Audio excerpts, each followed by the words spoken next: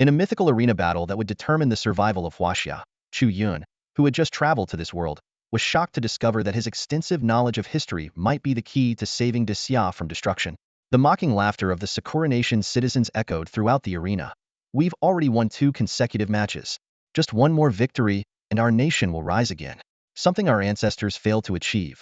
We, their descendants, will finally accomplish." Inside the grand and majestic arena, reminiscent of ancient Roman architecture, Chu Yun stood bewildered, taking in his surroundings. Suddenly, a torrent of information surged into his mind. He realized he had crossed into a parallel world where gods ruled over the fate of humanity. The situation was dire. Not long ago, the once defeated Sakura Nation had declared war on Xia, initiating the mythical arena battles. Based on the best-of rule, Xia had already suffered 2 consecutive losses. If they lost one more match, they would not only have to cede territory and agree to humiliating terms, but also sacrifice millions of their citizens as offerings to the enemy's gods. The audience erupted with excitement as a young girl in a white skirt, Yili, made her way toward the divine awakening stone. This massive, pure white crystalline structure displayed colossal images of gods, each over 100 meters tall, slowly unfolding within its depths. In this world, individuals could awaken gods through the divine awakening stone at the age of 16, gaining the revered status of a god-blessed warrior. However, mispronouncing a god's name or recounting their deeds incorrectly meant certain death. As Yili respectfully bowed to one of the images, she declared, "A general of heavenly stature, unmatched in loyalty and courage, the valiant hero of Liangshan Marsh, the eternal symbol of righteousness. I, Yili, humbly greet the saintly emperor, Guan Yu."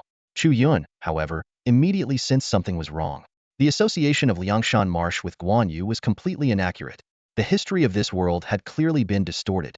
Suddenly, the divine awakening stone radiated a dazzling golden light, signifying Yili's successful summoning of an enshrank god. As the people of Xia erupted in joy, Yili's attention was drawn to another Imagia man clad in a dark dragon robe, standing proudly atop Mount Tai, exuding an aura of dominion over all. The crowd buzzed with excitement, speculating that this must be the heavenly strategy general, Li Shimin, and eagerly anticipating the possibility of summoning an SS-rank emperor god. But Chu Yun, with his deep understanding of history, felt a chill down his spine. During the Sui and Tang dynasties, imperial robes were predominantly golden yellow. This figure was certainly not Li Shimin. If Yili proceeded to summon this god, it would not only cost her life but also extinguish Xia's last hope. With this realization, Chu Yun hesitated for a moment, his gaze growing resolute. He couldn't just sit idly by, waiting to become a slave to the Sakura Nation. As Chu Yun pondered silently, the crowd erupted into a frenzy. Inside the divine awakening stone, Yili's eyes sparkled with uncontrollable joy as she prepared to bow in reverence to the deity that had appeared. "Hold on." A voice rang out from the audience. Yi Feng, the representative of the Yi family, stood abruptly. "This deity's identity is unknown. Miss, you mustn't hastily call upon its name." The words sent a shiver through the crowd. Chu Yun narrowed his eyes slightly, a sudden flash of insight illuminating his thoughts. He recalled the image of a human emperor figure unparalleled in all of history. This was a ruler who ascended Mount Tai in the ancient Fengshan ceremony, unified the 9 provinces, and laid the foundation for the eternal legacy of Huaxia. This was the first time a deity of imperial lineage had appeared. In the thousands of years of the Great Xia's feudal history, emperors were countless, yet none had manifested in such a way. The leaders seated in the audience wore grave expressions. "We can't dismiss this," one leader murmured. "We've already lost 2 rounds. Without a high-ranking deity, our chances of victory are slim. Perhaps we should expend some national fortune to stabilize it, and see if any of the children can identify it." His suggestion plunged the leaders into a heavy silence. They all understood the immense price of identifying a deity's true name. In the 1,000 years since the resurgence of spiritual energy, the Great Xia had only managed to awaken a little over 200 deities, a feat achieved through countless sacrifices and trials by their predecessors. The mythic arena was a battleground of gods, where nations could challenge each other once a year. The victor reaped immense rewards, national fortune, territorial expansion, and an explosive surge of spiritual resources. The defeated, however, faced devastating consequences: territory loss, crippling reparations, and a cascade of natural disasters. At its worst, the citizens of the defeated nation would be reduced to slaves, their suffering echoing across 10 generations. In this era, there were no small nations left. The cost of failure was too great, and the smaller states had long been annexed by their larger neighbors. Even the Great Xia, with its vast and intricate mythological system, now teetered on the brink of collapse. The mythology of the Great Xia was immense, so vast that it could sustain other nations. Take, for instance, the so-called universal superpower or the treacherous Sakura nation, which once fawned over Great Xia for millennia before suddenly turning against it. Chu Yun sighed inwardly. It wasn't that the Great Xia failed to grasp the stakes or acted sluggishly after the resurgence of spiritual energy. On the contrary, figures like Yang Yu and Yuan Long from modern history proved that the nation had never lacked visionaries. But as the world's only unbroken ancient civilization, uncovering traces of its past in an era of widespread cultural rupture was an insurmountable challenge. Now, even with the appearance of an imperial deity, the Great Xia struggled to identify it amidst the thousands of emperors in its history. And that was to say nothing of its boundless mythological system. If not for the ruptures in civilization, the pantheon of Pango, the three pure ones, and new augmented by figures like Hongjun, Luya, and Rahu, as well as countless celestial beings would have made it impossible for the Sakura nation to even dream of encroaching. After some deliberation, Yifeng turned back to the audience. We all understand the significance of an unknown deity to the Great Xia. But with the limited information we have on our emperors, it might take hundreds of attempts to awaken this one. The crowd fell into a hushed stillness. Hundreds of attempts meant hundreds of lives of children under the age of 16, who were the only ones eligible to call upon a deity's name. A single mistake would mean death. So, the Great Xia doesn't even have records on this deity. A mocking voice from the Sakura nation broke the silence. And now you're planning to throw your kids' lives away. Even if they all die, you might not figure it out. Seems like our nation's revival is at hand. Your defeat is inevitable. Faced with the ridicule, the people of the Great Xia remained silent. But in this era, there was never a shortage of those willing to step forward. Qingbei Academy, Gaoliang, willing to give it a try. Shanghai Jiaotong University, Lin Xiaoxiao, willing to give it a try. Shanyuan Academy, Li Ming, willing to give it a try. One by one, young students rose from their seats. Though their faces still bore the innocence of youth, their eyes shone with unyielding determination. At that moment, Chu Yun suddenly stepped forward. Leaders, I believe I can identify this deity. Let me try first. The Sakura Nation representatives burst into laughter. This kid? If even your experts and scholars can't figure it out, what makes you think he can? Even the people of the Great Xia turned to Chu Yun, their expressions a mix of doubt and hope. Audiences from around the world watched the young people of Xia face danger with fearless resolve. Their bravery was both shocking and oddly entertaining for the spectators. While their fiery determination stirred emotions, most believed that sheer passion alone was far from enough to overcome the dire situation at hand. Yet Chu Yun remained calm and confident. In his previous life, he had been an avid reader, obsessing over novels, historical accounts, folklore, and mythology. From traditional myths to classics like Journey to the West and Investiture of the Gods, and even modern web fiction such as the prehistoric universe genre pioneered by Mengru Shanji, he had mastered them all. The depictions of legendary deities were etched deeply in his memory, leaving no room for doubt. As Chu Yun approached the elevated platform representing huaxia, one of the students standing there gave him a peculiar look. Dude, you're seriously doing this? This is literally risking your life to call out the right deity's name. And now cutting in line is a thing? The officials and professors present quickly moved toward Chu Yun, intending to stop him and ensure proper protocol. But before they could intervene, Chu Yun reached out and touched the divine awakening stone.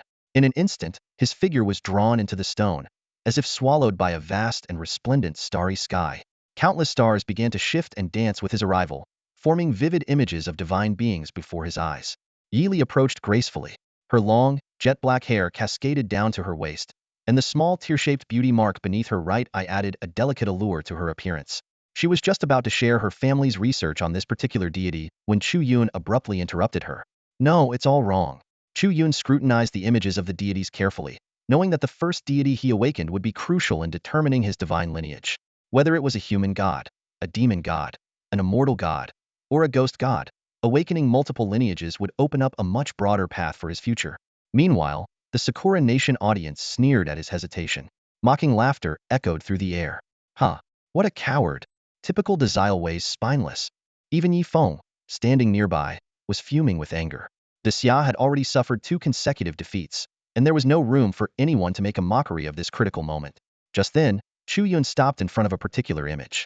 The painting depicted a towering, bare-chested man with wild, unkempt hair. He stood with his feet planted firmly on the earth, his arms stretched toward the heavens as if holding up the sky. Behind him, the faint outline of a massive axe could be seen. Experts on site whispered among themselves, speculating that this might be the celestial giant spirit god of the immortal path.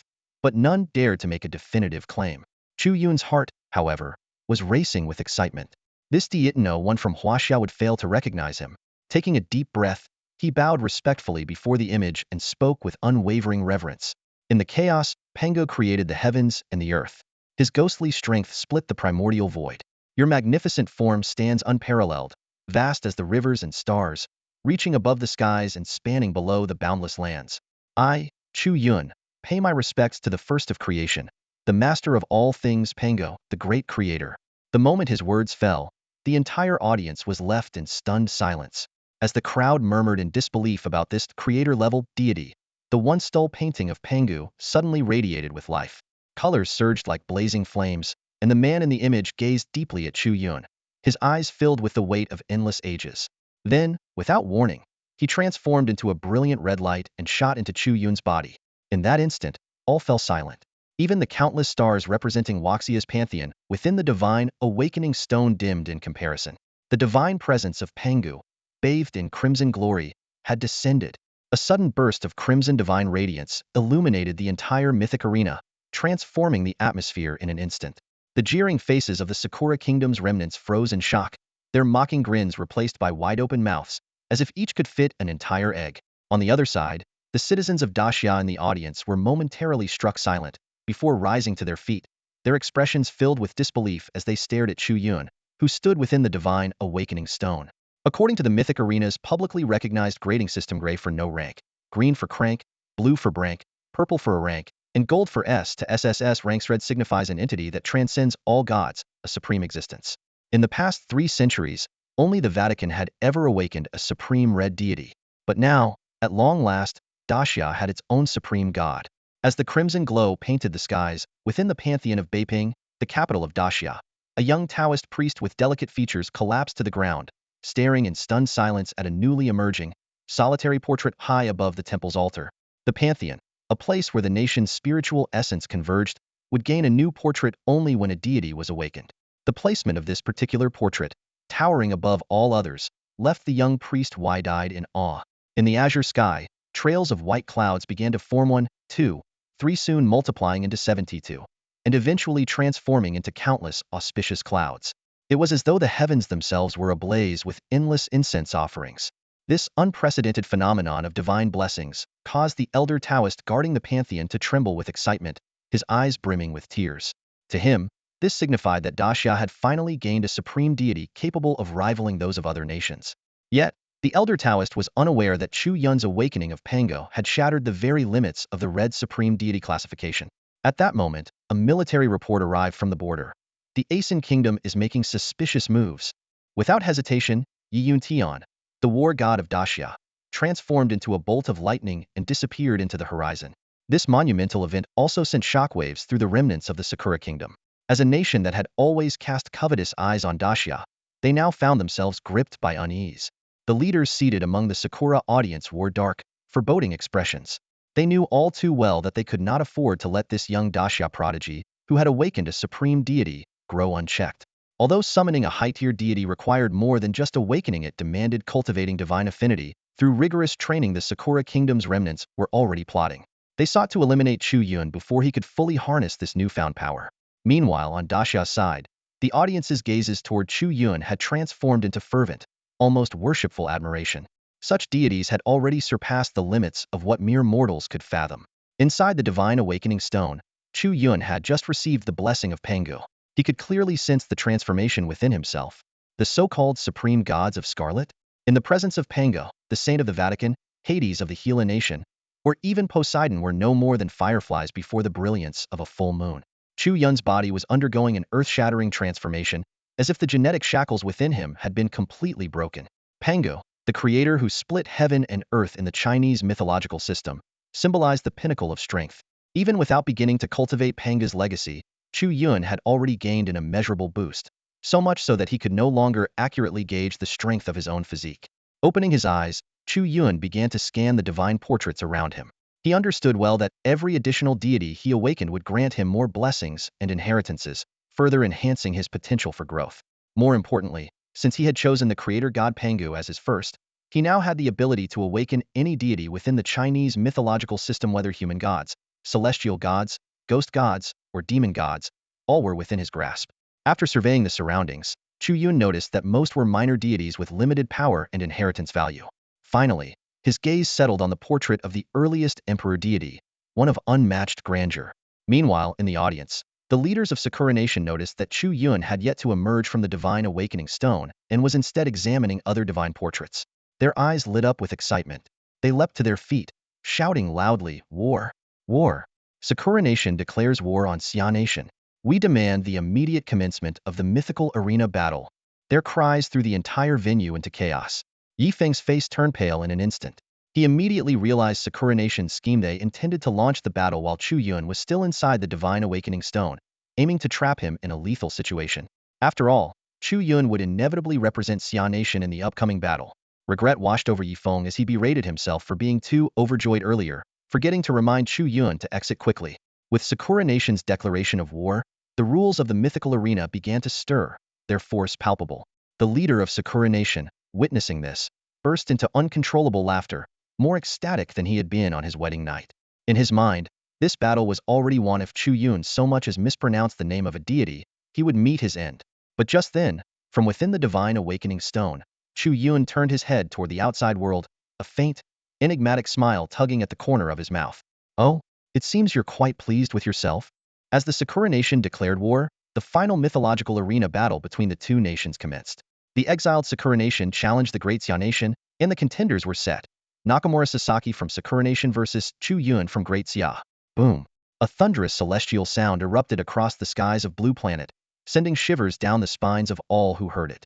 At the Great Xia delegations table, Yi Feng and the other senior leaders paled, but it was already too late. At the center of the mythological arena, a massive platform slowly emerged, appearing to float in the boundless cosmos, isolated from the physical world. A mysterious stream of light enveloped Chu Yun within the divine awakening stone. Ha ha ha! The Great Xia people are finally panicking. Jeers erupted from the Sakura Nation spectators. This is it. Their little prodigy is as good as dead. A middle-aged man in a sharp suit and gold-rimmed glasses stepped out from the Sakura Nation's crowd. It was none other than Nakamura Sasaki.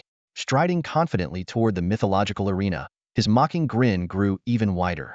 "Foolish Great Xia Nation, did you really think awakening a supreme god would make you invincible?"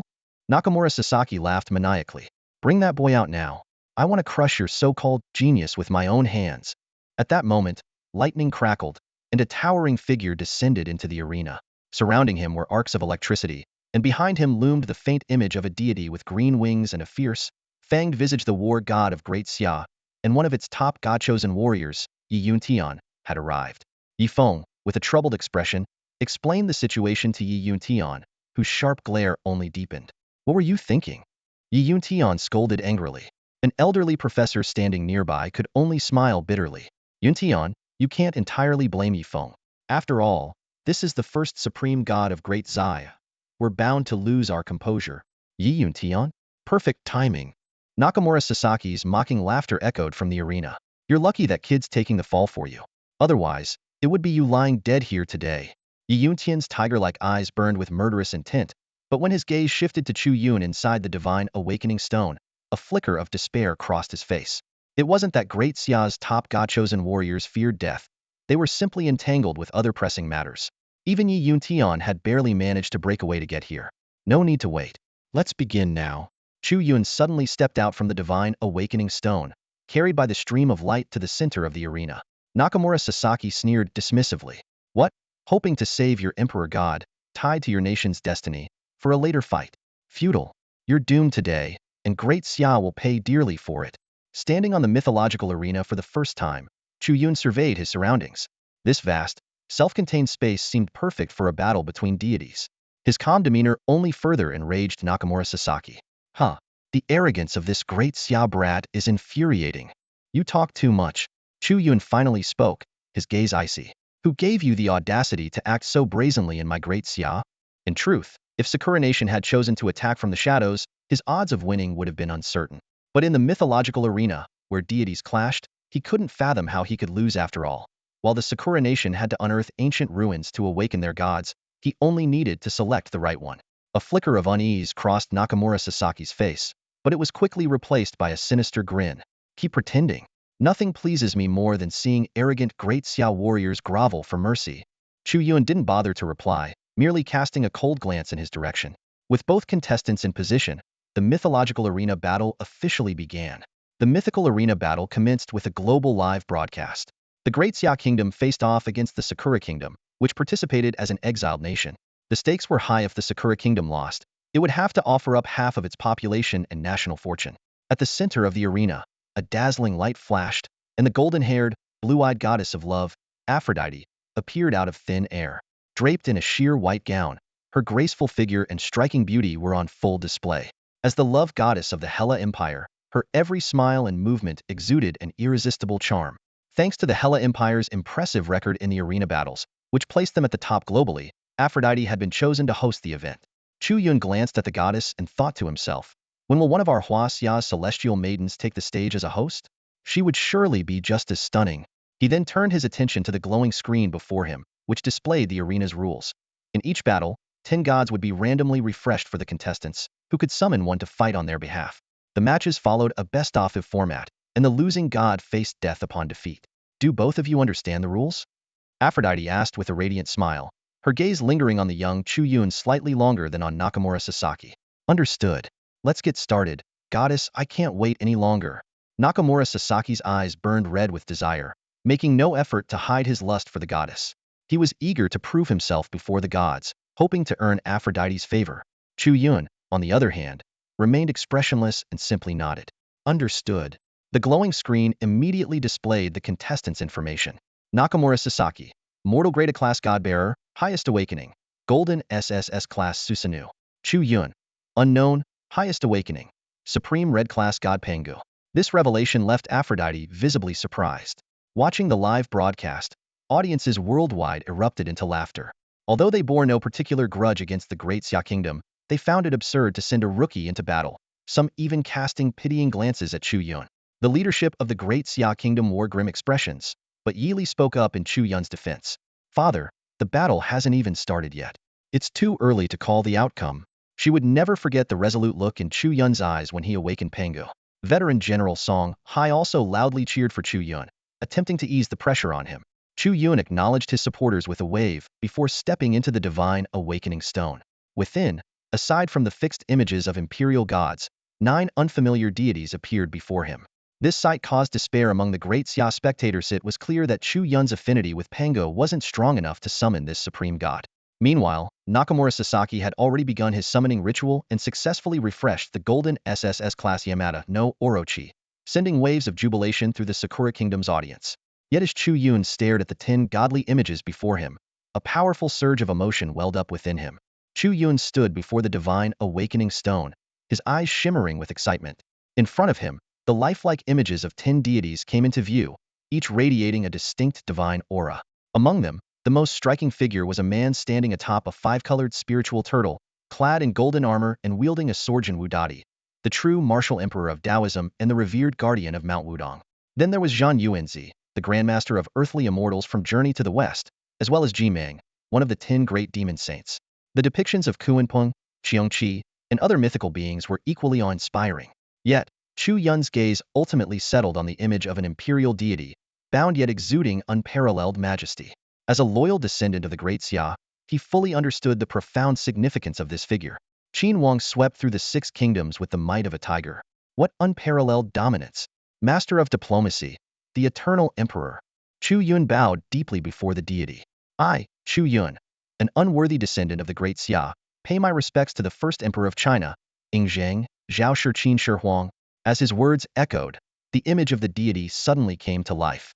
A crimson beam of light shot skyward, illuminating the entire space. The celestial brilliance of the other imperial deities paled in comparison to this fiery radiance. Another crimson supreme deity. The people of the Great Xia were jolted from despair. Leaders like Yi Yuntian, Song Hai, and Yi Feng leapt to their feet in exhilaration. Heaven blessed the Great Xia. Song Hai clenched his fists with conviction. With 2 supreme deities now on their side, the future of the Great Xia seemed brighter than ever. Meanwhile, the cheers within the Sakura Nation's camp came to an abrupt halt. They had been confident that their golden SS-ranked deity guaranteed victory, only to be blindsided by the Great Xia securing yet another crimson supreme deity. Of course, Qin Shi Huang's elevation to the status of a supreme deity was no coincidence. As the unifier of the Chinese realm and the first emperor of a unified China, his monumental achievement stood unmatched.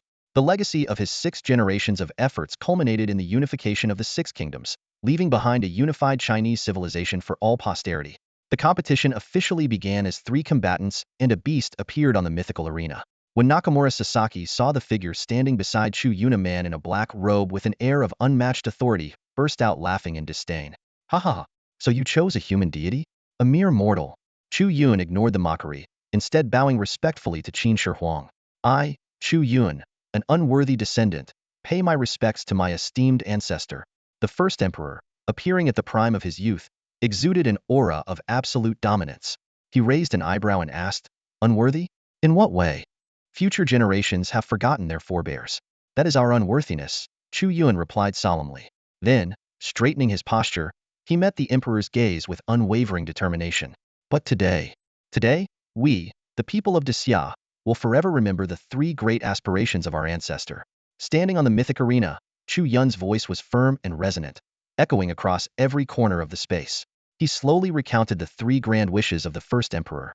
First, a world without war. You unified the 6 states, standardized the written script, and aligned the tracks of carriages, bringing the people of the 7 kingdoms together under the banner of Desya. This vision of unification has taken root in the hearts of our people, passed down through countless generations, and remains unbreakable. Second, a land stretching for thousands of miles, free from foreign invasions.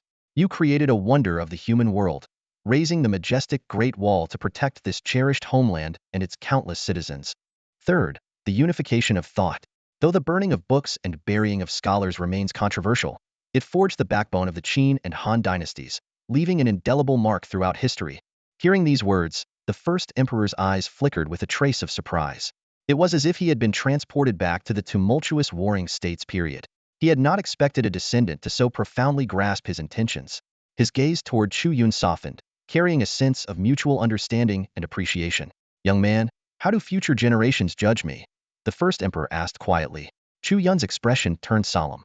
"Condemned in your time, honored for eternity." These 6 simple words brought a faint, enigmatic smile to the emperor's lips.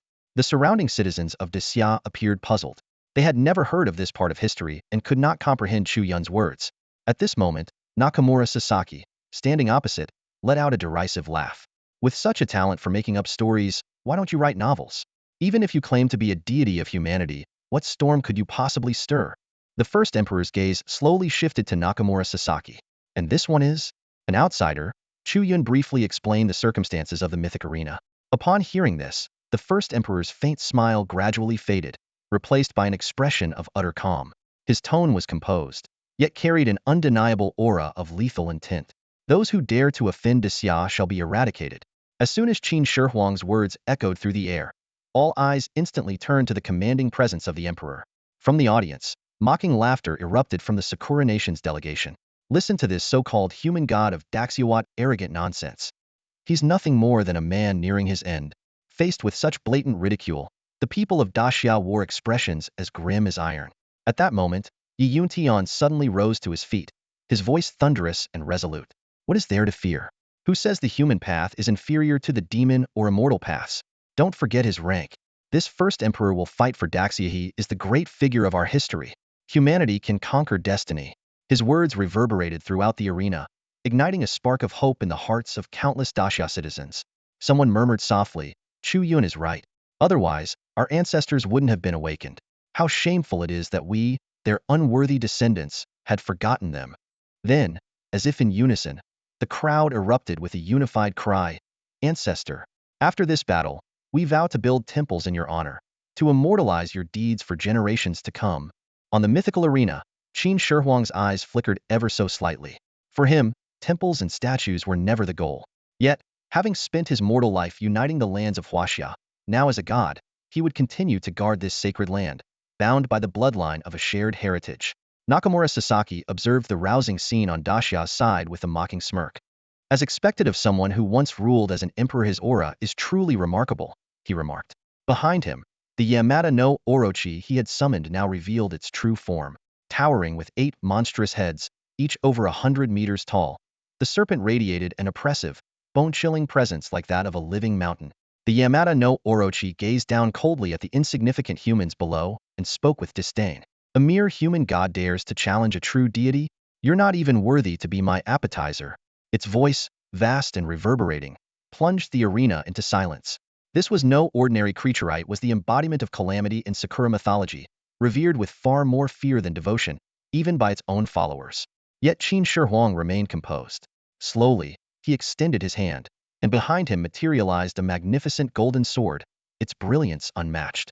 This was the legendary Qin King's sword, radiating the dragon's aura of the Huaxia nation's destiny. Chu Yun's eyes lit up at the sight, his confidence unwavering.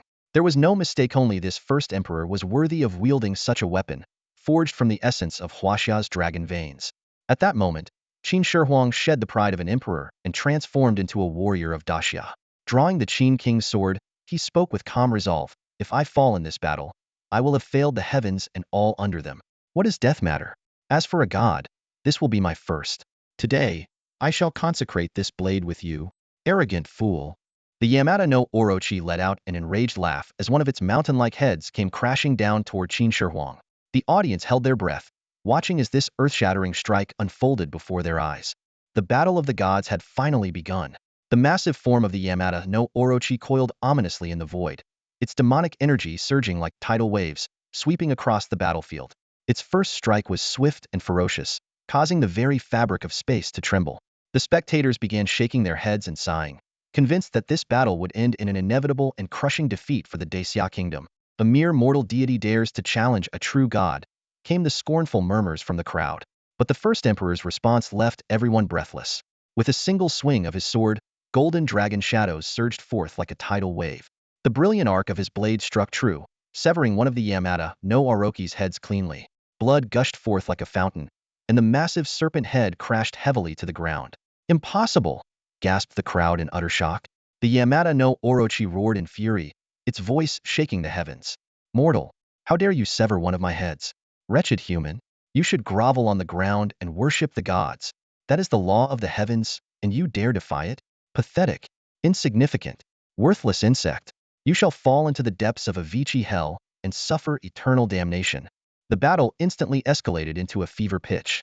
To everyone's astonishment, the first emperor not only held his ground but grew stronger with every clash.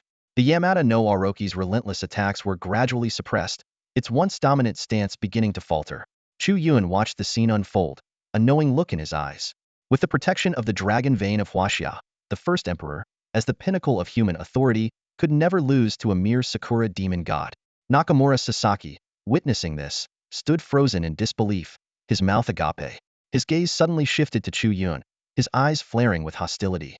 "No, my great Sakura kingdom will not lose. And neither will I." Chu Yun noticed the menacing glare aimed at him and let a faint smile curl his lips. "Oh, coming for me, are you?" Nakamura Sasaki stood in stunned disbelief, his eyes fixed on the scene before him. His prized golden SS-ranked Yamata no Orochi, a creature he had always taken pride in, was being subdued by a divine force. A flicker of malice darted through his narrow, rodent-like eyes as his gaze locked onto Chu Yun, who stood calmly to the side. "You little brat. On the mythic arena, your death equals defeat." Nakamura Sasaki smirked inwardly as he moved like a phantom, launching himself toward Chu Yun with deadly intent. The audience from the Great Xia Nation immediately tensed. Yi Yuntian and Song Hai's expressions changed drastically, while Yi Li's delicate face turned pale, her lips pressed tightly together. Despite having witnessed Chu Yun awaken the supreme deity Pangu, she couldn't help but feel a surge of anxiety in the face of an ambush from such an experienced, god-blessed warrior. "Chu Yun, watch out. That old turtle is trying to sneak attack you." Cries of alarm erupted from the crowd. In an instant, Nakamura Sasaki appeared before Chu Yun, a sinister grin on his face as he swung a vicious kick aimed at Chu Yun's head. His speed, that of an rank god-blessed, was beyond what an ordinary person could hope to react to. But just as everyone held their breath, Chu Yun moved. He was faster, much faster. His right hand shot out with precision, catching Nakamura Sasaki's leg mid-kick. The force of the attack, strong enough to shatter mountains, merely tore through Chu Yun's sleeve, leaving his exposed arm completely unharmed. "Seriously? You ruined my sleeve. How are you planning to compensate me, old man?" Chu Yun remarked nonchalantly before lifting Nakamura Sasaki as if he were a rag doll and slamming him into the ground. Boom! The resounding impact snapped the audience out of their collective daze. What the hell?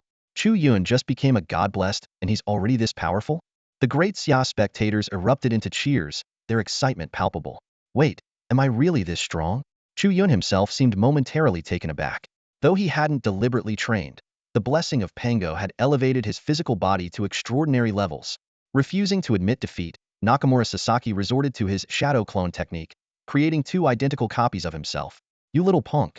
Do you know any real techniques? Do you have any skills? You're still nothing but trash. But as Nakamura Sasaki began forming hand seals, Chu Yun opted for the simplest, most direct response. In a flash, he grabbed the ankles of the two clones and, with the ease of wielding a club, smashed them together repeatedly. Bang, bang, bang. The sound of the collisions echoed across the arena. The audience was in an uproar. Everyone leapt to their feet, their faces filled with disbelief. The great Xia spectators roared with delight, while those from Sakura Nation were left stunned and speechless. Meanwhile, on the battlefield, the once mighty Yamada no Orochi was in shambles. 7 of its heads had been severed by the first emperor himself. The serpent, now trembling in fear, let out a desperate cry. Sacrifice! Sacrifice! This god demands a sacrifice. Chu Yun stood to the side, his hands tightly gripping the unconscious bodies of two Nakamura Sasakis, calmly observing the battlefield. He wasn't acting out of mercy, had a plan. He wanted to witness the downfall of Yamada no Orochi with his own eyes. Simply killing Nakamura Sasaki would secure victory in the divine battle, but the summoned deity would merely return to its domain, not perish. This left the possibility of it being summoned again by another divine envoy in the future. Only by slaying the deity itself could a nation's mythological hope be completely extinguished. To ensure Nakamura Sasaki didn't die prematurely, Chuyin occasionally made the two bodies collide, using physical pain to jolt them into maintaining consciousness. At this point, Nakamura Sasaki was already beaten into a dazed state, unable to remain clear-headed even as an rank divine envoy. At the center of the battlefield, the fight between the first emperor and Yamada no Orochi had reached a fever pitch. The first emperor stood tall, sword in hand, surrounded by a spiraling aura of dragon energy. Countless golden dragon shadows roared and coiled around him. Yamada no Orochi, now reduced to a single head after losing 7, let out a piercing, enraged howl. Sacrifice! I demand sacrifice! In that instant, eerie black markings appeared on the faces of Yamada no Orochi's worshippers across Sakura Nation. One by one, they were consumed in flashes of blood-red light, which converged on the mythological arena and surged into Yamada no Orochi. Its massive body began to swell violently, and its severed heads started regenerating. Yoshi! Sakura Nation is invincible! The spectators from Sakura Nation cheered and raised their fists triumphantly. Yamada no Orochi sneered arrogantly, mocking, "Foolish deity of Desya, do you think you're fighting me alone? No, you're facing me and my countless followers." Yet, the first emperor's expression remained composed as he retorted, "Followers exist only to be sacrificed? In my time, I may have been overly ambitious, but my intention was always for the eternal stability of Dechin and the well-being of its people." As his words trailed off, the first emperor's youthful visage began to age. Behind him, a magnificent palace emerged, its grandeur unmistakable. His hair turned silver as he seated himself on the throne of the royal court, his gaze deep and resolute. "I'm not like you.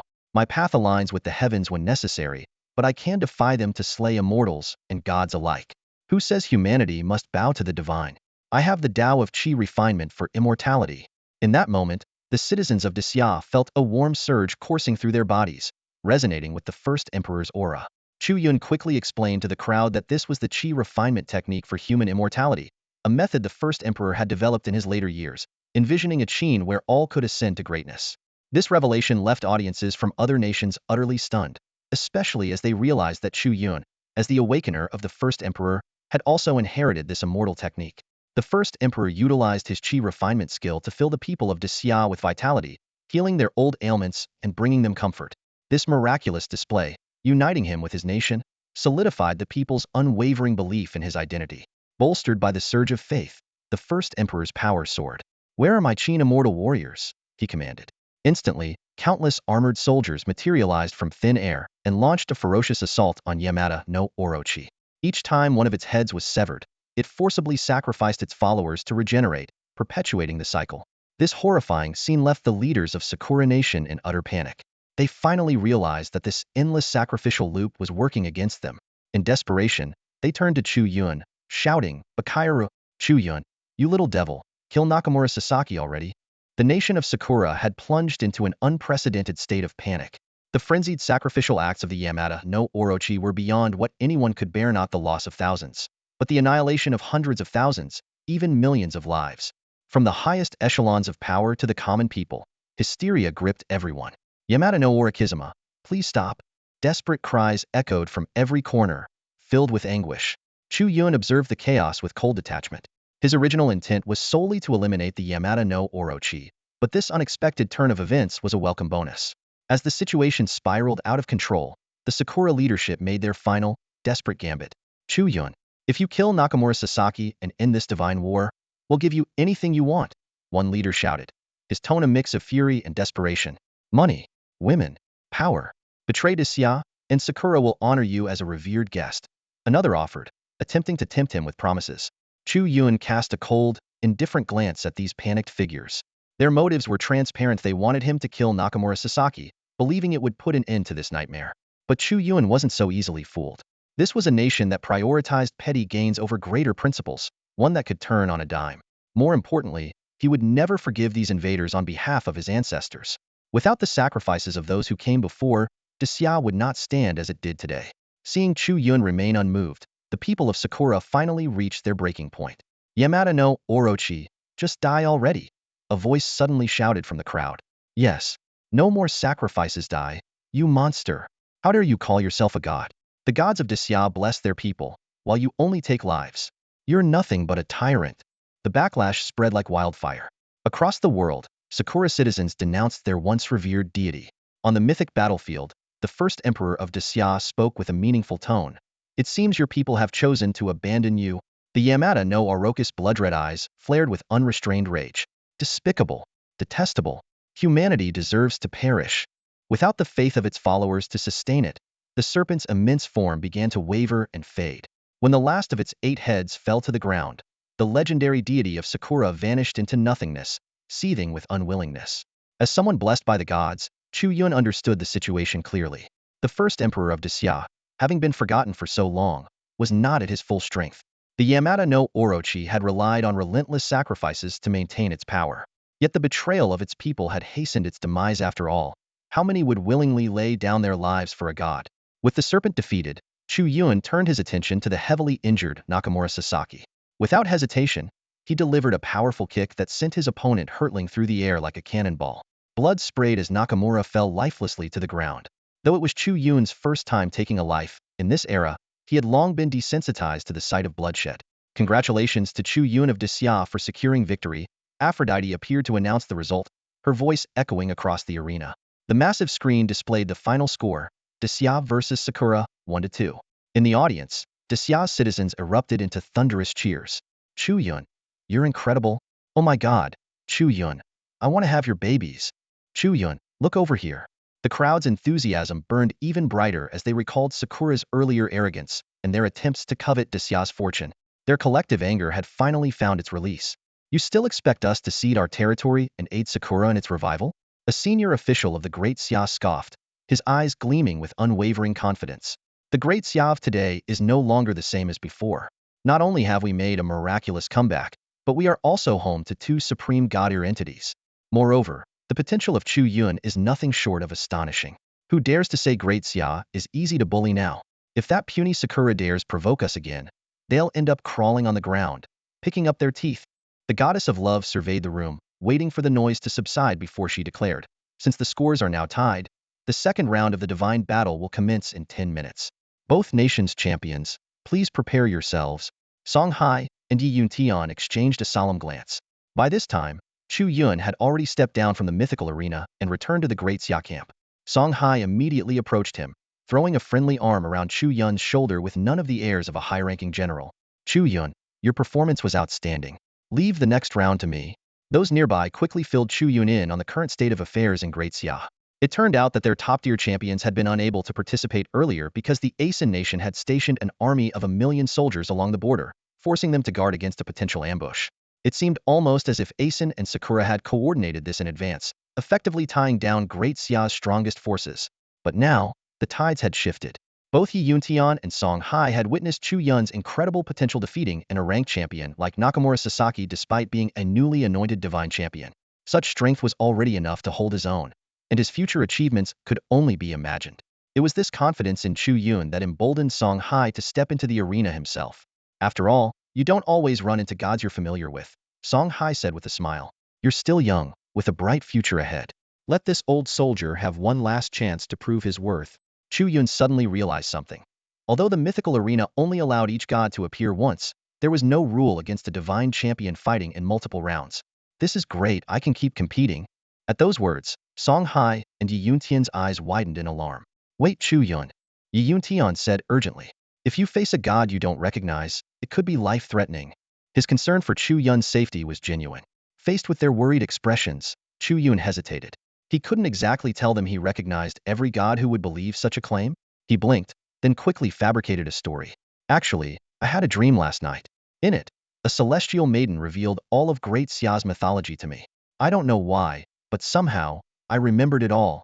At this revelation, the leaders of Great Xia froze, staring at Chu Yun in stunned silence, their expressions a mix of disbelief and astonishment. Chu Yun, you're not joking, are you? The faces of Yi Yuntian and Song Hai darkened instantly. At such a critical moment, who had the mood for jokes? Chu Yun helplessly shrugged. He had expected no one to believe him.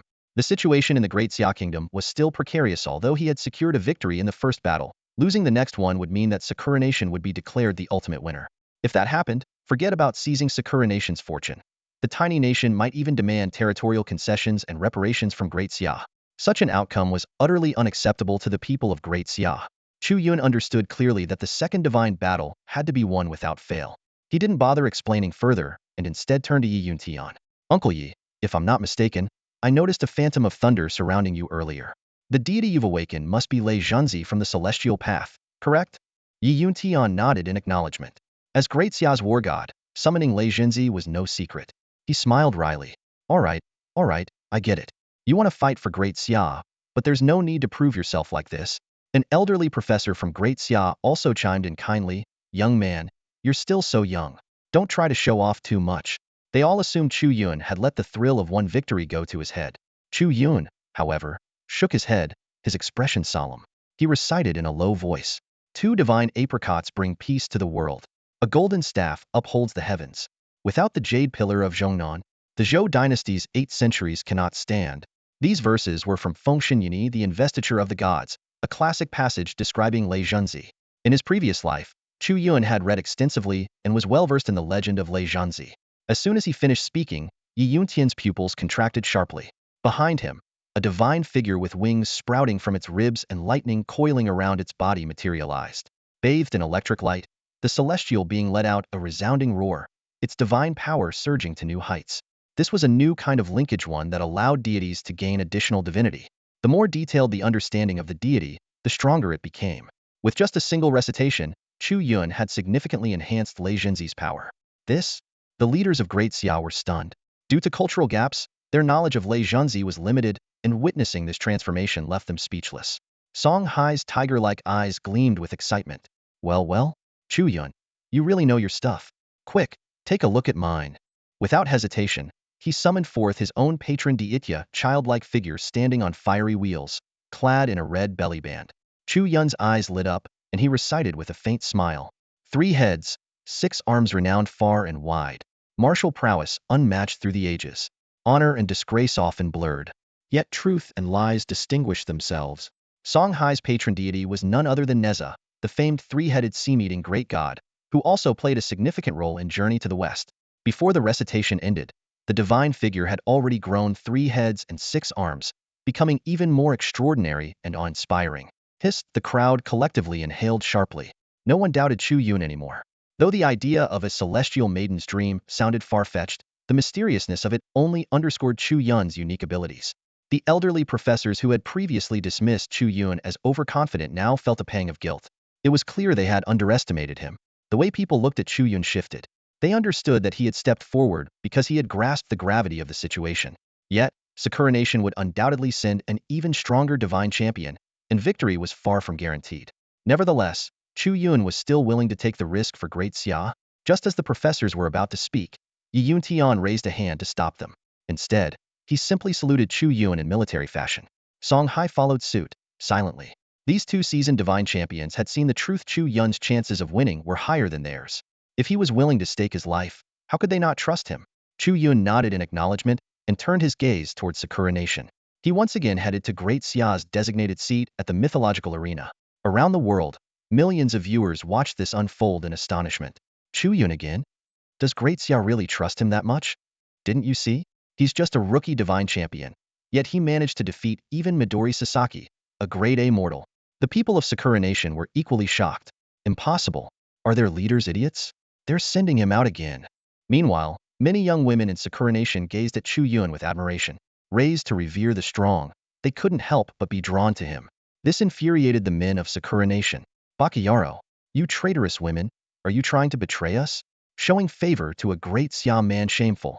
However, the leaders of Sakura Nation exchanged sly smiles. Chu Yun again? Heh, it seems Great Xia has handed us an opportunity. Send out Ishida Yuriko. Yash. Yuriko's patron deity specializes in enchantment. If she can awaken her god, we're guaranteed to win. A young woman stepped forward, dressed in a JK uniform, her long hair flowing gracefully. She looked barely in her 20s, delicate and captivating. Yuriko is honored to fight for Sakura Nation, Ishida Yuriko said, bowing respectfully to her leaders. Everyone noticed her entrance. Wait, what? Sakura Nation is sending a young woman into the fight? The mythical arena buzzed with excitement as a surprising announcement rippled through the crowd. To everyone's astonishment, Sakura Nation had sent a young woman to compete, a decision that immediately sparked a wave of heated discussions among the spectators. Ishida Yuriko gracefully ascended the stage, her bright eyes and radiant smile accentuating her youthful charm. As her gaze locked with her opponent, Chu Yun, the atmosphere grew tense, thick with an almost tangible sense of impending conflict.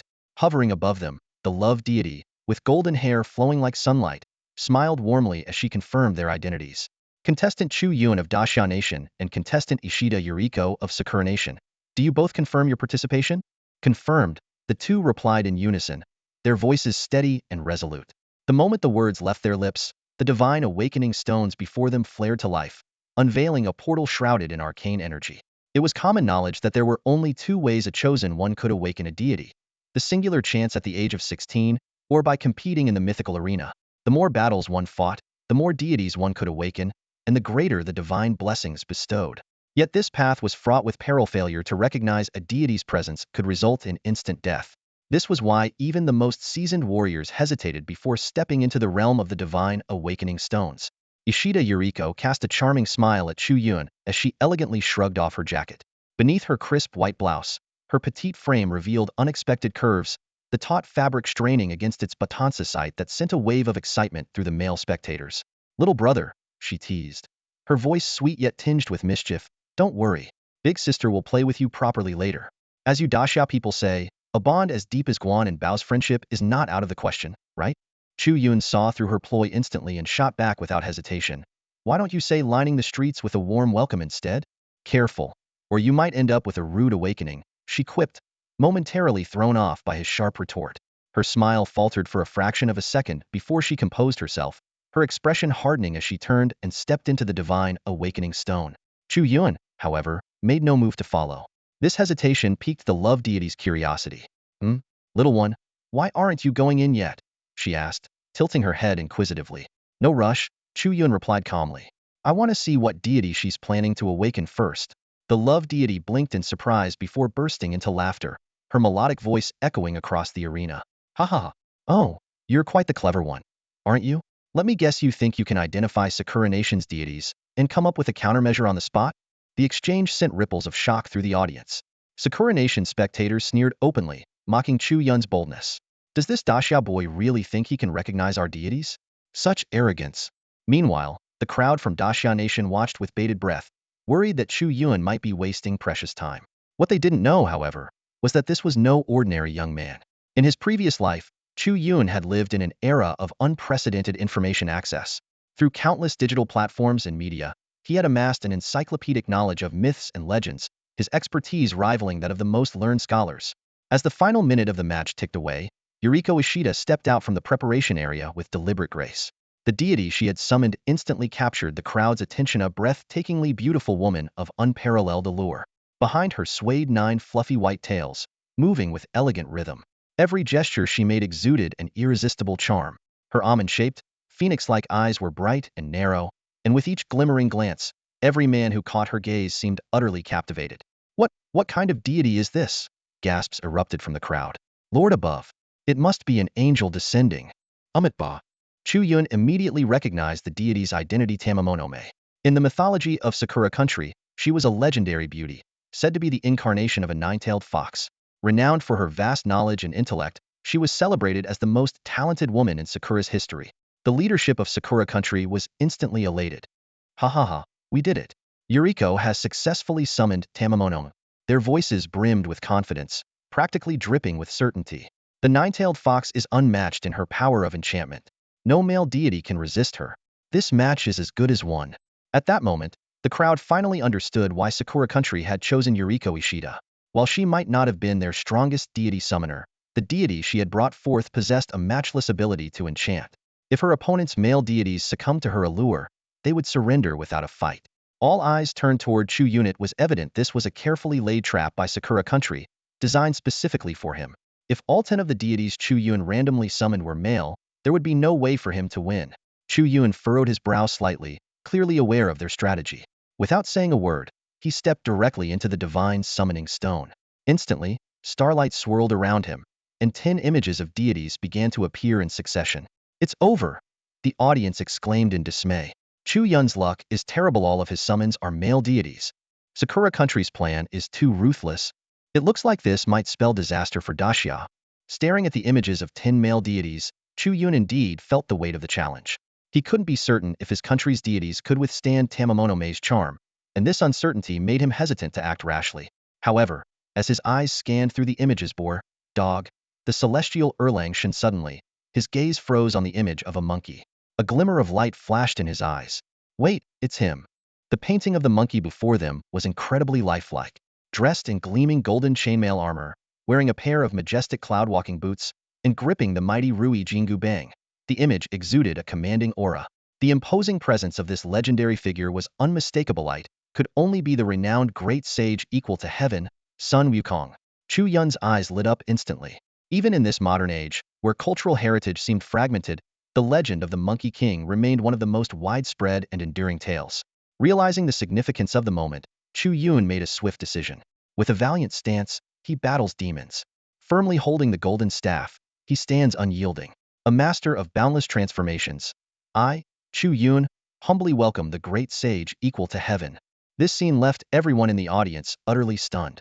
Chu Yun had actually bowed in reverence to a deity-like figure with evident traits of a demon god. Gasps erupted from the crowd. What madness! Earlier, the likes of Pangu and the first emperor were human gods. How dare he awaken a demon god?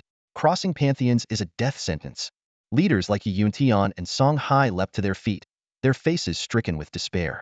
It wasn't that they doubted Chu Yun's abilities, but according to the rules of the mythical arena, summoning a deity from a different pantheon was considered blasphemy and guaranteed death. Of course, this was due to the crowd's limited understanding of Pangu. As the creator god and the origin of Chinese mythology, Pangu's pantheon encompassed all categories of deities: human, demon, celestial, and even ghost gods. Meanwhile, the Sakura nation's representatives sneered with schadenfreude. This guy must be out of tricks. Does he really think he can fight against 10 male gods? Picking a demon god at random? He's basically asking to die on the arena. But in the very next moment, a brilliant golden light burst forth from the divine awakening stone. Sun Wukong's portrait was successfully brought to life. What? Even a demon god can be awakened? The Sakura nation representatives were dumbfounded, while the people of the Great Xia erupted in cheers. Holy crap! Chu Yun is amazing. Yun Tian and Song Hai exchanged glances, their hearts pounding. This young man was indeed extraordinary. However, a new concern quickly arose. Sun Wukong was a male deity, which didn't seem to resolve the critical issue posed by the Sakura nation. The Sakura nation's representatives soon regained their composure. Don't worry, that's just a male monkey. Under the allure of our Tamamonome, no one can resist. He might even smash Chu Yun to pieces just to win her favor. At this moment, within the divine awakening stone, deep inside the water curtain cave of Mount Huaxia, the great sage himself was lazily reclining on his throne, his body radiating divine brilliance. Beneath him, a huaxia gifted by the Buddhist sect lay casually as a cushion. After listening to Chu Yun's explanation, Sun Wukong appeared utterly uninterested. I, Sun Wukong, hate being bound more than anything. Back then, I was forced to fetch scriptures, falling into the schemes of the Buddhist sect. And now you want me to fight for someone? How boring. As the great sage's figure began to fade, Chu Yun hurriedly called out, Monkey King. This call made Sun Wukong's body tremble. You kid. You called me Monkey King? Am the great sage equal to heaven? Am old enough to be your grandfather. But I like that name. It's been so long since someone called me that. A rare trace of melancholy appeared on his otherwise defiant face, which reminded Chu Yun of certain events after the Monkey King's return from retrieving the scriptures in the West. Chu Yun observed Sun Wukong's complex expression and understood that he was reminiscing about Beiji, Song, and Tang Sanzang. The Monkey King fixed his gaze on Chu Yun, his voice trembling slightly. You know about Beiji, the master? I do, Chu Yun nodded with a smile. Not only that, but I also know about your rebellion in the Heavenly Palace, how you stormed the Lingxiao Hall and earned the title of the Great Sage equal to heaven, shaking the three realms. Really? Sun Wukong's interest was immediately piqued. Of course. Truer than the scriptures forged in the fires, Chu Yun chuckled. After all, Journey to the West gets remade every year. Who could possibly forget? Finding someone who understood him, Sun Wukong became more talkative. Yet as he spoke, his eyes gradually dimmed. But do you know? After the pilgrimage to the West, Beiji became the cleaner of the altars, Sang achieved the rank of Arhat, and the master became a Buddha, staying by Tathagata's side. They all remained in the Spirit Mountain, but I, Sun Wukong, couldn't stand the rigid rules of Buddhism, so I returned to Flower Fruit Mountain. Since then, I've never seen them again. As he spoke, his fists unconsciously clenched. Perhaps I can bring the master, Beiji, and the others back, Chu Yun suddenly said. Sun Wukong whipped his head around, his eyes flashing with a murderous glint. Kid, don't spout nonsense. I may like you, but if you're using this as a ploy to trick me into joining some worthless divine war, don't think I won't strike you down first. Chu Yun shook his head calmly. I understand, Monkey King. Your life has been a series of highs and lows, always manipulated by others. Even the journey for scriptures was nothing more than a political game between the celestial court and the Buddhist order. You and your companions were nothing but pawns. But in your heart, those three were the only ones free of deceit and ulterior motives. At these words, Sun Wukong erupted in fury, his demonic aura surging like a storm. You know my boundaries, and yet you dare provoke me?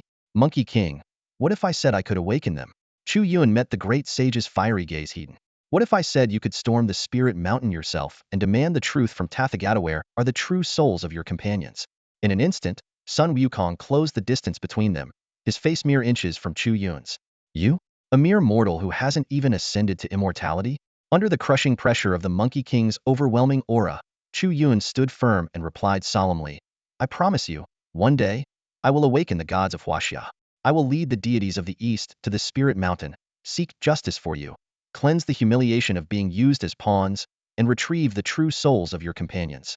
Big words. How will you prove it? Sun Wukong sneered. Without another word, Chu Yun released the aura of his own divine essence. A primordial, ancient power filled the air, exuding a presence that seemed to transcend time and space, a presence that declared supremacy over heaven and earth. Pangu the creator? Sun Wukong's eyes widened with astonishment. No deity could fail to recognize Pangu, the god who split the heavens and earth, the origin of all existence. Well, kid. Blessed by Pangu himself. I really underestimated you. Sun Wukong took a deep breath. Your potential is limitless. He'll trust you. He turned his gaze toward the outside of the divine arena. So, who's the target? Just say the word. There's no one I've ever been afraid of. Chu Yun smiled. It's not exactly a formidable opponent, just a nine-tailed fox. But she's skilled in enchantment, particularly dangerous to male gods. A fox spirit? Sun Wukong glanced at Tamamonome on the arena platform, his face full of disdain. That delicate little thing? One swing of my staff and she'll be crying. She clearly hasn't met a staff as sturdy as mine. Outside, the spectators were growing impatient. Why hasn't Chu Yun come out yet? Is he scared? Obviously. Facing certain death, wouldn't you stall for more time too? There's only a few seconds left. Just as the crowd was buzzing with speculation, a golden, radiant staff suddenly descended from the heavens, striking the center of the divine arena with a thunderous crash, standing upright and immovable. A golden staff slammed into the arena with a thunderous force, causing the ground to tremble slightly. It was none other than the iconic weapon of the great sage, the Rui Jingu Bang. The decision had been made. He would fight for Xia. Though Sun Wukong, the Monkey King, had always been a carefree and untamed deity, living life as he pleased, his core held a deep-seated hatred for evil. For the people and causes he cared about, he was willing to sacrifice everything, even his most cherished freedom, just as he had done in the past during the havoc at the Heavenly Palace when he could have easily escaped the onslaught of 100,000 celestial soldiers with a single somersaulting cloud. Yet, as he watched his beloved Flower Fruit Mountain burn and his fellow monkeys slaughtered, he chose to stand and fight until the bitter end. And now, the Monkey King was making the same choice. The people of Desya shared his roots, his essence, his very reason for existing. How could he stand idly by and watch Desya crumble, its lands fall into chaos? His earlier refusal to join Chu Yun in battle wasn't so much a denial of the young man's request as it was a rejection of his own chance at survival. But when Chu Yun mentioned his former companions, the four who once journeyed together, and when Sun Wukong sensed the potential within him, a spark of hope reignited. He dared to dream that one day, alongside Chu Yun, he might ascend to Ling Mountain to reclaim the true spirits of his lost comrades. The despondent, indifferent fighting Buddha was gone. In his place stood the defiant great sage equal to heaven, ready to challenge the heavens and earth once more. His crimson cape billowed in the wind, his golden chainmail armor gleamed with brilliance, and there he stood, gripping the golden staff across his shoulders.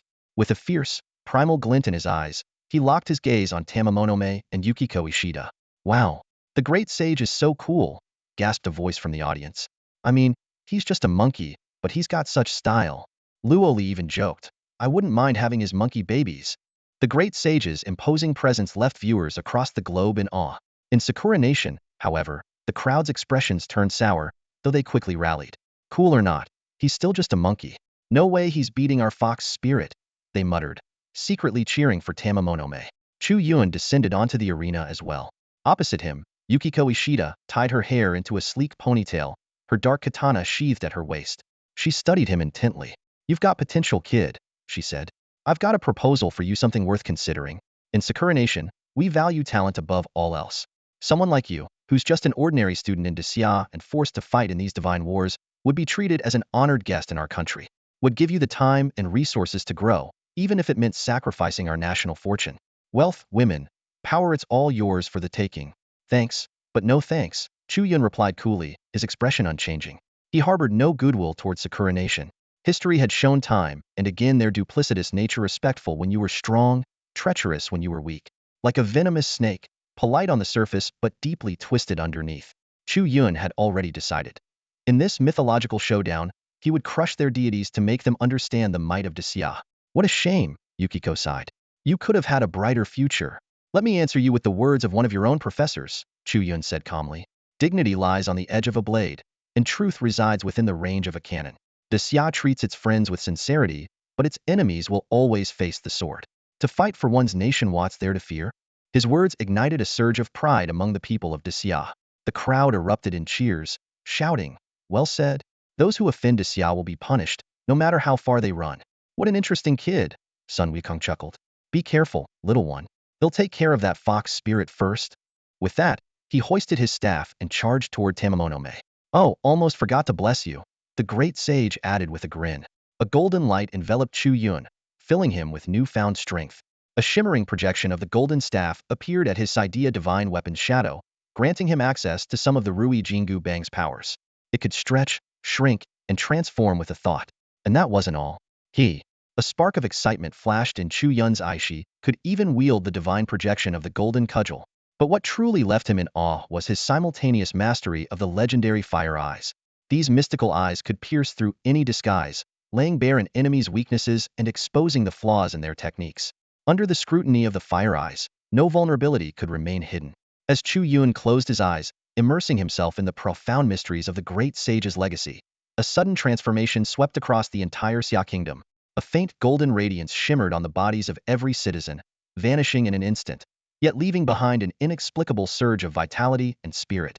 Far away in Beiping, within the divine halls of the Pantheon, an elderly Taoist with white hair and beard abruptly turned around, his gaze fixed on the swirling clouds above the temple, where incense seemed to burn from heaven and earth, radiating a light that danced like mist, giving rise to an extraordinary vision of boundless energy.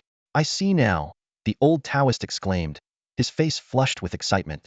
2 crimson and 1 golden omen in a single Desya's national destiny is soaring to unprecedented heights. This young man, Chu Yun, is truly extraordinary. The rise in national destiny benefited every citizen. Stronger fortune meant greater potential for all. If the nation's destiny reached its peak, it could even grant ordinary people the power of divine blessings from birth, creating a mythical land where an entire nation could ascend together. On the mythic arena, Ishida Yuriko's gaze bore into Chu Yun, a mix of admiration and lethal intent flickering in her eyes. Her proud figure rose and fell subtly with her quickened breath. As one of the most outstanding talents of Sakura Nation's younger generation, She had never felt such an intense sense of threat from a rival before.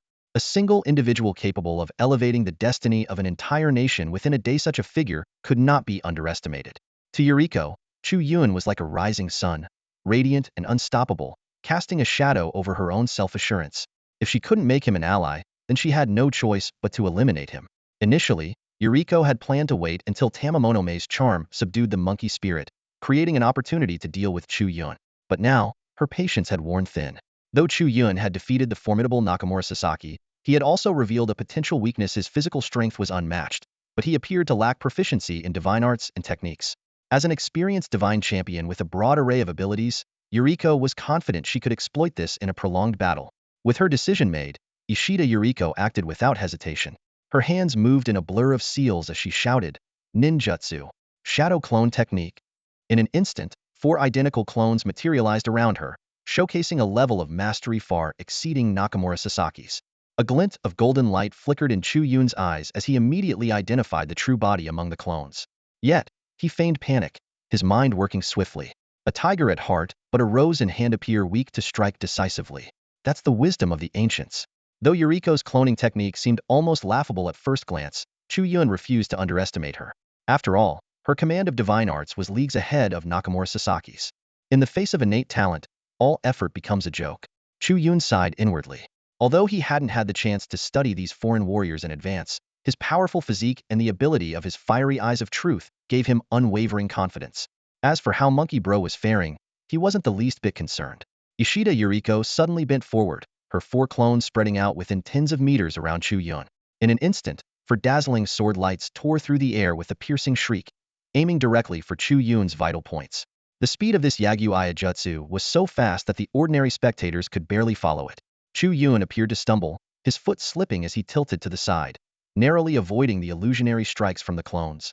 To the audience from Sakura Country, it looked as if he had been absurdly lucky, triggering a wave of laughter and mocking jeers. Yoshi, Yoshi. As expected of Yuriko, inheritor of Yagyu Jubai's swordsmanship, finish that brat off already.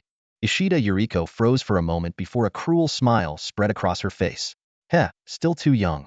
With a sudden leap into the air, a silver waterfall-like sword light enveloped the 100-meter radius around Chu Yun. Let's see where you can run this time. At that moment, Chu Yun, who had appeared panicked, suddenly smirked, revealing what could only be described as the Dragon King's smile. He abruptly shifted direction, charging straight at Yuriko's true body. Impossible. He can see through my clones. Yuriko's heart sank in shock, but it was too late. She was midair, gathering power, with no way to adjust her position.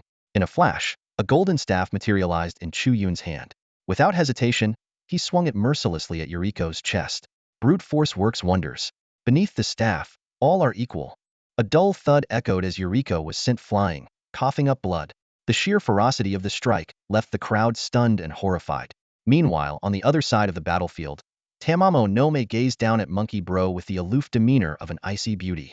Little monkey, kneel. If you behave, I might even let you kiss my toes. Her haughty stance, combined with her alluring figure and seductive tone, left many of the men in the audience utterly mesmerized. However, Monkey Bro remained unfazed. With a roar, he bellowed, "You wicked demon! Take this from your grandpa, son! Ha! Monster! Take this strike from your old son!" With a thunderous roar, Chu Yun couldn't help but smile knowingly as he recognized the unmistakable voice of the Monkey King. Tamamonome's famed power of seduction, potent enough to sway even the Buddha, was utterly useless against the great sage. The Rui Jingu Bang, cloaked in a menacing aura of destruction, came down with relentless force.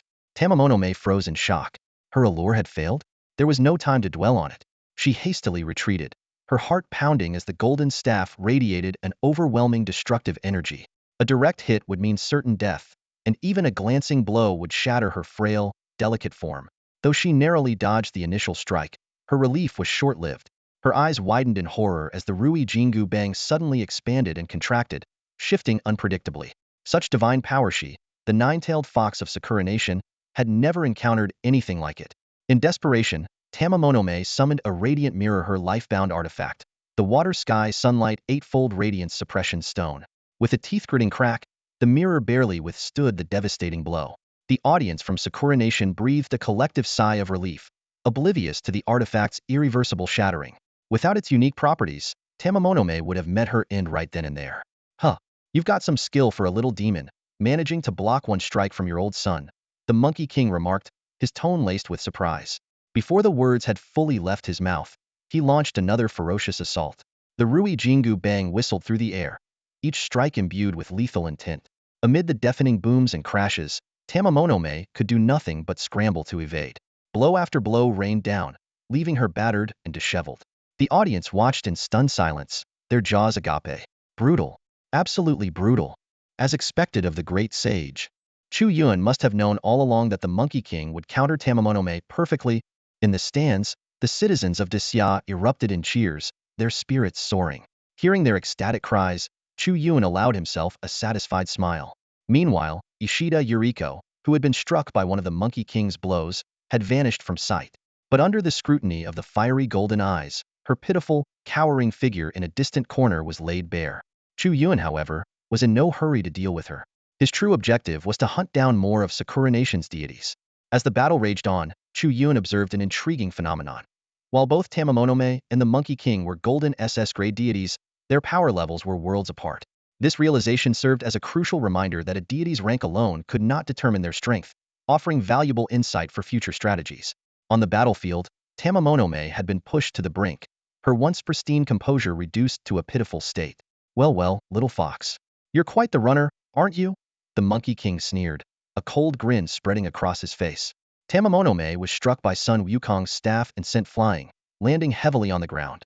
Blood gushed from her mouth as she lay there, barely clinging to life. She had lost most of her strength and could no longer muster the energy to escape. Lying on the ground, Tamamonome suddenly raised her head, her eyes locking fiercely onto Sun Wukong. In the next moment, her 9 snow-white, fluffy tails shot upright, bristling like an enraged animal. Pink mist began spewing from her eyes, nose, mouth, and ears, quickly spreading to cover half the sky. Within the hazy pink fog, towering figures began to emerge one by one. There was the black-haired and elegant Susanoo, the radiant Amaterasu with her golden halo, and others like Shuten Doji and Oatakimaru, deities from the land of Sakura. Big brothers, help me teach this filthy monkey a lesson. Tamamonome pleaded coquettishly. Hearing her call, the deities glared at Sun Wukong, their expressions filled with disdain, as if condemning him for his lack of chivalry in harming their beloved companion. Gods of huaxia, how dare you? Prepare to die. The Sakura deities roared in unison, unleashing their combined divine power like a torrential galaxy, surging towards Sun Wukong with overwhelming force. Chu Yuan, observing with his fiery eyes of truth, saw through the illusion immediately. Brother Monkey, this vixen has only summoned fragments of their true essences, not their actual forms. Hearing this, Sun Wukong smirked disdainfully. Though these manifestations stood thousands of meters tall, to him, they were nothing worth fearing. Magic of heaven and earth. Sun Wukong declared solemnly, chanting the sacred incantation. His body began to expand rapidly, and the golden staff in his hand grew to match his colossal size. Divine power like the sea? Clearly, they've never faced the might of the Rui Jingu Bang. With a thunderous shout, Sun Wukong swung his staff downward with unstoppable force. Boom! With one decisive strike, the true essences of the Sakura deities shattered into nothingness. This can't be happening, it's impossible, Tamamonome murmured in shock, watching helplessly as her spell was utterly destroyed. No, stop it! She screamed in terror, but it was too late. The residual force of Sun Wukong's staff swept across the entire area she occupied, leaving her with no place to hide. In the end, as Tamamonome's eyes filled with despair, Sun Wukong's golden staff struck her squarely, sealing her fate. Under the devastating strike, Tamamonome was obliterated, her form and spirit vanishing into nothingness in an instant. From the shadows, Yuriko Ishida, who had been hiding, was struck by the backlash of a deity's demise. A muffled groan escaped her lips as her concealed figure became visible. She bent over, coughing up a large mouthful of blood. Her grievously injured body was incapable of withstanding the recoil. With a piercing scream, she collapsed backward, her legs twitching briefly before falling completely still, life leaving her body.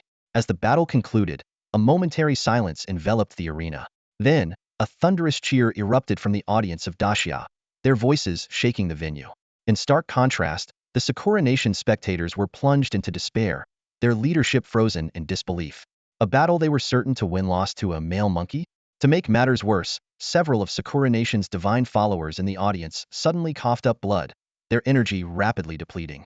This was the result of the destruction of the divine spirits summoned by Tamamonome. severing the connection and causing severe backlash to the linked followers. For Sakura Nation, it was a devastating blow upon an already crushing defeat. On the battlefield, the towering figure of the Monkey King, as large as a mountain, gradually diminished, shrinking back to his usual height of about 1.6 meters. Though he was not physically imposing, the image of this hero fighting for his nation was forever etched in the hearts of Dacia's people. However, as Chu Yun approached, the Monkey King's body suddenly swayed. Were it not for the support of his golden staff, he might have collapsed entirely. His face was deathly pale, his lips a faint purple, and his body seemed to wither visibly, aging hundreds of years in mere moments. Monkey King. Chu Yun hurried forward to support him. Kid. The Monkey King forced a weak smile. I told you I didn't want to fight this boring battle, but you lot insisted I step in. Now look at Mimi, vitality's almost gone. But don't worry, he'll recover after some rest. It was then that Chu Yun understood. Due to a cultural disconnect, the divine faith that once sustained Dacia's gods had been severed for years. Without the power of belief, their deities couldn't endure prolonged combat. The Monkey King's fight had truly been one of life and death. Just as the Monkey King prepared to return to his divine realm in his frail state, Chu Yun suddenly spoke up. Monkey King, wait. We may have forgotten you in the past, but things are different now. Restoring your vitality, leave that to us, the people of Dacia. Before Chu Yun's words had fully settled, every Dacia citizen in the audience rose in unison and bowed deeply toward the Monkey King. This gesture was one of gratitude for risking his life to protect the nation. Across the country, millions watching the live broadcast took action. Some lit incense, others offered prayers. In that moment, the collective will of 300 million citizens converged. The Monkey King froze, sensing the rapid restoration of his vitality. A hint of warmth flickered in his eyes. Well, you little ones sure are something, he said with a chuckle. All right then, your grandpa's son is off. Call if you need me. With a hearty laugh, he flipped into the air, disappearing into the sky on a somersault cloud. In the Grand Temple of Dacia, a new divine flame was lit, and a fresh portrait of the Monkey King was enshrined. At that very moment, an ill-timed voice broke the atmosphere. No, no, no, Dacia people, don't get ahead of yourselves. This monkey's actually from our Bharat. The mythological arena was brimming with tension, as an unexpected stir began to unfold. While the audience from Dacia watched the return of the true spirit of the Monkey King, a few discordant voices suddenly broke out among the crowd. Dacia people are so shameless, claiming our fighting Buddha as one of their gods, exclaimed a group of dark-skinned spectators with distinct Middle Eastern features from the Asan nation. They stood up, glaring disdainfully at the Dacia delegation. Buddhism originated in our Asan. Naturally, a monkey who attained Buddhahood belongs to us. At that moment, the goddess of love appeared before Chu Yun. This deity from the Sheila Empire regarded the young man with a curious sparkle in her eyes, surprised to find herself unable to see through him. Congratulations, young one, on securing another victory for Dacia, she said with a charming smile. The score is now tied, and the final battle is upon us. But, she playfully blinked. It seems your Dacia is in trouble. A certain deity might not remain yours for much longer. Chu Yun frowned slightly, but before he could ask further, the goddess of love announced, the final round, like the tie-breaking round, must commence immediately. The divine battle begins in 10 minutes. With that, her figure gradually faded away. Returning to the Dacia camp, Chu Yun was met with grim faces all around. General Song Hai, an old but fiery veteran, was seething with anger. Those damned Asan people. Of course, they would interfere at a time like this. Yi Yuntian spoke coldly. When they stationed 1,000,000 troops just outside Dacia's border, it was already clear they were colluding with the Sakura Nation in secret. With prompts from Yi Li and a detailed explanation from Yi Yuntian, Chu Yun finally understood the situation. The Asan Nation intended to use a cultural duel to claim the Monkey King. The rules of the mythological arena allowed for such a challenge, provided sufficient evidence was presented. This strategy was nothing short of cultural invasion. By stepping forward now, Asan aimed not only to aid the embattled Sakura Nation, but also to seize the opportunity to steal one of Dacia's deities. Thinking of this long-time rival always eager to compete with Dacia, and constantly boasting, Chu Yun felt a surge of anger. This was a country that couldn't cook anything beyond yellowish-brown mush, but had the audacity to claim their cuisine surpassed Dacia's. And now, they dared to covet the Monkey King? Taking a deep breath to steady himself, Chu Yun declared firmly, it doesn't matter. What's not theirs will never be theirs. No matter how hard they try, they won't take him. Even if it means venturing to the western heavens for scriptures, it's no big deal. The great sage is a part of our Dacia heritage. As Chu Yun spoke, his eyes gleamed with unwavering determination. Confidence radiated from him as he prepared for the upcoming literary duel. A faint smirk playing at the corners of his lips, tinged with a hint of disdain. A literary duel? And they think they can take the great sage from us? Ha, what a ridiculous dream. Chu Yun let out a cold laugh, then turned to explain the significance of the duel to those around him. His voice was steady and compelling. The power of a literary duel goes far beyond what most imagine. If you can prove a deeper understanding and stronger conviction in your faith, you can even sway the outcome of physical battles. He then shared a vivid example. Take the incident with the so-called cosmic stick nation. During a divine conflict with Disya, their god-chosen summoner called forth a deity who turned out to be a subordinate of one of our Disya deities. The result? It was laughable. A few words from our deity, and their summoned god acknowledged its true origins and allegiance, easily dealing with their summoner in the process. After listening to Chu Yun, Yi Yuntian gave him a deep, contemplative look. Others around them seemed to breathe a collective sigh of relief, placing their trust in Chu Yun's words. Meanwhile, the representatives from Asen and Sakura nations couldn't help but take notice of Chu Yun's confident demeanor. Using their extraordinary sensory abilities as God-chosen individuals, they heard every word he said with clarity. Why is this Chu Yun so self-assured? They wondered silently. For the Sakura leaders, who had already suffered 2 losses at Chu Yun's hands, unease was written all over their furrowed brows. Several Sakura leaders, carrying their apprehensions, approached a middle-aged man from Asen Nation named Ram. Ram, are you sure there won't be any problems this time? That guy looks like he's got everything under control. One of them asked nervously. Ram curled his lips into a dismissive smirk. Of course, there's no problem. It's obvious to everyone this Chu Yun is a wild card. Since I've agreed to help you, I'll make sure to stall him long enough so he misses the next round of the divine battle. Don't forget, the final round only allows for 10 minutes of preparation. Besides, we've arranged for our people to fight in your place. How could Sakura Nation possibly lose? Hearing this, the Sakura leaders exchanged sly, sinister glances. Chu Yun, on the other hand, was already gearing up to take on Asen in the literary duel. His eyes burned with intensity as he declared confidently, "They'll finish off these Asen clowns within 10 minutes, and then I'll move on to take down Sakura." Seeing Chu Yun's fiery determination, Yi Yuntian and Song Hai exchanged a knowing glance. Song Hai stepped forward, lightly patting Chu Yun on the shoulder. With a tone of earnest concern, he said, "Chu Yun, don't push yourself too hard. You've got a long road ahead, and the weight of the future rests heavily on your shoulders. Uncle Song, are you really going to join the battle?" Chu Yun's heart stirred upon hearing Song Hai's words. Song Hai's wrinkled face broke into a bold, hearty grin. "This old soldier might not know how to say anything too moving, but I can tell the weight you're carrying on your shoulders, kid. Young men like you are the hope of Disya's future. As long as these old bones of mine can still move, I'll lend you a hand." Before his words had fully settled, Song Hai leaped onto the mythical arena with surprising agility. Though the old general was not a man of letters, he lived with clarity and purpose. He understood the immense significance of someone like Chu Yun, a divinely blessed individual, to the future of Disya. While he still had strength left in him, he was determined to give his all to support the younger generation. The audience erupted into a clamor. Song Hai, one of Disya's top 10 divinely blessed. Sending out the old general Disya is pulling out all the stops. Chu Yun gazed at the figure on the stage, his heart warming. These trailblazers of Disya were shielding him in their own way. Despite their unwavering faith in him, they were unwilling to let the young man take unnecessary risks. Meanwhile, in the Sakura Nation section of the audience, faces grew grim. Yet, surprisingly, the Sakura Nation's leadership appeared unusually composed, even regretful. Not Chu Yun? Oh well, we'll deal with him next time. This old man will do for now. Just then, an unexpected figure stepped onto the stage. A man dressed in white robes, one shoulder bare, walked forward with his hands pressed together in a gesture of serenity. "I am Salmon, a humble monk. I have joined the Sakura Nation and am willing to fight on their behalf."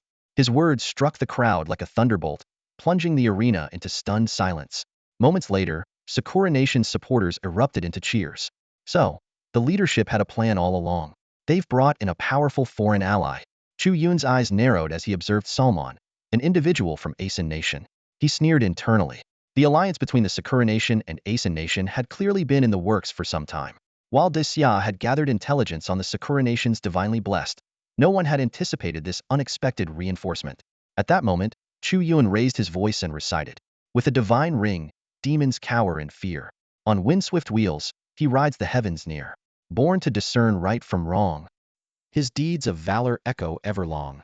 On the stage, Song Hai's body jolted as he instantly grasped the meaning behind Chu Yun's cryptic verse. It was a reference to his own patron deity. The old general chuckled. "If I win this fight, you'll have to share the full story of Neza, the third prince, with me." Straightening his expression, Song Hai summoned the projection of Neza behind him, a radiant and formidable figure. Chu Yun now realized that these veteran divinely blessed individuals were different from himself. They had awakened their patron deities long before entering the realm of the divine awakening. Kid, you're meddling in someone else's fight, came the voice of the love god. A smaller platform rose beside the mythical arena, and Chu Yun leaped onto it without hesitation. Opposite him stood Ram, representing Aeson Nation. It was clear Ram's participation wasn't merely to disrupt Desia's momentum in the divine battles. He also had his eyes set on Desia's legendary deity, the great sage equal to heaven, Sun Wukong. The earlier display of Sun Wukong's power had ignited a burning desire in Ram's heart. He couldn't deny it. Desia, as the only nation in the world with an unbroken lineage of civilization, possessed a cultural depth that was immeasurable. And this was precisely why the alliance between Aeson Nation and the Sakura Nation had formed in secret. Their ultimate goal was clear: to carve up Desia. Ram's eyes gleamed with greed, his heart pounding with excitement at the opportunity that lay before him. The civilization and deities of Desia, especially the two crimson supreme gods awakened by Chu Yun, filled him with boundless longing. His thoughts drifted toward the future. Once Desia was annexed, all its divine heritage would belong to Aeson, and even Chu Yun would have to change his nationality. With such an immense reservoir of divine resources, who could possibly stand against Aeson? Global domination would be within reach. He glanced disdainfully at Chu Yun across from him, a smug sense of superiority swelling in his chest. To Ram, the people of Desia were nothing but weaklings possessors of such treasures, yet incapable of defending them.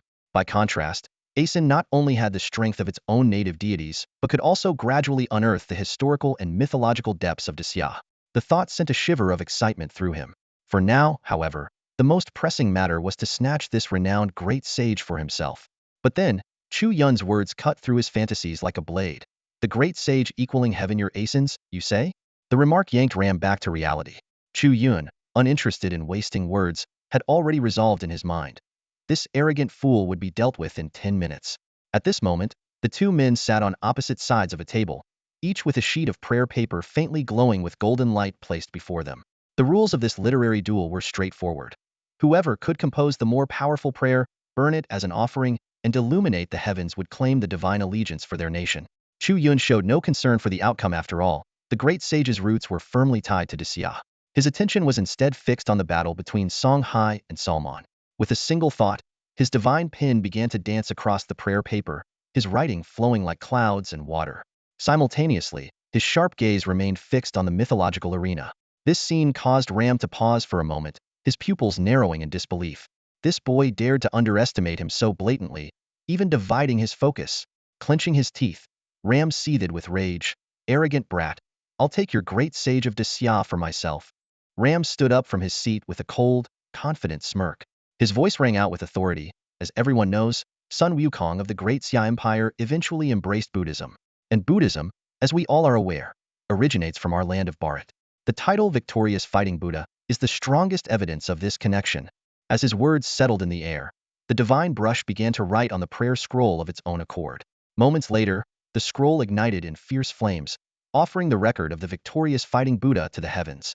This was the essence of a literary duel. In the audience, people from various nations nodded in agreement. If the victorious fighting Buddha belonged to Buddhism, and Buddhism hailed from Bharat, then it seemed logical that Sun Wukong shared a historical connection with their country. While this reasoning wasn't enough to claim him outright, it certainly established Bharat's stake in the debate over the great sage's origins. Meanwhile, the great Xia audience was gripped with tension, their hearts in their throats. Chu Yun, Master Chu, say something to refute this despicable man from Bharat. They turned hopeful eyes toward Chu Yun, but he remained still, showing no reaction. Their hope began to wane, replaced by rising despair. The crowd from Bharat, however, was ecstatic. They chanted loudly, "Victorious fighting Buddha! Victorious fighting Buddha! O great Buddha, come back to your roots. We will honor you with golden statues and grand temples." Their gloating gazes turned to the great Xia audience, dripping with mockery. You should thank great Xia. Without Chu Yun awakening the victorious fighting Buddha, our pantheon of gods in Bharat would never have gained another divine flame. This commotion reached the ears of Song Hai, the old general, who was deep in the process of summoning a deity within the sacred stone. He clenched his fists in silent frustration. The expressions of Great Xia's leadership turned grim. Yi Yun Tian, the war god of Great Xia present at the scene, forced himself to remain composed. Everyone, stay calm. This only proves they have some connection to the great sage. We must trust Chu Yun. Yet even he could not fully suppress his own doubts. At that moment, the divine brush under Chu Yun's control stopped writing. The prayer scroll was now filled with records of the great sage, and it too burst into flames. Chu Yun turned his cold gaze toward Ram. You're not finished, are you? If I'm not mistaken, your next claim will be proof that the great sage belongs to Bharat. Ram's triumphant smirk faltered. Before he could respond, Chu Yun continued, and after that, you'll say something like, you brat, don't think I can't see through your act. You're just putting on a show, aren't you? Heh? You brat. You're just putting on a show. Ram abruptly choked on his words, eyes widening in shock. His face twitched violently. Damn it, you've got a sharp tongue, you little punk. The crude phrase, spoken in a dialect he had learned during his years undercover in Great Xia, slipped out involuntarily. Determined to regain his composure, Ram dismissed Chu Yun entirely and turned to address the global audience. Don't be fooled by this kid's theatrics. He's nothing but a paper tiger easy to tear apart with the slightest effort. Ram's words sent a chill through the Great Xia audience, leaving them visibly shaken and filled with dread. The expressions on everyone's faces suddenly froze, as an indescribable wave of shock rippled through the crowd. The insight demonstrated by Ram, the gods chosen from Alsan, forced everyone to re-evaluate his significance. Not only was he well-versed in the culture of Xia, but he could also wield idioms with ease, clearly the result of years of dedicated study. Seeing the despair etched on the faces of the Xia people, Ram's lips curled into a sinister smile as he declared with conviction, according to my research, the origin of Sun Wukong, the great sage equal to heaven, traces back to our Alsan's monkey god, Hanuman. Boom. The statement landed like a heavy blow, shaking the heavens and earth. The rules of the mythic arena immediately responded, and the people of Alsan erupted into cheers, as if they could already see their revered monkey deity returning to his homeland. Utter nonsense. Chu Yun suddenly stood up, his eyes sharp as lightning. How dare you claim that brother monkey originated from your Hanuman of Alsan? The monkey in your epic Ramayana creature with 4 faces and 8 arms, born grotesque, merely borrows the name of a monkey god. What connection does it have to our great sage? Ram was momentarily stunned, clearly not expecting this young man to have such a thorough understanding of Alsan's culture. But Chu Yun didn't stop there. He continued, our great sage first appeared in The Journey to the West, written by a real historical figure from Xia. Moreover, within our ancient mythological system, there exists a mighty monkey deity named Waziki, the water god. Modern literary giant Zhou Shuren even explicitly documented in a brief history of Chinese fiction that the prototype of the great sage is Waziki. And you, Alsan, with nothing but baseless speculation, dare to claim ownership of our great sage? Are you even worthy? You're not even qualified to make a key, let alone hold it. Chu Yun's words thundered like a storm, leaving everyone present in awe of his detailed and well-substantiated argument. In stark contrast to Ram's vague conjecture, Chu Yun had provided concrete historical evidence and clear literary references. Impossible. Absolutely impossible. Ram's confidence wavered, though he tried to maintain his composure. You little brat, stop spouting nonsense. Do you think fabricating some random claims will make the mythic arena's rule side with you? Speculation won't get you anywhere. Just then, the power of the mythic arena's rules began to manifest once again. The power of the mythical arena's rules surged across the heavens with a deafening hum, as the fortunes of Xia and Arsan manifested simultaneously. 2 immense forces of destiny shot skyward like radiant arcs of light. Under the reflection of the arena's mystical rules, Xia's fortune transformed into a resplendent, golden-scaled 5-clawed dragon coiled high in the skies, while Arsan's fortune took the shape of 3 Biasa white bull, an elephant, and a lion. The golden dragon roared fiercely as it clashed with the 3 beasts. With a swipe of its claws, the bull's horns shattered, and the lion's head was struck with a mighty blow. Gleaming with golden light, the dragon's tail swept across, severing half of the elephant's massive body. Waves of luminous fortune rippled across the heavens as the 5-clawed dragon, with a spiraling vortex-like movement, absorbed threads of golden fortune into its body. It opened its colossal jaws and tore into the lion, devouring its golden flesh with relish. A deathly silence fell over the scene as the audience stood frozen in shock. This moment left no doubt about the outcome of the contest under the rules of the mythical arena. Xia's fortune was consuming that of Arsan. The defeated nation would lose 1/10 of its national fortune, a devastating price to pay. For a giant like Arsan, the loss of such an immense amount of fortune sent ripples of prosperity through Xia. Its citizens could feel a comforting warmth coursing through their bodies, a sign of the nation's forthcoming glory and the emergence of exceptional talent. The audience collectively gasped, their breaths caught in their throats. The once smug expressions on the faces of Arsan's supporters froze in disbelief. Ram stood dumbfounded, unable to accept what he was witnessing. Meanwhile, The crowd from Desya erupted in jubilant cheers. Chu Yun, Master Chu, Chu the Mighty. Their excitement was palpable, reveling in the overwhelming victory. In stark contrast, the leaders of Arson and Sakura watched Chu Yun with darkened expressions, their hearts gripped by both awe and fear. How could a mere student from Desya possess such an extensive knowledge of historical records? A sinister intent flickered within them, but Chu Yun remained unfazed. He had anticipated this outcome long ago, knowing full well that his enmity with these nations was irreconcilable. Ram stormed over to the Sakura seating area, his face twisted with anger. Gritting his teeth, he growled, "Don't panic. We haven't lost yet. Salmon can still fight for Sakura. One win is all we need to turn the tide." Yet deep inside, fear gnawed at him. A flawless plan, meticulously crafted, had been dismantled by a single young man. Jealousy simmered within him as he thought about the years he had spent lowering himself in Desya, currying favor with its leaders, and spending a fortune to gain limited privileges and secret information only for it all to be undone in an instant by Chu Yun. Ram stood motionless, staring at the scene before her, her heart brimming with unwillingness. Those lackeys running errands for their leaders spent their days serving tea, babysitting, and bowing obsequiously, yet they couldn't even measure up to someone as young as Chu Yun. However, she quickly adjusted her mindset. There was still hope for a turnaround. The divine envoys of both nations have completed the summoning ritual. Contestants, please take your positions. Countdown. 10 minutes, announced the voice of the goddess of love. This goddess of the Shilla Empire, known for her beauty and wisdom, couldn't help but be impressed by Chu Yun's performance.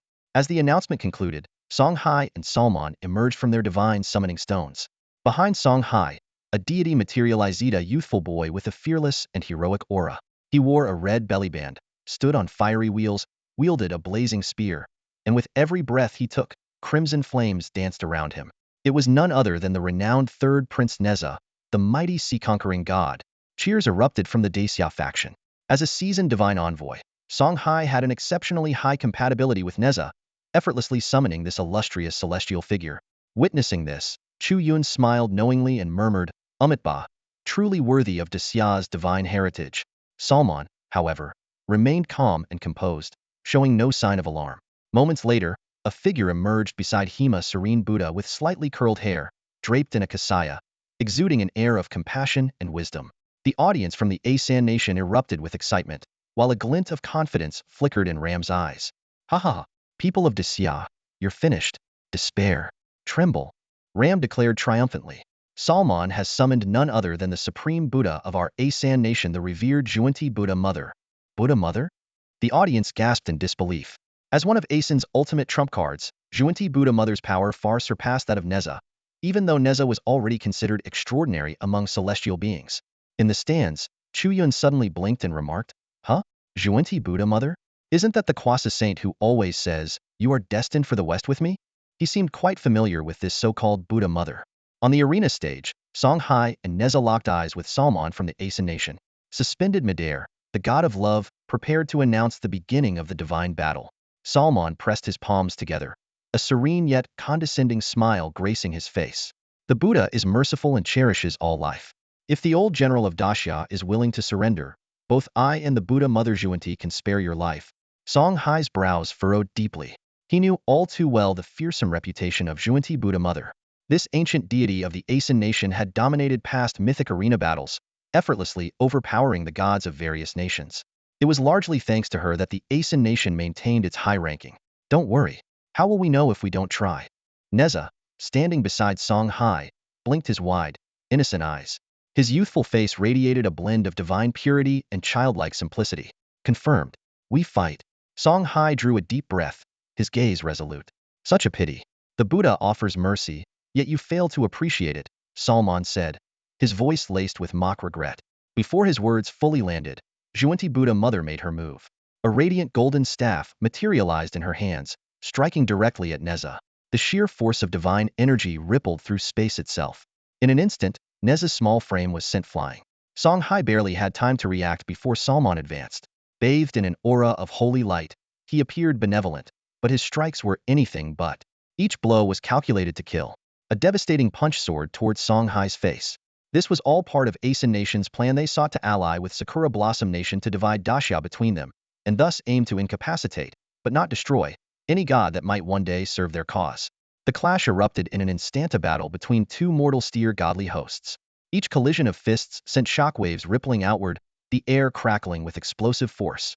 God of love, give me a prayer scroll, a voice suddenly called out from the audience. It was Chu Yun. Though momentarily puzzled, the god of love handed him the requested scroll. Without hesitation, Chu Yun began writing, his focus unshaken despite the curious gazes of those around him. Watching this unfold, Yi Yuntian leaned closer and cautioned, Chu Yun, you should know mortal steer godly hosts are the pinnacle of human strength. They can channel a mere fraction of their god's powers, but even that is enough to devastate. Once they ascend to the divine realm, they can merge entirely with their gods, wielding divine attacks that no mortal can survive. Below steer, everyone else is but an ant. Chu Yun silently committed this information to memory. Yet for now, the key to victory lay in the battle between Neza and Juanti Buddha Mother. This deity, known as the source of 10,000 Buddhas, was even recorded in Daxia's literary canon, appearing in the investiture of the gods as one of the Western two saints, Juanti Taoist. Chu Yun's plan was bold, to use the power of literature and intellect to wrest this Asen nation deity away. If they dared to covet Daxia's gods, then he would repay them in kind, turning their own tactics against them. Chu Yun knew the stakes were high. Without hesitation, he focused intently and began wielding the divine brush with precision. He was confident in his ability to summon Juanti Taoist. After all, in this world, fractured by cultural discontinuity, no one understood mythology better than he did. His knowledge of Juanti Taoist extended beyond the classic investiture of the gods Fengshen Yanyi, was enriched by works from the Honghuang genre like The Way of the Buddha is the Way by Mengru Shanji. His familiarity with these tales was unparalleled. On the battlefield, the divine clash had reached a fever pitch. Salmon and Song Hai were locked in a brutal, evenly matched fight, while Juanti Buddha Mother's overwhelming suppression of Neza left every spectator from Daxia on edge. Salmon, with his characteristic ferocity, launched a devastating punch at Song Hai, hoping for a decisive blow. Yet he quickly realized that defeating this seasoned general without risking everything was nearly impossible. He understood that the outcome of this fight hinged on the battle between the gods. Then, the unexpected happened. Salmon's punch struck true, piercing directly through Song Hai's chest with a sickening crack of bone. The sound reverberated across the arena, but instead of collapsing, Song Hai grinned maniacally. With a burst of explosive energy, the old general grabbed Salmon's arm. His aura surged, becoming impossibly oppressive. His gray-white hair whipped wildly in the air, and the terrifying presence he exuded felt like a bottomless abyss. Have you lost your mind, Daxia warrior? Salmon's expression twisted from calm resolve to outright panic as he stared at the transformed Song Hai. He finally grasped the truth. Song Hai wasn't playing a game. He was gambling with his life. You, Salmon, wager on victory. I, Song Hai, wager on the fate of Daxia, on the lives of its people. Song Hai's words thundered through the hearts of every Daxia spectator. Many of them were already in tears, moved by his unyielding resolve. At the same time, beneath the oppressive weight of the towering sacred tree, Nezha's voice rang out suddenly, clear and defiant. Old man, if you're betting your life, then he'll join you. As his words fell, an ominous shift rippled through the air. Nezha's once innocent gaze turned feral, his aura surging with unrestrained malice. The very ground seemed to tremble as a suffocating, murderous energy erupted from him. The demon child had risen. Juanti Taoist's expression shifted as he sensed Nezha's transformation. Child, are you truly willing to walk the path of demons? After enduring countless trials to rebuild your celestial body, are you ready to abandon a millennium of cultivation? Nezha merely chuckled and shook his head. You gods and Buddhas were born divine, but I was once human. I love the people of Daxia. Year after year, they offer me their faith, their prayers. They've given me their devotion. How could I not protect them in return? Should I cower in some corner and watch as those who love me perish? Nezha's words echoed across the battlefield, resonating far beyond Daxia's borders. Even audiences in neutral nations were moved by the conviction of this youthful, childlike deity. He was willing to forsake his celestial nature and embrace the darkness he despised most just to shield the people he held dear. Tears streamed down the faces of Yi Yuntian and the others as they watched. Chu Yun observed all of this unfold, his heart pounding. Suddenly, he stood, and before him, the golden prayer text he had been writing erupted into roaring flames. Wait for May will summon the gods with this prayer. Chu Yun's voice echoed across the mythical arena, drawing every spectator's attention to him. With a single wave of his hand, a golden prayer scroll shot skyward, igniting into a roaring blaze. Huh! The audience was stunned. Laughter erupted from the Sakura Nation's crowd. Oh look! Has the little war god from Daxia lost his mind? Maybe he's gone crazy because he knows he's about to lose. Still stuck in the mood from his literary duel with Ram, isn't he? Ram let out a derisive chuckle, his eyes filled with mockery.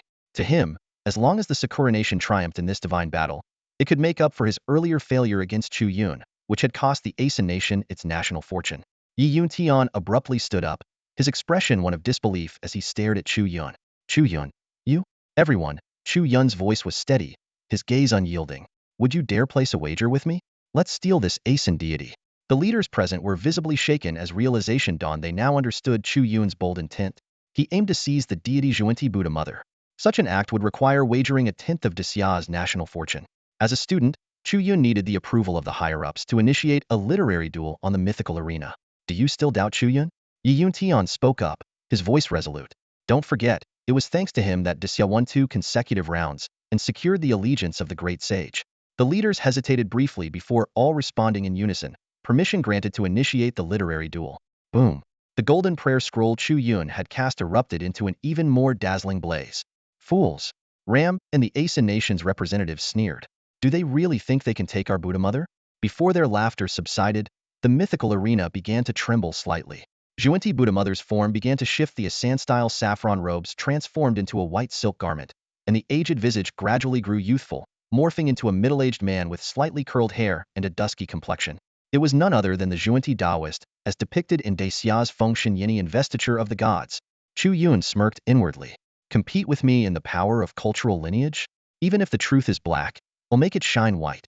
To cultivate the relic of fetal breath, serene bliss lies in the Western paradise. The great enlightened golden immortal transcends duality, the Western Dharma's ancestral Bodhi. Chu Yun recited in a commanding voice. Boom. A flash of realization flickered in Zhuanti Buddha Mother's eyes, and the treasure tree suppressing Neza vanished instantly. Sensing that the deity's hostility toward him had dissipated, young Neza halted his descent into demonic possession and looked toward Chu Yun with heartfelt gratitude. I see now, Zhuanti Buddha Mother spoke slowly, his tone thoughtful. I nearly forgot the connection I share with your Eastern heritage. Young friend, you are destined to have ties with my Western teachings. On the divine battlefield, Zhuanti Dao Ren's figure stood out strikingly. With a faint smile, she gazed in Chu Yun's direction and softly uttered the iconic words of the Western Two Saints. At that moment, audiences worldwide held their breath, utterly stunned by the unfolding event. India's proud deity, the Buddha, had actually been subdued by Chu Yun. Even Yi Yun Tian, who was typically composed, couldn't help but clench his fists and wave them excitedly. What did this signify? A renowned foreign deity, a crucial symbol of national power, had now joined the ranks of the great Xia kingdom. In the audience, the citizens of India were shaken to their core, exclaiming in disbelief, how is this possible? How could our ancient Buddha end up like this? Desperately, they turned to Ram, pleading, Sir, please explain what is happening. Ram stood frozen in place, his widened eyes filled with shock. He abruptly turned toward the direction of the love goddess of the Shira Empire, his voice tinged with panic, Goddess of love, give me a prayer. I must make an offering to the gods. His reaction was not without reason. If Zhuanti, the revered Buddha Mother, truly pledged allegiance to the great Xia kingdom, it would not only render years of careful planning with Sakura country futile, but might also result in a devastating defeat for their ally. Such an outcome could brand Ram as a traitor to his nation, potentially leading to an immediate order for him to commit suicide in penance. However, the love goddess didn't even spare him a glance. Instead, she replied lazily, the divine battle is over. What do you need prayers for? To her, Ram, with his short stature and dark complexion, was no match for the young and handsome Chu Yun. In her eyes, he was as unappealing as an old eggplant and utterly beneath her notice. After all, as someone who unabashedly valued physical appearance, she had long since made her choice. Ram wanted to say more, but it was already too late. With Zhuanti Daoist returning to his rightful place, the mythical arena battle had reached its final chapter. The love god's majestic voice echoed through the heavens. Congratulations to the divine champion of the great Xia kingdom, Song Hai, for claiming victory in this divine battle. In that moment, the smiles on the faces of the Sakura kingdom's audience froze, while the people of Bharat sank into despair, their expressions as sour as if they'd swallowed flies. In stark contrast, the great Xia kingdom's audience erupted into thunderous cheers, their voices shaking the earth and sky. Amazing! Lord Chu, you're our god. Amid the deafening cheers, a breathtaking phenomenon unfolded. A crimson beam of light shot up from the direction of the great Xia kingdom, piercing the heavens. Auspicious clouds and divine energy surged across the skies. After a brief moment of stunned silence, the crowd came to a collective realization. This was the sacred flame of Zhuanti Daoist igniting within the great Xia divine temple, signifying the birth of a new crimson supreme god for great Xia. The outcome was unbearable for Salman. He had already collapsed in despair, his cultivation fading, but upon witnessing this scene, he sprang up in fury. Why? When I awakened Juanti Buddha Mother, she was only a golden SSS rank. How could that damned brat steal her and elevate her to a crimson supreme god? The love god cast him an indifferent glance. You've misunderstood. The ranking is determined by the cultural narrative provided by Chu Yun. The more detailed and comprehensive the narrative, the higher the grade. And you? Aside from a few outdated entries, you had nothing to offer. Speaking of which, she added with a meaningful look at Chu Yun, this ancient Buddha being elevated to supreme god is thanks to the cultural narratives collected by Bharat. To Salman, these words were nothing short of a death sentence. He coughed up a mouthful of blood, his face aging rapidly. With his final breath, he spat out a curse. Damn you, brat from Great Xia. Chu Yun, you'll meet your end soon enough. Before he could utter another word, his life slipped away. The love god approached Songhai. Although the old general's breathing was still uneven, the divine power healing him ensured his life was no longer in danger. He sat there in disbelief, struggling to process how the divine battle had concluded in such an unexpected manner. Yi Yuntian grasped Chu Yun's hand firmly. The legendary war god of Great Xia, who had achieved countless victories, now spoke with heartfelt gratitude. Kid, you didn't just win this national battle for Great Xia. You also saved my old comrade. With that, he gave Chu Yun a crisp military salute. Then, with a playful shift in tone, he leaned in and asked quietly, Chu Yun, what do you think of my daughter, Yili? At that moment, the rules of the mythical arena manifested. Great Xia had achieved 3 victories, and as a result, the Sakura Kingdom was required to surrender half of its fortune, its national luck, population, wealth, and resources. More significantly, with Juanti Daoist joining the ranks of Great Xia's deities, all her prior achievements were retroactively attributed to Great Xia. This monumental shift meant that Great Xia's standing in the mythical arena rankings would soar into the top 10, securing its position as a major power. Despair was etched on the faces of the Sakura Kingdom's people, but an even greater blow awaited them. The leaders of Sakura Nation muttered in despair. We actually lost. Their despondency stood in stark contrast to the electrified morale of the Daxia people. Amidst the roaring cheers from the audience, Chu Yun's sharp eyes settled on Juanti Daoran, who was standing beside little Neza. Their gazes met briefly before Juanti offered a faint, knowing smile and, along with little Neza, transformed into streaks of light, retreating to the Daxia camp. This scene left the representatives of Asen Nation utterly stunned. They could clearly sense that the Juanti Daoran now standing alongside Daxia was fundamentally different. His divine power had multiplied several times over compared to when he had been in their ranks. The god of love had once mentioned that Chu Yun had infused Juanti with new annotations from a literary vein. But what exactly had been written to trigger such a monumental transformation? It wasn't just the Asen Nation left puzzled. Even Daxia's high-ranking officials, including Yi Yuntian, were astonished by Chu Yun's audacious handiwork. Only Chu Yun himself understood the truth. He had not merely granted Juanti the historical records of Fengshen Yeni.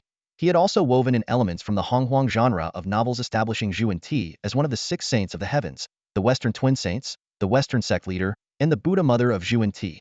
With such divine potential, it was no surprise that Juanti had ascended to the rank of a supreme red-tier deity. As the crowd remained awestruck, the sky above the mythic arena suddenly projected a map of the blue star world. The familiar outline resembling a rooster, the territory of Daxia, was unmistakable. Yet, before the rooster's beak lay the land of Sakura Nation, a narrow strip of terrain now visibly twisting and distorting. In a surreal display, an invisible force split the landmass cleanly in two. To the audience's collective shock, one half of Sakura Nation's territory began to merge seamlessly with Daxia's borders. The leaders of Sakura Nation were aghast. No, stop this madness, they screamed. But their protests were futile. The transformation in the real world had already begun. Half of Sakura Nation's landmass was wrenched from the earth, sending massive tidal waves crashing through the seas. This severed land, along with countless citizens, was drawn into Daxia's domain. Every Sakura citizen forcibly absorbed into Daxia's territory bore a slave mark branded onto their foreheads, a mark that stripped them of the right to participate in any future summoning rituals. Worse still, the mark ensured their eternal servitude to Daxia, passing down through 3 generations. While the global audience reeled from the spectacle, the god of love, smiling serenely, declared the match over. In the immediate aftermath, nations such as the Shira Empire, the Great Eagle Empire, and the Beautiful Federation promptly declared war on Sakura Nation, seeking to exploit its weakened state and strike while the iron was hot. The leaders of Sakura Nation sat in despair, their faces ashen. Their collective gaze turned toward Chu Yun, the young man who had single-handedly dismantled their plans for national restoration. Overcome with fury, they lashed out at their supposed ally, the Asin nation. However, Ram, the representative of Asin nation, showed no interest in their accusations. Instead, his icy stare was fixed on the Daxia camp. Without hesitation, he suddenly declared, "The Asin nation formally requests a mythic arena battle with Daxia. Let us settle this through a life-and-death clash of gods and demons." Divine demonic deathmatch? The moment these words were spoken, the entire arena fell into a tense silence. The faces of the Daxia spectators turned grim, and Yi Yuntian shot to his feet, glaring intently at Ram's calculating expression. Beside him, Song Hai, pale and visibly drained from his recent divine battle, struggled to explain to a perplexed Chu Yun, "Ram is targeting you." The divine demonic deathmatch is the most brutal format on the mythic arena. Each side fields 5 divine envoys and submits a list of their nation's awakened deities to the host. The deities are then chosen randomly. This isn't an unknown fight, but an all-out clash, continuing until all the deities from one side are annihilated. Chu Yun's eyes lit with understanding. Daxia had currently awakened only a few hundred deities, most of whom were minor figures like gate or mountain gods. In contrast, Asin had a well-preserved lineage, with countless powerful deities at their disposal. To make matters worse, Song Hai was already injured and significantly weakened. "I see," Chu Yun said, narrowing his eyes. "They're afraid I'll awaken more unpredictable deities during single combat, so they're using this method to secure their victory." Song Hai nodded with a bitter smile. "Exactly. Your appearance completely disrupted their plan to carve up Daxia. Rather than risk an unknown battle, they'd rather crush us with the sheer number of their deities." But to everyone's surprise, Chu Yun sneered. "It doesn't matter. If they want to fight, they'll get one." Daxia's cultural legacy is vast, with the 3 pure ones, the 4 sovereigns, ancient monsters, and ferocious beasts aplenty. Why would we fear Asin? The audience erupted into murmurs. Asin is clearly afraid of Chu Yun.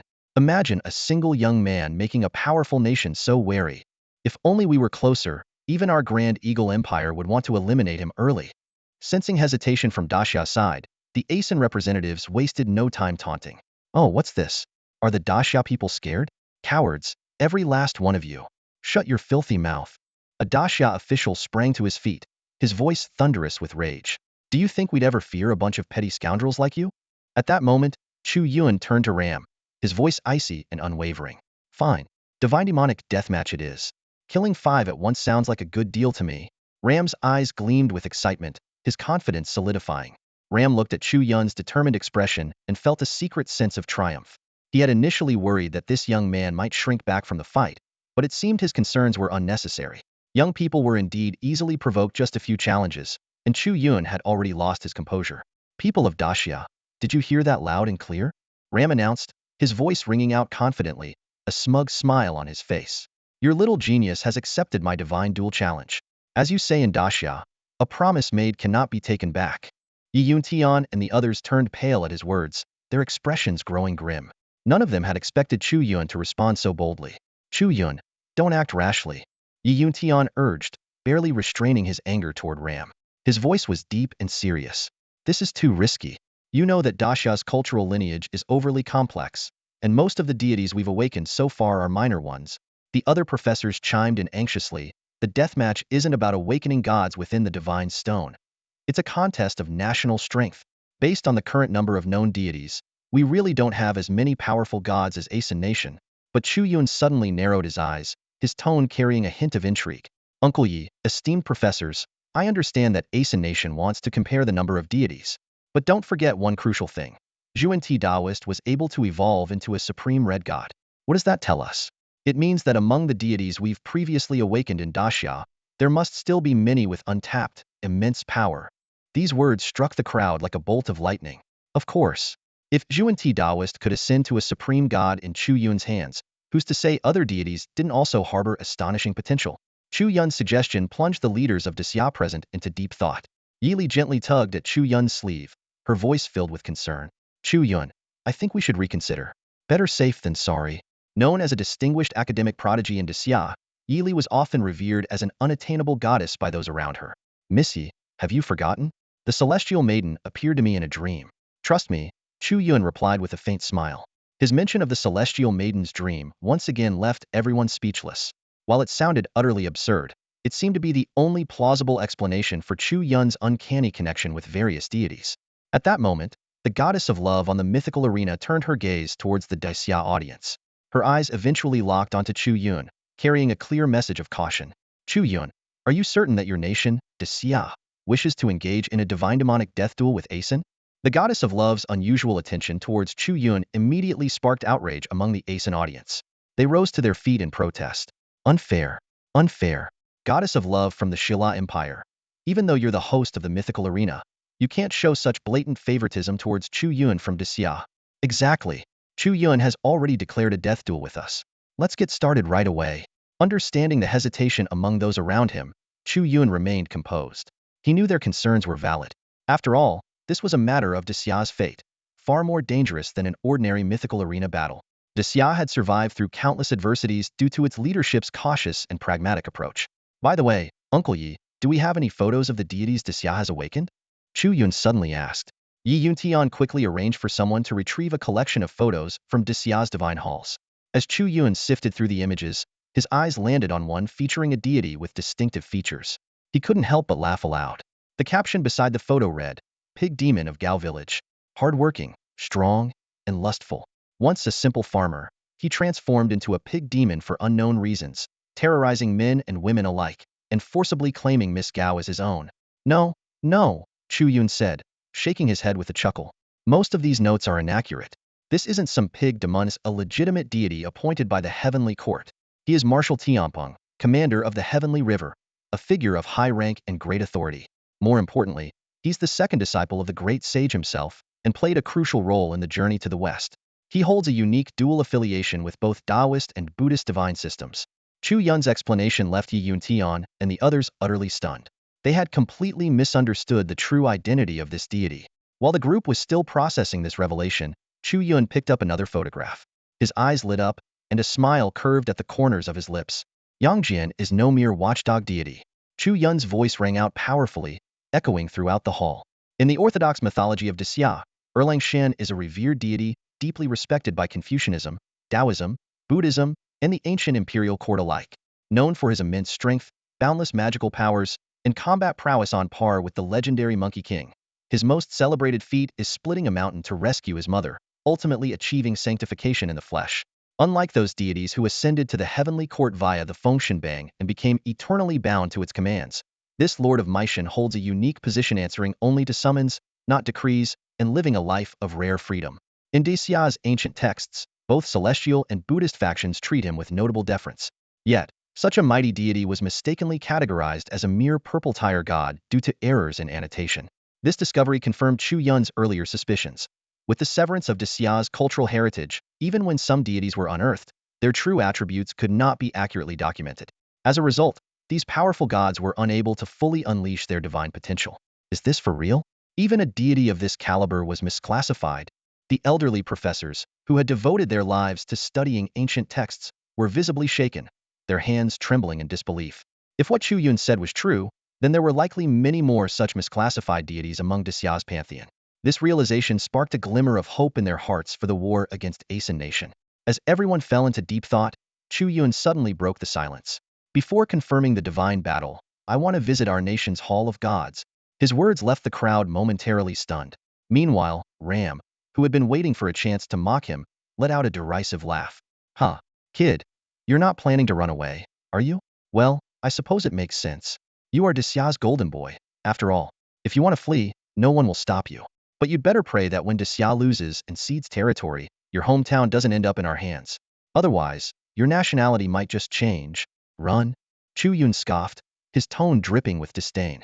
Do I need to run just to kill a few of your Asen gods? Then, with a sudden spark of interest, he added, oh, by the way, isn't it boring to just have one divine battle?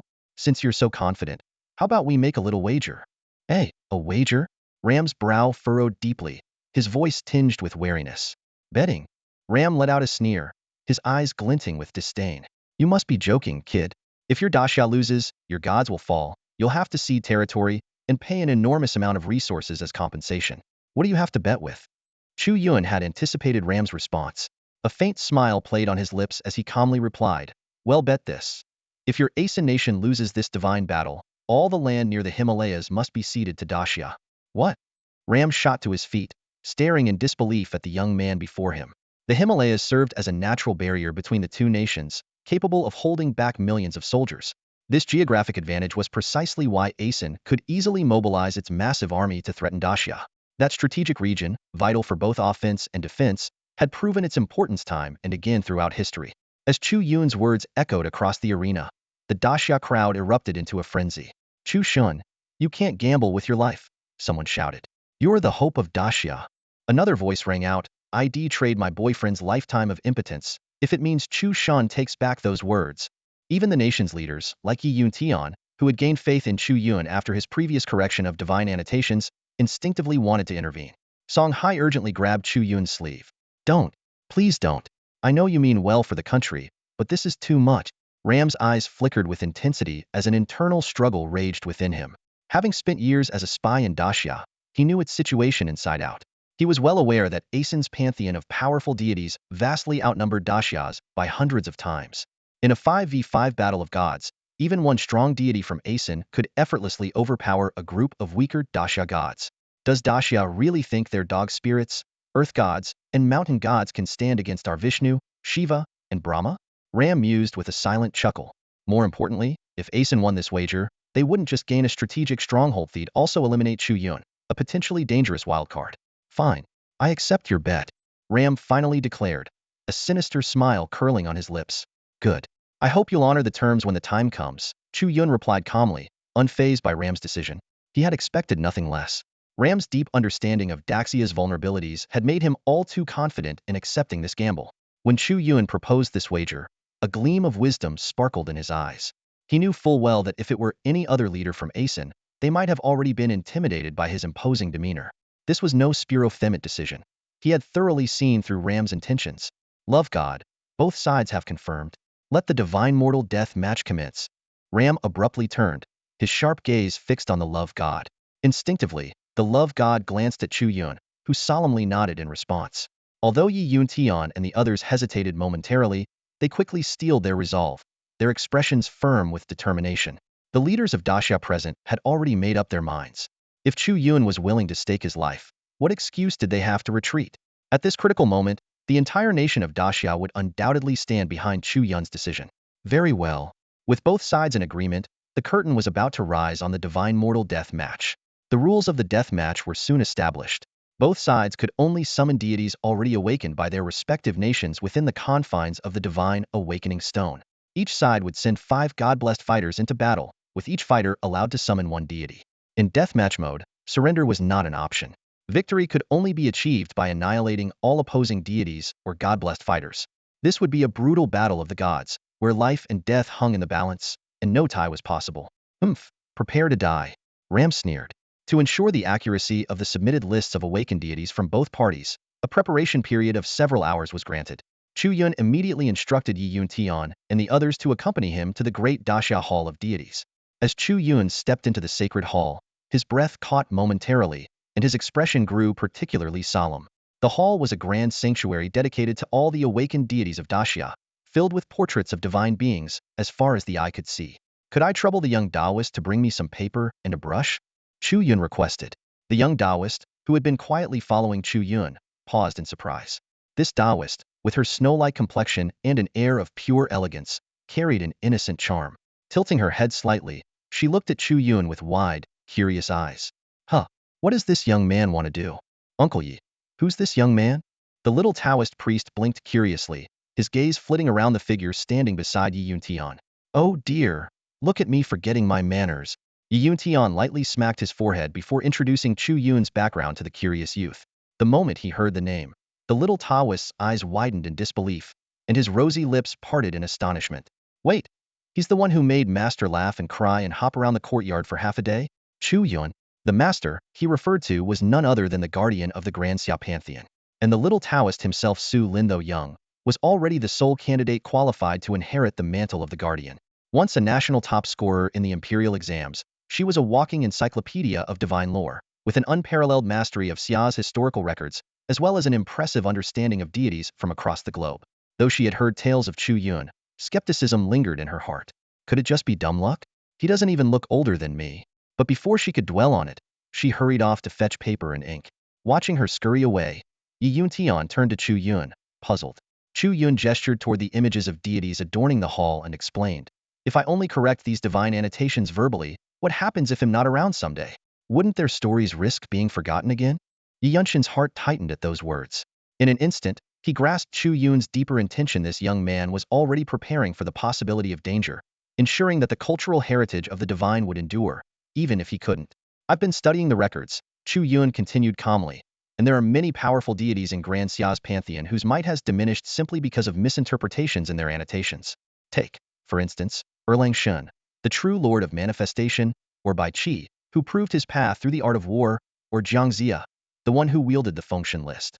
These are figures of unparalleled significance, yet their stories have been obscured. Yi Yuntian nodded solemnly.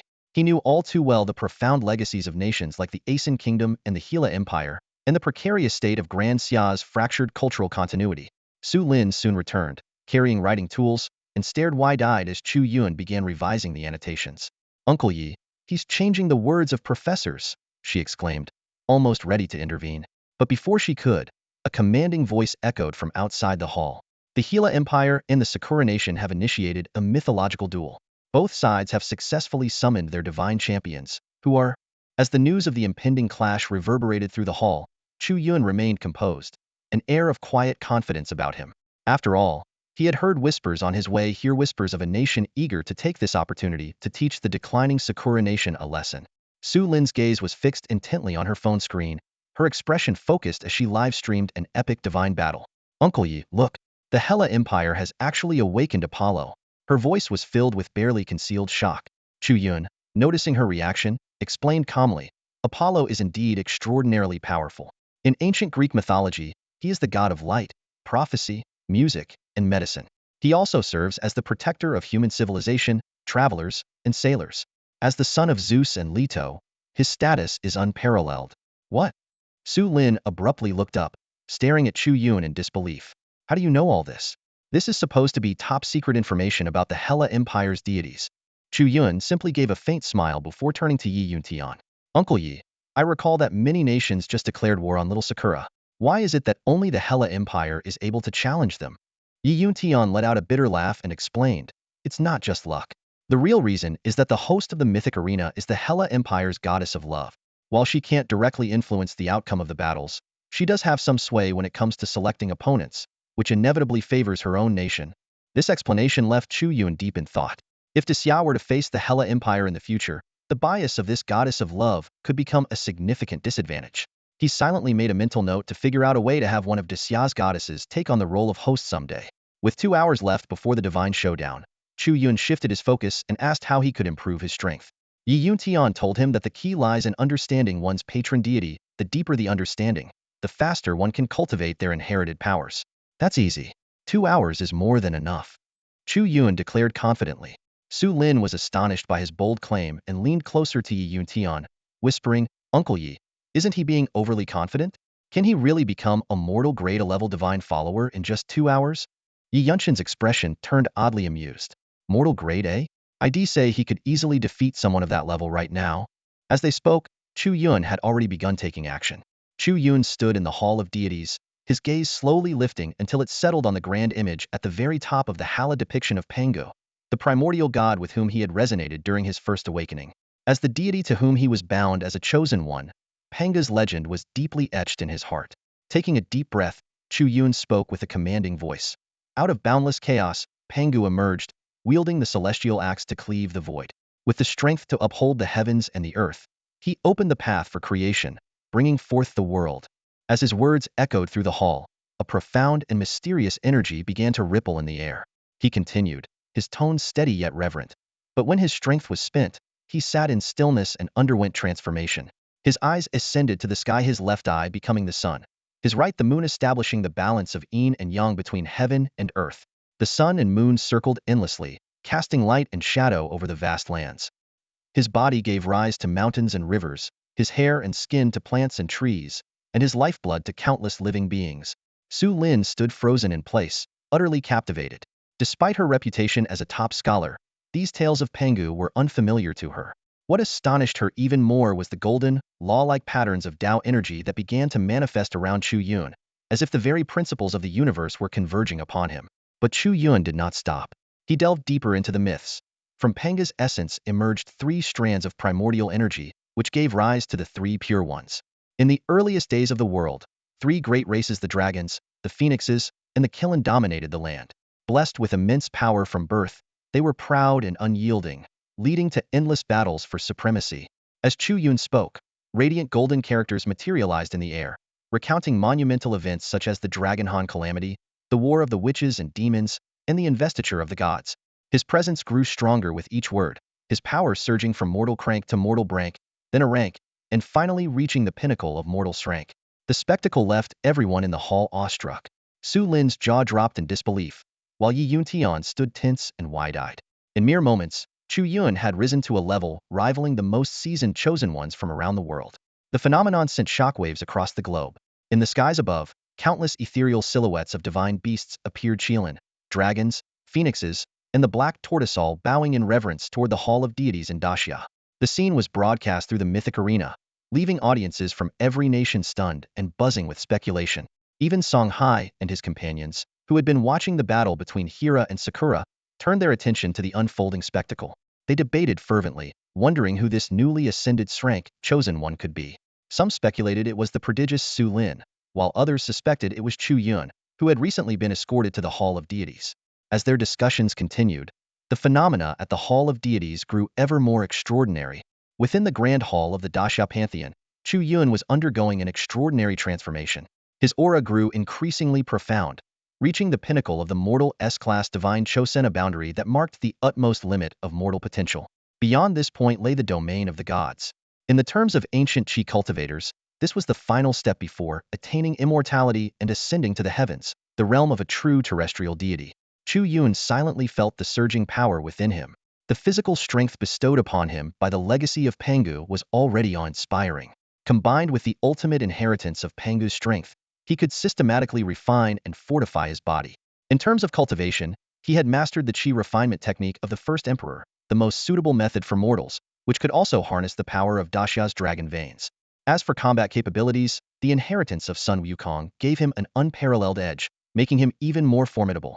Thinking of this, Chu Yun couldn't help but let out a faint, wry smile. It was as if he was being forged into an all-around warrior. An indestructible physique, profound mastery of techniques, and devastating combat abilities. Looking across the globe, it was hard to imagine another divine chosen as complete and extraordinary as he was. However, with his cautious nature, he was only willing to admit that he might hold a slight advantage over others of the same rank. As for his true strength, it could only be proven through real battles. Chu Yun's transformation left everyone present in shock. Su Lin was dumbfounded, while Yi Yuntian's expression was complicated, his heart silently marveling at such overwhelming talent. Wait, Su Lin, where's your master? Yi Yuntian asked as he snapped back to reality, noticing the absence of an important figure. Su Lin looked confused and replied, I'm not sure. But before he left, he mentioned that Chu Yun would definitely come to the Daxia Pantheon. It seems like he left early to handle something related to Chu Yun. As the two speculated, Chu Yun had already completed his transformation. Carefully, he restrained the immense power within him, suppressing it to a level that allowed for normal, daily life. After all, in his current state, he was like a living version of a superhero. Any slight mishap could result in catastrophic destruction. The moment Chu Yun stood up, the towering figure in the portrait of Pangu within the hall suddenly opened its eyes, locking gazes with Chu Yun. In that instant, Chu Yun's consciousness wavered, as though he had been transported across time and space to the vastness of the cosmos. Beneath the endless starry sky, the blue earth lay close at hand, but the surroundings were a harrowing sight of mountains of corpses and seas of blood. Severed limbs and broken remains churned in the crimson tide, creating a scene that sent chills down the spine. Faintly, Chu Yun caught fragments of conversations. The gods of Daxia are leaving? Do they truly intend to fight to the ends of the heavens? Ridiculous. We're already at our limit, yet they dare dream of storming the enemy's lair. At the edge of the blood-soaked horizon, Chu Yun saw several renowned foreign deities. Zeus, the thunderclad king of the Greek gods, Odin, the one-eyed ruler of the Norse pantheon, and Jehovah, the haloed true god of the church. Just as Chu Yun marveled at why he could witness these foreign gods, his gaze followed theirs to the far end of the corpse-laden, blood-drenched battlefield. In the vast expanse of the universe, beyond the blue star, several familiar figures came into Chu Yun's view. They stood with their backs to the blue star, stepping into the boundless darkness of space. A seemingly ordinary light brown wooden-handled axe suddenly spoke. He hasn't awakened yet. I can feel it. He's still not awake. After all, it's him awakening him is no easy task. A middle-aged man dressed in a golden dragon robe sighed and shook his head.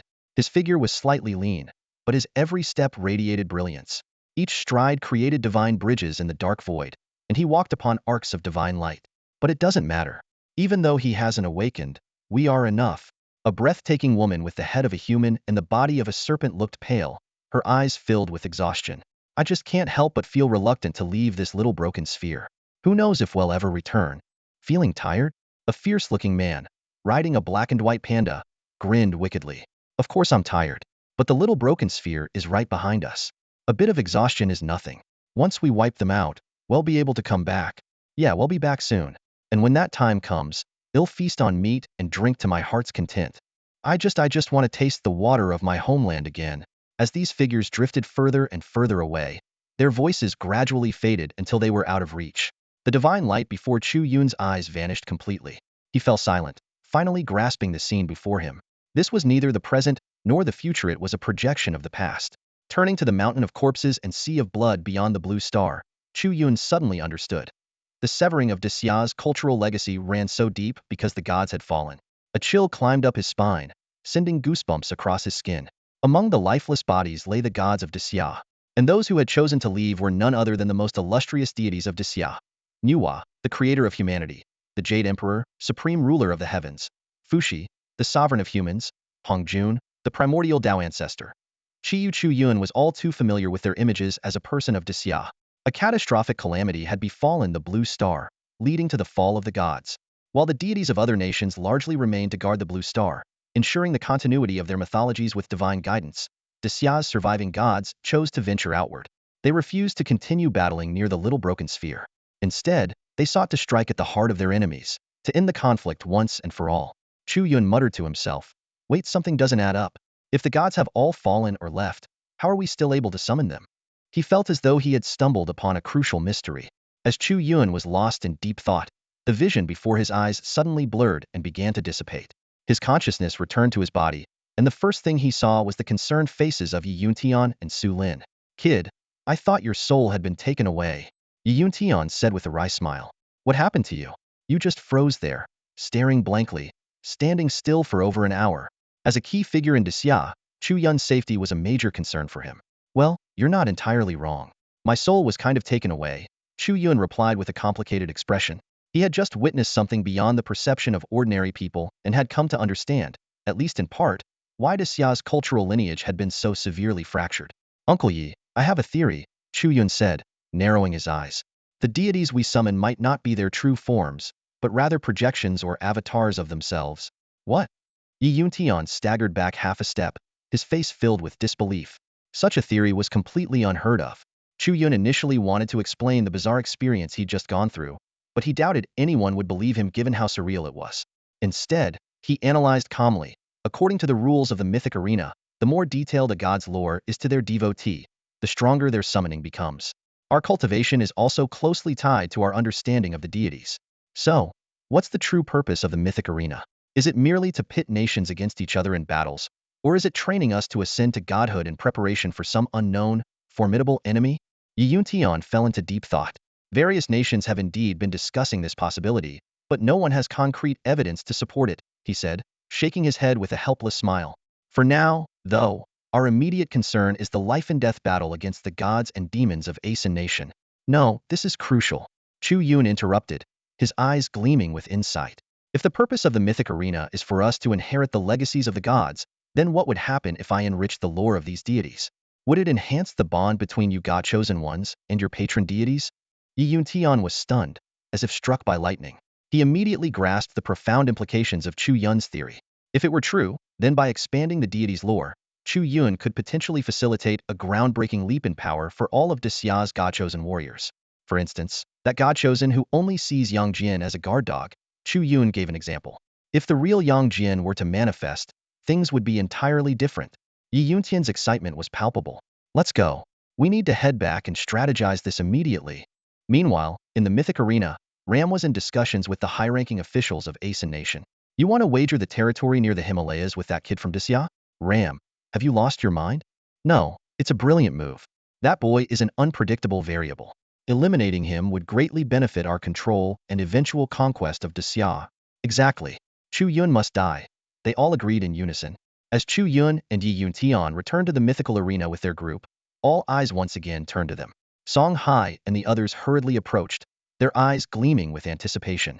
Old Yi, I heard that our Dexia has produced another class God chosen. Where is this person? Song Hai, though still recovering from his earlier battle with Salmon, could hardly contain his excitement. Yi Yun Tian wore a peculiar expression and gave the group a meaningful look. Once everyone had gathered closer, he lowered his voice and said, "Keep it down. Don't let the ASIN team hear. The class God chosen is Chu Yun." What? The leaders present were visibly shocked, some even trembling with excitement. Thanks to Yi Yun Tian's quick warning, they managed to hold back their enthusiasm, avoiding an impromptu crowding around Chu Yun for answers. Chu Yun merely smiled knowingly. This was the essence of ancient huaxia wisdom, appearing weak to mislead the enemy, only to strike a decisive blow at the critical moment. Turning their attention to the mythical arena, they saw the strong deity of the Hellenic Empire locked in a fierce battle with the deity of Sakura Nation. The score was now 2-1, with Sakura Nation struggling under the overwhelming power of the Hellenic Empire. Once this match concluded, it would be Dexia's turn to face the ASIN team. Chu Yun led the group to the back of the spectator stands and began outlining his plan in detail. He handed Yi Yun Tian a carefully compiled list of Dexia's awakened deities. This is the updated list of Dexia's awakened gods. I've revised some of the annotations for clarity. Yi Yun Tian accepted the list with a grave expression. The outcome of the divine battle hinged on the number and strength of awakened deities each nation had. The other leaders gathered around to examine the list, only to discover something surprising. There are human path deities listed here? Shenong, this herbalist elder. Do we really need to include these human path deities? The leaders expressed their doubts. According to the rules, only the list of deities needed to be submitted, and they could theoretically just include the most powerful ones. However, Chu Yun appeared fully confident. Rest assured, these human path deities are far from ordinary, Chu Yun said with certainty. He then elaborated on several key figures. Bai Qi, the god of slaughter, a mortal butcher who achieved enlightenment through endless killing on the battlefield. Shenong, the flame emperor, one of the founding ancestors of the huaxia people, who tasted hundreds of herbs to benefit humanity. Jiangxia, the Kunlun immortal who wielded the Fengshen Bang investiture of the gods and the god-beating whip, capable of subduing even the mightiest deities. These individuals, despite their human origins, were terrifying beings capable of slaying gods with sheer will and strength. The leaders were left in a complex state of mind. They wanted to trust Chu Yun's judgment but couldn't help feeling apprehensive. After all, this divine battle was of monumental importance, with no room for error. To be honest, I can't guarantee absolute victory, Chu Yun admitted. I'd say we have about an 80 chance. The Asa nation's mythological pantheon is incredibly strong as well, especially with deities like Brahma, the creator, Vishnu, the preserver, and Shiva, the destroyer. Each of them is a formidable force to reckon with. Hearing this, the leaders couldn't suppress a few involuntary twitches in their facial muscles. But just then, a sly smile crept across Chu Yun's face. Yi Yun Tian froze at the sigh that was all too familiar with that smile. Whether it was outmaneuvering Nakamura Sasaki or taking down Ishida Yuriko, whenever Chu Yun smiled like that, it meant he had come up with a particularly audacious plan. Actually, I have a very, very wicked idea, Chu Yun said with a meaningful glint in his eyes. The leaders exchanged glances, momentarily stunned by Chu Yun's proposal. With his eyes sharp and resolute, Chu Yun continued to elaborate on his idea.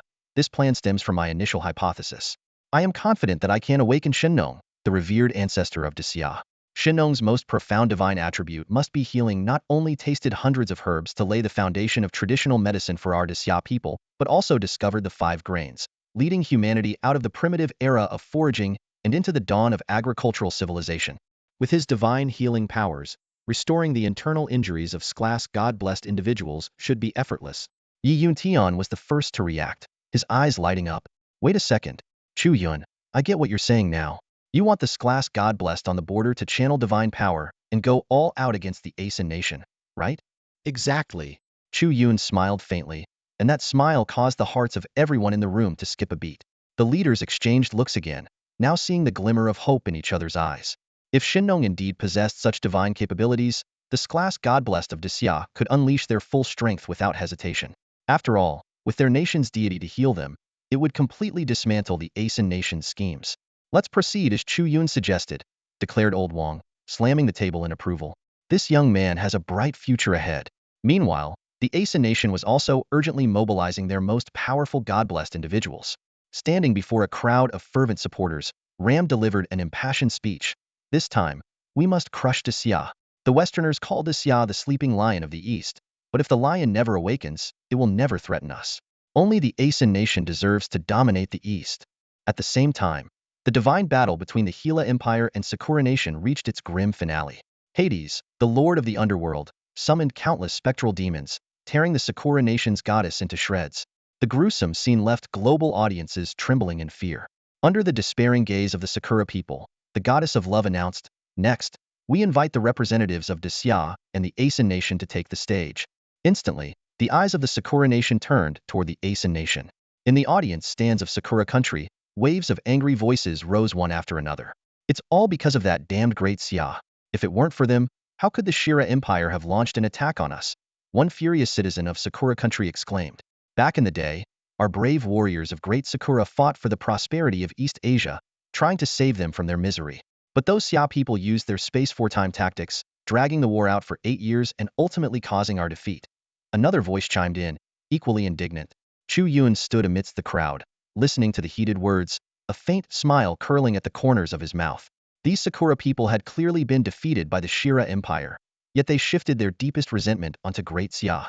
Perhaps it stemmed from an ingrained insecurity, an unwillingness to acknowledge their history of imitating Xia, even going so far as to glorify their acts of aggression as so-called prosperity. Pathetic fools, Chu Yun thought to himself. If the plan succeeds and deters other nations from easily waging war against Great Xia, it'll be time to deal with these annoying little Sakura pests. Before long, representatives from both countries stepped onto the stage to submit their lists of deities to the god of love. To everyone's surprise, Great Xia's representative turned out to be none other than Chu Yun. "Huh, is Great Xia running out of people? Sending a young kid as your representative?" mocked Ram, the representative of Aeson country, as he eyed Chu Yun with disdain. Chu Yun paid no attention to Ram's taunts. He understood well why he had been chosen as the representative. First, the god of love seemed to have taken a particular interest in him, and second, he possessed more precise knowledge about Great Xia's divine entities. As for the third reason, Chu Yun glanced at the time. Within the half hour before the confrontation, seasoned god-blessed warriors like Yi Yun Tian had already infiltrated Aeson country's territory in secret. "So, you've got some guts after all. Didn't run away with your tail between your legs," Ram sneered again, trying to provoke him further. "I can't wait to crush you." But before his smirk could fully form, a sudden outcry erupted from the Aeson audience. "The Xia forces have attacked." "Impossible. Our class god-blessed warrior Madadada has been killed." Ram's expression froze instantly. He spun around to glare at Chu Yun. "What the hell is your Great Xia up to?" Ram stood on the mythical arena, his eyes wide with disbelief as the deafening cheers and screams erupted behind him. He stared at Chu Yun, finally understanding why this young man had been chosen to represent the Great Xia kingdom. The nation's most elite warriors, including Yi Yun Tian, were currently wreaking havoc on the border, annihilating the million-strong army of Aeson nation. In the eastern sky, divine radiance flooded the heavens. Several formidable figures moved with godlike might, as if deities had descended upon the earth. Yi Yun Tian and the other class god-blessed warriors of Great Xia wielded their divine powers, charging through the barrage of bullets and artillery unscathed. "Not a single Aeson soldier will escape." Yi Yun Tian sneered coldly. "Bringing 1,000,000 troops to threaten us? Today, we'll ensure none of you return."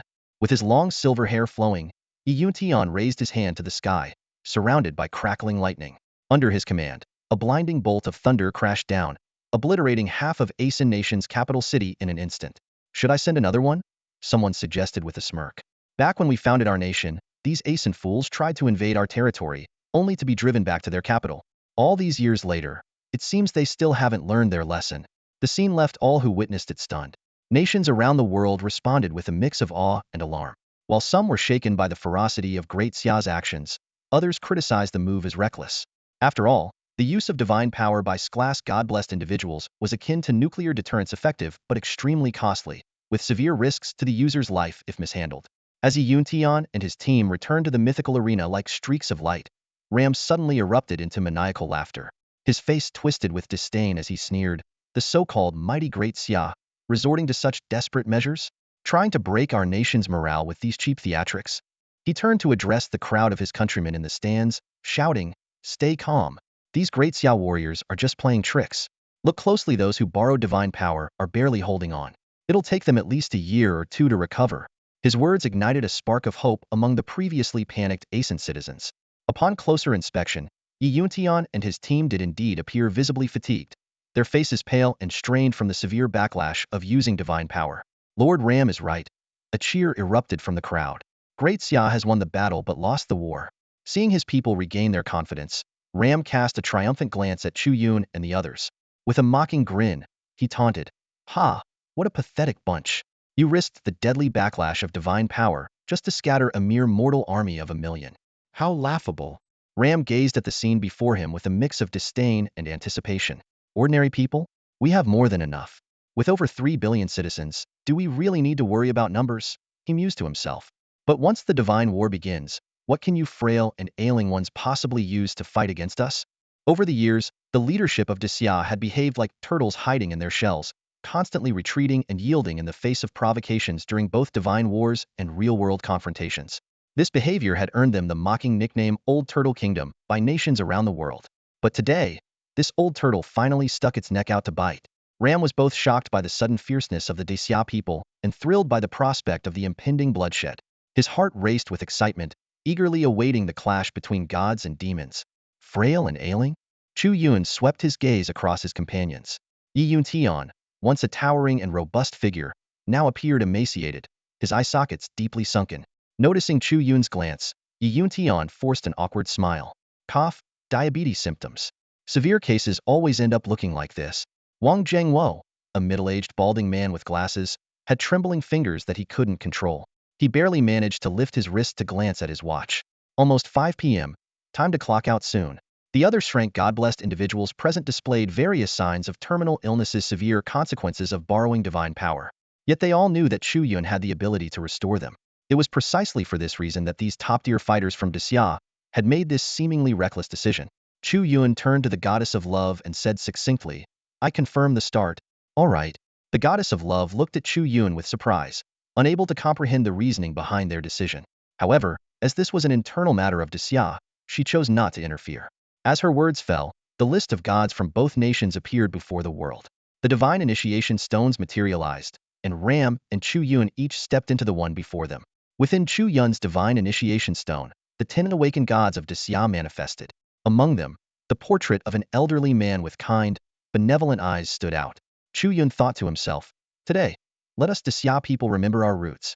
Everything else can be forgotten, but the descendants of Yin and Huang must not forget who they are."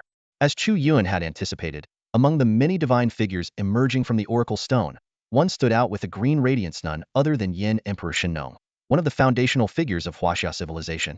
According to the rules of the mythic arena, this pioneer of agricultural civilization was classified as a green crank deity. Without hesitation, Chu Yun chose to awaken this green rank deity, a decision that left audiences around the world utterly stunned. Huh, is this kid out of his mind? His first summon is an old man who looks frail and harmless. Could it be he's trying to pull off some kind of Tianjis horse racing strategy, using a weaker god to test his opponent's stronger ones? The spectators from Asen laughed mockingly. Haha, if we didn't already know he's from Daxia, we'd think he was one of our spies. Inside the Oracle Stone, Chu Yun ignored the chatter from the outside world. As Shenong's figure materialized, the plain-looking elder raised his eyes to meet Chu Yun's and asked gently, "Young one, was it you who awakened me?" Chu Yun respectfully bowed. Chu Yun, descendant of Yin and Huang, pays his respects to the great progenitor of Daxia civilization. Descendant of Yin and Huang, Shenong murmured, slightly taken aback by the title. Meanwhile, the Daxia spectators whispered among themselves, "What kind of title is that? I think I've seen it mentioned in some obscure historical texts." A trace of sorrow flickered in Chu Yun's eyes as he bowed again. "Honored ancestor, please forgive us. The cultural lineage of Daxia has suffered severe ruptures, and your descendants no longer know your true name." Shenong, however, merely smiled warmly, his gaze filled with kindness as he turned toward the Daxia audience. In this world, what ancestor would ever blame their descendants? Whether they succeed or falter, all that matters is that you live well. That is more important than anything.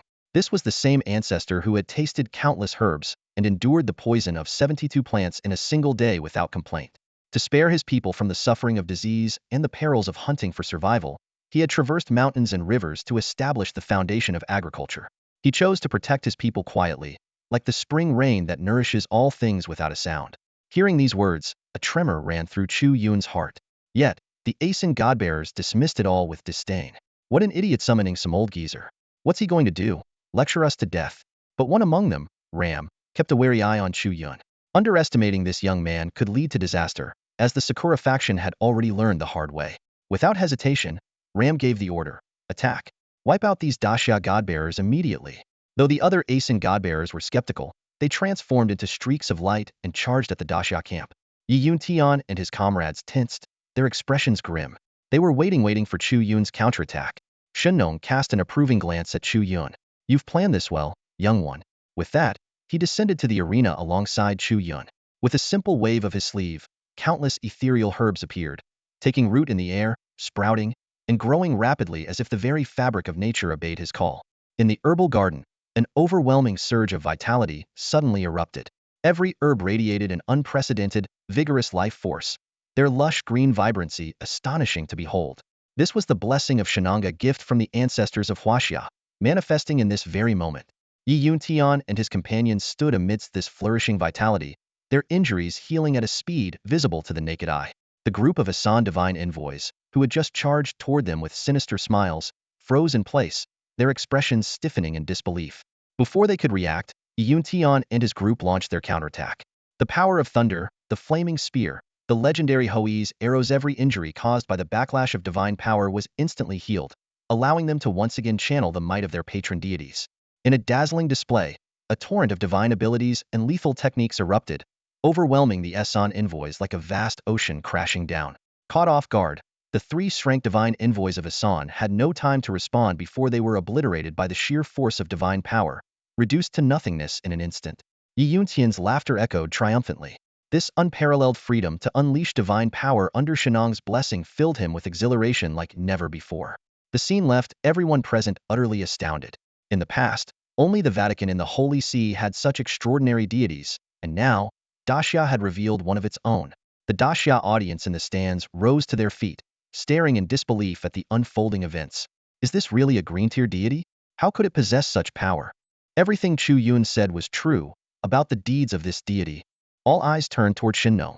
For the people of Daxia, the joy of defeating the Asan divine envoys paled in comparison to the profound awe in their hearts. This elder was the very foundation of Daxia. Though forgotten by his descendants, he had never once blamed them. Such was the magnanimity of their ancestor. Like all parents under heaven, no matter how many mistakes their children make, they will always care most about their safety deep down. Inside the divine awakening stone, darkness clouded Ram's vision. Despite his precautions against Chu Yun, he had not anticipated this move. The last remaining Asan envoy snapped out of his terror and locked his sights on Chu Yun. However, before he could act, Chu Yun, drawing upon divine power, summoned the Rui Jingu Bang of the great sage, delivering a single, devastating strike that obliterated him, body and soul. Chu Yun soared once more toward the divine awakening stone. Among the newly revealed deities, he spotted a familiar figure, the only one in Huaxia's 5,000-year history to ascend to immortality through literature, known for the legendary phrase, "A sword from the great river descends from the heavens." Chu Yunfei stepped into the sacred stone arena, his presence instantly capturing the attention of Ram, the representative from Asang. Ram stood frozen on the podium, staring in disbelief at Chu Yun's direction. The truth hit him like a thunderous blow. Daxia's newly ascended mortal strength god's chosen was none other than Chu Yun. The revelation shook him to his core, leaving him trembling as he struggled to process the sight of the young figure standing confidently on the stage. The facts were undeniable. Chu Yun had struck down his opponent with a single, godly blow, and bolstered by the rare healing blessing of Daxia's Shinno, showed no signs of suffering from the typical backlash of divine power. A tempest of emotions surged within Ram. How could a mere teenager wield such power and ascend to the rank of an class god's chosen? As Ram grappled with his shock, a voice suddenly echoed from above. He looked up, and in an instant, his despair evaporated. "Honorable Gandharv, this humble servant greets the great deity," Ram exclaimed, his voice trembling with reverence. True enough, the god he had summoned from Asang's pantheon had descended. The spectators from Asang, who had been paralyzed by fear moments before, now erupted in exhilaration, chanting, "Gandharv, one of the 8 celestial beings." On the mythic battlefield, Yi Yun Tian and the others from Daxia wore grim expressions. They knew little about this deity from Asang. It wasn't due to Daxia's arrogance towards its neighbors, but rather a gap in cultural continuity that had hampered intelligence gathering. Chu Yun's gaze shifted from the divine statue to the Asang contingent. Gandharvan of the 8 celestial beings, also known as the fragrant god. This deity, said to subsist solely on heavenly fragrances, was associated in Sanskrit with unpredictability, Chu Yun's brows furrowed slightly as he considered the implications. Gandharv's divine nature might be tied to illusions or deceptions. From what he had glimpsed in his visions of the celestial battles beyond the mortal realm, Chu Yun understood one crucial truth. The deities that manifested on the mythic battlefield were not their true selves. Their strength could not be judged solely by their divine rank. For instance, Tamamonome from Sakura was not the mightiest of gods, yet her allure and enchanting divinity could sway even deities like Tsukuyami and Susanoo. The sight of Gandharv's arrival rekindled hope among the people of Asang. Ram wasted no time, pouring out the dire circumstances of his nation to the deity. Gandharv responded with a cold, mocking laugh. Huh, Daxia's bird gods? I'll kill them one by one. Even their supreme deity wouldn't escape death in my presence. Because Before the sentence was completed, Gandharv had already materialized on the battlefield. Without hesitation, Chu Yun made a swift decision. He called out into the sacred stone arena, his voice sharp and commanding, Uncle Yi, don't hold back. I originally planned to eliminate more of Asang's gods, but for now, let's play it safe. Take down Ram and secure this victory. Under the rules of divine combat, victory could be achieved not only through conventional duels, but also by eliminating all 5 of the opposing team's gods chosen. The battlefield situation had become clear. Thanks to the meticulous planning of Chu Yun and his comrades, the Xia kingdom had inflicted devastating losses on the divine envoys of the Asen kingdom, securing an overwhelming advantage. Sensing the unfavorable turn of events, the people of the Asen kingdom quickly shifted their attitude. They burst into mocking laughter, taunting. Look at this guy panicking. Thought he was someone impressive, but turns out he's just a coward. Huh, aren't all Xia people like this? Talking tough one moment and cowering the next. How embarrassing, isn't it? Rubbish. We're in a position to win. Why should we gamble our lives with you? The Xia kingdom's forces fired back immediately. If we hadn't outsmarted you, why would you pin your hopes on a god? Clearly, you're at a disadvantage, yet you still have the audacity to mock Chu Yun. Shameless. Exactly. This situation is all thanks to Chu Yun and the war god Yi. Little Asen, your cheap provocations won't work on us. Apologize to our Chu Shun now. The citizens of Xia were indignant, their voices rising in unison. The online comments surged like a tidal wave, drowning out the voices of the Asen kingdom. When it came to keyboard wars, Xia's netizens were fearless, rallying together like an unstoppable army. As Chu Yun felt the collective anger of his fellow countrymen, a faint, ethereal voice suddenly echoed in his ears. Young one who has inherited the mantle of the great Pango, do not worry about me. Awaken me, and Ithis immortal will secure victory. Chu Yun's gaze snapped to the divine portrait before him.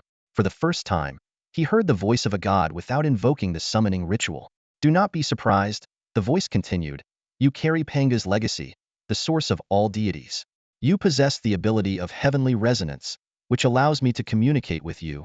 A sharp light flashed in Chu Yun's eyes as he recited aloud. Once there was a wild wanderer, titled the Banished Immortal. His brush stirred storms, his verses moved spirits and gods. As his words rang out, a celestial sword descended from the heavens, embedding itself firmly into the arena. Moments later, a man clad in flowing white robes gracefully landed, clutching a wine gourd, his demeanor carefree and unrestrained. The master of both poetry and the sword, the legendary Qinglian sword immortal. Another green-tier deity? Seriously? Gasps rippled through the crowd. Chu Yun's choice left everyone dumbfounded. The deity he had awakened was none other than Li Bai, the one and only immortal poet in huaxia's history. During the flourishing Tang dynasty, where scholars and poets thrived, Li Bai stood unmatched with his breathtaking talent. His verses have echoed through the ages, his brilliance yet to be surpassed. This was why Chu Yun's excitement was palpable. He understood the true nature of the mythic arena. A deity's combat prowess wasn't solely dictated by their rank. Li Bai's unparalleled status and contributions to huaxia civilization suggested his divine abilities could far exceed ordinary expectations. Haha, a green-tier deity and a human path god, no less. The audience from Asang country shook their heads mockingly. Is Chu Yun obsessed with human path gods? Or is he just trying to sacrifice a weakling for a chance to refresh his options? On the arena stage, Yi Yuntian and the others exchanged knowing glances. They understood Chu Yun's strategy since Ram remained untouchable within the Asang country's divine awakening stone. Sacrificing a deity to force a refresh seemed like the only viable move. In unison, they bowed deeply to Li Bai, silently expressing their regret. Win or lose, this human god fighting for Daxia deserved their utmost respect.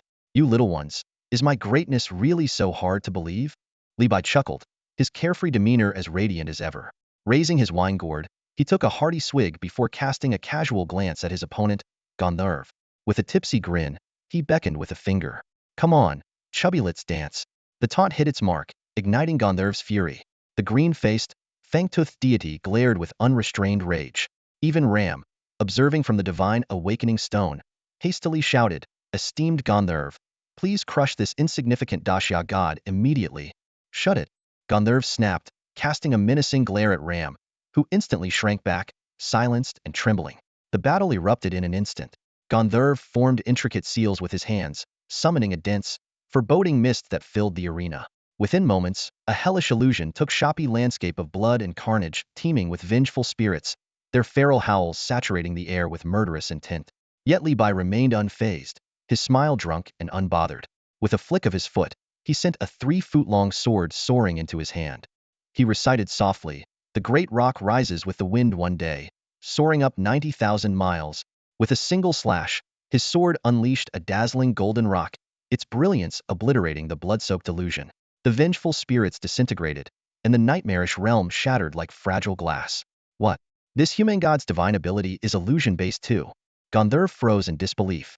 Within the divine awakening stone, Ram's eyes widened in shock as he blurted out, "What another unbelievable deity?" Gandharv quickly regained his composure, a sneer curling across his lips. "Interesting. But a mere human god is still nothing more than a nuisance." The battle intensified as illusions surged endlessly from Gandharv's power. The arena transformed into a kaleidoscope of surreal and chaotic visions, leaving the audience awestruck. Amid this relentless onslaught, Li Bai's silhouette drifted like a lone boat on turbulent waters, graceful yet seemingly at the mercy of the storm. "This isn't looking good," murmured the spectators. Gandharv's divine abilities seem far superior to Li Bai's. "It seems the Asang people truly understand their deity better than we do." The expressions on the faces of the people from Dashya turned grave. Watching the scene unfold in the arena, everyone held their breath, hearts pounding in suspense. The situation was painfully clear. Though both Li Bai and his opponent possessed unique divine powers, the people of Dashya knew little about Li Bai. This lack of understanding directly placed him at a disadvantage in terms of fundamental strength compared to the Gandharv. The issue wasn't that Li Bai's divinity was weak. Rather, it was that he lacked a solid foundation of faith to support him. The Asen crowd saw through this weakness and erupted into triumphant laughter. "Ha ha ha, what a false alarm earlier," they muttered amongst themselves. "A god that only Chu Yun seems to know about? What's there to fear?" Without the power of faith, no matter how strong a god is, they can't last long. "This round is ours for sure." But just as the Asen crowd was reveling in the joy of their impending victory, Chu Yun suddenly descended from the divine stone onto the arena. His voice thundered across the venue, commanding everyone's attention. "Weak foundation of faith? No, it's not weak." Chu Yun's eyes were sharp and resolute, as if he had already uncovered the extraordinary truth about Li Bai. Other forgotten gods of Dashya might indeed struggle to gather sufficient faith in a short time, but Li Bai was different. "Every single one of us knows the legacy of this god." Chu Yun's voice echoed through the stadium. "It's only because of gaps in our cultural memory that we've forgotten the poet behind these verses. Now, let us recall the lines etched into every Dashya schoolchild's textbook." This call to action was like unlocking a floodgate of memories. Across the nation, from the spectators in the stands to those watching on television, the people of Dashya began to chant in unison. With a hearty laugh, I stride out the door. "No common weeds shall hold me to the floor. Someday the long winds and waves will align, and I'll sail my ship where the great seas shine." Countless verses intertwined in the air. Some murmured softly, while others shouted with fervor. These poems were the unyielding essence of Daxia's cultural lineage, treasures left by ancient sages who toiled under dim lamplight through eras of both chaos and prosperity. In that moment, it was no longer just Chu Yun channeling power into Li Bai. It was the collective will of all of Dashya surging as one. On the arena stage, the white-robed figure, once struggling in the illusory realm, suddenly straightened his back. His presence grew taller, and his carefree laughter resonated through the heavens. Li Bai's divinity soared with the faith of countless souls. He stepped with the grace of the stars, drunk on the splendor of the cosmos. Each swing of his sword tore through space and time, illuminating the glory of Daxia's civilization spanning millennia. The Gandharv's eyes widened in despair, watching helplessly as their boundless illusions were shattered by a single stroke. In the next moment, their body was cleaved into two. Li Bai's voice rang out, bold and unrestrained. "With wine and verse, my masterpieces rise. I roam free as an immortal under endless skies." An awe-inspiring scene slowly unfolded on the mythical arena, capturing the attention of the entire world. For a long 10 seconds, the audience, whether supporters from the Great Xia Kingdom or spectators from across the globe, was utterly silent. Then, like a volcanic eruption, the crowd burst into deafening cheers. Chu Yun, Lord Chu, Chu the Divine. The audience from the Great Xia Kingdom shouted themselves hoarse in excitement. From this moment on, I am your devoted follower. The humanistic gods of Great Xia have always been figures rooted in history. Chu Yun is destined to leave his mark in the annals of time and ascend to divinity. In stark contrast, the audience from Asen Nation was plunged into a stunned silence. Even after Li Bai's sword strike forced back the Gandharv, they were unable to recover from their shock. Wasn't it said that the Gandharv could hold its own even against supreme deities? Who is this humanistic god of Great Xia? How did he manage to turn the table so suddenly? Doubts and questions rippled through their ranks. Hidden within the divine stone, Ram trembled as he cast a fearful glance at Yun Tian and the others. Seeing their menacing grins and their eager, battle-ready stances, Ram's entire body quivered. Instinctively, his gaze shifted toward Chu Yun. That guy again, Ram muttered, his voice trembling. The god he summoned clearly lacks sufficient faith power. How is it possible for him to completely suppress the Gandharv in terms of divinity? Suddenly, a realization struck him. His eyes darted to the love goddess hovering in midair. I get it now, Ram roared, his voice filled with fury. You conniving, shameless little wench of a goddess. You must have colluded with Chu Yun to sabotage our nation. As the host of the mythical arena, you must have used some underhanded trick. The moment these words left his mouth, the once boisterous arena fell into silence once more. All eyes turned to Chu Yun and the love goddess. Across the globe, spectators flooded the internet with their suspicions. This is way too suspicious. The god Chu Yun summoned is only of green grade, yet it keeps unleashing incredible divine power. Shameless Great Xia. They must be cheating. The love goddess is probably smitten with Chu Yun's good looks.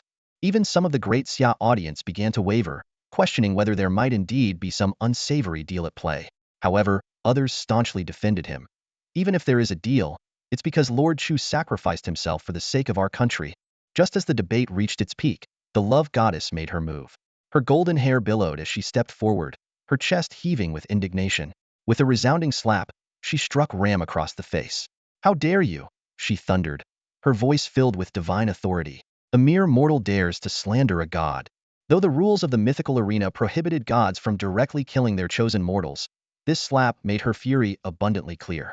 On the mythical arena battlefield, an intense showdown was in full swing. While the Sklas gods chosen were immensely powerful, they still appeared insignificant before the true deities. At this moment, the goddess of love was disciplining Lam, her hands striking mercilessly, delivering blow after blow. Lam was left dizzy and disoriented, her cheeks swelling rapidly until her face looked 3 to 4 times its original size. The once delicate features now resembled a swollen pig's head, with her eyes reduced to mere slits. She collapsed heavily onto the ground, struggling to widen her eyes as she gritted her teeth and shouted, "Cheating! You cheated, and you won't even let me speak." Hearing this, the goddess of love frowned in irritation. Her tone carried a hint of impatience as she explained to everyone, "Cheating? What cheating?" According to the rules of the mythical arena, Chu Yun revised the annotations for the divine entries. Even deities previously classified as low-tier green can now regain their rightful divinity. Her words brought the murmurs of the crowd to an abrupt halt. Lam froze in place, her entire body tense. The goddess of love's gaze shifted to Li Bai on the mythical arena, a flicker of deep apprehension crossing her eyes. When she turned her attention to Chu Yun, the curiosity in her expression had transformed into a trace of fear. This fear stemmed from an unexpected realization. Chu Yun had the ability to awaken such a powerful deity. The thought unsettled her, forcing her to consider the implications. If the Shilla Empire were to go to war with the Xia Kingdom in the future, how much of a chance would they have against a nation with someone like Chu Yun on their side?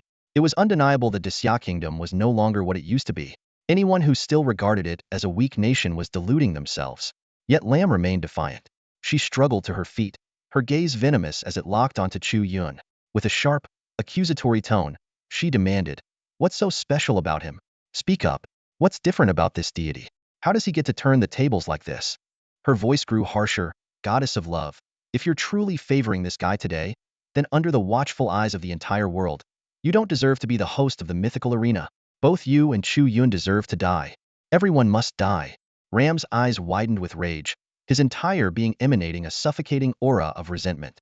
The sheer intensity of his hatred seemed almost tangible, as if it could manifest into reality. On the platform representing the Daxia nation, Chu Yun observed the scene with a calm, unwavering gaze. Despite Ram's venomous accusations, his expression remained composed. He understood the root of all this. Li Bai was indeed extraordinary. The immense surge of faith power Li Bai had garnered in such a short time was no coincidence.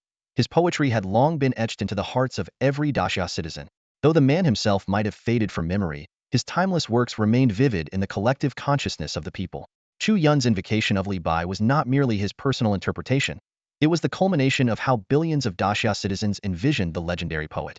Whether it was the wistful longing of "I raise my head to gaze at the bright moon and lower it to think of home," or the transcendent spirit of "the immortal brushes my hair and grants me eternal life," Li Bai's verses had left an indelible mark on their souls. It was this shared memory that had bestowed upon Li Bai an unparalleled reservoir of faith power. As Ram spiraled further into madness, Chu Yun's gaze remained as still as a placid lake, devoid of pity. The reason was simple. If the Asan nation sought to carve up his homeland, then as a son of Daxia, he would eradicate their foreign gods without hesitation, leaving no room for them to take root within Daxia's borders. Just as the love god prepared to reprimand Ram once more, the Asan nation's divine revelation stone erupted with a blinding crimson light, illuminating the heavens and earth. This was no ordinary glow, it was the sacred radiance unique to a supreme deity. The citizens of Asan stared in shock as an image within the stone began to burn, a depiction of a god that had been refreshed after the summoning of their Gandharv deity. As the image came to life, a figure of overwhelming majesty materialized. A muscular, four-armed figure with skin of an unnatural violet hue, adorned with intricate, glowing runes. A golden halo crowned his head, and his fingers glittered with opulent rings. His short hair framed a face marked by a cruel smirk. The moment this god of the Asan nation appeared, the skies darkened, and an oppressive storm gathered. The black clouds pressed down upon the city, threatening to crush it. The atmosphere seemed to echo. The audience, crushed under the weight of this divine presence, fell into a terrified silence, many forgetting to breathe. The supreme deity. It's Asan's supreme deity, gasped spectators around the world, their attention riveted on this clash of gods and mortals. On the mythic arena, Yun Tian and Song Hai exchanged grim looks. They had anticipated this moment. After all, Asan nation, with its well-preserved mythological heritage, was far from limited to the Buddhist pantheon. The Asan faith, named after their nation itself, represented their most formidable divine system. Chu Yun immediately recognized the deity before them. Shiva, he murmured, before turning to Yi Yun Tian and the others to elaborate. Uncle Yi, this is indeed Asan's supreme god. He is one of the Trimurti of their Asan religion, originating from the Indus Valley civilization's fertility deity Pashupati and the Vedic storm god Rudra. He embodies both creation and destruction. While the Indus Valley civilization did not survive intact, later iterations of Asan's faith reimagined him as an omnipotent god of destruction. Yi Yun Tian and the others exchanged bitter smiles at this revelation, but Chu Yun's next words reassured them. However, there's no need to worry. Among the gods Daxia has awakened, there is surely one who can stand against him. His confidence steadied their resolve. Meanwhile, Ram had fallen to his knees before Shiva, tears of joy streaming down his face as he poured out his grievances against Chu Yun. Shiva cast a cold, dismissive glance at the love god, a mere look that drained the color from her face. The oppressive aura radiating from him was something she could not hope to withstand. It was clear that only deities of Zeus or Poseidon's caliber could rival such power. A low, mocking chuckle escaped Shiva's lips as he turned his gaze toward the Daxia platform. So, you are Chu Yun? Tell me, how did you conspire with her to harm my nation? The god of destruction's overwhelming presence descended upon Chu Yun like a tidal wave. It carried no trace of killing intent, for Shiva did not consider a mortal worth such effort. Yet even this unintentional pressure was enough to leave the love god trembling and gasping for breath. Yi Yun Tian and the others paled, fully grasping the magnitude of Shiva's might could end Chu Yun's life without ever violating the rules of the mythic arena. But then, unexpectedly, Shiva's piercing gaze faltered, his eyes flickering with sudden intensity. You. Shiva's expression suddenly shifted. His gaze fell upon Chu Yun, and a flicker of disbelief flashed in his eyes, quickly replaced by a trace of wariness. The terrifying pressure that had been engulfing Chu Yun vanished without a trace in an instant. This abrupt change left the people of Asan nation momentarily stunned. Rama, who had been certain of Chu Yun's imminent demise, now stood in shock at the unexpected turn of events. Instinctively, he turned to Shiva and murmured, "Honorable god of destruction, you..." "Silence!" Shiva snapped, whipping his head around. His gaze, sharp as a blade, pierced into Rama. The sheer intensity of that look was horrifying.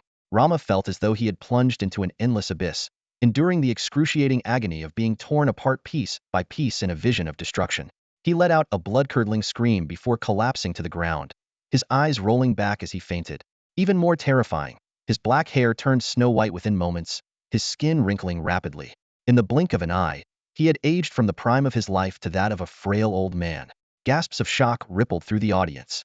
Just a single glance from Shiva had stripped away Rama's vitality. His power was far beyond anyone's comprehension. The people of Asen Nation were utterly dumbfounded. The supreme god they had summoned had turned on his own follower. Shiva offered no explanation. Instead, his gaze returned to Chu Yun.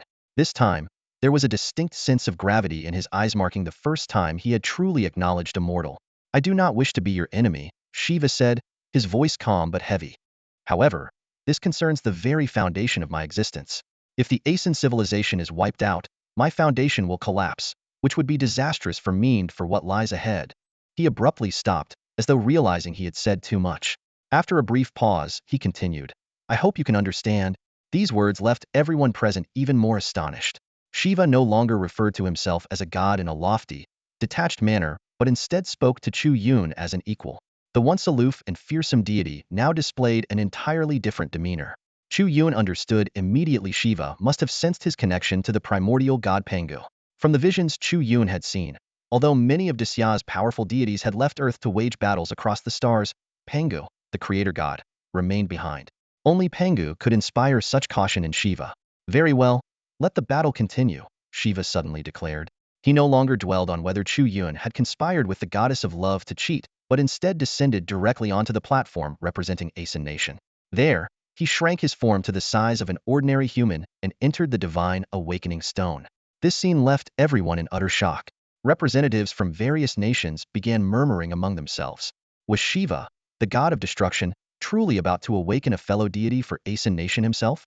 Yi Yuntian and others frowned deeply, questioning the goddess of love about whether this violated the rule. Surely allowing a god to awaken another god was beyond the scope of the competition.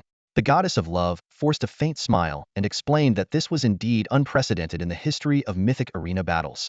However, as one of the supreme gods of divine lineage, Shiva held special privileges that exempted him from certain rules. Normally, supreme gods refrained from direct involvement in such conflicts, but Chu Yun's presence appeared to have shattered that norm. She cast a long, contemplative look at Chu Yun. Even at her divine level, she could not fully discern the depths of this young man. From Shiva's demeanor, Chu Yun could clearly feel an unprecedented sense of oppression. The nature of this divine and demonic battle had completely shifted, far surpassing the scope of a simple conflict between two mortal nations. Chu Yun furrowed his brows slightly, understanding the situation. Shiva's actions were full of hidden intentions. Clearly, his true opponent was not Narama, but this supreme god who had an intimate understanding of the pantheon of the Asen gods. As one of the pinnacle beings in the divine realm, Shiva naturally knew the full extent of his own pantheon's power. Ha ha ha! The Asen citizens cheered with excitement. The supreme god himself has descended to intervene. Yet the great Xia nation still only has Chu Yun. Their faces were alight with unrestrained joy. Spectators from various nations murmured among themselves, although Chu Yun has repeatedly defied expectations, how can he possibly contend with a deity? The great Xia nation is truly in a difficult position this time. But we must admit, this young man named Chu Yun does have some remarkable abilities. They watched the twists and turns of this divine battle with great interest, even feeling a sense of gratitude toward Chu Yun. Without his involvement, they would never have witnessed such an extraordinary confrontation. Yi Yuntian and the others gathered around Chu Yun, their expressions grave. At this point, the outcome no longer rested in the hands of the mortal champions. It entirely depended on whether the deity Chu Yun could summon would be strong enough to defeat Shiva. What made the situation even more despairing was that Shiva did not strike directly. Instead, he entered the divine awakening stone, preparing to summon the pantheon of Asen gods.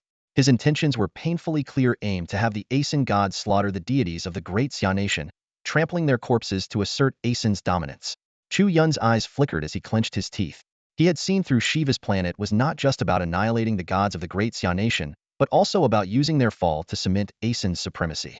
"We can win." Chu Yun took a deep breath, determination gleaming in his eyes. Though he knew he stood little chance of defeating Shiva, the supreme god, in a full-scale clash of pantheons, this battle was different. It was a contest between the gods already awakened by each side, and this gave him hope. After all, many mighty deities had once been awakened in the history of Disya. Yi Yuntian and the others placed a heavy yet supportive hand on his shoulder, their expressions grave. "We believe in you," they said. At this moment, faith in Chu Yun was their only choice, and silently, they stood behind him. On the mythical arena, the forms of Li Bai and Shen Nong grew faint. their true essences preparing to return to their origins. Li Bai, with a trace of intoxicated amusement, gave a helpless smile, while Emperor Xinnong sighed softly. It seems the rules are absolute. After one divine battle, we must depart. Xinnong cast one final glance toward the Dixia delegation, locking eyes with Chu Yun in a silent farewell. As a forefather deeply devoted to his people, he longed to linger on the battlefield a moment longer, even if it meant falling in defense of huaxia.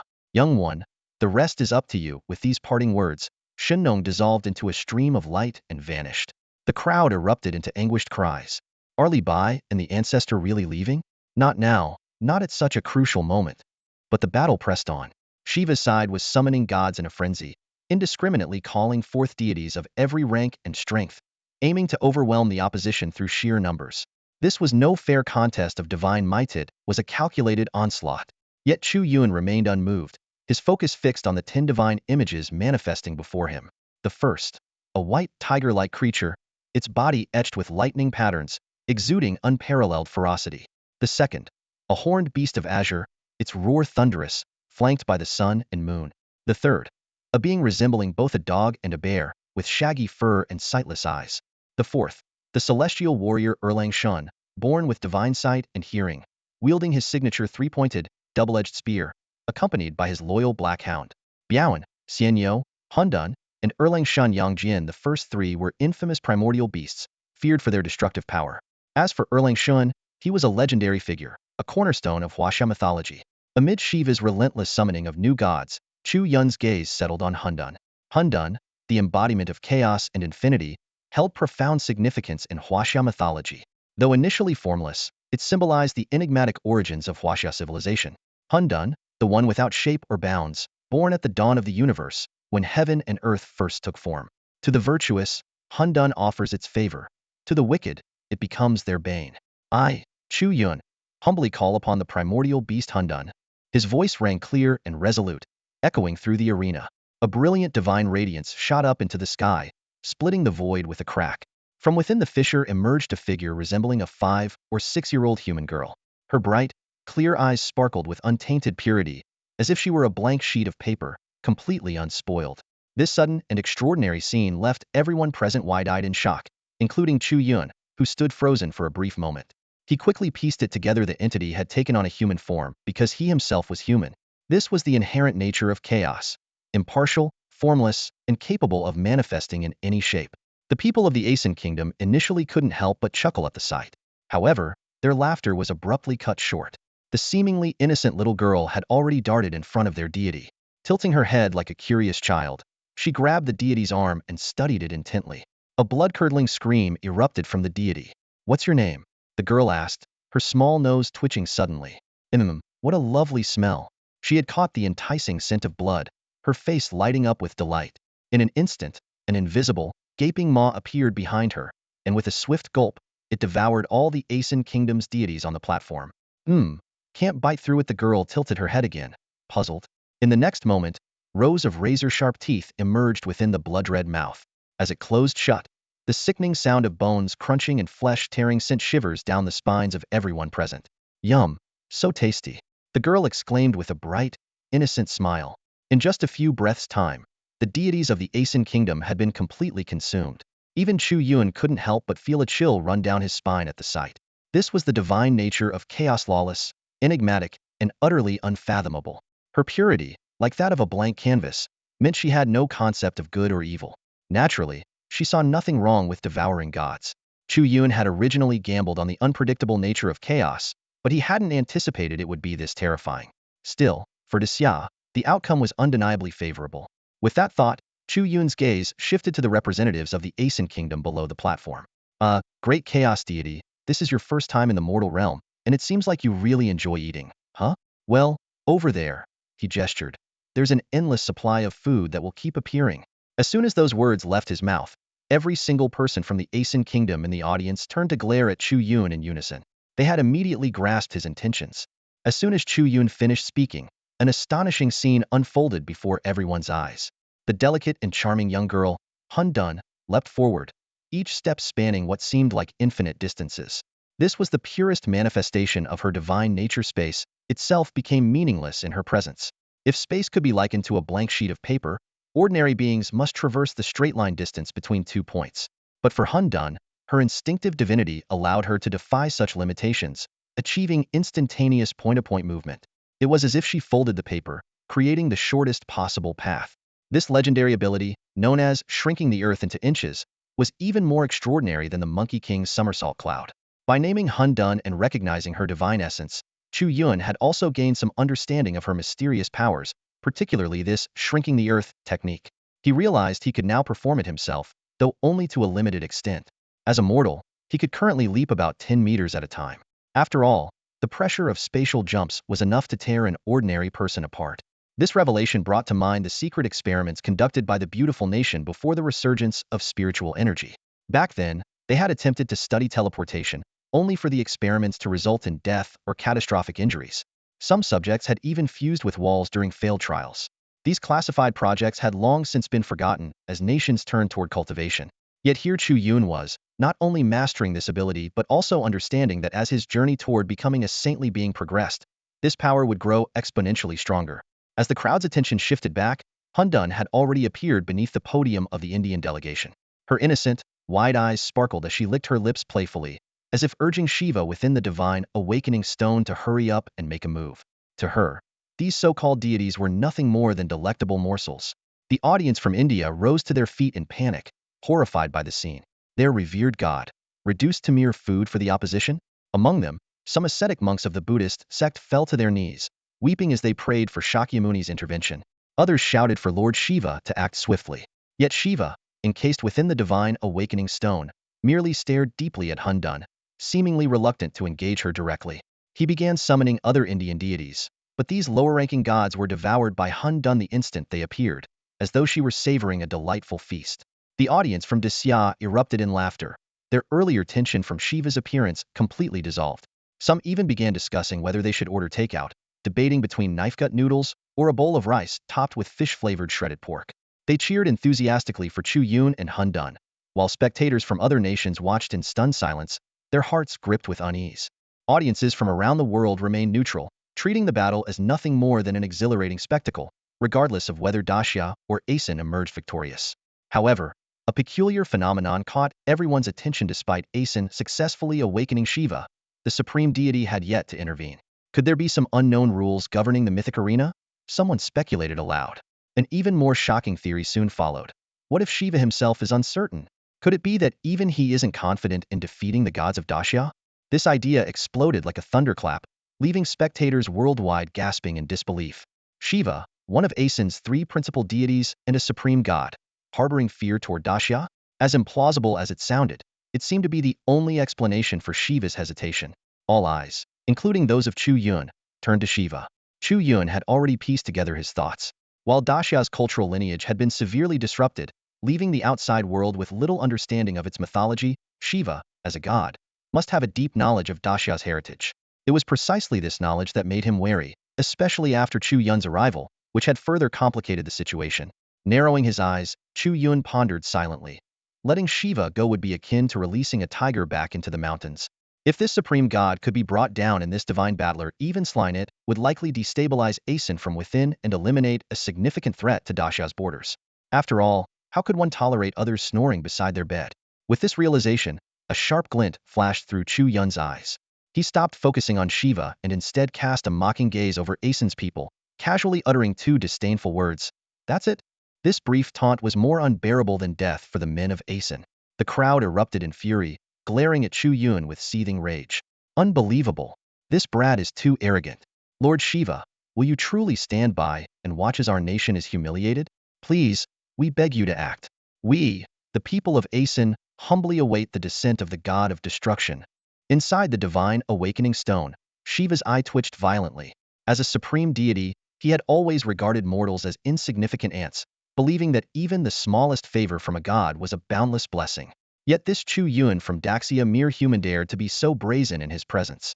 Although Shiva saw through Chu Yun's intent to provoke him into action, his fury burned uncontrollably. Even if you carry the legacy of Pangu and have that great deity backing you, you're far too insolent. Enough. Within the divine revelation stone, Shiva's eyes burned with a chilling glint of destruction. As a god, he had never been so toyed with by mere mortals. Chu Yun's words had thoroughly enraged the supreme deity. If the great Xia kingdom seeks death, then I shall grant their wish, Shiva declared, stepping out of the revelation stone of the Asen nation. Time seemed to freeze in that instant, as an oppressive aura of terror swept across the scene. Behind Shiva, visions of countless worlds collapsing flickered into existentia manifestation of the unparalleled wrath of the god of destruction. The audience was overwhelmed. Many were paralyzed with fear, and some even lost control of their bodily functions. Even the enigmatic and divine chaos involuntarily retreated a few steps. Junior Chu Yun humbly bids farewell to the great calamity of the Shanhai, the return of the true spirit of chaos. Chu Yun spoke swiftly, and the form of chaos dissolved into a streak of light and vanished. Shiva let out a cold laugh, the crackling sound of his neck echoing like snapping twigs. Since Great Xia is so eager to face annihilation, don't blame me for breaking our agreement. As the supreme god, I will descend personally. You insignificant ant, you are playing with fire. He had seen through Chu Yun's plan to drag him down from his divine pedestal. What angered him even more was that his own nation's followers had been so easily manipulated by Chu Yun. Were it not for the fact that his existence relied on the faith of the Asen people, he would not have deigned to fight for mere humans. Chu Yun ignored Shiva's threats, focusing instead on the divine portraits that were now appearing before him. Suddenly, one of the portraits began to pulse with vibrant, multicolored light, as if mirroring the beat of a heart. Little one, this true lord has been waiting for quite some time. The three-eyed dog god? Gasped the great Xia audience. Chu Yun immediately corrected them. He is no mere dog god. He is Erlang Shan, Yangjin of Meishan, the true lord of manifestation, the divine hero who split the mountain to save his mother. Yangjin spoke calmly. Do not worry, little one. Even if it costs me my life, I will strip this foreign god of his pride. That way, those who come after will have a better chance. Chu Yun's heart trembled at these words. It was then that he realized Yang Jin was not acting out of arrogance, but out of a steadfast resolve to fight for Great Xia, despite knowing the odds were against him. True Lord, please wait a moment, Chu Yun said, continuing to scan through the other divine portraits. The Asen spectators immediately jeered. See? Weren't they boasting just now? Now they're hesitating. As the two sides exchanged verbal jabs, Chu Yun's gaze locked onto another divine portrait. His eyes lit up with excitement. True Lord, there's good news. I've found another god. The bad news is that I cannot fulfill your eagerness to take the stage right now. I hope you won't hold it against me. Oh, what do you mean, little one? Who have you found? Who will you choose? Yang Jian asked in astonishment. Chu Yun's gaze was sharp and unwavering as he fixed his eyes on the portrait of the gods. With solemn determination, he declared, the three progenitors of huaxia. Oh! Yang Jian's confusion deepened. Before he could press further, Chu Yun stepped forward, bowed deeply to the divine portrait, and recited loudly. Face fierce as a bull's, a god of weapons and ancient might. Legends of Zhuelu weave the tale of Yin and Huang's fight. Among Huaxia's ancestors, his name stands tall. I, Chu Yun, pay homage to Qiyu, the revered forebear of us all. Qiyu. The moment Chu Yun laid eyes on the legendary figure, his choice was made. He would not choose Yang Jian. Not only was Yang Jian prepared to sacrifice himself to weaken Shiva, but Qiyu's stature in Huaxia mythology far surpassed that of Erlang Shan. Most importantly, Qiyu, as one of the three progenitors of Huaxia alongside the Yellow Emperor and the Flame Emperor, was a foundational figure in the lore of the Eastern lands, leaving behind countless tales and legends. In an instant, the scene within the divine awakening stone shifted dramatically, just as it had when the Monkey King was summoned. The vision displayed Qiyu's era savage and untamed world. Endless mountain ranges, mighty rivers roaring across the land, and ferocious beasts roaming freely. For a fleeting moment, Chu Yun felt as though he had been transported to this ancient time. A mysterious force lifted him, allowing him to hover above the primeval landscape, gazing down upon the wild, unspoiled earth. Yet, Qiyu's figure remained elusive. This choice was not made without careful consideration. In the present day, the cultural lineage of the Grand Xia had been severely fractured. Even the Flame Emperor Shennong was scarcely remembered, let alone Qiyu. While the gods of the Grand Xia possessed unparalleled divinity and rank, the lack of faith among the people rendered them inherently weaker upon being summoned, unable to compete with the gods of nations where belief was abundant and fervent. But Qiyu was different. Like the poet Immortal Bai, his legacy had long been etched into the very essence of the Grand Xia people. Even if modern individuals knew little of him, due to the broken threads of cultural heritage, once awakened, his ability to gather faith would far outpace that of other gods. This was a foundation deeply rooted in the bloodline of the Yin and Huang descendants. Meanwhile, audiences from around the world sneered as Chu Yun seemed unable to locate Qiyu. Qiyu? What kind of god is that? Could it be a squid god? One mocked. Ha ha ha. If it's truly a squid spirit, it might just satisfy our Shiva's appetite, jeered the viewers from arson. Their laughter echoed loudly, and even spectators from neutral countries wore perplexed expressions, secretly wondering. Chu Yun's past actions suggested he wasn't the type to give up so easily. What was he planning? At that moment, a thunderous, ancient voice boomed from deep within the earth. Young one, was it you who awakened me? The voice carried an overwhelming aura of authority, shaking the hearts of all who heard it. Faces across the globe turned pale. The mocking laughter of the arson viewers abruptly ceased. Leaders from the beautiful Federation, the Cosmic Peninsula, the Silla Empire, the Vatican, and the Great Eagle Empire all regarded Chu Yun with newfound wariness. Overjoyed by the voice, Chu Yun ignored the reactions of other nations. Bowing respectfully, he said, "This humble one, Chu Yun, pays his respects to one of Huaxia's three progenitors, our venerable ancestor." Though Chi Yu had yet to appear, the sheer power of his voice confirmed Chu Yun's choice beyond any doubt. The ancient, resonant voice spoke once more. Huaxia? The mention of huaxia caused Chi Yu to reveal a look of confusion, and Chu Yun suddenly understood. The deity appearing on the mythical arena was not the actual divine being but rather a memory projection from the primordial era. At that time, Chi was locked in a fierce battle with the two figures later revered as the founding ancestors of huaxia. Naturally, he had no concept of what huaxia meant. Realizing this, Chu Yun felt a weight settle in his chest. He hadn't expected to face Chi Yu from this particular time period. Taking a deep breath, he began to explain the current situation to Chi Yu. Mythical arena battles? Descendants of huaxia? Chi Yu's voice carried a hint of impatience. Kid, you must have mistaken me for someone else. I am of the Li tribe, and it seems I have no connection with you so-called descendants of huaxia. This exchange reached the ears of people from various countries nearby. The Asen nation, who had been worried that Chu Yun might stir up another storm, suddenly burst into laughter. Huh. Chu Yun must be dumbfounded. They mocked without restraint. The deity he awakened doesn't even recognize the people of Desya. What a joke. However, their laughter came to an abrupt halt. Silence. A thunderous roar shook the image within the divine awakening stone. Across the magnificent landscapes, an overwhelming murderous aura surged like a hellish abyss, rising violently. It was as if a terrifying and ferocious entity was about to break free from its shackles and return to the mortal realm. Watching this scene, Chu Yun couldn't help but chuckle softly. The mocking laughter of the Asen nation had unwittingly worked in his favor. Chi Yu was enraged this embodiment of ferocity would tolerate no disrespect. You think only your Asen nation has a domineering Shiva? Chu Yun thought to himself. Do you really think Desya lacks its own unrivaled, terrifying god of destruction? The moment Chi Yu's figure emerged, an overwhelming aura of terror swept across the scene, leaving everyone breathless. Even with the barrier of the Oracle Stone, the audience from Asen couldn't help but feel their minds go blank, consumed by an uncontrollable despair deep within. They gasped sharply, their faces turning pale, and no one dared to utter a single sound. On the arena, Shiva's expression was grave. As the god of destruction and one of the supreme deities of Asen, he could clearly sense the menacing and violent energy radiating from Chi Yu, forcing him to prepare for battle with utmost caution. Chu Yun bowed deeply toward the void. Ancestor, during the years of your slumber, the 9 provinces of Desya have been on the brink of collapse. Foreign deities of evil origins have trampled upon our lands, desecrated our civilization, and mocked our gods. I humbly beseech you, ancestor, have mercy on your descendants and fight for Desya. After a long silence, Chi Yu's voice resounded.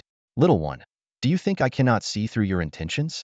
You call me ancestor, but it is merely a ploy to make me fight for Desya. Huh? The 9 provinces of Desya? You are clearly descendants of Yin and Huang, not of my Li tribe's bloodline. Why should I fight for the offspring of Yin and Huang? These words weighed heavily on Chu Yun's heart. He had long been aware of this unavoidable truth in the ancient mythology of Huaxia. Chi Yu's greatest adversaries were the tribes led by the Yellow Emperor and the Yin Emperor.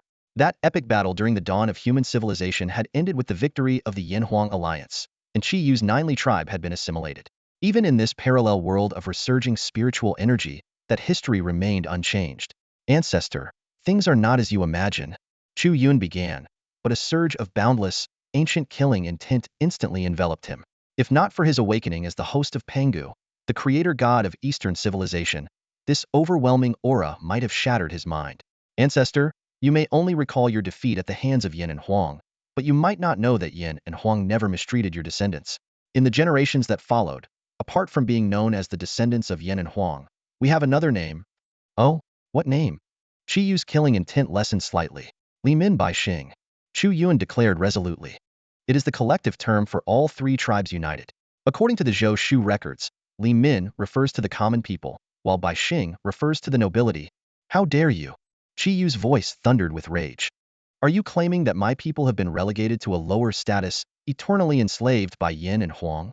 Chu Yun gritted his teeth under the immense pressure and pressed on.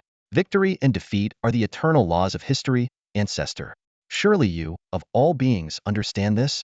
After a moment of silence, Qi responded, indeed. Had I emerged victorious, the descendants of Yin and Huang would have been my slaves.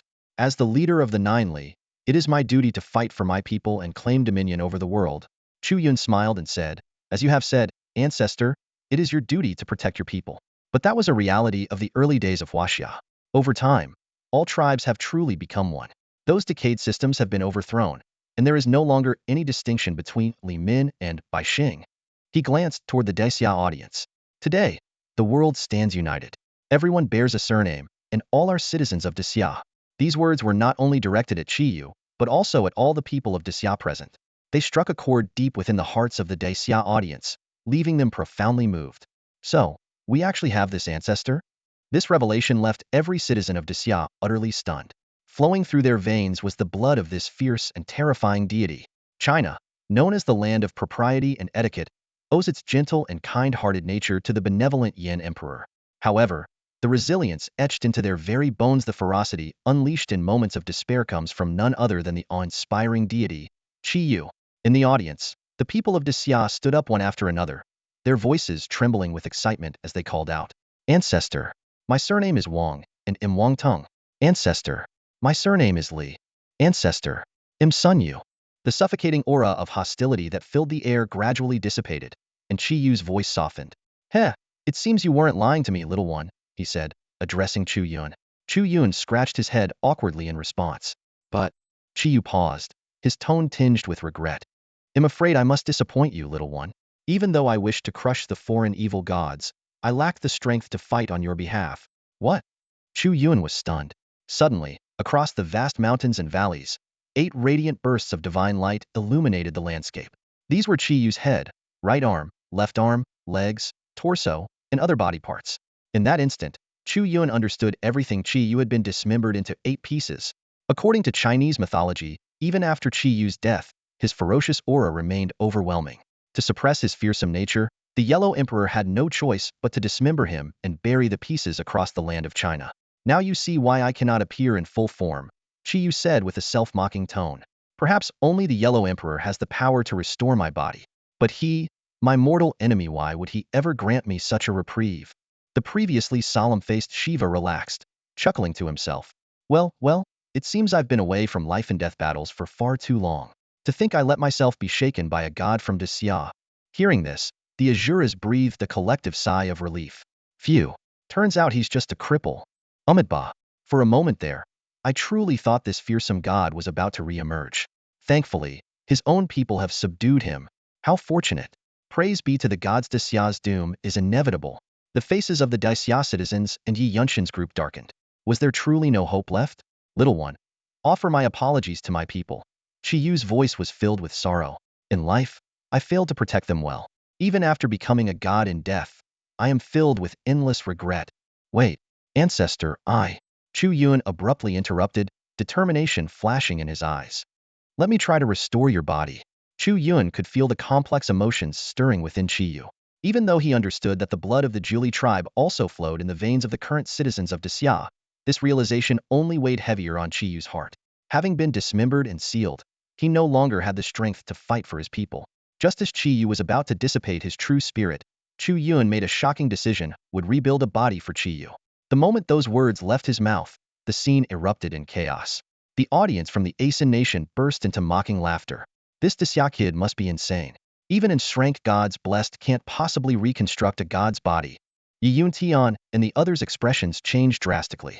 They immediately tried to rush into the manifestation of the wildlands, where Qi Yu resided, to stop Chu Yun, but the power of the manifestation kept them at bay. Meanwhile, in the audience, Yili clenched her fists tightly, her beautiful eyes filled with worry.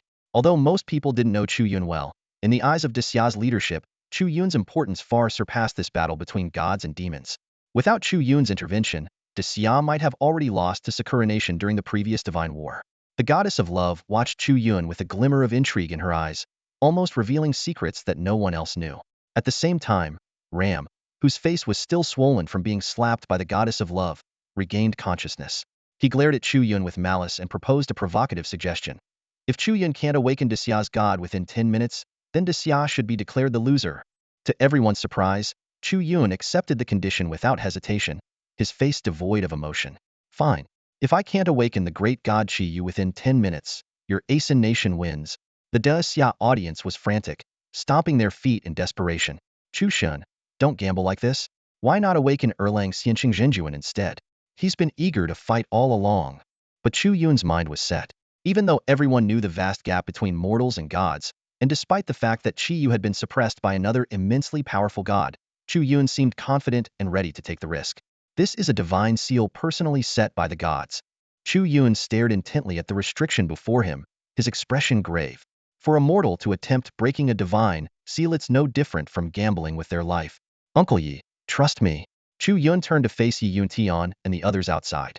As his gaze met theirs, an involuntary shiver ran through the crowd.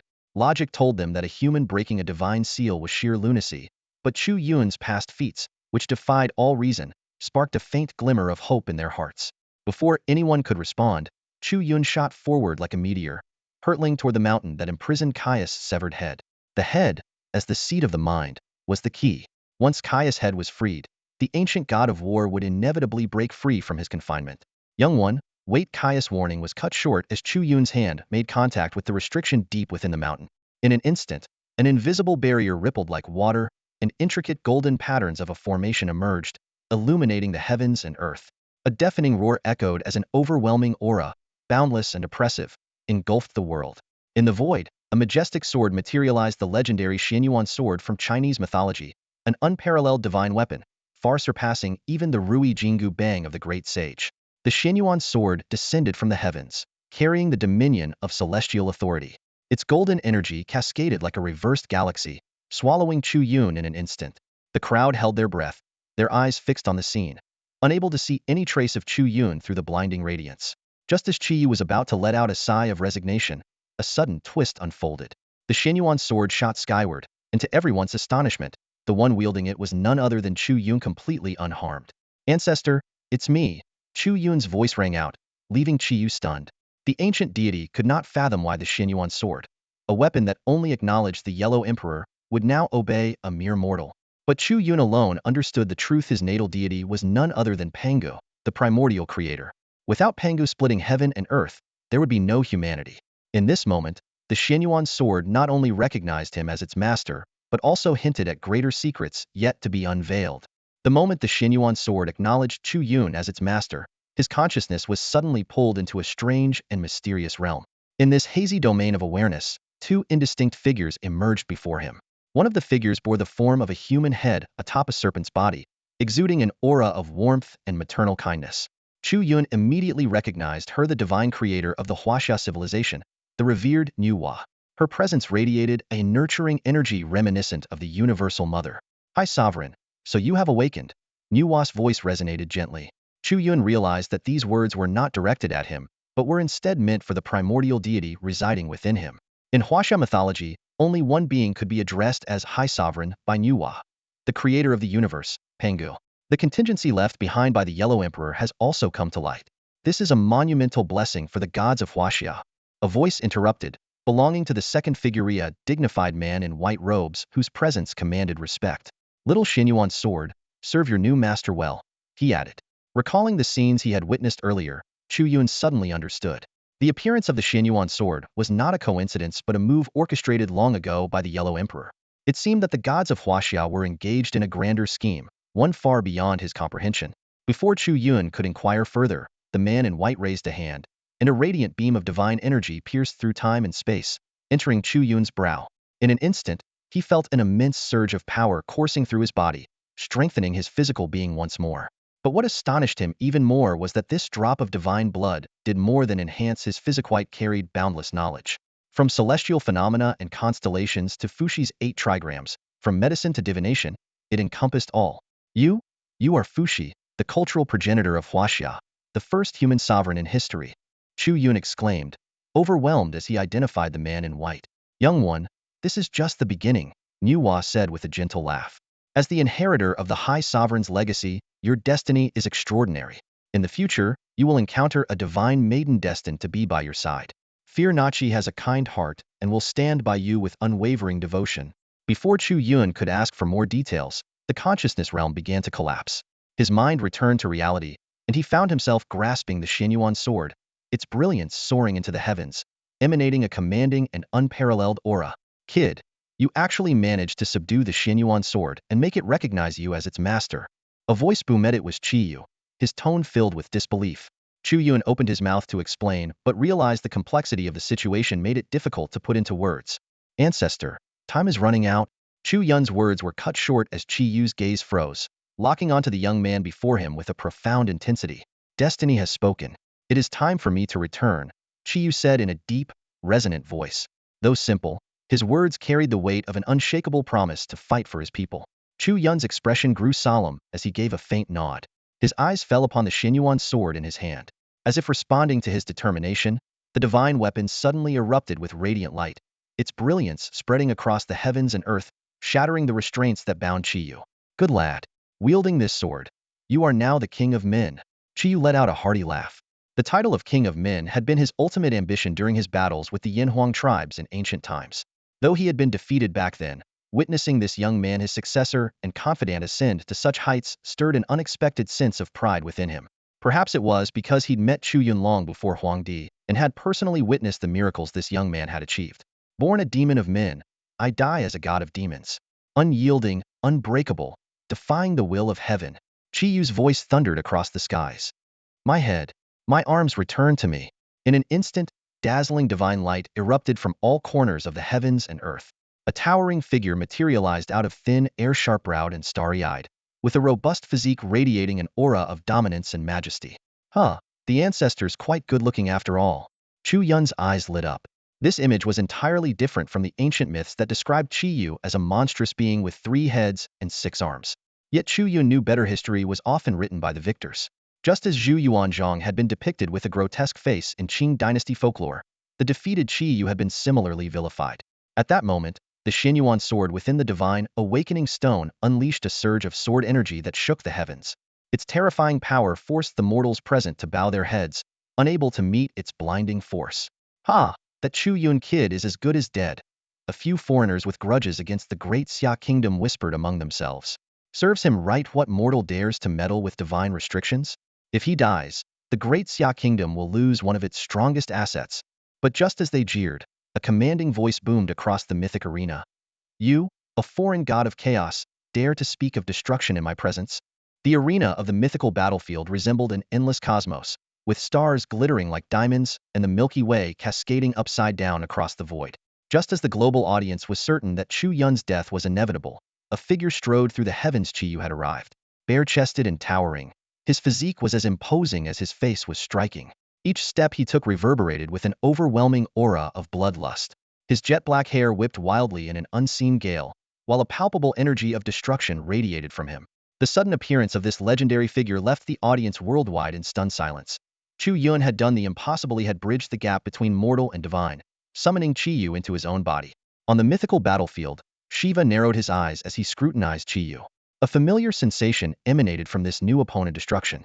In the mythology of huaxia, Chi Yu was the very embodiment of chaos and carnage, a demon born for war. His rampages had once plunged the mortal world into utter devastation, and it had taken the collective might of ancient deities summoned by the Yinhuang tribes to subdue him. Destruction? Your essence mirrors my divine nature? Shiva's brows furrowed, his expression darkening as though he had been deeply insulted. As a god born from faith and legend, Shiva had encountered deities from Xia before, but Chi Yu was an enigma to him. In Shiva's eyes, a being who had ascended to divinity from humanity, no matter how exalted, could never match the grandeur of a god born from the collective belief of an entire people. I have no interest in conversing with a lowly man-god, Shiva declared with disdain. The moment his words fell, he launched himself forward with explosive speed. All 4 of his arms wielded divine weapons: blade, spear, shield, and sword. With a flash of cold steel, the sword lunged straight for Chi Yu's chest. The Xia spectators erupted in fury. That shameless god from India dares to ambush our ancestor, they roared in unison. Chu Yun felt his pulse quicken, his grip tightening on the hilt of the Xianyuan sword. The blade seemed to hum with life, releasing a soothing warmth that enveloped him, calming his racing heart. At that instant, a blinding crimson light erupted from the arena, as if a blood-red lotus had bloomed amidst the carnage, its glow staining the pristine battlefield. Chi Yu's form began to shift, horns sprouted from his head, and his demonic essence emerged in full force. His robust frame became encased in an ominous, pitch-black armor, exuding an aura of unmatched menace. Clang! Shiva's lethal strike collided with Chi Yu's chest, but the sound reverberated like a hammer striking a massive iron bell. The blow failed to so much as budge him, leaving not even the faintest mark on his armor. Now fully revealed in his demonic form, Chi Yu let out a low, mocking chuckle. Is that all you've got? Chi Yu faced Shiva's arrogance with a glint of disdain in his eyes. As the ancient god of war who dared to raise his blade against the celestial deities of the Yellow Emperor's tribe, what significance did a foreign god hold to him? Those immortals had labeled him as a reckless and unruly demon, simply because he had never bowed to any authority. Chu Yun watched the scene unfold, feeling a sense of relief as he noticed his ancestor standing toe-to-toe with Shiva, exuding an aura no less imposing than the destroyer himself. Is that all? Shiva said coldly. Remember this. It is I, Shiva, the god of destruction, who will end you. His voice was filled with seething rage, yet eerily calm, an unsettling contradiction that seemed to embody the very essence of this omnipotent deity. Chi Yu grinned menacingly, his sharp teeth glinting. With a swift motion, he reached into the void and summoned a massive black sword, wreathed in an overwhelming aura of dark energy. In the blink of an eye, the two gods clashed in a ferocious melee, neither giving the other an inch of room to breathe. Each swing of Chi Yu's colossal blade seemed capable of shattering stars and shaking the heavens. Shiva, leveraging the advantage of his forearms, simultaneously wielded a shield for defense and multiple divine weapons for offense. The sword energy and blade light he unleashed surged like tidal waves, engulfing the skies in their wake. The dazzling battle, too intense for mortal eyes to follow, lasted less than 10 breaths. Suddenly, a shadow clad in black armor, emanating a menacing aura, blurred past Shiva like a ghost. Shiva glanced down at one of his sword-wielding arms suddenly to find it severed, the limb gone. Blood gushed out in a crimson torrent. The once jubilant citizens of India fell into stunned silence. They stared in disbelief at the scene before them. One of their nation's 3 major deities had just lost an arm to a god from Dacia. Such an event was unthinkable, an impossibility made real. The people of the Asan nation stood dumbfounded, their faces filled with disbelief as they witnessed the scene unfolding before them. A god from Dacia had actually managed to wound their supreme deity, Shiva? It was a revelation that shattered their understanding of the world. Yet, to everyone's astonishment, Shiva, now missing an arm, did not erupt in fury. Instead, he let out a deep, hearty laugh. Slowly turning, his piercing gaze fell upon Chi Yu. Not bad. Very not bad, he said. For a lowly human to injure a god like me is worthy of my recognition. As he spoke, he ran his crimson tongue across his lips, a flicker of excitement and appreciation glinting in his eyes. What followed next was nothing short of miraculous. The flesh at Shiva's severed arm began to writhe and regenerate, glowing with a blood-red light. Within moments, a new, fully formed arm appeared. It was at this moment that audiences around the world finally understood Shiva was not only the god of destruction, but also wielded the divine power of life and regeneration. Seeing this, the people of the Asan nation collectively breathed a sigh of relief, erupting into cheers. As expected of our supreme god, Shiva, why not take this Dacia god as your subordinate? They jeered. However, their arrogance soon came at a heavy price. Without warning, several of the loudest voices were abruptly obliterated, their bodies vanishing into nothingness without leaving a single trace of blood behind. Shiva's gaze swept coldly over the Asan audience. Humans, know your place. Those whom I admire are not for you to insult. In that moment, every person from the Asan nation fell silent, their earlier bravado replaced by a chilling fear. Chu Yun watched the unfolding events with a grave expression. Shiva's display of power was utterly terrifying, embodied the image of a perfect deity from ancient mythology, aloof and impartial, judging neither by good nor evil, nor by the social status of mortals. It was a living manifestation of the ancient adage, heaven and earth are unkind, treating all things as straw dogs. Come, the true destruction begins now. Shiva roared with laughter, his body pulsating with the purple aura and golden divine blood boiling within him. Casting aside his divine weapon, he charged at Chi Yu barehanded. Each punch broke the sound barrier, tearing through the air and leaving dark fissures in space itself. Chi Yu blocked the onslaught with his massive sword, the clashes ringing loudly. But in this close-quarters combat, Shiva's multiple arms gave him an overwhelming advantage. With a devastating strike, Chi spat out a mouthful of blood, his black armor shattering as he was sent flying backward like a broken kite. Chi steadied himself, wiping away the blood at the corner of his mouth, a sinister grin spreading across his face. In the heat of battle, he had clearly realized the disadvantage of engaging in close combat with the four-armed Shiva. Were it not for the divine armor protecting him, that earlier devastating punch at such a sharp angle might have pierced straight through his waist. Come on then. Chi roared in a deep voice. Shiva's lips curled into a faint smirk as his figure vanished in an instant. Before Chi could react, Shiva closed the distance, his four muscular arms rising simultaneously, their movements rippling like waves, brimming with the power to annihilate everything. The innate arrogance of a god was written all over his face as four heavy punches descended with a deafening roar. Chi reacted swiftly, crossing his arms to block the attack. A thunderous crash reverberated as the mythical arena quaked violently. Like a crimson comet, Chi plummeted, crashing heavily onto the pristine white platform. The ground groaned under the impact, spiderweb-like cracks spreading outward. The spectators collectively gasped in shock. Chi's arms were broken, the jagged white of his bones piercing through torn flesh. This clash of gods of destruction was primal and wild, showcasing raw power in its most unfiltered form.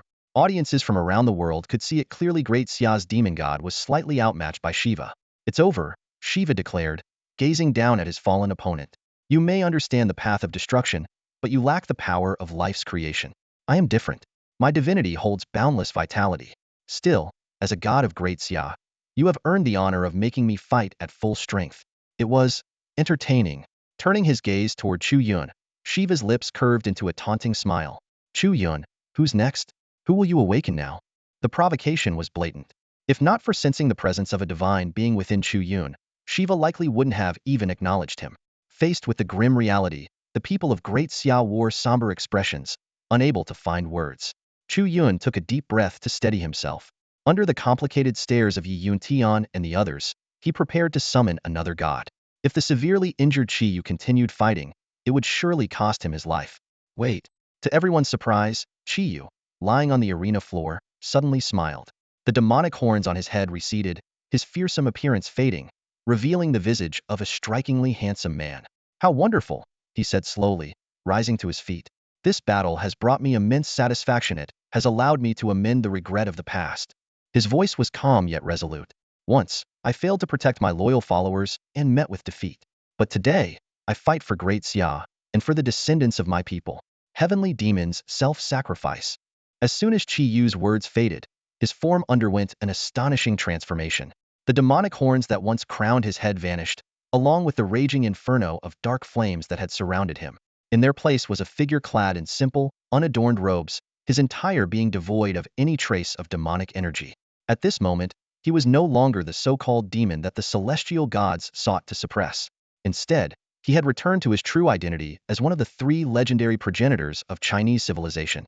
The heavenly demon nine unbindings had unraveled the divine shackles unjustly imposed upon him by the celestial gods.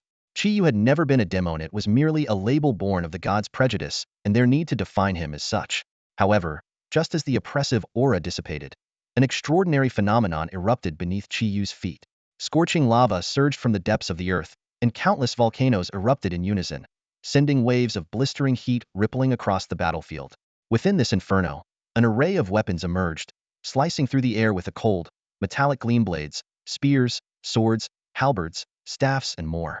Every weapon recorded in the annals of Chinese history materialized, each imbued with a faint golden radiance unique to divine artifacts.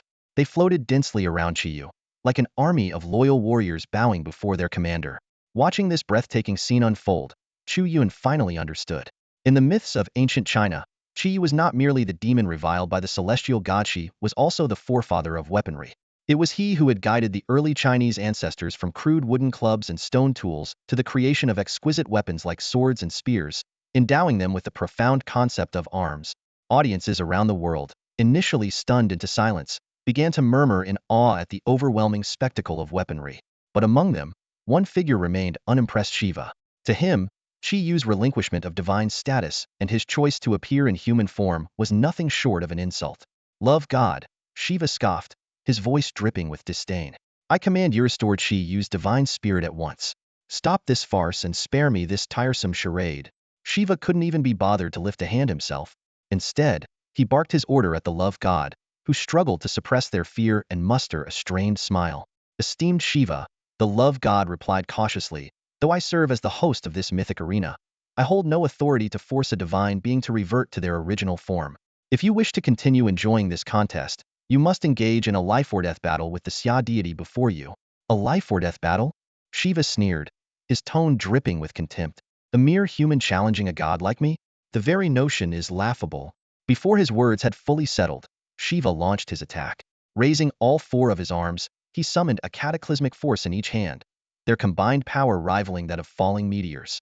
The energy coalesced into a devastating assault aimed directly at Chiyu. Yet Chiyu did not flinch. He remained motionless, rooted to the spot, his expression calm and unyielding. Slowly, he raised a single finger and pointed toward Shiva, meeting the god's overwhelming blow with a gesture as simple as it was profound. In an instant, a surge of scorching lava erupted from where Chiyu stood.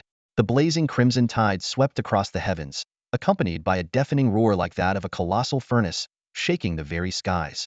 The space around Chiyu seemed to transform into an enormous celestial forge, spewing forth countless divine weapons, each glinting with a cold metallic sheen. As the progenitor of Chinese weaponry, Chiyu's will embodied the essence of all weapons in existence. With a calm and indifferent demeanor, he uttered a single word: kill. Before the sound had even faded, a torrent of golden sacred weapons surged forth, cascading like an inverted galaxy toward Shiva. The relentless clash of weapons resounded endlessly, as the golden sea of divine artifacts engulfed Shiva. In the face of this overwhelming assault, Shiva struck out with his four fists, each punch landing with the force of a falling meteor, tearing through the golden tide and shattering one divine weapon after another. The sheer magnificence of this divine battle left all spectators utterly awestruck. Suddenly, there was a thunderous boom. Shiva's figure was sent flying.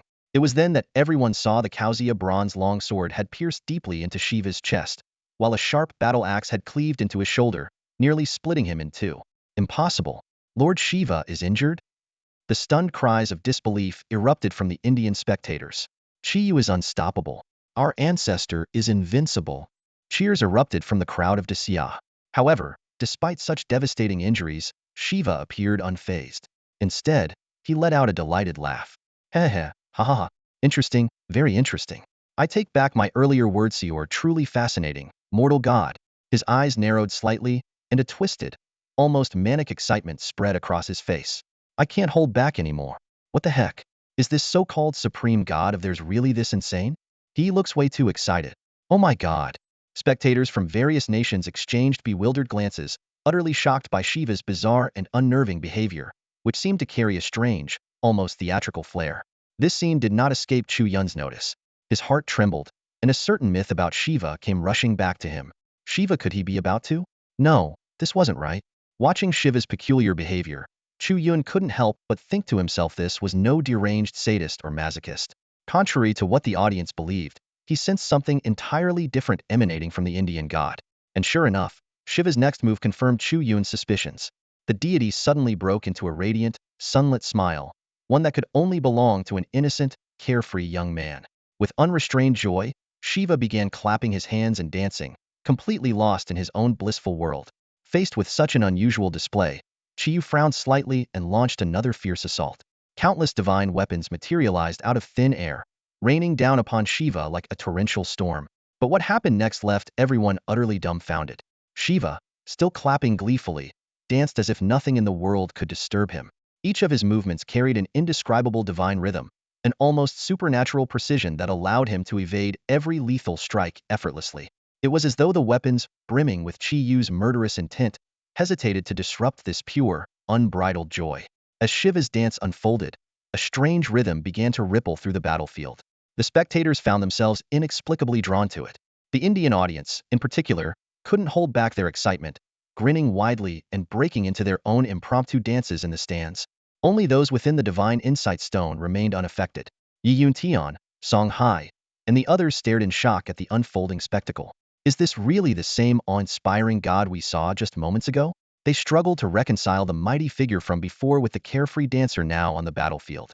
But soon, they noticed something alarming. Wait, there's something off about this dance. Even Chi Yu's ancestral weapons can't touch him. At that moment, Chu Yun began explaining Shiva's origins to them. In Indian mythology, Shiva wasn't just the god of destruction. He also governed creation, vitality, dance, music, and countless other divine aspects. Legend told of a time when Shiva single-handedly defeated thousands of high-ranking gods. During that battle, he performed the dance of destruction, forcing the gods to submit and establishing a new divine order. This dance wasn't meant to annihilate the world, it was a force that overturned the old hierarchy of deities. Hearing this, Yuntion and the others turned pale. Meanwhile, the battle on the field reached a fever pitch. Shiva's movements became increasingly enigmatic, his dance weaving a web of impossibility as he narrowly dodged Chi-Yu's relentless attacks time and time again.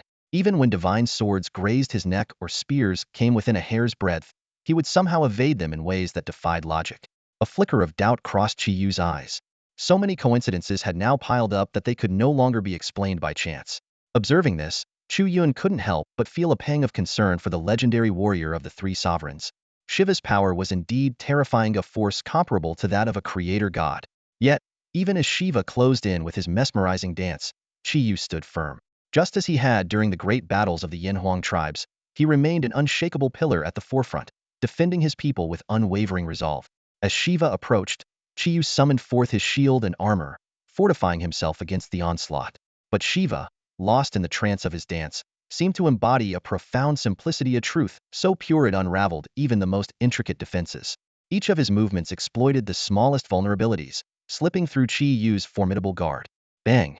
Chi Yu's chest was struck, followed by a powerful punch from Shiva landing directly on his face. Just as the moment of bliss was about to end, Shiva suddenly snapped back to awareness, his gaze locking onto Chi Yu not far away.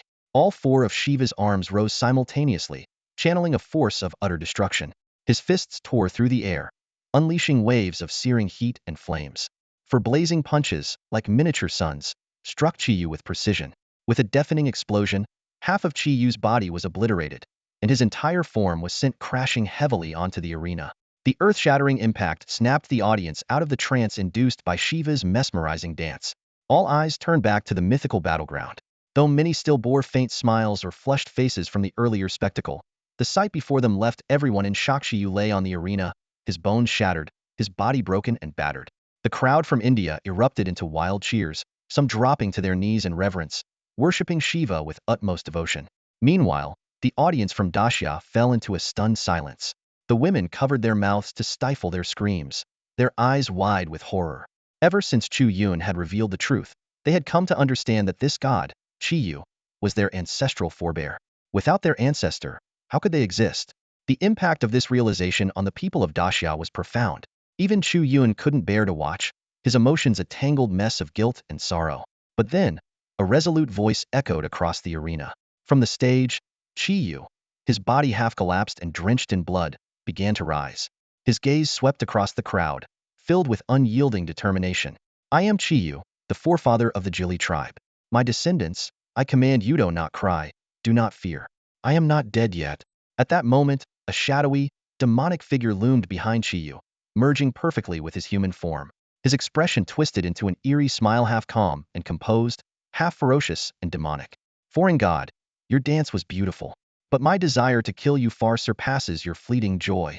Shiva's brow furrowed deeply at these words. Just as he was about to rebuke this insolent insect for his audacity, Chi Yu sprang into action. Weapons and divine tools may not be able to kill you, but that is because they lack the intent to destroy. My intent to kill, however, will make ending you as simple as snapping a twig. Flames erupted from Chi Yu's battered body like an inferno, enveloping him in a fiery blaze. He seemed to transform into a divine phoenix reborn from fire, his entire form becoming a blade of pure destruction. In an instant, he shot forward with unimaginable speed, leaving a trail of scorching heat and flames in his wake. Shiva didn't even have time to wipe the arrogance from his face. Chi Yu's choice left everyone in utter shock. This revered forefather of warfare had transformed his mortal body into a divine weapon. According to ancient Chinese legends, this was the ultimate and most irreversible act of weapon forging, one where the creator sacrifices their flesh, blood, and very soul to imbue a weapon with unparalleled power and meaning. Chu Yun watched the scene unfold, his expression changing drastically. Before his eyes, Chi Yu's form suddenly morphed into a massive, blood-red battle axe, its surface pulsating with a crimson glow that seemed almost alive. The transformation happened so swiftly that even Shiva, caught unprepared, had no time to react before the blood axe cleaved through his neck. With a deafening roar, searing waves of heat erupted in all directions. When the axe struck Shiva, it was as if time, space, and sound froze in an instant. In this surreal moment, every spectator could clearly see the trajectory of the huaxia motion, far too fast for mortal eyes to follow, yet somehow etched into their minds by an inexplicable force. The image of that devastating strike was seared into their memories forever. A faint cracking sound broke the silence, and the space around Shiva began to split like fractured glass. The cracks spread outward like a spiderweb, accompanied by an eerie series of shattering noises. As time resumed its flow, Shiva's head tilted at an unnatural angle before finally detaching and plummeting toward the mythical arena below. Decapitated, decapitated, gasped audiences around the world, their eyes wide with disbelief. Inside the divine stone, Ram collapsed to the ground, stunned and speechless. The spectators from Asen, who had moments ago been cheering and dancing in exultation with Shiva, now sat frozen in silence, the joy still lingering on their faces but their voices utterly lost. Oddly, it was the Sakura Nation's audience who first erupted into panicked cries. Though they had already suffered 2 consecutive defeats, their leaders had insisted they remain in the audience, determined to witness Chu Yun and the great Xia Nation fall to Asen's champion. Now, faced with the sight of Shiva's severed head, their resentment turned into a refusal to accept this reality. Inside the divine stone, Chu Yun took a deep, steadying breath, his eyes flickering with mixed emotions. For the first time, he felt a glimmer of hope for victory, but it was accompanied by a deep sorrow. As someone well-versed in the cultural and historical lineage of Xia, he understood all too well the gravity of Qi Yu's final act of self-sacrifice. This was more than the loss of a true spirit, it was the complete abandonment of everything that tethered Qi Yu to humanity. He was no longer the legendary ancient ancestor, but had become nothing more than a pure, unfeeling weapon. At that moment, Yun Tian entered with stunning news. Chu Yun, Su Lin just reported that the statue of Qi Yu in our great Xia's pantheon has vanished. Such an eventan idol of a deity disappearing was unprecedented anywhere in the world. A ripple of emotion flickered in Chu Yun's eyes as he explained in a grave tone, Uncle Yi, the reason Qi Yu's statue disappeared is because he has relinquished his humanity and divinity, erasing himself from history. He destroyed every trace of his existence in Xia's legacy. From this moment on, he is no longer a person or a god, is only a weapon. Yun Tian and the others were left utterly speechless, their faces frozen in stunned disbelief. Chu Yun's voice resonated throughout the arena, deliberately ensuring that every citizen of Xia could hear the resolute words of their ancestor, Qi Yu. His eyes glistened with unshed tears, and his voice trembled with emotion. Our ancestor sacrificed so much. He deserves to be remembered forever. The audience of Xia was moved to tears.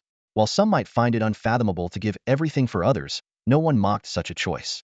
It was this very spirit that had allowed the civilization of Xia to endure for thousands of years. From the ancestors who resisted the invasion of Sakura Nation to the soldiers clad in thin cotton uniforms, carrying only dry rations, as they aided their allies against the beautiful nation, none had regretted their sacrifices. They all understood the weight of the mission they bore. At that moment, the decapitated Shiva suddenly reached out and caught his falling head. A satisfied smile spread across his face as he placed the head back onto his neck. His voice carried an air of arrogance.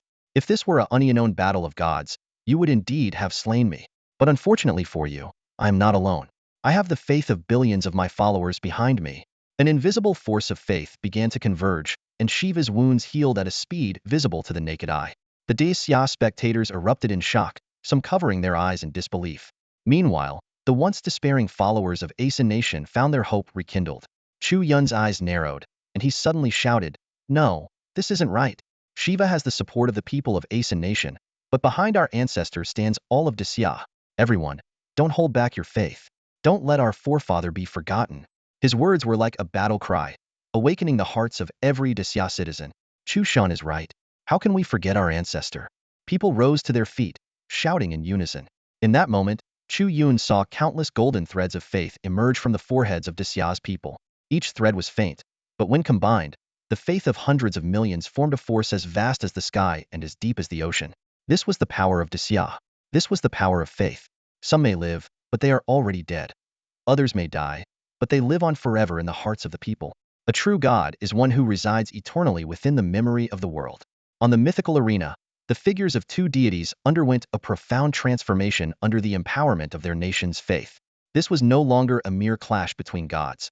It had become a direct confrontation of the national strength of Xia and Bharat, a final showdown of the beliefs held by their people.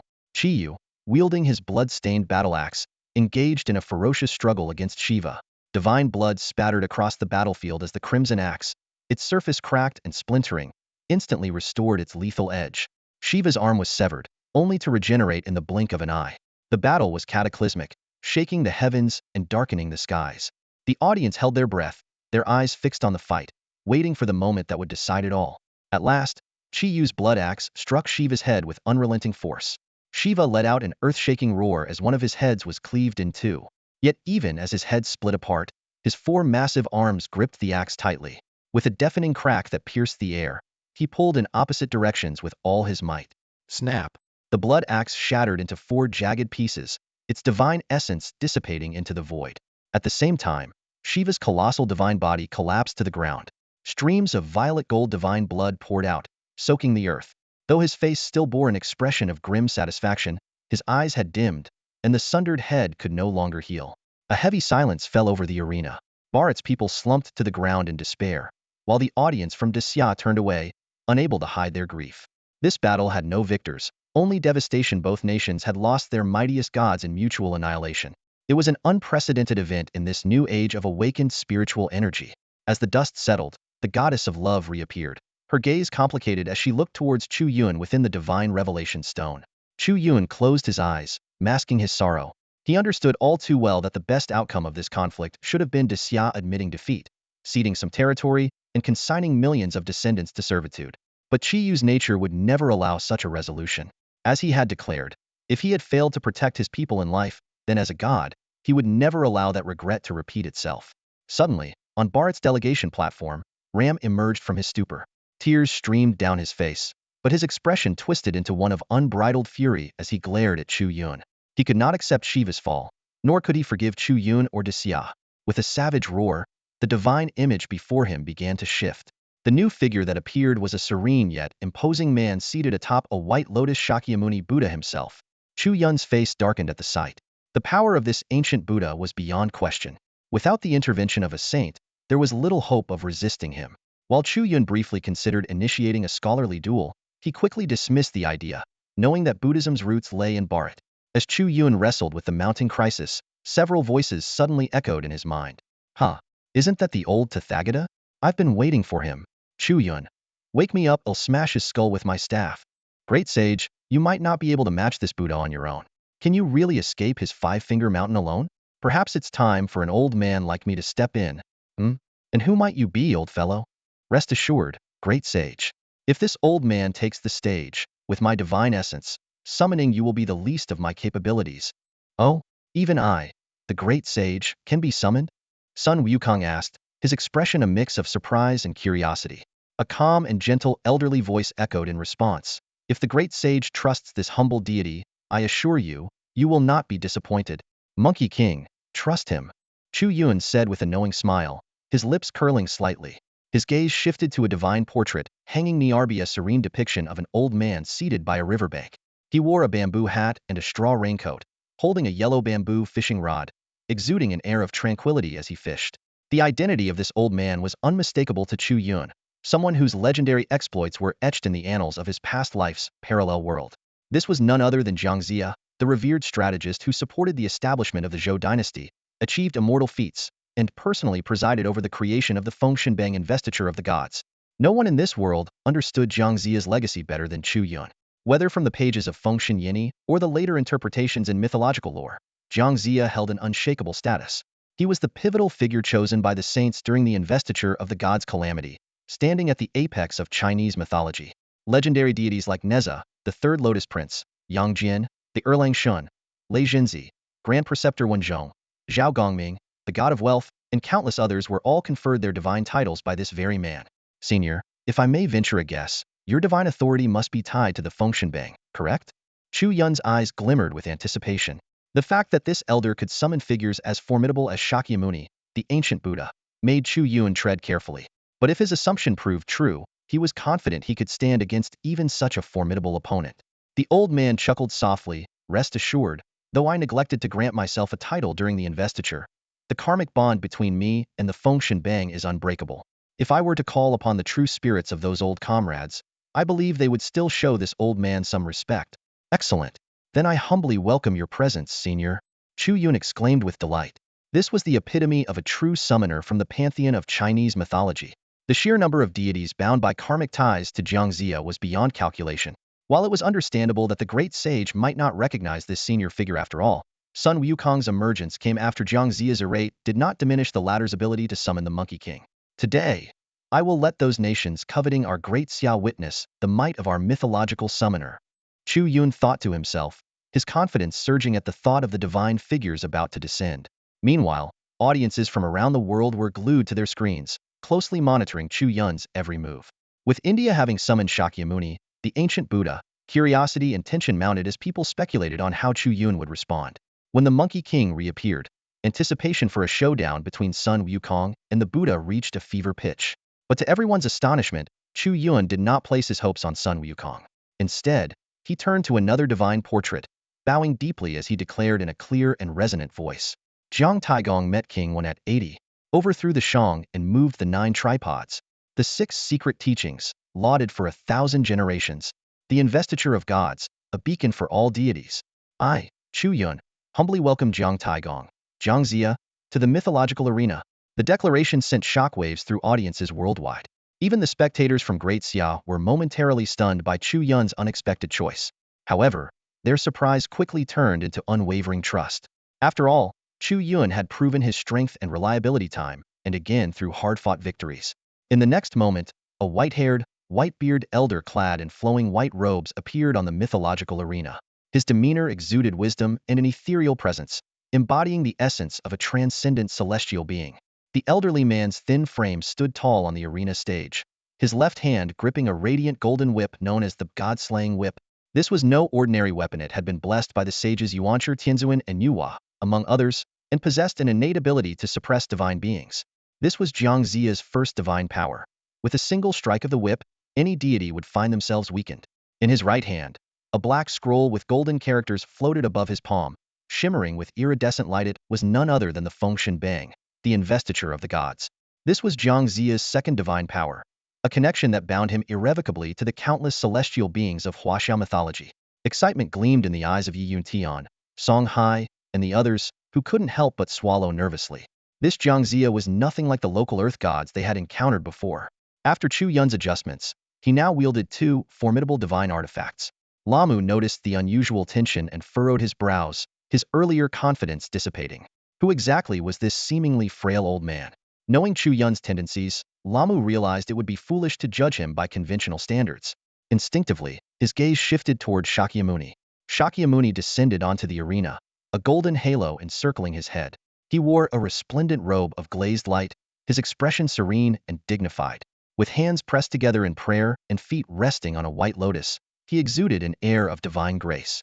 A gentle smile adorned his face, a smile that seemed to carry an inexplicable power. It resonated deeply, shaking the hearts of everyone present and making it nearly impossible to harbor hostility. This was one of Shakyamuni's divine abilities, the Buddha smile, a power that compelled all living beings to submit. Chu Yun's brows knitted slightly. Such an ability to manipulate opponents' minds was indeed terrifying. Even Jiangxia's gaze had momentarily turned hazy, though the sacred aura emanating from the god-slaying whip quickly dispelled Shakyamuni's influence. Phew, I almost fell for it. Jiangxia muttered as clarity returned to his eyes. A flicker of surprise crossed Shakyamuni's face. Clearly, he hadn't expected his power to be countered so easily. Umitba, he intoned solemnly, the Buddha is compassionate. But it seems, dear sir, that you insist on opposing me. This Buddha abhors violence and would rather not spill blood. He sighed softly, his gaze filled with pity. Turn back before it's too late. The sea of suffering has no bounds. Only repentance offers salvation. Lay down your weapon, and enlightenment shall be yours. Huh, you pretentious old monk. Drop the act. Jiangxia scoffed, his voice booming. You want to smile? I'll knock that smirk right off your face. One swing of my whip, and you'll go crying back to your mother. A voice filled with deep-seated hatred suddenly thundered across the heavens. Old man, why haven't you summoned me yet? My staff has been itching for action. It was none other than the voice of Sun Wukong, the great sage equal to heaven. This thunderous roar instantly shattered the spell cast by Shakyamuni, jolting everyone awake. The audience from the Grand Xia Kingdom erupted into an uproar, gasping in shock and cursing angrily. What the hell? That ancient Buddha from Asin is shameless, launching a sneak attack. I almost knelt down and called him my ancestor just now. Thank goodness the great sage woke us up in time. Jiang Zia, surrounded by the aura of a saint, was unfazed by Shakyamuni's divine influence. He unfurled the investiture of the gods, and a brilliant golden light burst forth. A crimson cape whipped through the skies, and the figure of the great sage Sun Wukong appeared beside Jiang Zia, clad in golden chainmail armor and standing firmly in cloud-stepping boots. Heh, Tathagata, don't pretend to be some pure lotus of a golden age. Do you think I don't know what kind of fraud you are? Sun Wukong sneered disdainfully. With a casual wave, the Rui Jingu Bang, his legendary staff, materialized in his grasp. He swung the golden staff, unleashing a storm of demonic energy that surged toward Shakyamuni like a tidal wave. Shakyamuni shook his head and sighed. You insolent monkey, cease your nonsense. How could my Buddhist sect produce such a disgraceful being as you? His compassionate and sorrowful demeanor, meant to inspire reverence, only fueled Sun Wukong's fury. Huh, you hypocrite, take this strike from me. Sun Wukong's eyes burned red as he swung his staff with all his might, unleashing a tempestuous wave of power. Shakyamuni narrowed his eyes slightly and raised his hand, summoning the divine technique, world within the palm. A golden handprint materialized, vast and boundless, containing an immeasurable world within. This was the very technique that had suppressed Sun Wukong for 500 years in the past. But times had changed. Having suffered defeat once before, Sun Wukong no longer met the attack heat. Instead, he shifted tactics, thrusting directly at his opponent. The Rui Jingu Bang, empowered by divine incantations, transformed at a rapid pace. You may have infinite Buddha realms, but I have infinite strikes with my staff. The golden staff pierced through endless voids, shattering the golden handprint. At this moment, Sun Wukong, strengthened by the faith of the Grand Xia's people, had regained his peak power. His might was awe-inspiring and terrifying. Meanwhile, Ram, hiding within the divine stone of Asen, jumped up and cursed furiously. Chu Yuan is cheating. That's not a summon from a divine chosen. By the rules, Sun Wukong should have been dismissed already. The goddess of love cast a cold glance at him. You're correct. This deity of Grand Xia wasn't summoned by Chu Yuan. Her words immediately incited the Asen audience into a frenzy. Isn't this collusion with Grand Xia? Is this all the so-called ancient Eastern civilizations can resort to such underhanded tactics? Hearing these taunts, Chu Yuan nearly burst out laughing. How quickly these people forgot their own collusion with the little Sakura kingdom. Turning to Jiang Zia, Chu Yuan cupped his hands respectfully and said, Senior, I humbly request your aid in enlightening this ignorant lot. Jiang Zia nodded with a faint smile and ceased holding back.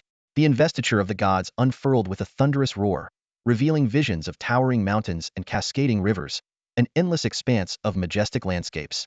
At the summit of a sacred peak, Jiang Zia stood alone, radiating an aura of unparalleled dignity. Immortals, my old friends, it's time to reunite, he declared. As his words echoed, a deafening clap of thunder heralded the arrival of a winged demon god wielding twin hammers. Uncle Master, it's been too long, he bellowed. Moments later, under the ominous phenomenon of a celestial hound devouring the moon, a silver-armored, three-eyed warrior of striking beauty emerged.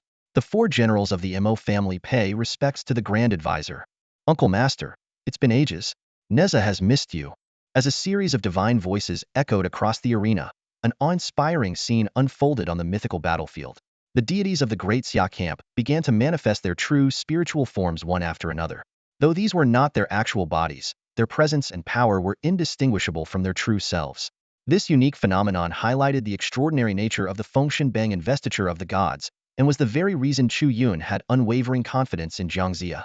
In the mythology of huaxia, Jiang Taigong, known for his unparalleled divine essence, was rightfully hailed as the greatest summoner of all time. Meanwhile, in the midst of his fierce battle with Sun Wukong, Shakyamuni's expression suddenly darkened. The serene and compassionate demeanor he was known for twisted into something unrecognizable, shattering his usual image of a benevolent, selfless figure. You insolent monkey! Do you think my Buddhist sect only knows compassion? He roared, his eyes blazing with fury. Buddhism preaches mercy, but it also has its wrathful Vajra forms. In that moment, Shakyamuni's divine ability to pacify hearts and dispel hostility crumbled entirely. Facing the current perfected version of Sun Wukong, even he found himself at a disadvantage. After all, this Monkey King was no longer the naive, brash creature who had first emerged into the world. The 5 centuries spent imprisoned beneath 5 Elements Mountain had tempered his cunning and wisdom. That he had mastered unparalleled skills in just a few years within the cave of Slanting Moon and 3 Stars was a testament to his extraordinary aptitude. You wretched monkey! I should have never spared your life back then. Shakyamuni roared in fury, his wrath causing the heavens and earth to tremble. Even the golden radiance of divinity behind his head was tinged with a sinister shade of bloodlust. Across the globe, audiences watching the battle snapped out of the tranquilizing influence of Shakyamuni's divine aura. Witnessing this stark transformation, they erupted into mockery and scorn. Wow, we almost fell for it. Turns out this so-called ancient Buddha from India is nothing but a hypocrite. Indian viewers immediately fired back. You ignorant onlookers should mind your own business. If your god saw the great Xia blatantly cheating, would they just stand by? Our Buddha has already shown immense compassion, giving the Xia deities countless chances. Indian citizens retorted defensively, though it was clear to everyone that Shakyamuni was genuinely flustered.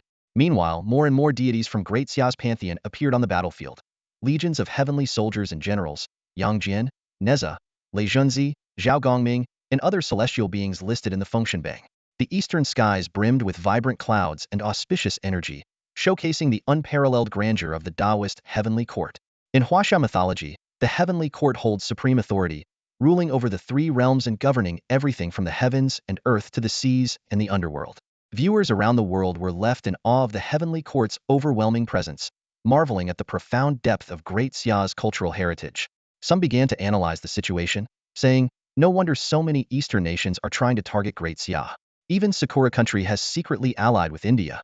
Great Xia's cultural influence on its neighbors runs far too deep.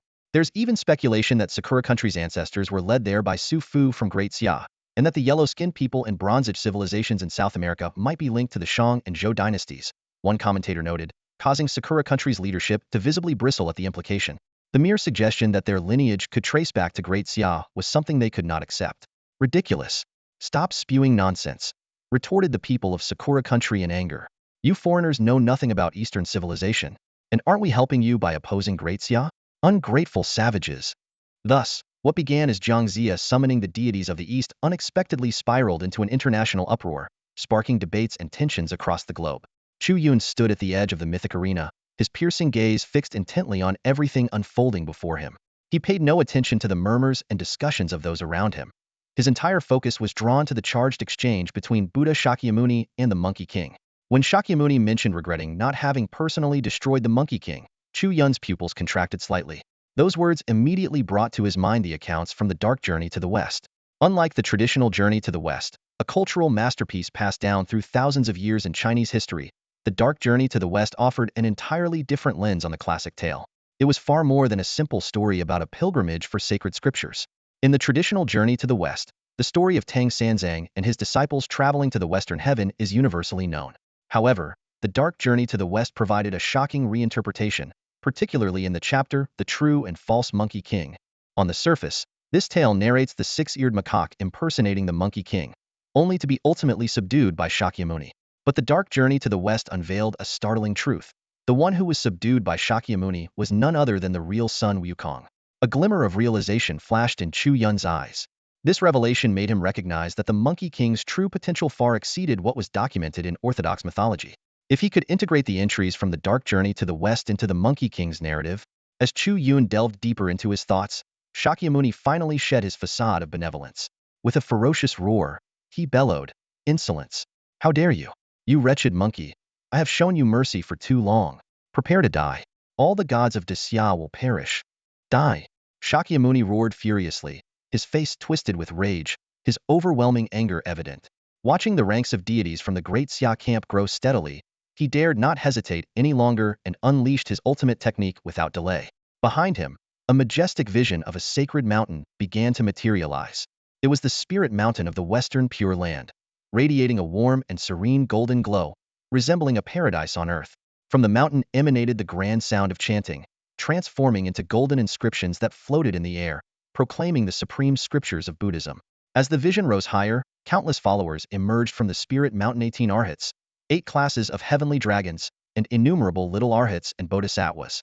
These devotees, purified by Buddhist teachings, were now consumed with religious fervor, charging fearlessly towards Sun Wukong and the Eastern deities. However, Sun Wukong showed no fear. With a slight shake of his body, countless strands of monkey fur scattered into the air, each transforming into a vivid and lifelike monkey. These were the spirits of the little monkeys who had perished during the Heavenly Court's campaign against Flower Fruit Mountain. Sun Wukong had erased their names from the Book of Life and Death in the underworld, freeing them from the 3 realms and the 5 elements. The battle erupted instantly. Although the monkey spirits were no match for the skilled Buddhist disciples, their immortal nature made them fearless in the face of death. Even when their bodies were shattered, they would reform and continue fighting. Sun Wukong himself joined the fray, but with so many Buddhist followers against him, the situation remained grim. At that moment, Yang Jian appeared beside Sun Wukong in a flash. Heh, you smelly monkey. After all these years, you're still the same. TCH, three-eyed brat, don't mock me. I'd say you haven't changed much either, Sun Wukong retorted, smashing a dragon-subduing Arhut away with his staff, his lips curling in disdain. Yang Jin grinned and swept his three-pointed, double-edged blade forward.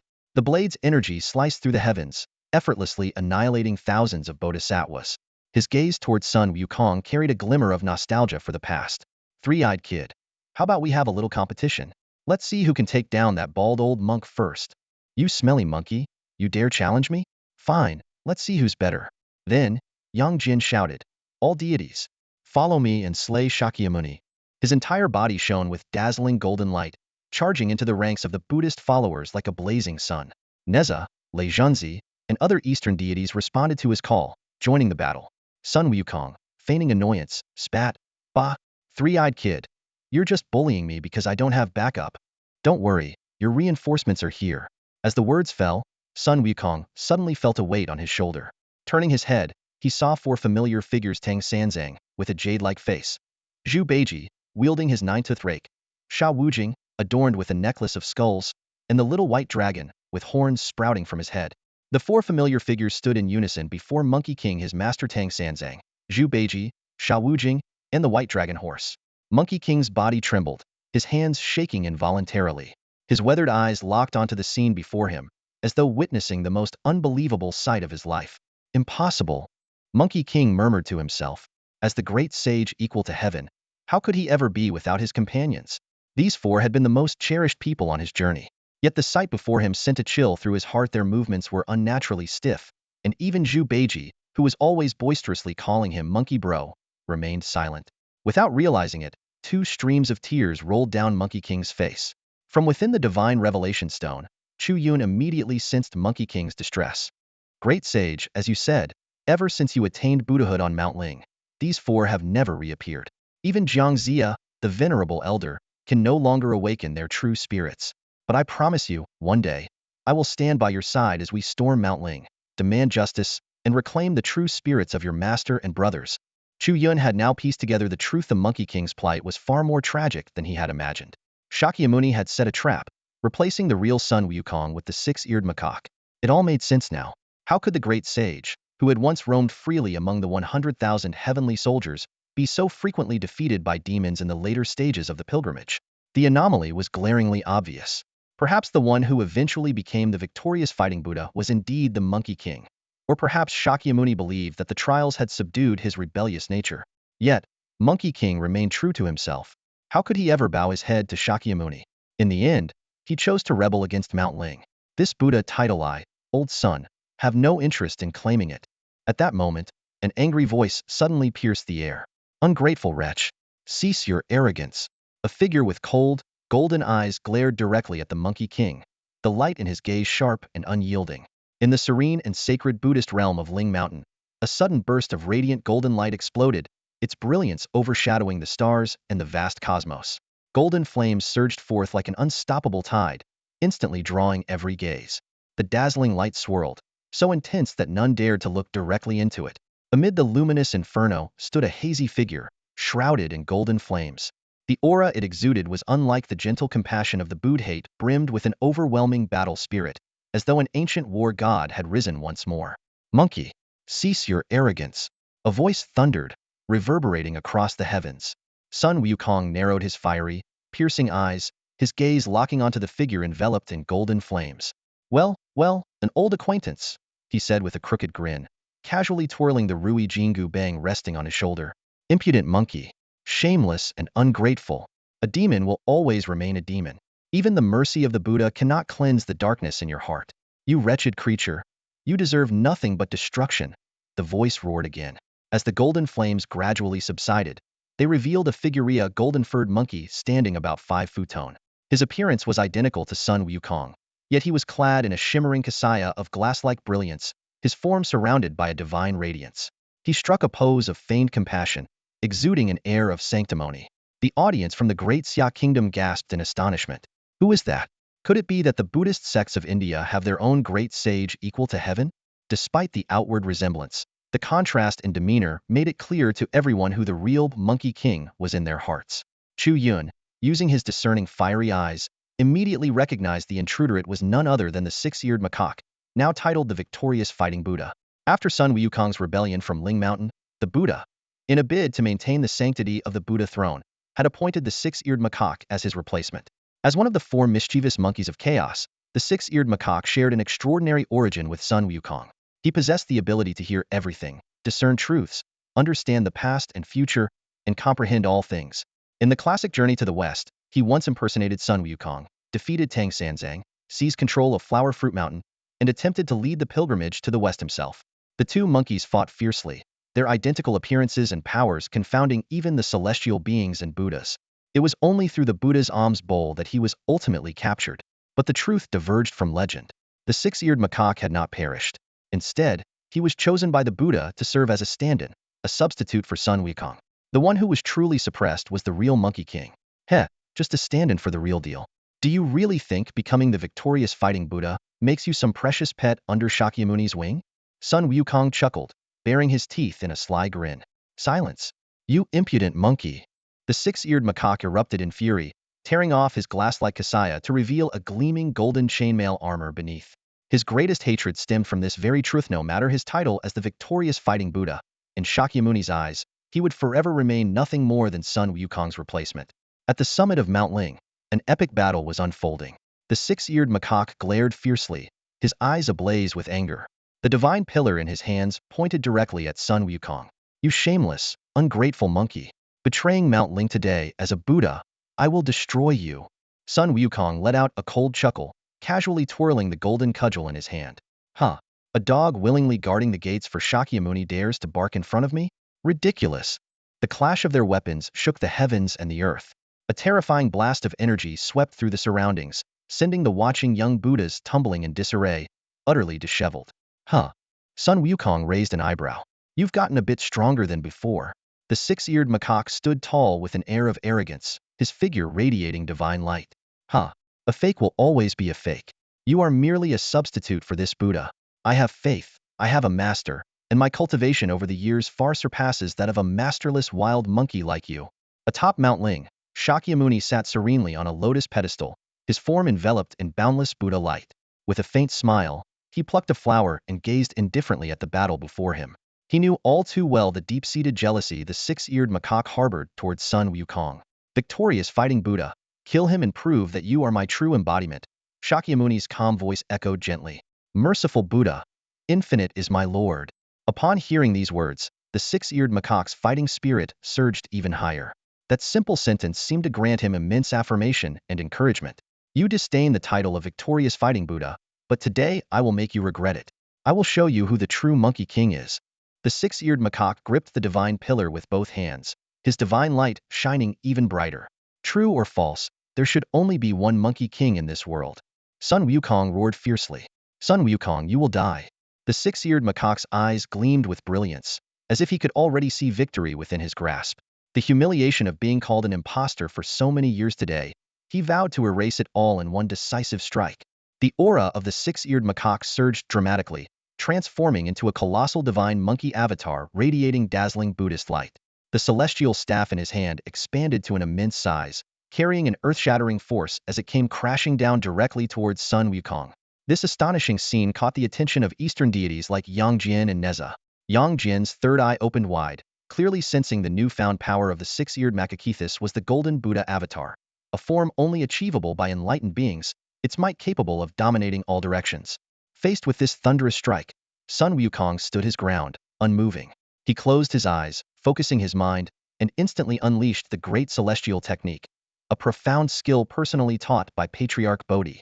This divine art required extraordinary talent to master, and once perfected, it granted abilities like the 72 transformations, cloud somersaulting, and body expansion. Sun Wukong, with his unparalleled aptitude, had mastered it in mere years, earning the respect of demons far and wide and even causing havoc in the heavenly court. Now, bolstered by the faith of the people of Dacia, his power had reached new heights. The clash of the two colossal golden rods shook the heavens and the earth. The deafening impact left audiences around the world in awe. But just then, a sudden surge of demonic energy erupted from the six-eared macaque, seamlessly merging with the Buddhist light. This unexpected transformation caught Sun Wukong off guard. "Ha! Foolish monkey," the six-eared macaque sneered. "You look down on me for submitting to the Buddha, yet you fail to grasp the profoundness of his teachings. You traitor!" Sun Wukong roared, his eyes blazing with fury. "As one of the four mischievous monkeys of the world, you now stoop to becoming Shakyamuni's lackey?" Before he could finish, the six-eared macaque struck again. A blow infused with both Buddhist and demonic power sent Sun Wukong's golden staff flying from his grasp. The follow-up strike was even more devastating, shattering Sun Wukong's divine avatar into fragments. His true form was revealed, swaying unsteadily amidst the violent winds. For the first time, the six-eared macaque felt an unparalleled sense of triumph. Years of envy and resentment seemed to dissolve in this moment. He looked down mockingly at the battered Sun Wukong. "That title of victorious fighting Buddha should have been yours, yet your arrogance led you astray. Today, I'll make you pay for it. From now on, there will be only one monkey king in this world, and that is me." The people of Dacia watching from the audience were gripped with anxiety at this sight. When they heard that the six-eared macaque hailed from their own mythology, their anger boiled over. How could he betray his own heritage like this? They cried. It turned out that the divine monkey, who bore an uncanny resemblance to the great sage himself, actually originated from their own land. This revelation left everyone present utterly stunned. At that moment, the six-eared macaque was fiercely battling Sun Wukong, their fists creating countless shadows and waves of energy rippling through the air. The people of Asen looked on with schadenfreude, their faces lighting up with mocking smiles. They jeered, "Foolish Dacia people, you're so brainless. Look at the six-eared macaque. This isn't betrayal of one's roots. This is clearly knowing how to adapt to the times and thrive." On the battlefield, the six-eared macaque displayed astonishing strength, blending the divine powers of both Buddhist and demonic systems. This gave him an additional layer of divinity, placing Sun Wukong at a significant disadvantage.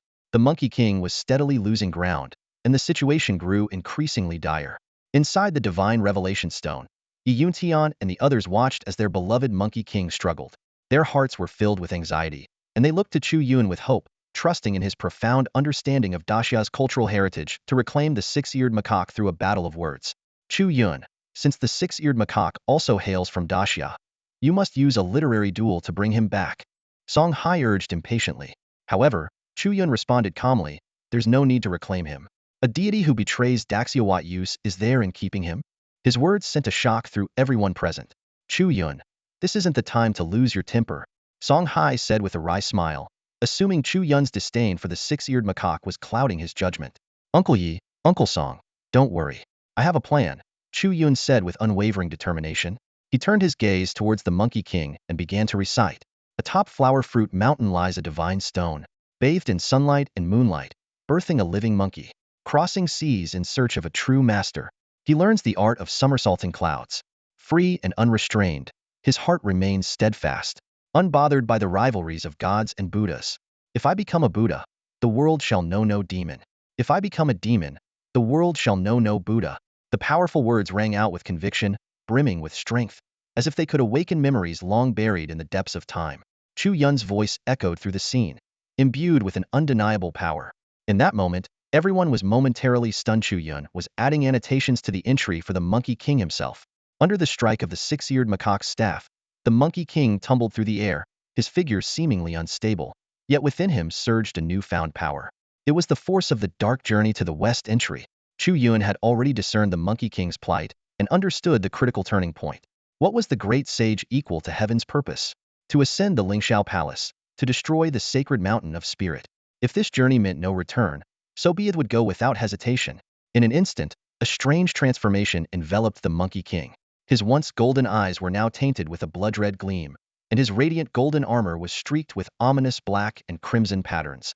In the blink of an eye, a fearsome figure emerged, a monkey god clad in sinister black armor, his blood-red eyes brimming with ferocity, his expression cold and unyielding. He hovered midair, exuding an overwhelming aura like an abyss, dark and boundless. Seated upon a white lotus, Shakyamuni Buddha furrowed his brows. He keenly sensed that the Sun Wukong before him was no longer a mere demon, had succumbed to darkness. Even the celestial deities of the east were astounded. Little Neza, perplexed, turned to Yang Jian for answers, only to be met with the same confusion. The six-eared macaque let out a maniacal laugh. Ha ha ha. As expected, you're just a filthy monkey, a demon. Sun Wukong, look at yourself. Take a good look at what you've become. Is this the so-called handsome Monkey King? You're nothing but a vile, wretched creature. Before his laughter could fade, the Monkey King, now wreathed in demonic flames, appeared before the six-eared macaque in a flash. With a devastating punch, he struck the macaque's face. A thunderous crack resounded as the macaque's golden body shattered, sending him hurtling through the air like a broken kite, blood and tears scattering across the sky. Impossible. I am the victorious fighting Buddha, the war god of the Buddhist order. How could you shatter my golden body? The six-eared macaque roared in disbelief. The Monkey King remained silent, his gaze cold and detached. With a single motion, the Rui Jingu Bang flew back into his grasp from a distance. Raising the golden staff high, he brought it down with the force of a mountain splitting asunder, aiming directly at the six-eared macaque. Boom! A deafening crash reverberated as the macaque's skull was obliterated. His so-called divine form reduced to nothing but pulp beneath the crushing blow. Even in his final moments, the six-eared macaque could not comprehend how the tide had turned so drastically. The crowd collectively gasped in shock, yet Chu Yun stood unfazed, his confidence unshaken. Though the six-eared macaque embodied the duality of demon and Buddha, the Monkey King had now become a perfect fusion of demon and darkness. How could he possibly be deterred? Who was the true handsome Monkey King? That question no longer required an answer. In the void, only the figure of the great sage, the monkey god, remained. His aura was surging wildly, and his crimson eyes glimmered with a chilling, demonic light. This transformation was enough to unsettle Shurjia, who had been observing from afar. You wretched monkey, you've succumbed to demonic possession. Shurjia felt an unprecedented sense of dread. As the exalted Buddha, he understood that while Buddha can subdue demons, demons are equally capable of slaying Buddha. Without hesitation, Shurjia unleashed a heaven-shaking strike, channeling the collective faith of the entire Buddhist realm in the land of Asen. In that instant, every Buddhist devotee in Asen felt a wave of dizziness as their faith converged into Shijia's palm. A golden five-finger mountain materialized in the air, crashing down like a colossal weight upon the Monkey King. The overwhelming power of Buddhist might force the Monkey King to plummet onto the mythical arena, his arms stretched skyward to support the base of the mountain. Old Tathagata, the Monkey King roared into the heavens, his gaze piercing through the five-finger mountain to lock onto Shurjia. Shurjia looked down coldly at him. Wretched monkey, so obstinate and unrepentant, you are beyond salvation. Today, I shall end you here. At that moment, four figures emerged from Ling Mountain Tang Sanzang, Zhu Beiji, Sha Wujing, and Bai Longma. These were their true spirits, now fused with the divine forms summoned earlier by Jiang Zia, radiating a solemn and sacred Buddhist light. Old Tathagata, do not dare insult the true spirits of my master and brothers. The Monkey King's eyes burned with fury. Shurjia smirked with disdain. You four, kill him. This wretched monkey has fallen to demonic possession and must be eradicated. This was his true intentiento, have the great sage die at the hands of those closest to him. Inside the divine awakening stone, Yuntian and his companions discerned Shijia's malice, their faces pale with shock. Chu Yun clenched his fists, frantically scanning the portraits of deities, hoping to summon a powerful Taoist god to counter Shurjia. Though Shijia's method of borrowing the faith of the Buddhist realm was dishonorable, in this divine and demonic battle, victory was all that mattered. No one cared about the righteousness of the means. However, as the true spirits of the four disciples returned to their positions and stood by the Monkey King, Zhu Beiji suddenly grinned. Unexpectedly, the four companions did not turn against the Monkey King. Instead, Zhu Beiji, with his large frame and distinctive wind-catching ears, suddenly flashed a goofy, warm smile at the Monkey King, leaving him frozen in place. Idiot! You remember me? The familiar term of endearment sent a jolt through Sun Wukong's heart. Monkey King. Beiji's heartfelt cry struck Wukong like a bolt of lightning. It was the name he had longed to hear again, the name he held so close to his heart. Scratching his head with an endearing awkwardness, Beiji said, Monkey King, you always took the lead in the past. Today, it's my turn, old Zhu, to take the hit for you. Before his words had fully settled, Beiji shook his head, revealing his true form as the cleaner of the altars. With a sudden inhale, he began to draw in the power of faith from the Buddhist world like an unstoppable tide. The sight left the Buddhist disciples in stunned disbelief, especially the devotees from the kingdom of Ashoka, whose faces turned pale with shock. Beiji continued to absorb the faith energy recklessly, heedless of the consequences. The kingdom of Ashoka's fortunes plummeted. Massive waves roared along its coastlines, and its inland regions were racked by landslides and earthquakes. Countless believers collapsed, convulsing on the ground, their lives hanging by a thread. How dare you? Insolence! Shakyamuni's voice thundered with rage, shaking the heavens. Initially content to watch the spectacle unfold, he was now incensed by Beiji's outright betrayal. He had intended for the four companions to eliminate Wukong, but Beiji's actions were an affront he could not tolerate. Die! Shakyamuni clasped his hands together and roared. Beiji trembled, turning to Wukong with a pained smile. Monkey King, looks like my time's up. Idiot! What are you talking about? A terrible premonition gripped Wukong, his eyes reddening as he stared at Beiji. Tears began streaming down Beiji's face. I've always liked hiding behind you, Monkey King. I won't pretend anymore, won't act tough. Monkey King, I don't want to die. I don't want to leave. I miss you. Before he could finish, Beiji's body began to crack, disintegrating into ashes that scattered into the air. Idiot! Wukong roared, his voice filled with anguish. His heart shattered. This was exactly why he had resisted becoming the victorious fighting Buddha, merely a puppet at the mercy of others. Overwhelmed with grief and rage, the weight of the five elements mountain pressed down on Wukong even more fiercely. His skin began to take on a stony, gray hue, and his gaze grew distant. At that moment, Sha Wujing stepped forward and gently patted Wukong on the shoulder. Elder brother, why are you drifting off like this? You know, I'm not much of a talker. All this time on the journey, I haven't really spoken much to you. Sha Song gazed at the unconscious son Wukong, his eyes flickering with a mixture of emotions. Elder brother, in my heart, you'll always be the unrestrained great sage, equal to heaven. In this lifetime, apart from you and master, I yield to no one. Suddenly, a soft golden glow began to emanate from Sha Seng's body, flowing like a gentle stream down his arm and into the Monkey King's body. This was none other than his precious essence of Buddhist virtue. Sun Wukong, whose consciousness had been fading, jolted awake with urgency. Sha Sung, have you lost your mind? I don't want your Buddhist essence. At that moment, in a blurred vision, the Monkey King saw a young, handsome monk approaching him slowly. That familiar, unhurried demeanor, the ever calm and composed presence, and the serene smile capable of soothing any troubled heart, could only be him. Master, is it really you? Sun Wukong murmured, his usual defiance and wildness seeming to soften. Tang Sang gently patted the head of the diminutive, five-foot monkey. Wukong, though you often complain about my nagging, let me say this one last time. Do not care about the judgment of the world, whether Buddha or demon, good or evil. It all lies in a single thought. Everyone has true Buddha nature within them, and that is the essence of kindness. As his words faded, a wave of unease surged in the Monkey King's heart. Just then, Shakyamuni Buddha summoned their true spirits. In that moment, the Buddhist essences of Tangsong, Shasong, and Bai Longma transformed into three radiant, golden relics, merging completely into Sun Wukong's body. Master, brothers, don't leave me. The demonic body of the Monkey King shed tears of blood. This demon born from stone, who always believed himself devoid of emotions, now felt an unbearable pain in his stone heart. In that instant, the conflicting energies of demon, monster, Buddha, and human erupted from the great sage's body. Shakyamuni Buddha's eyes widened in astonishment. What? Jin Chanzi, Sha Wujing, by Longmeo lunatics. You actually transferred all the Buddha-given essence into this unruly monkey?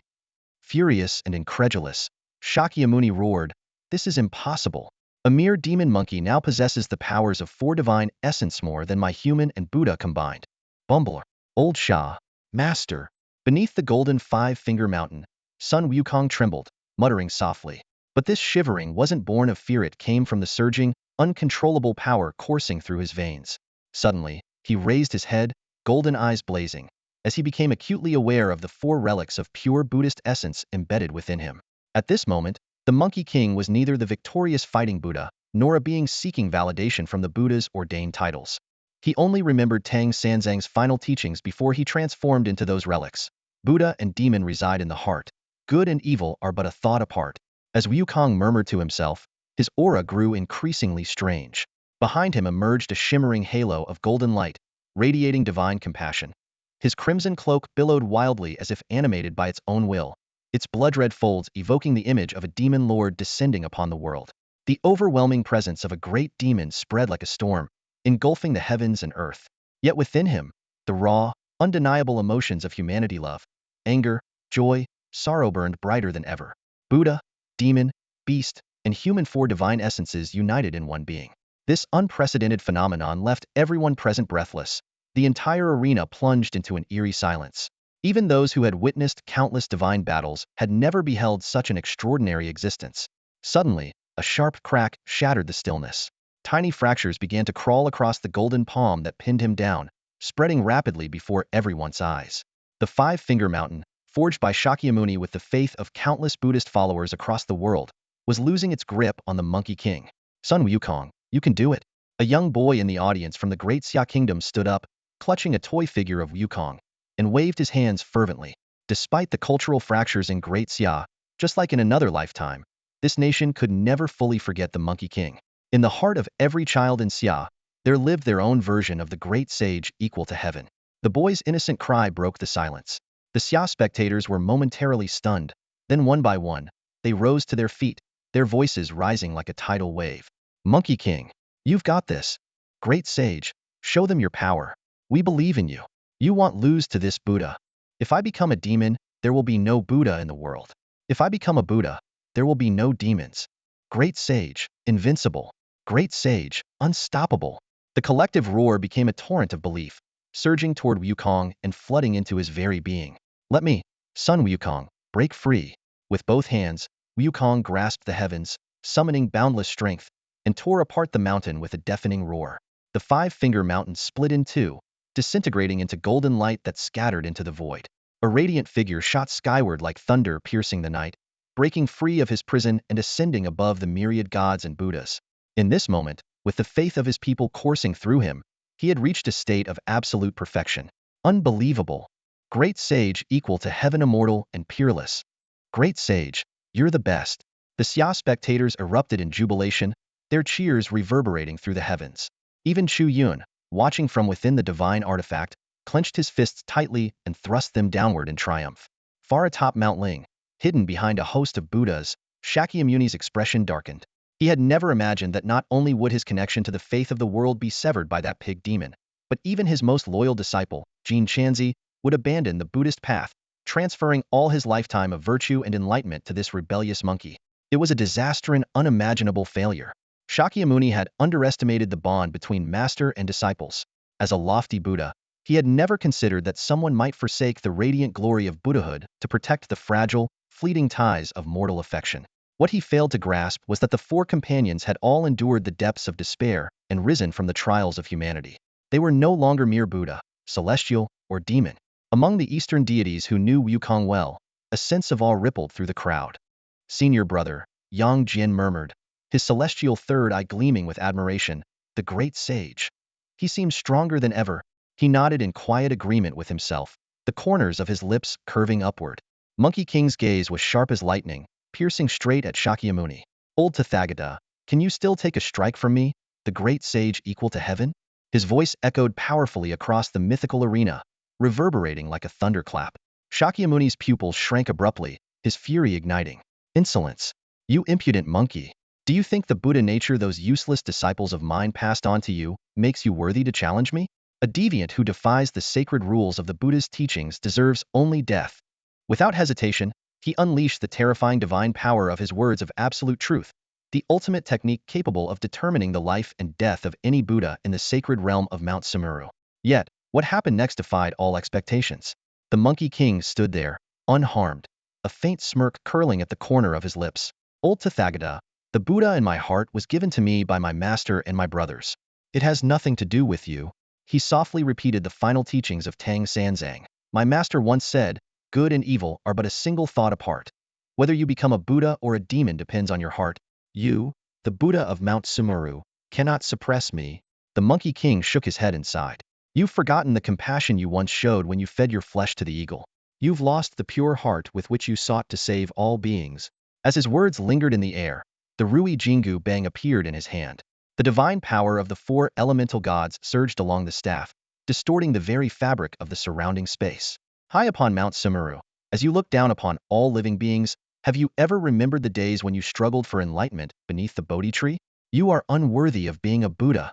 The divine staff radiated an overwhelming Buddha nature, its golden brilliance dazzling. As a mortal prince, you severed your emotions and desires to ascend to the position of Buddha. But did you ever recall the parents who gave you life and raised you? You are unworthy of being called human. The staff now brimmed with the essence of the mortal world, swirling with the vitality of humanity. Shakyamuni's fury exploded, his face contorting with rage. Insolence! You audacious monkey! How dare a wild beast like you presume to judge me, Shakyamuni? Boom! The Monkey King's speed was blinding, faster than Shakyamuni could react.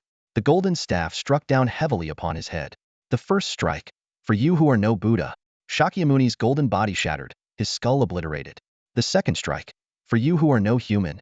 Another blow descended, splintering half of Shakyamuni's body like brittle wood.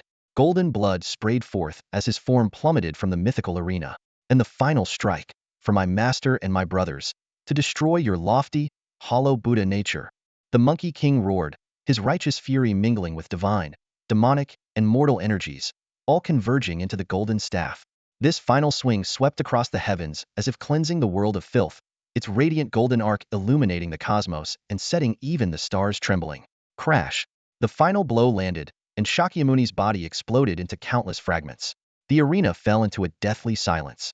All who witnessed the scene stared wide-eyed, utterly stunned by the earth-shattering moment before them. The moment Shakyamuni fell, the scene was engulfed in a brief, eerie silence. Then, as if a dam had burst, the audience erupted into thunderous cheers. Unbelievable, great sage. Such power. For divine systems, no less. From now on, who would dare underestimate the great Xia kingdom? The crowd buzzed with excitement, their voices rising in unison. Some even began imagining a showdown between Sun Wukong and Jehovah, their enthusiasm boundless. Others joked about heading to Mount Amei to feed monkeys, only to be corrected. Sun Wukong hailed from the legendary Flower Fruit Mountain. On the sidelines, Chu Yun stood frozen, his heart pounding with astonishment.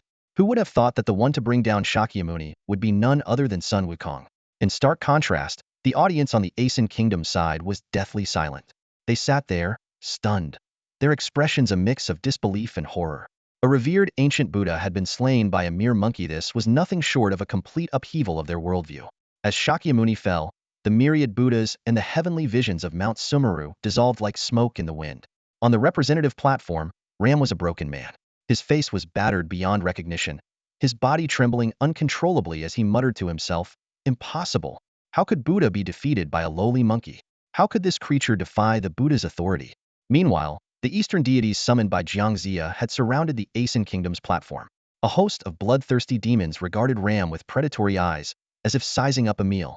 "Let me have a taste," Taodai quipped in a thick Beijing accent, his tone dripping with mockery. Those words shattered the last remnants of Ram's sanity. His eyes widened in terror as he vomited bile, collapsing to the ground in a heap, his pants soaked in fear. The gathered demons and gods recoiled in disgust, stepping back with sneers of disdain. The Asen Kingdom's audience watched in despair as Ram perished, their hopes crushed. He had been their last divine champion. Yet, some clung to a desperate shred of hope. We still have Brahma, the great creator god, a being of the highest order. High above, Sun Wukong hovered, his piercing gaze sweeping across the scene. His voice was cold and unyielding. "It doesn't matter. Someday, I, the great sage, will ascend Mount Sumeru, cross into your lands, and destroy your divine order." He could feel the immense power of the four relics coursing through him, but the thought of the price sacrificing the souls of his old companions left him devoid of joy. Just then, the goddess of love appeared. Her eyes moved between Sun Wukong and Jiangxia, lingering momentarily on Chu Yun with a wary glint. She declared, "By the rules, as all of Asen Kingdom's divine champions have fallen, the Great Xia Kingdom is the victor. Half of Asen Kingdom's national fortune will now transfer to Great Xia. Furthermore, per the terms of the wager, all territories near the Himalayas will be ceded to Great Xia." The Asen Kingdom's representatives crumbled under the weight of this announcement. Their despair was palpable. But before they could fully absorb their loss, something unexpected occurred. A murmur rippled through the crowd. "Wait, what is that?" As soon as the love god finished speaking, a vivid blue map of the world appeared, suspended above the mythic arena. The map's topography began to shift, and the territory near the Himalayas, previously belonging to the Asen nation, was gradually overtaken by the red hue representing the Daxia kingdom. The dramatic expansion of Daxia's territory brought visible joy to Yi Yun Tian and the other high-ranking officials of the kingdom. This border was no ordinary line, it was the lifeline between Daxia and Asen. Whichever nation controlled this land would hold the strategic advantage in future conflicts. Previously, Asen had relied on this geographical edge to station 1,000,000 troops, threatening Daxia's border. If not for Chu Yun awakening the flame Emperor Shenong, empowering Yi Yuntian and the other God-chosen warriors to harness divine strength in the border skirmishes, Daxia would never have found itself in such a favorable position. In the real world, a majestic five-clawed golden dragon soared into the sky from the east, a manifestation of Daxia's national destiny. The dragon turned towards Aeson, its jaws wide open, voraciously devouring the opposing nation's fortune. With half of its national destiny stripped away, Aeson plunged into chaos. The divine aura dissipated from the pantheon. The once vivid murals of gods faded under layers of dust, and temples across the country crumbled to ruins. Fertile lands that once supported life were reduced to barren deserts, withering vegetation giving way to relentless sandstorms. A nation's destiny directly determines its prosperity. When destiny flourishes, the people thrive, and even God-chosen individuals with extraordinary talents may emerge. But when destiny falters, these advantages vanish, jeopardizing even the basic survival of its citizens. Throughout Aeson, despair spread like wildfire. Citizens wailed in anguish, crying out, Amitabha, save your followers, and Lord Brahma, where are you? Some Aeson leaders, overcome with desperation, collapsed to their knees in the audience chamber, pleading with the love god. Esteemed love god, please grant our people a path to survival. Let us seek refuge in the Shira Empire. The love god cast a cold, indifferent glance in their direction and replied curtly, no. As the world's top-ranked nation and home to the most powerful deities, the Shira Empire had no intention of accepting refugees from Aeson. The Aeson leaders quickly turned their appeals to Chu Yun and his companions. Yi Yuntian, War God Yi, General Song, Director Wang, we are all human, and our nations share a border. Please, open the border and take in some of our people. Chu Yun, however, was preoccupied with an unusual sensation. As Daxia's national destiny surged, he had a strong premonition. Once the Golden Dragon fully absorbed the spoils of this victory, Daxia's global ranking would rise to the top 5. And within this top tier, he sensed the presence of some enigmatic force waiting to be unveiled. Just as Chu Yun's anticipation grew, the desperate cries of the Aeson leaders interrupted his thoughts, causing him to frown slightly. Open the border? Absurd. Aeson had no alliance with Daxia, and had even colluded in secret with the Sakura Kingdom to scheme against them. Moreover, the Aeson refugees were vastly different from the subjugated citizens of Sakura. Their sheer numbers would inevitably destabilize Daxia if taken in. Most importantly, these people wouldn't be grateful. They would resent Daxia for dismantling their lives. History had proven time and again. Those who are not of our kind cannot be trusted. While Chu Yun was certain that accepting the Aeson refugees was a terrible idea, he was acutely aware that such decisions were far beyond the purview of a student like himself. Yet, to his surprise, Yi Yuntian and the other officials all turned to him in unison. Chu Yun, what is your opinion? They asked. Chu Yun's eye twitched involuntarily. He realized that his extraordinary abilities had subtly elevated his influence to the point where even the nation's top leaders were now seeking his counsel. In the conference hall, the gazes of Yi Yuntian and the others were filled with approval. In their eyes, Chu Yun, who had once fought alongside them, was undoubtedly qualified to participate in matters of such critical importance to the nation's fate. Uncles, I'm just a student, Chu Yun said hesitantly, feeling a bit out of place. Not anymore. Yi Yuntian declared firmly. From now on, you are the divine battle representative of our Daxia nation, and the one and only. Does anyone here have any objections? Of course not. General Song Hai broke into a broad, approving smile. I, Song Hai, fully support Chu Yun. As a seasoned general who owed his life to Chu Yun, his trust in the young man was unwavering. This sudden promotion left Chu Yun momentarily stunned. However, seeing the expectant looks from everyone present, he set aside his hesitation and began to share his thoughts on the refugee crisis. Yi Yuntian's eyes lit up immediately. Haha, good kid. You've got a sharp mind and a tough heart. And in times like these, that's exactly what we need. As the war god of Daxia, he fully understood Chu Yun's concerns. Exactly, we cannot accept refugees, Yi Yuntian said, his tone serious. This is no time for misplaced compassion. When the people of Aeson Nation tried to carve up Daxia, did they ever show us mercy? Now that they've fallen to this state, they have no one to blame but themselves. Before long, the attendees reached a unanimous decision. No refugees. Daxia's rejection was resolute and unequivocal. This decision caused the people of Aeson Nation, who had already been turned away by other countries, to pale in despair. Some, having lost all hope, became hysterical, shouting, "Aren't you the ancient land of Eastern civilization, the nation of courtesy and virtue? Is this how Daxia shows its hospitality? Where's your inclusiveness?" A flicker of disdain flashed through Chu Yun's eyes as he coldly observed the frenzied crowd of Aeson people. Yi Yuntian, his expression impassive, replied, "In Daxia, we welcome friends with wine and greet enemies with cannons. Stop whining. or well bring the fight to your doorstep. These words silenced the unruly Aeson crowd in an instant, leaving them utterly speechless. At that moment, Desia's national fate golden dragon completed the absorption of half of Aeson Nation's luck.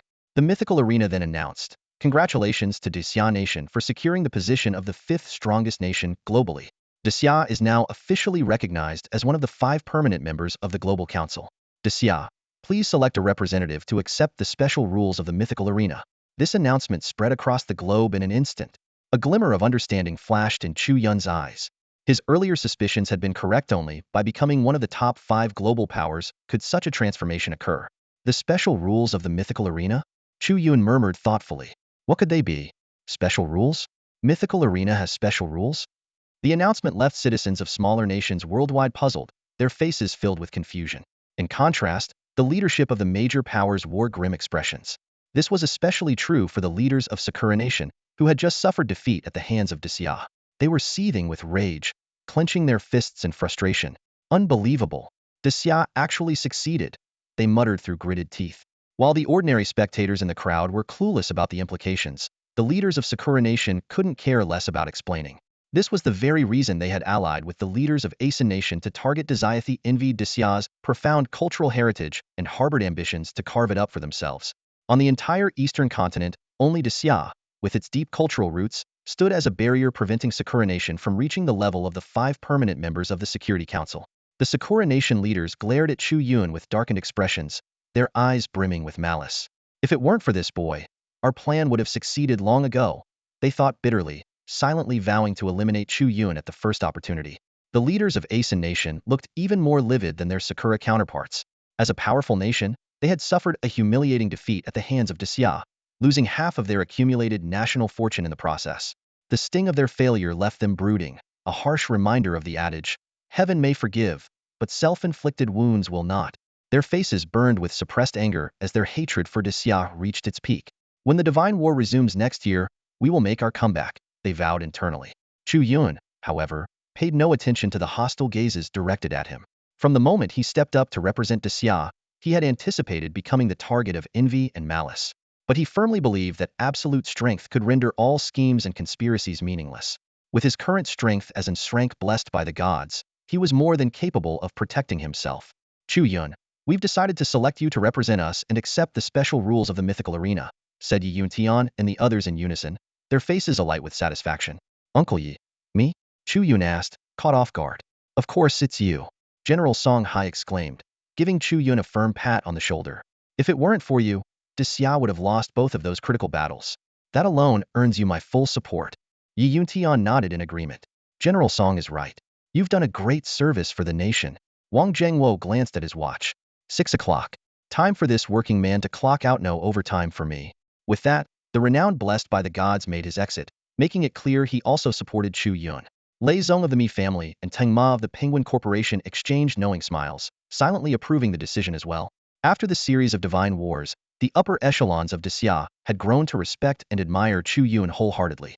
This atmosphere of merit-based recognition and unity filled Chu Yun with a deep sense of warmth and belonging. "People of Desia, have you made your choice?" The voice of the goddess of love rang out. Yi Yuntian gave Chu Yun a wink. "We have. We choose Chu Yun." A flicker of complexity passed through the goddess of love's gaze. Desia's decision to choose Chu Yun was within her expectations.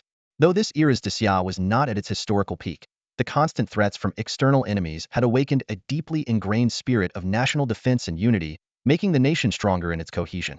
"Very well," the goddess of love said with a nod.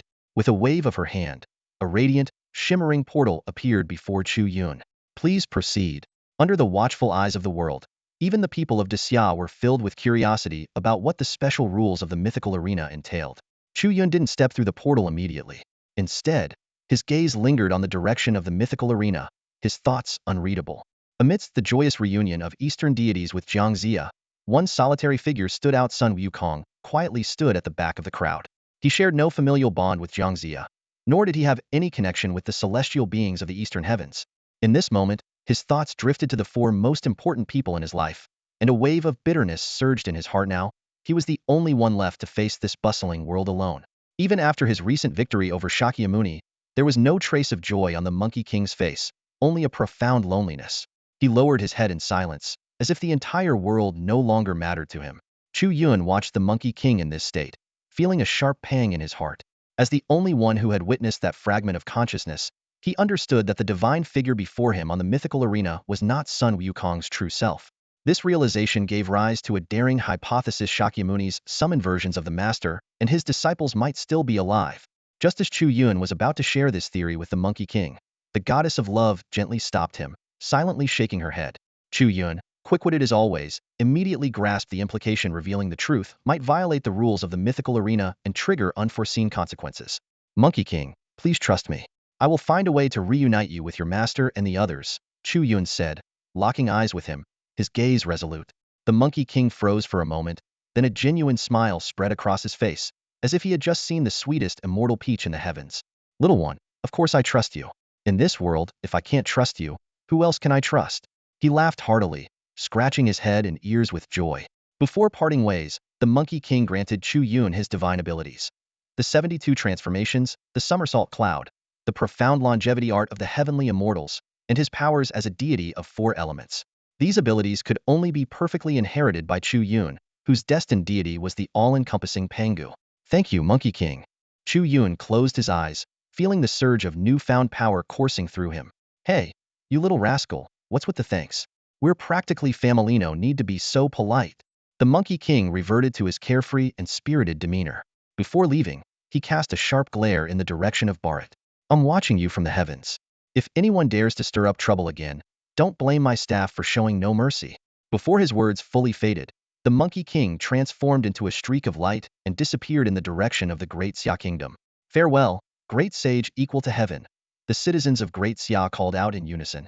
The goddess of love discreetly observed Chu Yun. Her wariness of him deepening. This young man had not only inherited divine powers capable of defeating Shakyamuni, but also possessed unfathomable strength of his own. As Chu Yun followed the goddess of love through the portal, he asked, Goddess, what exactly are the special rules of this mythical arena? The celestial path. The qualification to ascend as a god, she replied. Chu Yun's heart trembled as vivid images from his consciousness surfaced in his mind. The ancient starry path, a journey carved out by pioneers like Nuwa and the human king Fuxile to the unknown, to formidable adversaries. Inside the divine temple, the goddess of love stood silently with a complex expression. When Olympus was mentioned, Chu Yun's gaze flickered. This was the domain of Zeus in the Hellenic mythological system, signifying an encounter with true deities, not mere spirit projections on a mythical battlefield. How do you know that? The goddess of love fixed her eyes on Chu Yun, her expression shifting slightly. Chu Yun merely shrugged and smiled, offering no reply. Seeing this, the goddess refrained from pressing further, though her face grew darker with unspoken thoughts. Under her guidance, they arrived at a grand, pristine white temple exuding a holy aura. At the center was a round table with 5 seats, 4 of which were already occupied. As Chu Yun stepped inside, every gaze turned toward him. The 4 individuals represented the top 5 global powers. A golden-haired, blue-eyed young girl, a red-haired middle-aged man, a white-haired elder, and a dignified woman with sun-kissed bronze skin. They hailed from the Hellenic Empire, the Egyptian Empire, the Beautiful Federation, and the Great Eagle Empire. Chu Yun quietly took the remaining seat. As the representatives of the 5 great powers gathered, the temple suddenly radiated a dazzling divine light. A slender, white-robed elder materialized above them: Zeus, the lord of the gods of the Hellenic Empire and the world's #1 ranked deity. Well, as I expected, the representative of the Grand Xia nation is indeed you, Zeus said, his tone warm and grandfatherly as he looked down at Chu Yun. Zeus officially declared that the Grand Xia nation was now one of the 5 permanent council powers, granting them access to the 5 nations' special realms. More critically, they had been bestowed the power of the coordinates of force capable of guiding the gods of their respective pantheons back to the mortal realm. These were not mere projections in a mythical arena, but the true return of divine beings.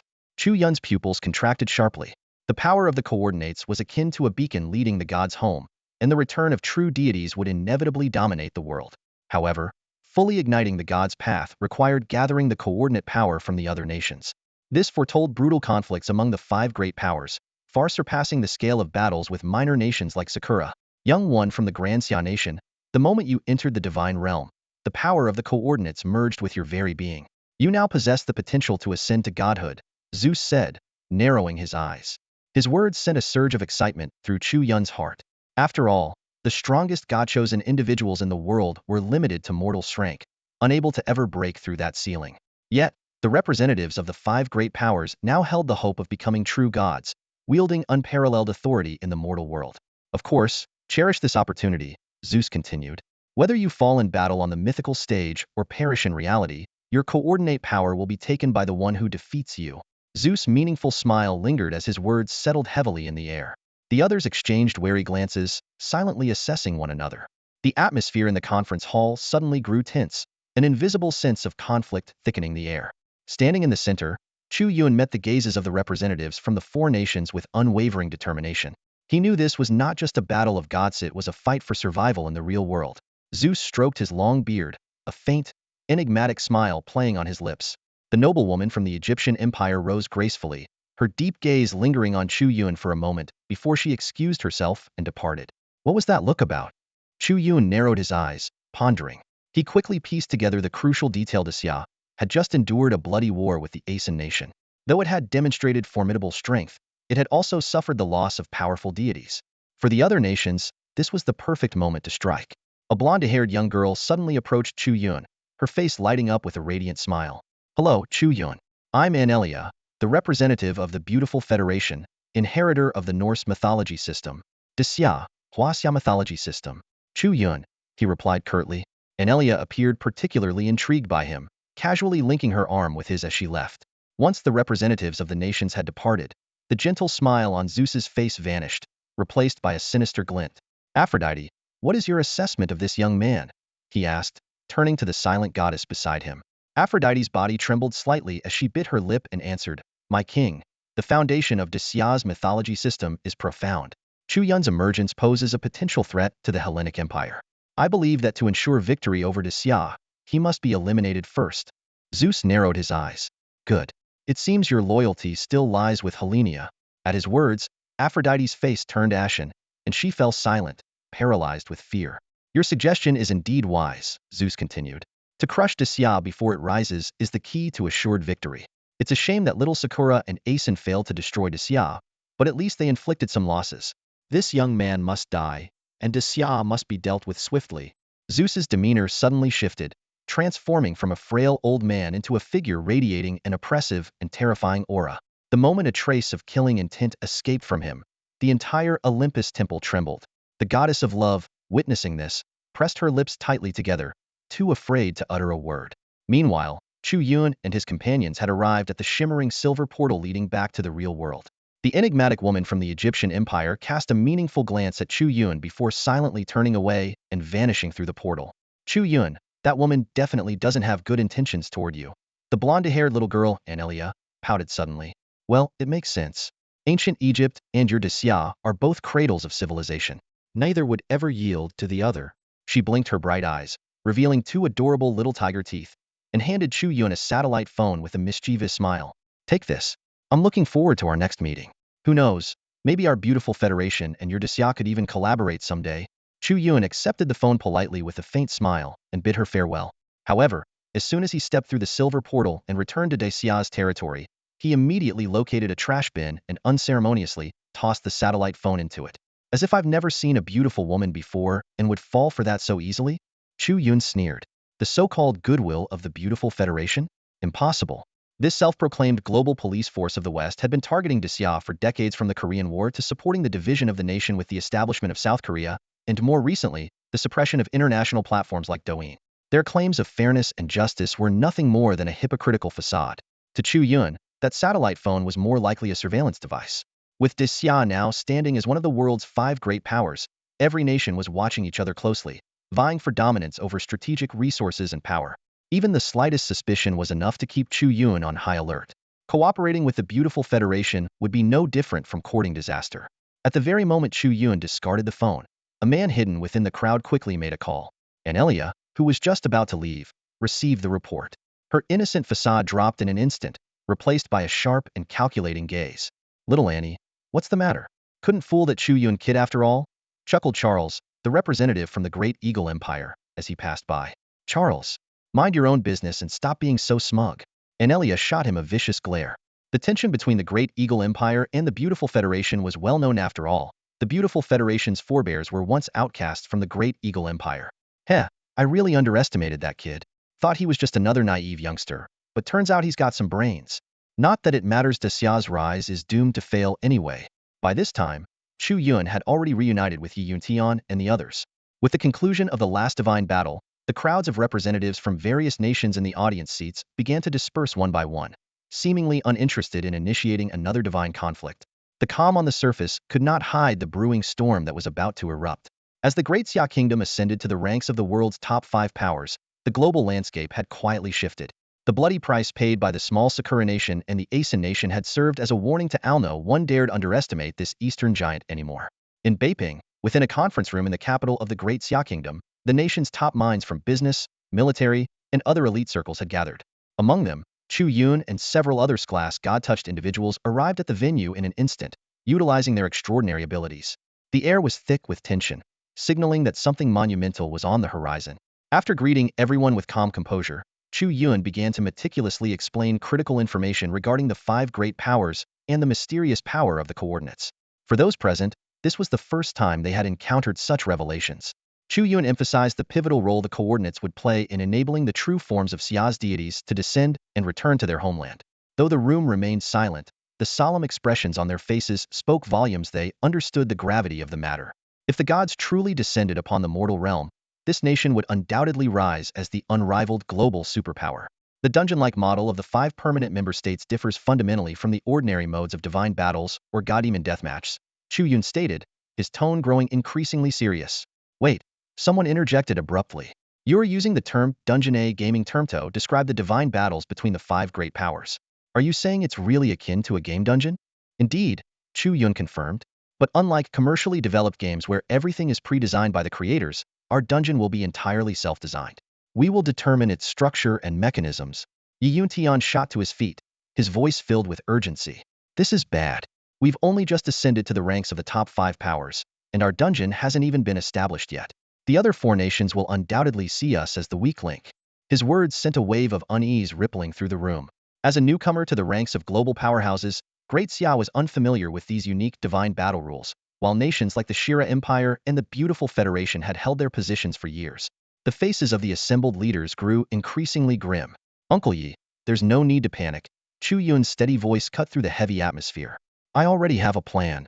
All eyes turned toward Chu Yun, their anticipation palpable.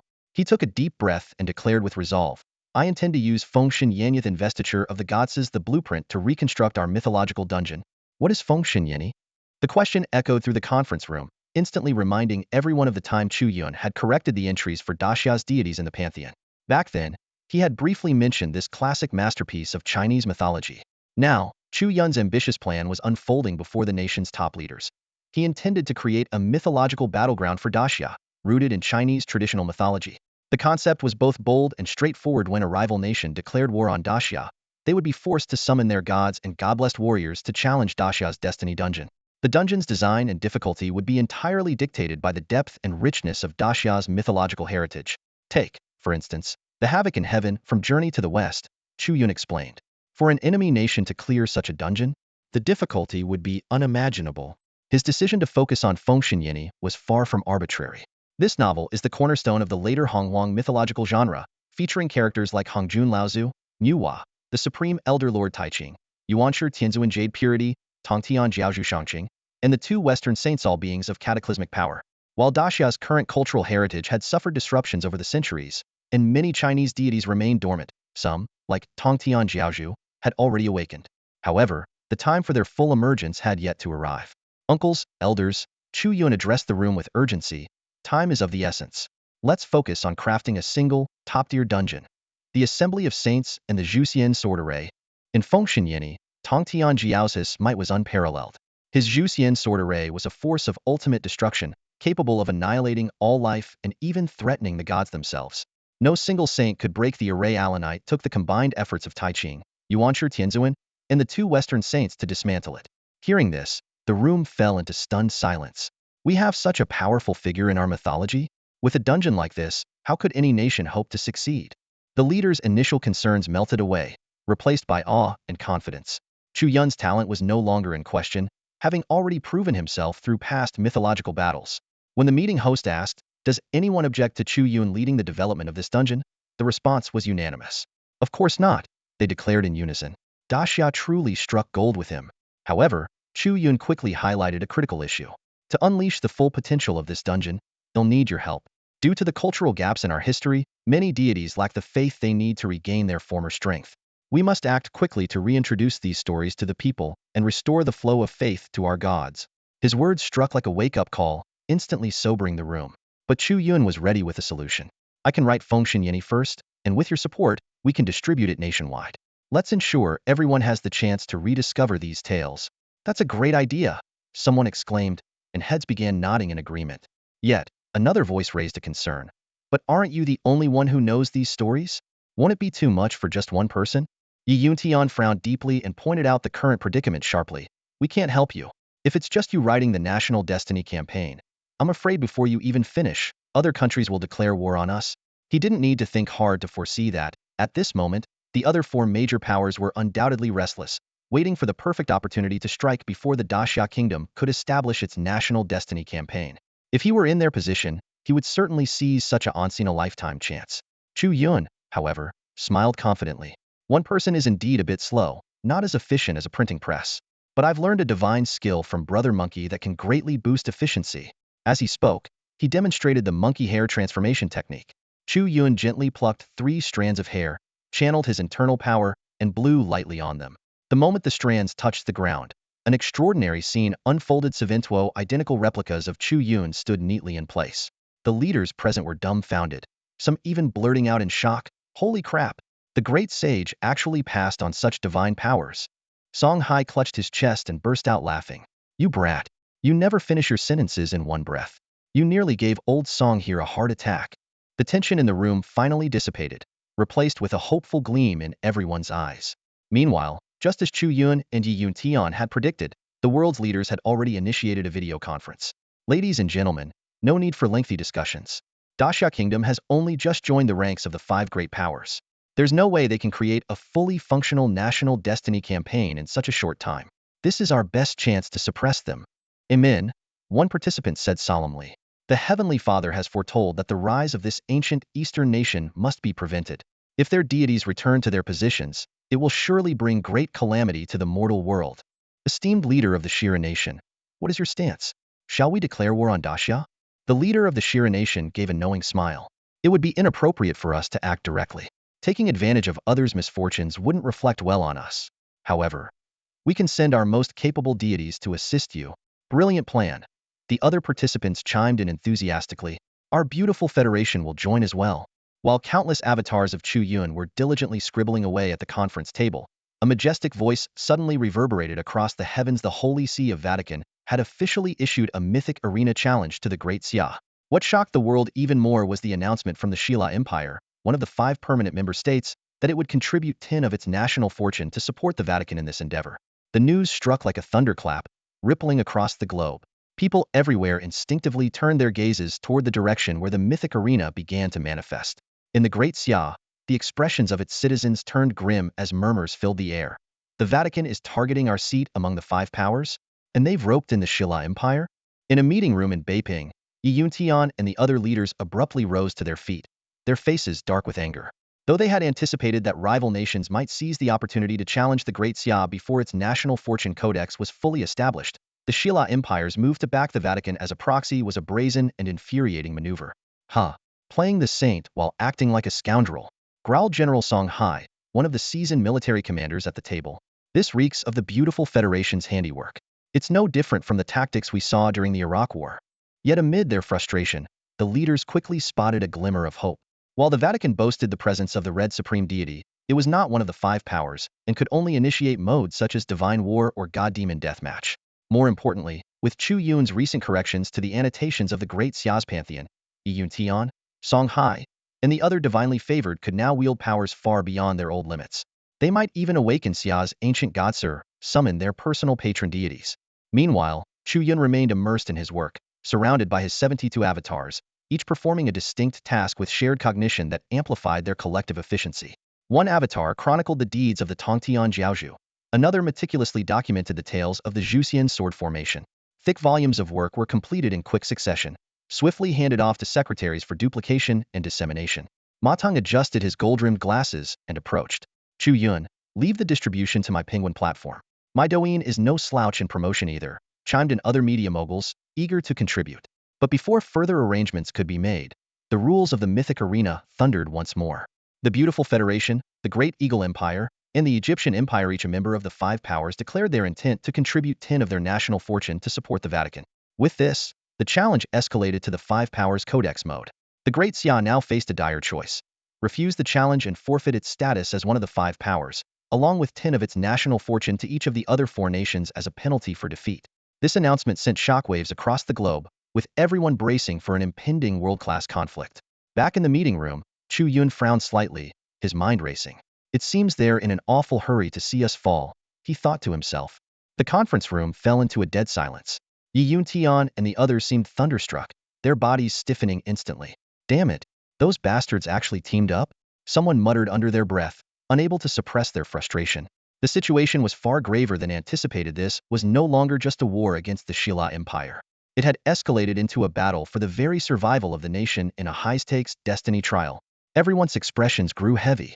They had long suspected that other powerful nations might target Dacia, but who could have predicted they would strike simultaneously and even align with the Vatican of Fangon? What was even more chilling was the fact that these nations had each contributed 10 of their national destiny to the gamble. Their calculation was ruthless. If they lost, they'd only forfeit a fraction of their destiny. But if Dacia were to lose, it would not only owe each of the five nations 10, but also have half of its destiny stripped away by the Vatican. They're trying to wipe us off the map. An enraged voice roared, breaking the tense atmosphere in the room. The consequences of defeat were terrifying. Without the protection of national destiny, the people of Dacia would become like those of the once proud Sakura nation, displaced, struggling to survive even on their own land. The world was fraught with dangers, not just from humans but also from the terrifying, sporadic appearances of eldritch gods. This was why every nation prioritized the mythical arena battle. It was a matter of survival. What should we do? Our national destiny trial hasn't even been established yet.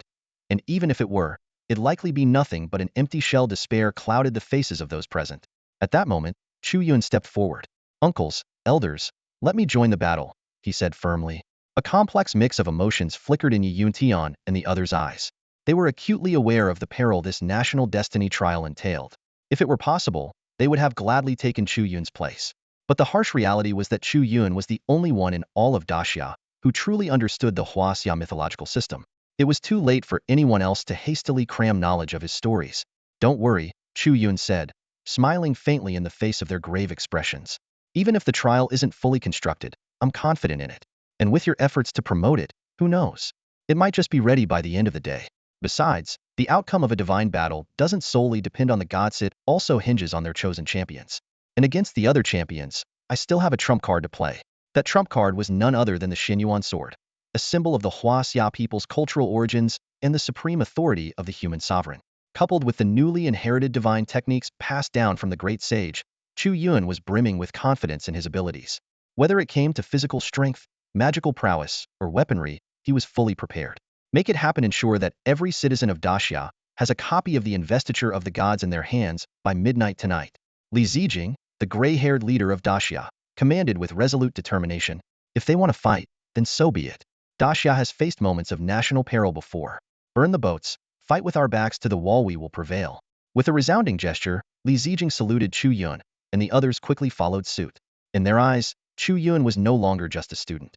He was a warrior, willing to risk everything for the sake of Dacia. Chu Yun returned the salute silently, then turned and strode out. Nimbus cloud, he whispered to himself. Instantly, mist swirled around him, making him appear like a war god descending from the heavens. With a single somersault, he soared 108,000 miles and arrived above the mythical arena in an instant. At that moment, people across the world paused whatever they were doing, their eyes glued to various live broadcasts. For the citizens of Dacia, in particular, time seemed to stand still as they focused intently on the unfolding events. The people of Dacia deeply understood the life and death stakes of this divine battle for national destiny. Victory would mean gaining 10 of the national fortune of each of the four nations of Shilla, totaling a significant 40 boost to their own. Defeat, however, would be catastrophic. Dacia would lose half of its national fortune and be forced to compensate each of the four major nations with an additional 10, leaving only 10 of its fortune remaining, teetering on the brink of annihilation. On the mythic arena, the spectator stands began to materialize one after another. This extraordinary battle for national destiny had captured the world's attention, with audiences from dozens of countries filling the seats in succession. The VIP seats at the very top were reserved for the 5 permanent members of the Security Council Daxia, the Shilla Empire, the Great Eagle Empire, and others signifying their unparalleled global status. Spectators from various nations entered the arena through its portals.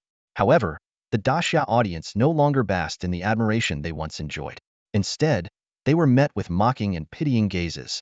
Just recently, Daxia had triumphed over the Aeson nation and claimed the top spot, only to find itself under siege shortly thereafter. The abrupt fall from glory to peril was a bitter pill to swallow. The moment Chu Yun appeared above the mythic arena, the Daxia spectators erupted into cheers. Chu Yun is here. Go, Chu Shun. We believe in you. The fervent cries of admiration and encouragement echoed throughout the stands. Despite the heavy hearts of everyone present, the dire circumstances seemed to awaken the unyielding resilience inherent in the Daxia people. Chu Yun noticed that among the spectators were many from the Sakura nation individuals who had been subjugated and marked with the slave seal, now loyal to Daxia. This nation had always been this way. Once defeated, they would submit with servile obedience, much like when MacArthur led the American forces to occupy them. They had even offered their own women under the pretense of a genetic improvement program. As subordinates, they were loyal. But the moment their master showed weakness, they would immediately turn their backs. Chu Yun cast a brief, indifferent glance at the submissive Sakura nationals before shifting his focus back to the arena. A man dressed in white, wearing a crown of thorns and a gentle smile, stepped forward, accompanied by a blonde-haired, blue-eyed woman. Following them, the God-chosen champions sent by the 4 major nations to support the ecclesiastical nation began to appear one by one, their numbers swelling to 20 or 30. This was the unique aspect of this battle for national destiny. There was no limit to the number of God-chosen participants. What? Daxia only sent one person? Kid, are you here to surrender on Daxia's behalf? Someone sneered. But in the next instant, a radiant golden divine sword appeared in Chu Yun's hand. Without waiting for the announcer to declare the start of the match, he unleashed a beam of sword energy that streaked across the arena like a rainbow, instantly severing the head of the speaker. The other God-chosen champions were momentarily stunned. Wait, the match hasn't started yet. On the mythic arena, Chu Yun's sudden strike left the entire audience in stunned silence. With a swift and unanticipated slash of his sword, he effortlessly killed a divine champion. The shocking scene sent spectators from every nation to their feet, their eyes fixed in disbelief on the center of the stage. You're courting death. The remaining divine champions snapped out of their shock, their faces twisted with rage as they glared at Chu Yun. You reckless brat. How dare you attack first? Do you have no fear, or just no sense? Tension surged as the atmosphere grew increasingly volatile. Then, from among the crowd, a strikingly handsome man with golden hair and piercing blue eyes stepped forward. Adjusting his glasses with a measured calm, he raised a hand. Instantly, the furious divine champions fell silent, restraining their anger at his unspoken command. The subtle display of authority caught Chu Yun's attention. This man was none other than Jacob, the representative of divine champions sent by the Shilla Empire, the world's most powerful nation. Only someone from the Shilla Empire could command such respect and deference on an international stage. Jacob, why are you stopping us? A burly divine champion from the Great Eagle Empire demanded, his voice filled with indignation. The slain champion had been one of their own, and the Great Eagle spectators in the stands were equally outraged and confused. Jacob, you're not one of us, but we're supposed to be allies right now. How could you side with someone from Daxia? Voices of doubt erupted from the Great Eagle crowd. What's going on? Are you a spy for Daxia? Despite the rising tide of accusations, Jacob remained composed. His gaze shifted toward Chu Yun, and though his voice was calm and measured, it carried enough weight to drown out the clamor. Silence. Are you all blind? Can you not see the weapon in Chu Yun's hands? He killed and shrank divine champion with a single stroke. Tell me, who among you has the power to do that? If any of you do, I won't stop you. The arena fell into a heavy, stunned silence. The burly man's pupils constricted as the gravity of the situation sank, emphasizing someone capable of effortlessly slaying a companion was nothing short of suicide. Chu Yun, however, remained on guard. Jacob was clearly the strategist among the coalition of 5 nations, and individuals like him, calm, calculating, and adept at reading the battlefield, were far more dangerous than mere warriors. Gripping the Xianyuan sword in his hand, Chu Yun felt a subtle tremor in its blade. Take down the leader first, he thought. Someone like Jacob would have to be eliminated swiftly. But before Chu Yun could act, Jacob turned his attention skyward, addressing the goddess of love with a respectful tone. Esteemed goddess, your devout follower Jacob has a question. Does Chu Yun's preemptive strike, before the start of the divine battle, violate the rules of the mythic arena? With this single inquiry, the situation escalated to a matter of rules and fairness. a far more dangerous threat than the divine champions eager to fight Chu Yun. The five-nation spectators erupted in agreement. Yes, the host must punish Chu Yun. This is a disgrace to the mythic arena. Ridiculous. The Daxia crowd immediately retaliated. There's no such rule in the mythic arena. What's the matter? Are you scared of him? As the heated dispute raged on, the goddess of love cleared her throat softly, her divine aura radiating throughout the arena. The sheer magnitude of her presence silenced every mortal in attendance. Her gaze settled on Chu Yun, and for a fleeting moment, a subtle, complex emotion flickered in her eyes. At first, her curiosity about Chu Yun had been undeniable. As Chu Yun displayed increasingly terrifying powers, the goddess of love's attitude toward him underwent a fundamental shift. Deep within her heart, she found herself experiencing an unexpected fear of a mere mortal. This fear wasn't without reason. Under Chu Yun's awakening, Qiyu, the cultural progenitor of Daxia, had once slain Shiva, the god of destruction from the Asan kingdom, on the spot. In Asan mythology, Shiva was a supreme deity capable of destroying the heavens and the earth. Yet Daxia, with just one unknown deity awakened by Chu Yun, was able to engage Shiva in a life-or-death battle. Who could guarantee that Daxia didn't have more such formidable deities waiting to be unleashed? The goddess of love found herself deeply conflicted. She had no desire to become enemies with Chu Yun, but her status within the Helipantheon was far too low. If Zeus, the king of gods, demanded Chu Yun's death, she had no choice but to comply. Just as she hesitated to speak, Chu Yun interrupted her first. I never said I was starting a godly war. Chu Yun shrugged innocently. This is just a situation where I encountered divine champions from a rival nation in the real world. Of course, I had to act. The rules of the mythical arena don't apply to reality. You little brat. The divine champions of the great Eagle Empire were so furious their faces turned dark. The Daxia audience, momentarily stunned, quickly chimed in. Exactly. Our Chu Shun never said he was initiating a godly war. Divine champions can fight each other in the real world. Not try to pin this on our Chu Shun. The goddess of love's eye twitched. Chu Yun's words were impeccable after all. The rule allowing divine champions to clash in the real world had been established by powerful nations like the Hela Empire and the Beautiful Federation. They had intended to use this rule to suppress weaker countries, only to have Chu Yun turn it against them perfectly. Jacob cast a deep glance at Chu Yun, noticing the mysterious golden sword in his hand, stirring once again. His pupils contracted instantly. Damn it, this brat is about to make another move. He shouted in panic. We're initiating the godly war. Quickly, awaken the gods through the divine revelation stone. With that, he darted into the Hela Empire's divine revelation stone, faster than a rabbit. The other divine champions, seeing this, scattered and fled in all directions. TSK, not bad, pretty quick. Chu Yun smirked. Don't get cocky, brat. One of the great Eagle Empire's divine champions glared at Chu Yun with venom. Let's see if your Daxia can stand against the powerful gods of the great Eagle Empire. Confident, aren't you? Chu Yun replied calmly, even flashing them a universally recognized, friendly gesture before stepping into Daxia's divine revelation stone. In an instant, the stars seemed to ripple, and countless images of deities materialized before Chu Yun, stretching endlessly into the distance. This special godly war scenario among the five great nations presented Chu Yun with an unexpected opportunity. Though he hadn't fully constructed Daxia's first national destiny scenario, his direction was clear. Would base it on the epic battle between Tongtian Jiaozhu and the saints from Fengshen Yini, the investiture of the gods. In that legendary battle, the sheer number of Eastern immortals and deities was staggering. The clash of divine techniques, magical treasures, and the awe-inspiring Zhuxian sword formation left spectators breathless. The Zhejiao, Chan sect, and the Western two saints, all the way from the saints to their disciples, had mobilized almost entirely. Because of this, the divine revelation stone before Chu Yun now displayed such an overwhelming number of deity images. Chu Yun couldn't help but feel a surge of excitement.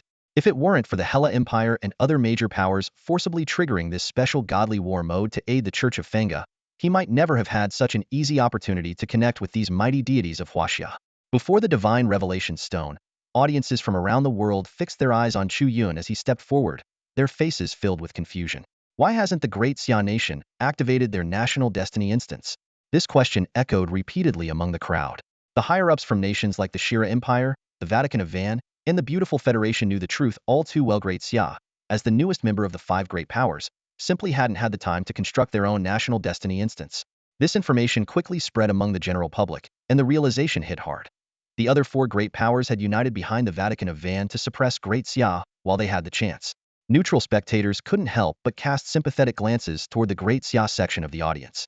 Since the revival of spiritual energy, no country had ever faced such blatant targeting. Being jointly opposed by all 4 permanent members of the World Council was a record no one would envy. But to everyone's surprise, the Great Xia audience remained eerily calm. Heads bowed, every single person seemed focused on their phone screens. Even the usual flood of lively comments in the livestream chat had mysteriously gone silent.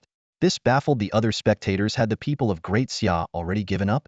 Viewers from ASEAN nations smirked smugly, while supporters of the beautiful Federation gloated openly. This is what they deserve, someone sneered. They've always been a thorn in our side at international conferences. Inside the Divine Revelation Stone, Chu Yun quickly noticed the strange atmosphere outside. Nearly 90% of the audience was glued to their phones. He immediately understood what was happening. His fellow countrymen were frantically reading the investiture of the gods. Only by immersing themselves in the epic tales of the legendary figures could they generate the overwhelming faith needed to awaken the Tongtian Jiaozhu at his peak. A perfect saint. Chu Yun wasn't in a hurry to awaken the Tongtian Jiaozhu just yet. He needed to give his people enough time to grasp the grandeur of this mythical figure. Fortunately, he had carefully selected the most thrilling chapters of the Tongtian Jiaozhu's battles against the other saints. A few tens of thousands of words, nothing too daunting for the modern reader. Standing before the countless depictions of Chinese deities etched into the stone, Chu Yun began his meticulous selection. The Tongtian Jiaozhu's 7 celestial attendants, the Golden Spirit Saint Mother, the 12 golden immortals of the Yuanshi Tianzin sect. Each divine figure appeared faint and illusory, a clear sign that none had ever been awakened by Great Xia before. At this moment, summoning any of these deities was far too risky. For a nation like Great Xia, which had suffered cultural interruptions, these gods were too unfamiliar to the modern populace, lacking the deep reservoirs of faith needed to restore them to their full power. While the pantheon of Chinese mythology was vast and awe-inspiring, most of its mightiest figures, once summoned, would start at their weakest, much like Sun Wukong during his initial awakening. Against the fully empowered deities of other nations, this disadvantage was too great for Chu Yun to gamble on. Thus, Chu Yun's priority was clear. He needed to summon a deity already well known and revered by the people of modern Great Xia. All eyes were fixed on the divine portrait in front of Chu Yun, and an uproar soon followed. Wasn't that the legendary Grand Summoner Jiangxia from the renowned Daxia Kingdom? The faces of the audiences from Shila, the Holy Church, and the other 5 nations instantly turned pale. They had personally witnessed Jiangxia's terrifying power before, and now a wave of unease washed over them. At that moment, the goddess of love spoke up. Chu Yun, although this is a divine battle within the National Destiny Dungeon, you cannot summon any deity you have previously awakened during the battle with the ASEAN Kingdom. Chu Yun frowned slightly. Oh. The goddess of love's eyes dimmed as she pressed her lips together and explained. The Shilla Empire has chosen a specific arena rule that limits your Daxia Kingdom. It is explicitly stated that any deity previously awakened on the mythical arena within the past year cannot be used. The announcement left the audiences from Shila, the Holy Church, and the other nations stunned for a moment, but they quickly erupted into cheers, their previous panic dissipating. So the 5 major powers had the privilege of choosing arena rules. Goddess of love, what do you mean by this? The 5 major powers can impose restrictions on other nations. Chu Yun narrowed his eyes and questioned. The goddess of love replied curtly, that's correct. The 5 major powers hold a prestigious status and are granted special privileges. They can select an arena rule from the many available to benefit their nation. Although the rule is only effective for 1 year, during this period, the arena rules will favor the chosen nation. Damn it! Chu Yun immediately grasped the hidden implications. This was the advantage of being the host of the arena. Knowledge of countless rules was at the goddess of love's fingertips. Ever since Zeus, the king of gods, grew wary of Daxia and sought to destroy its legacy, the goddess of love had chosen silence. She hadn't even informed Daxia of such critical matters in advance, causing them to miss the opportunity to select the arena rule. As the old saying goes, when heaven, earth, and man are against you, victory becomes a distant hope. Chu Yun took a deep breath, unwilling to waste more words on this foreign goddess. He made a silent vow in his heart. When the chance arises, he would replace this goddess of love with a goddess from Daxia, ensuring they would no longer be at the mercy of others. As for which deity to summon next, Chu Yun's gaze swept over the many portraits before finally settling on one. True Lord, you've waited long enough. I imagine standing in the shadow of Brother Monkey during the last battle must have been frustrating. This time, the stage belongs to you alone. Chu Yun's gaze finally settled on the portrait of Erlang Shan, Yang Jian. This revered deity, once summoned by Jiangxia, had volunteered to join the battlefield. When introducing him to the people of the Great Xia, Chu Yun emphasized that Yang Jian was far more than the so-called gatekeeper of the heavens. From myth, she was a legitimate and highly esteemed celestial figure.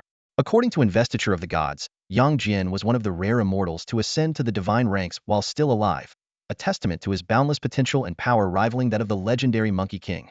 When Chu Yun's choice was revealed to audiences around the globe, the reactions were mixed. Many recalled his earlier introduction of this deity during the war between Huaxia and Asang, but skepticism lingered. Whispers spread. If he's so powerful, why wasn't he summoned earlier? This must be a desperate move. The five-nation alliance led by the Shira Empire and the Holy Church rejoiced in secret. Even if they summon the most powerful saint from legend, centuries of neglect will have left him weak. This will be the perfect chance to eliminate him. Inside the Divine Awakening Stone, Chu Yun could hear the external chatter but paid it no mind. Thanks to the celestial resonance gifted by the Panga legacy, he could communicate with the deity even before the summoning was complete. True Lord, Chu Yun began. The challenges you're about to face may be even more perilous than the battle between the Monkey King and Buddha. Back then, Zhang Zia was there Before he could finish, Yang Jian's bold voice interrupted, filled with confidence. Young one, I may not have fully regained my peak strength, but buying you enough time to awaken my grandmaster, the Tongtian Jiaozhu, is well within my ability.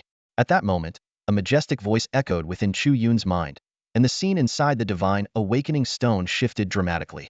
Towering waves surged as an ethereal island emerged, shrouded in divine mist. This was the ancestral home of the Jie sect, the Bio Palace. On its grand plaza, thousands of celestial beings, both human and non-human, sat in meditation, embodying the sect's principle of teaching without discrimination. At the center of countless gazes, an elder clad in black robes with flowing black hair sat upon a cloud. His presence was overwhelming, exuding an authority so immense it would leave mortals trembling. This awe-inspiring sight stunned audiences worldwide, and the smug expressions of the Five-Nation Alliance froze in an instant. Though they quickly reassured themselves, there's no way Great Xia can harness such a massive national destiny replica in the short term, their unease was evident. Desperation seeped into their ranks as they urged, "Love God. Initiate the divine battle now." Above the sky of Bio Palace, an extraordinary phenomenon suddenly unfolded. A streak of silver light illuminated the heavens. Suspended in midair was a strikingly handsome deity clad in silver armor, his third eye glowing with divine brilliance. It was none other than the renowned Yang Jian. Yang Jian respectfully saluted Tongtian Jiaozhu, his tone filled with apology. "I humbly ask for your forgiveness, Master Uncle. In the past, I aligned myself with Chan's sect, which inevitably led to conflicts with your disciples." Hearing this, Tongtian Jiaozhu responded with a hearty laugh, his demeanor magnanimous. "Today, you stand here to buy me time. Such filial piety is commendable. Why would I bear any grudge against you? Besides, you and I now fight for the same cause, the survival of Xia. This land is the foundation of our existence. If Xia falls, so do we. The past grievances are better left behind." Chu Yun, observing Tongtian Jiaozhu's broad-mindedness, couldn't help but feel a deep admiration. The legendary impulsive and fiery leader of Jie sect was, in truth, a figure who cared deeply for the world, could discern right from wrong, and was fiercely protective of his own. "Master Uncle's righteousness is unparalleled," Yang Jian declared solemnly, exchanging a meaningful glance with Chu Yun. This deity, revered as the true Lord of Clear Source, the manifested Saint's second Lord, and the guardian of Guankou, was now brimming with battle spirit, ready to unleash his full might. The coalition of 5 nations, witnessing the celestial spectacle above Bio Palace, began summoning their own deities. It was clear they sought to bring this divine war to an end as swiftly as possible. The sheer magnitude of their divine assembly was nothing short of awe-inspiring. "Why don't you show yourself? You little upstart. Don't think you can stall for time until the dungeon is fully constructed. A national destiny dungeon battle is nothing like a normal divine war. Even if you hide, you'll still lose," the enemy taunted. "Huh, scared, aren't you? I knew Xia would cower in fear," another sneered. Chu Yun rolled his eyes disdainfully. The 5 nations were clearly growing desperate. Weren't they brimming with confidence just moments ago? Straightening his posture, he turned to Yang Jian's image and bowed deeply. "Though proud, you refuse the heavens' favor. Though aloof, you abide in the Guan River's grace. Red City's valiant spirit and sacred might. Your boundless power earns the name Erlang. I, Chu Yun, humbly welcome the arrival of the true Lord. Master Ancestor, am heading out," Chu Yun declared solemnly. "Go ahead. I, the sect master, will hold the fort for you," the Tongtian Jiaozhu replied with an air of authority. "Though my strength has yet to fully recover, eradicating an alien deity is hardly beyond my reach." Above the skies of Bio Palace, divine radiance swirled around Yang Jian. The Tongtian Jiaozhu sat atop a cloud with a cold, imposing expression, gazing down at the gods from various nations gathered outside the divine revelation stone. At this moment, over 20 God-chosen individuals from the 5 major nations had made their appearance. They could wait no longer. Their plan had been to exploit the gap before the Great Xia's national destiny instance was established. Now, with the manifestation of Bo Palace, the leaders of the 5 nations were growing frantic. Stay within your respective divine revelation stones. Do not step outside, commanded Jacob, the military strategist of the 5-nation alliance, from within the divine revelation stone of the kingdom of Hira. He had no intention of joining the battle. Since witnessing Chu Yun effortlessly slay and sklash God-chosen with a single sword strike, he had realized that even with their numerical advantage, taking down Chu Yun would be no easy feat. Understood. The God-chosen individuals responded in unison.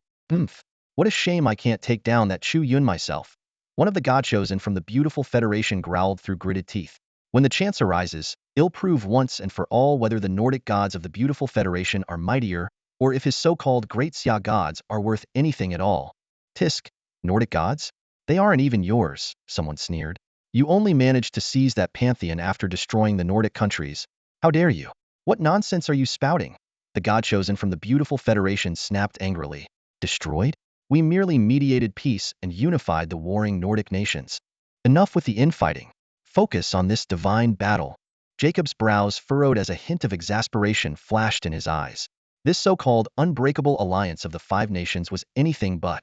It existed solely out of a shared fear of Great Xia's rise, held together by the flimsiest of agreements. Chu Yun overheard every word of their heated exchange and simply smirked. These people were all talk. When it came to facing him in battle, he doubted any of them would dare make a sound. In the next moment, a silver-armored war god materialized on the mythical battlefield, a strikingly handsome man wielding a 3-pointed double-edged blade, accompanied by a jet-black hound. It was none other than Erlang Shun. Yang Jin. He's here. The great deity has appeared. Honestly, I feel a little embarrassed. This deity used to be called the celestial dog god in our legend. Exactly. And didn't Jiang Zia get the same treatment? He was made a land god just because of his old age. And this one, simply because he had a dog, became a dog keeper. Yang Jin's arrival drew the attention of the Great Xia crowd, leaving the elderly scholars visibly awkward. But it wasn't entirely their fault after all. The Chinese mythological system was extraordinarily complex. Combined with cultural disruptions, even these lifelong scholars devoted to unearthing mythological history found themselves at a loss. This Great Xia deity doesn't seem very strong, one of the God-chosen from the Vatican's Holy See remarked, narrowing his eyes as he scrutinized Yang Jin. He then clasped the cross on his chest with devout reverence. May the holy light of my Lord illuminate this land of the East, dispel the evil gods, and save the lost lambs. Amen. Boom. On the battlefield, a radiant holy light descended, revealing 4 angels in an instant. These 4 angels moved as if they shared one mind and soul. What? The Vatican's God-chosen summoned 4 deities at once. This should be interesting. Great Xia only sent Chu Yun as their God-chosen, and he can only summon 1 deity at a time. They must be out of their minds. Chu Yun recognized the identities of the 4 archangels: Gabriel, Michael, Raphael, and Uriel. Michael's wings shimmered with gold and crimson hues, wielding a blazing fiery sword symbolizing combat. Gabriel's silver-blue wings rippled with light as he held a staff of blessing. Raphael's green, radiant wings exuded healing energy, making him one of the earliest discovered deities of healing across nations, until Great Xia's Yin Emperor Xinnong emerged and disrupted the Vatican's dominance. Lastly, Uriel, the symbol of wisdom, stood shrouded in mystery, his face obscured beneath a white robe, emanating an enigmatic aura. The sudden appearance of the 4 archangels on the mythical battlefield caused a sensation, as it marked the first time they had gathered together. In the audience, the church's followers, dressed in white robes, fervently chanted the name of the Lord. They firmly believed that these 4 archangels, each embodying divine power and working in perfect harmony, would banish the eastern evil gods and guide the lost sheep back into the embrace of the Lord. Zhenzhuan, take out Raphael and Gabriel first. Chu Yun quickly suggested to Yang Jian. Those 2 command the divine powers of healing and blessing. Yang Jian responded with a faint smile. No need to complicate things. I'll just take them all out at once. Arrogant Eastern deity. Michael's expression turned icy as he unfurled his pristine white wings. With a fiery seraphim sword in hand, he charged directly at Yang Jian. The blade's tip erupted in a dazzling red flame, a holy fire from heaven, capable of destroying all evil. Childish. Yang Jian shook his head with a faint chuckle. Shao Tian Quan. Woof. The black dog that had been lying lazily on the ground suddenly opened its eyes. In an instant, it transformed into a streak of black light, shooting into the sky. Darkness engulfed the battlefield, swallowing every trace of light. Within moments, the true form of Xiaotian Quan emerged, a divine dog, pure white from head to tail, standing out starkly against the pitch-black night. "Oomph, a mere dog dares to challenge me?" Michael growled in fury. He swung his sword, unleashing a blazing red wave of heat that burst forth like a fiery, radiant flower in the darkness. But the magnificent strike lasted only a moment. Xiaotian Quan opened its massive jaws and devoured both Michael and his flames in one gulp. Burp, the divine dog let out a satisfied belch, as if to boast this legendary celestial beast, capable of swallowing the sun, found consuming a winged bird god to be nothing more than a light snack. The scene left the church's followers utterly dumbfounded, while spectators from around the world gasped in shock. Cries of disbelief echoed. The church. Sila. United Federation. What the?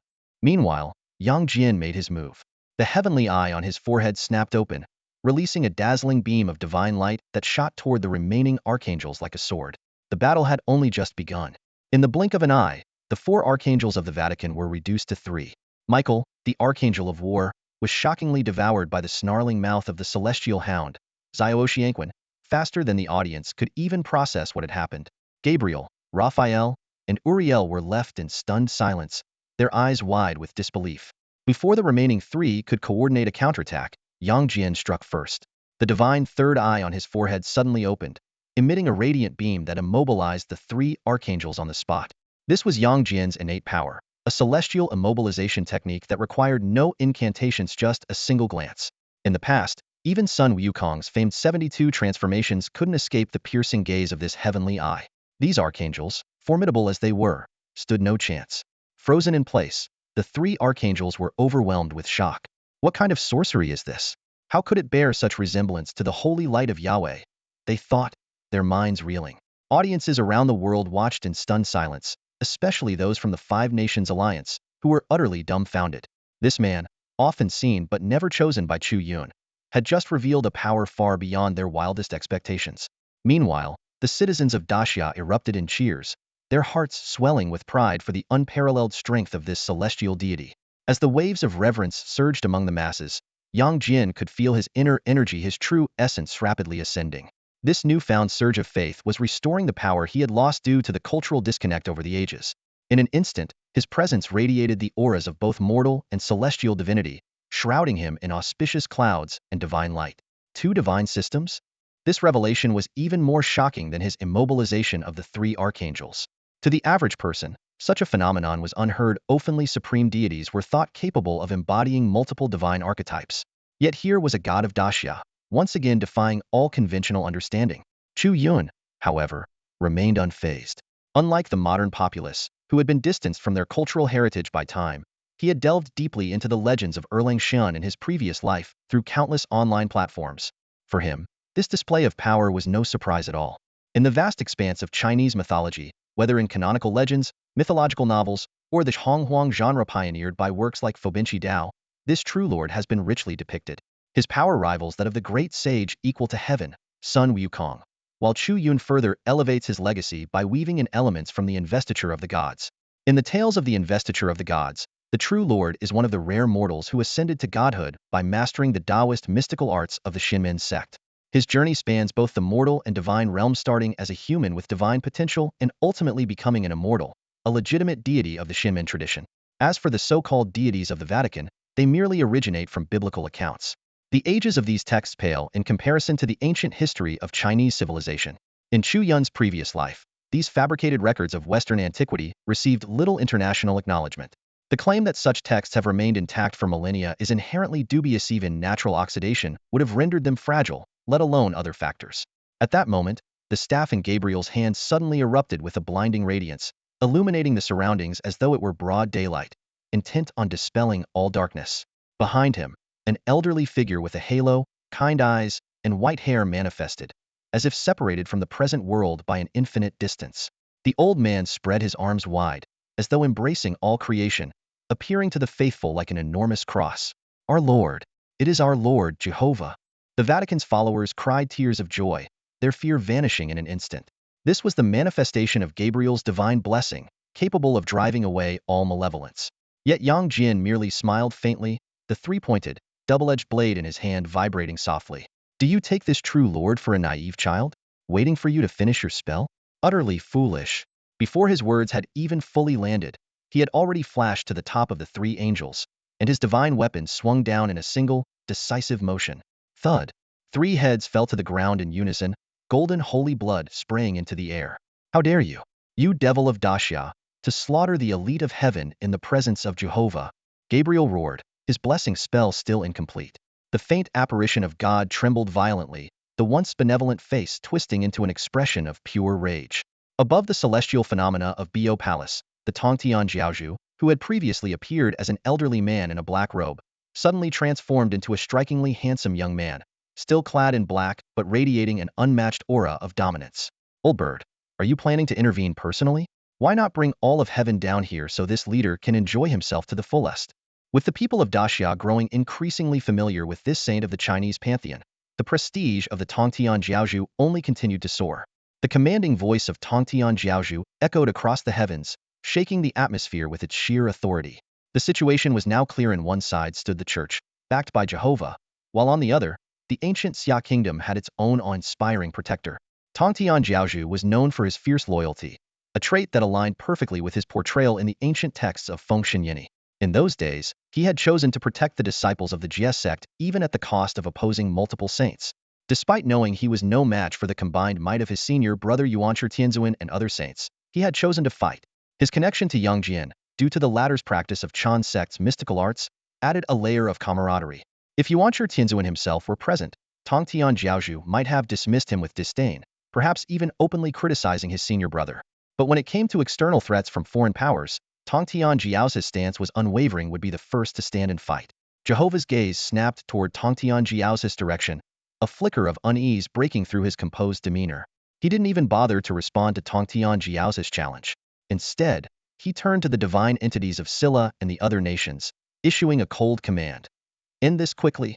The Xia kingdom's national destiny must not be allowed to manifest. These eastern demons are rising, and they must be suppressed, eradicated completely. Though this was merely an avatar of Jehovah, his words carried the full weight of heaven's decree. Like Zeus, the king of the Greek gods, Jehovah was determined to halt the resurgence of the Xia kingdom. His declaration hung in the air for only a moment before his figure vanished without a trace. The followers of the Vatican stared in stunned silence. It was unthinkable their supreme deity had retreated. Some devout believers immediately sought to rationalize it. Our Lord does not retreat out of fear. He is above the mortal realm and can only guide us, not interfere directly. Just as the Bible tells us, he guided Moses to lead the ancestors out of ancient Egypt. Now, he has given us another prophecy, warning us of the threat posed by the eastern devils. Chu Yuan observed it all with a cold, calculating gaze, silently assessing the powers at play. From Jehovah's display, it was clear that these deities with shallow foundations, rulers of minor pantheons, were likely at the level of quasi-saints or barely touching the threshold of true sainthood. They were far from the might of genuine saints. Jacob of the Silla Empire, watching through the divine oracle stone, felt his breath hitch. At last, he understood why Zeus was so desperate to suppress the Xia kingdom. This ancient eastern nation held unfathomable depths of mythological power. The beautiful Federation quickly followed suit, taking action. As self-proclaimed global enforcers, they had long targeted the Xia kingdom, even before the resurgence of spiritual energy. While the representative of the Egyptian empire hesitated, Jacob wasted no time. He began summoning the gods of his nation. In an instant, the skies above the mythic arena blazed with radiant light. From the heavens descended a resplendent golden chariot, tearing through the firmament with divine majesty. Above the mythic arena, a blazing sun abruptly emerged, its golden rays illuminating the heavens. This was no ordinary sun. This was the arrival of Apollo, the sun god himself. The audience of the Silla Empire rose in unison, their eyes wide with awe as they witnessed this divine spectacle. Apollo, one of the 12 Olympian gods, had descended, igniting a wave of fervent excitement throughout the crowd. But the heavens were not done. A bolt of thunder tore through the sky as a towering, golden-haired figure wielding a massive hammer descended in a crackling storm of electricity. Thor, the Norse god of thunder. The spectators from the United Federation erupted into cheers, their voices a roaring tide of enthusiasm as they celebrated their champion's arrival. Standing silently amidst the commotion, Chu Yuan observed the two deities now occupying the arena. Apollo, radiant and elegant, exuded confidence, while Thor, his expression stoic and his gaze cold, emanated raw power. Born of Odin and the giantess Jord, Thor was the Norse god of lightning and strength, a name that inspired both reverence and fear.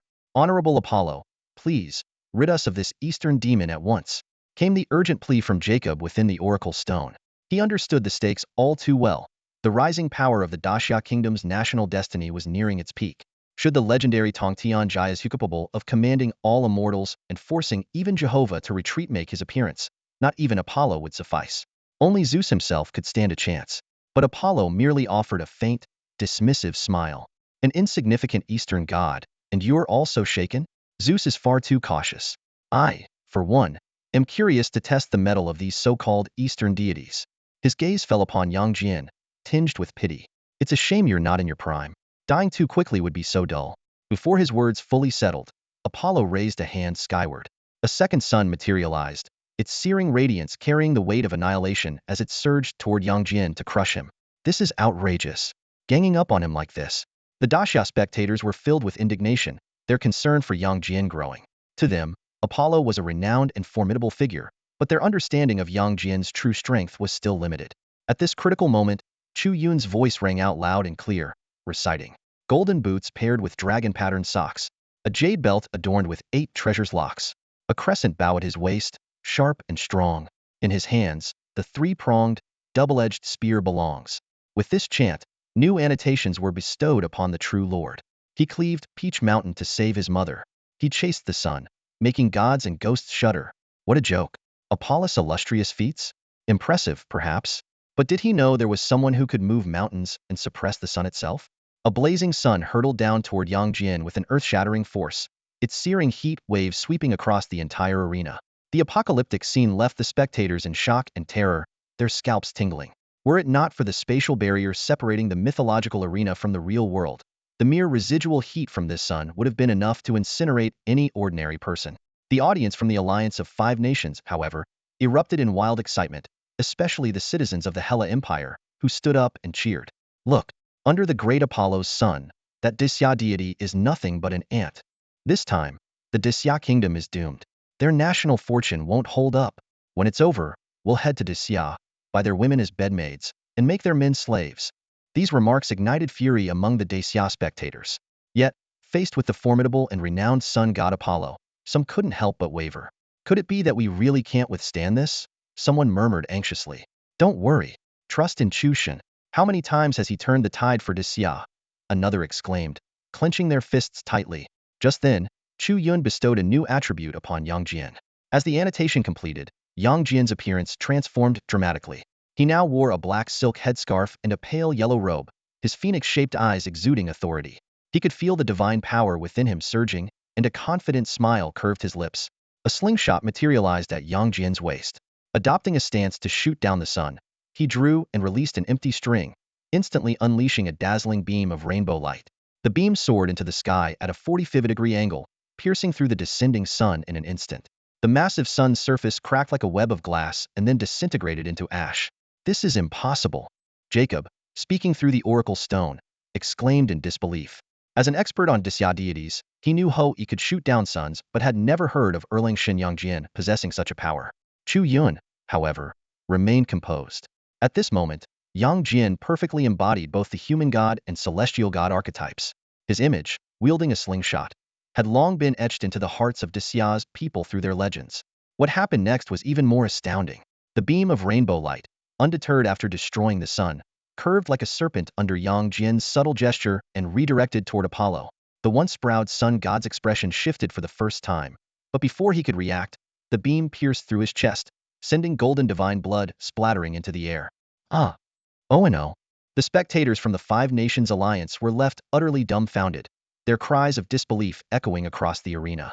The citizens of the Shilla Empire stood frozen, their eyes wide with disbelief at the scene unfolding before them. Their pride and protector, the god Apollo, the undefeated warrior of the mythical arena, had been injured. His chest was pierced clean through, yet Apollo's expression remained calm, as though the wound was of no consequence. My divinity is quite unique, deeply tied to the sun. Apollo spoke nonchalantly. In the mortal world, I can only draw on the power of the single sun beyond the blue planet. But here, in the mythical arena, he gestured upward, his eyes gleaming with divine light. Only then did the audience realize the truth.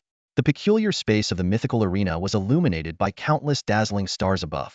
Each star represented a distant sun, and every beam of light was the radiance emitted by these celestial bodies. Jacob's face lit up with delight.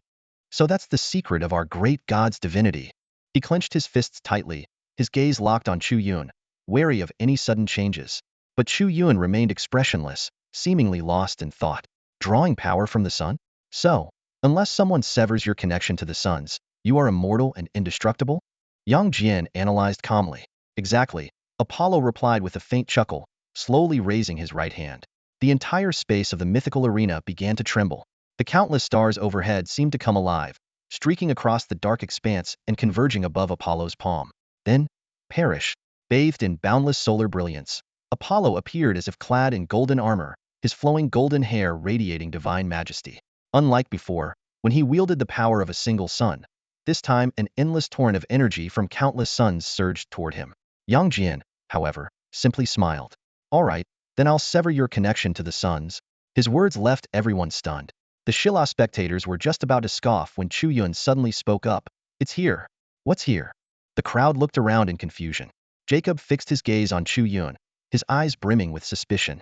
Chu Yun's earlier words had caught him off guard by all accounts. This young man didn't seem like someone with a fragile psyche. But on second thought, this was no ordinary battle. It was a critical instance tied to the fate of Dixia's national destiny. Failure here would mean the collapse of an entire civilization, far more devastating than the losses incurred during divine wars with Sakura country or Asen country. For a young man to show fear under such stakes seemed understandable. While Jacob mulled over his thoughts, the phenomenon above Dixia's side of the battlefield grew increasingly vivid. Suspended in the heavens above the Bo Palace, the imposing figure of the Tongtian Jiaozhu emerged, accompanied by 4 hazy silhouettes.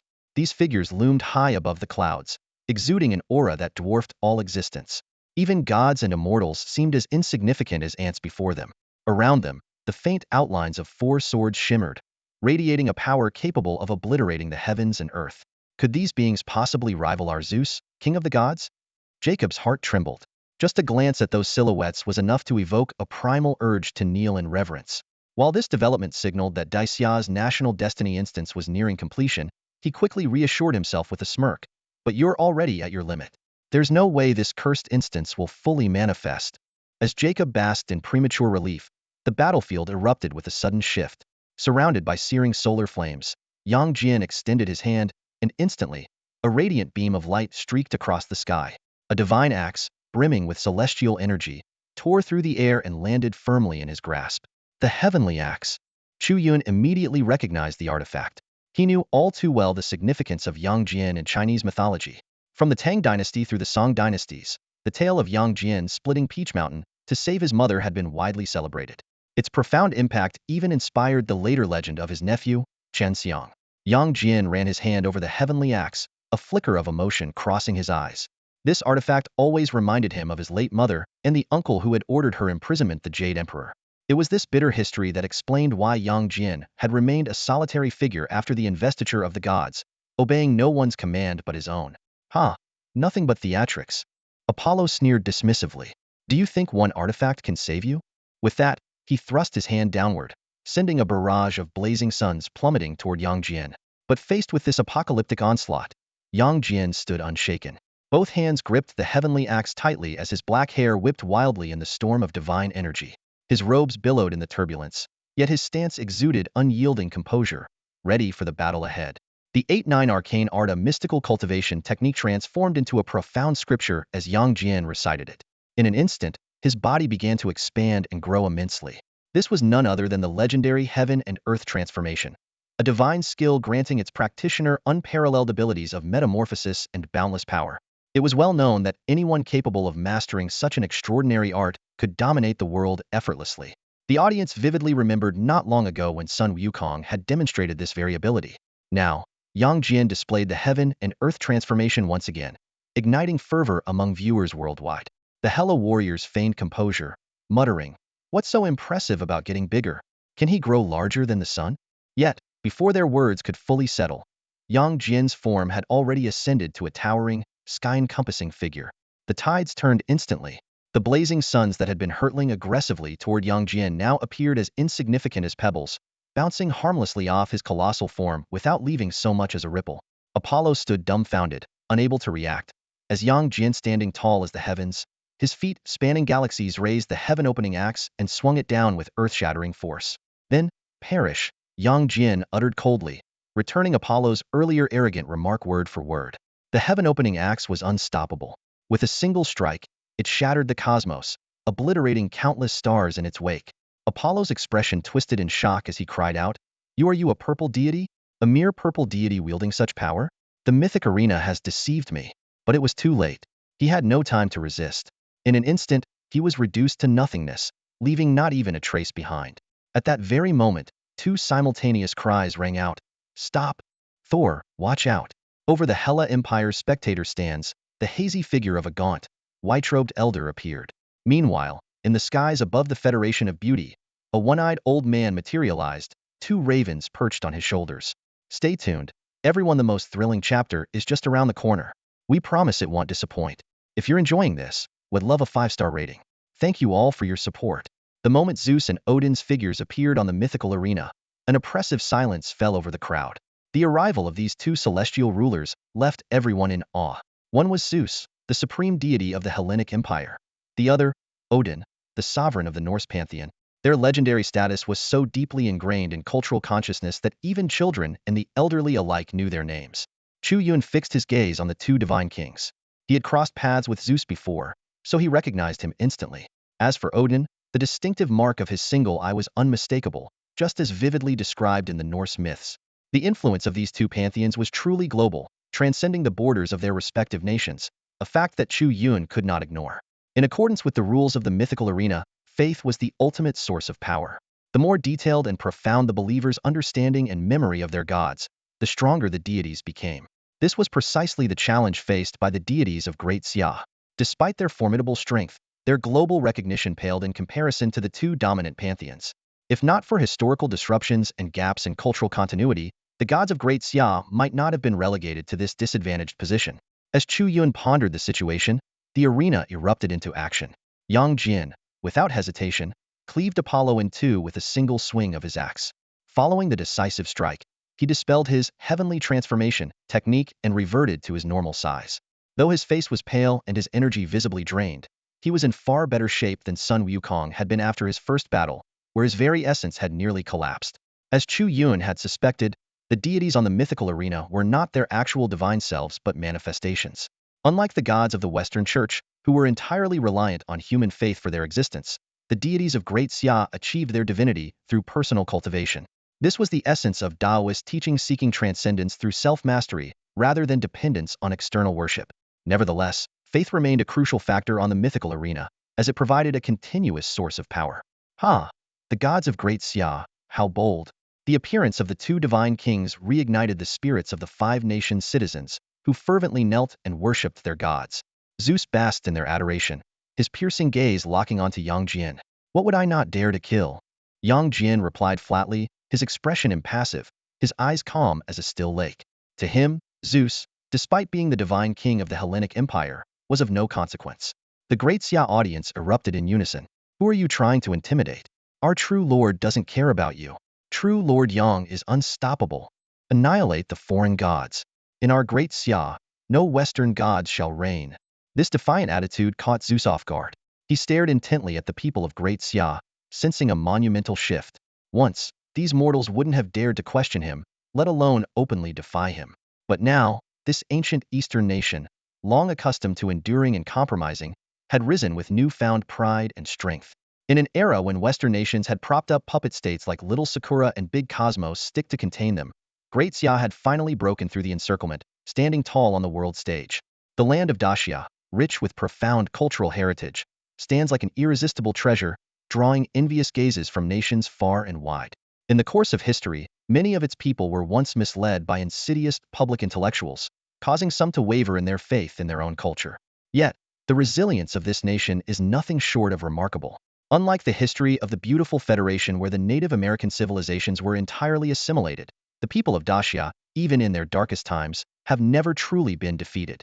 Whenever the faintest glimmer of revival emerges for their homeland, this ancient nation's people unite without hesitation, steadfastly supporting their country with unwavering determination. This resilience is awe-inspiring, akin to an unbreakable steel beam bent, battered, but always rising stronger than before. Not even Zeus, the mighty king of gods, could comprehend such a spirit, and perhaps it is this very spirit that instills fear in him. A people that cannot be destroyed is the most formidable of all, ensuring that the flame of Dasya's civilization will never be extinguished. As Zeus gazed upon this defiant nation, his brow furrowed deeply, and his face darkened with disdain. To him, these mortals dared to exhibit such arrogance, showing no reverence for the divine. If ever given the chance to descend in his true form, he vowed to obliterate this unyielding nation entirely. Yet, from within the divine stone, Chu Yun scoffed at Zeus's thoughts. An anomaly? Simply because we refuse to submit, we are labeled as an anomaly, he sneered. Oh, king of gods, do you even comprehend the history of Dasya? We have faced countless invasions, been brought to the brink of destruction, and yet, each time, we have risen from the ashes, becoming the only ancient civilization among the four great civilizations to endure to this day.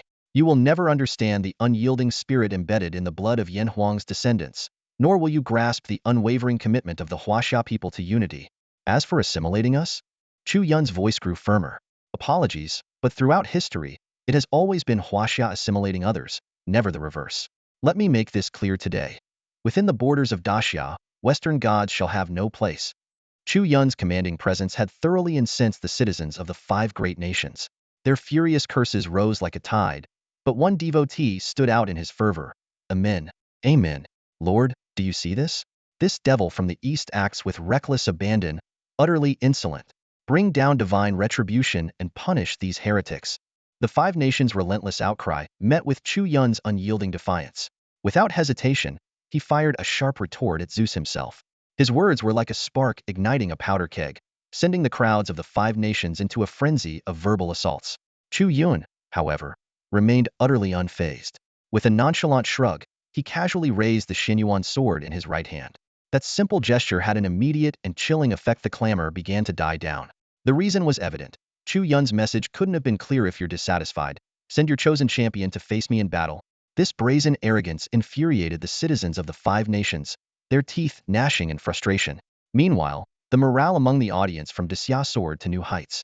The contrast was stark, and the collective spirit of Dasya's people soon surpassed that of all five nations combined. This was precisely the outcome Chu Yun had anticipated. Heightened national confidence would naturally deepen faith in their nation's deities. And Dasya's gods, more than anything, needed such unwavering devotion. Zeus fixed his gaze on Chu Yun. As the king of the gods, he could see through the man's intentions with ease. Yet, he was powerless to intervene. After all, they had indeed suffered a defeat. When it came to rallying morale, Chu Yun's few words had outmatched anything the five nations could muster.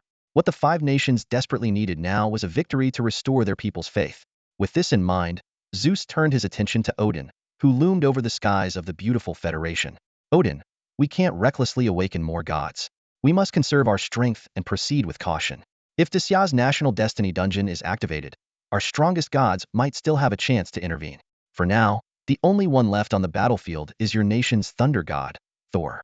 I hope he. Before Zeus could finish, Odin, who had remained silent, gave a curt nod, his expression cold and unreadable. Clearly, the two god kings were of one mind. The sight of the phenomenon above Dasya's camp unsettled them both. The yet revealed national destiny dungeon emanated an aura of dominion over all realms. Even the indistinct figures within the vision radiated overwhelming divine power. Though their true spirits had yet to manifest, the mere shadows were enough to strike fear into the hearts of onlookers. According to the rules of the mythic arena, no god could participate in the same battle twice. Zeus was well aware that Yang Jian, representing Dasya, was no ordinary opponent. Defeating him would require sending in a powerful deity, but even a victory would come at a steep cost. If they failed to prevent the establishment of Dasya's national destiny dungeon, their side's high-tier combatants would be severely diminished, jeopardizing their chances in the battles to come. Odin had clearly reached the same conclusion. Turning to Thor, he issued a terse command. Thor, kill him. Thor, clad in his battle armor, stood tall and imposing. His muscular frame crackled with arcs of lightning, embodying the image of a true war god. Hovering in midair above the arena, he exuded an aura of unshakable calm. From the beginning, Thor had neither spoken nor acted, even as Apollo clashed fiercely with Yang Jian. This restraint was born of his pride, as the Norse god of war would never stoop to ganging up on an opponent, not even one as formidable as Yang Jian. The citizens of the Hellenic Empire, however, were far less understanding. Now he decides to act? What's wrong with this thunder god Thor? He should have joined forces with Apollo earlier. Apollo's death had dealt a crushing blow to the Hellenic people, and their hatred for Yang Jian had reached its peak. Why wasn't it you who died, Yang Jian? Damn it. This resentment even spread to their allies in the beautiful Federation. The people of the Federation, their faces grim, whispered among themselves, clearly dissatisfied with Thor's reluctance to engage earlier. Odin noticed the unrest, his brows furrowing slightly. He had little regard for the people of the beautiful Federation, but the reality was unavoidable during the early days of the spiritual resurgence. The beautiful Federation had forcibly laid claim to the foundations of Norse mythology, reducing the Nordic nations to mere vassals. As a result, the Norse pantheon had come under the Federation's jurisdiction.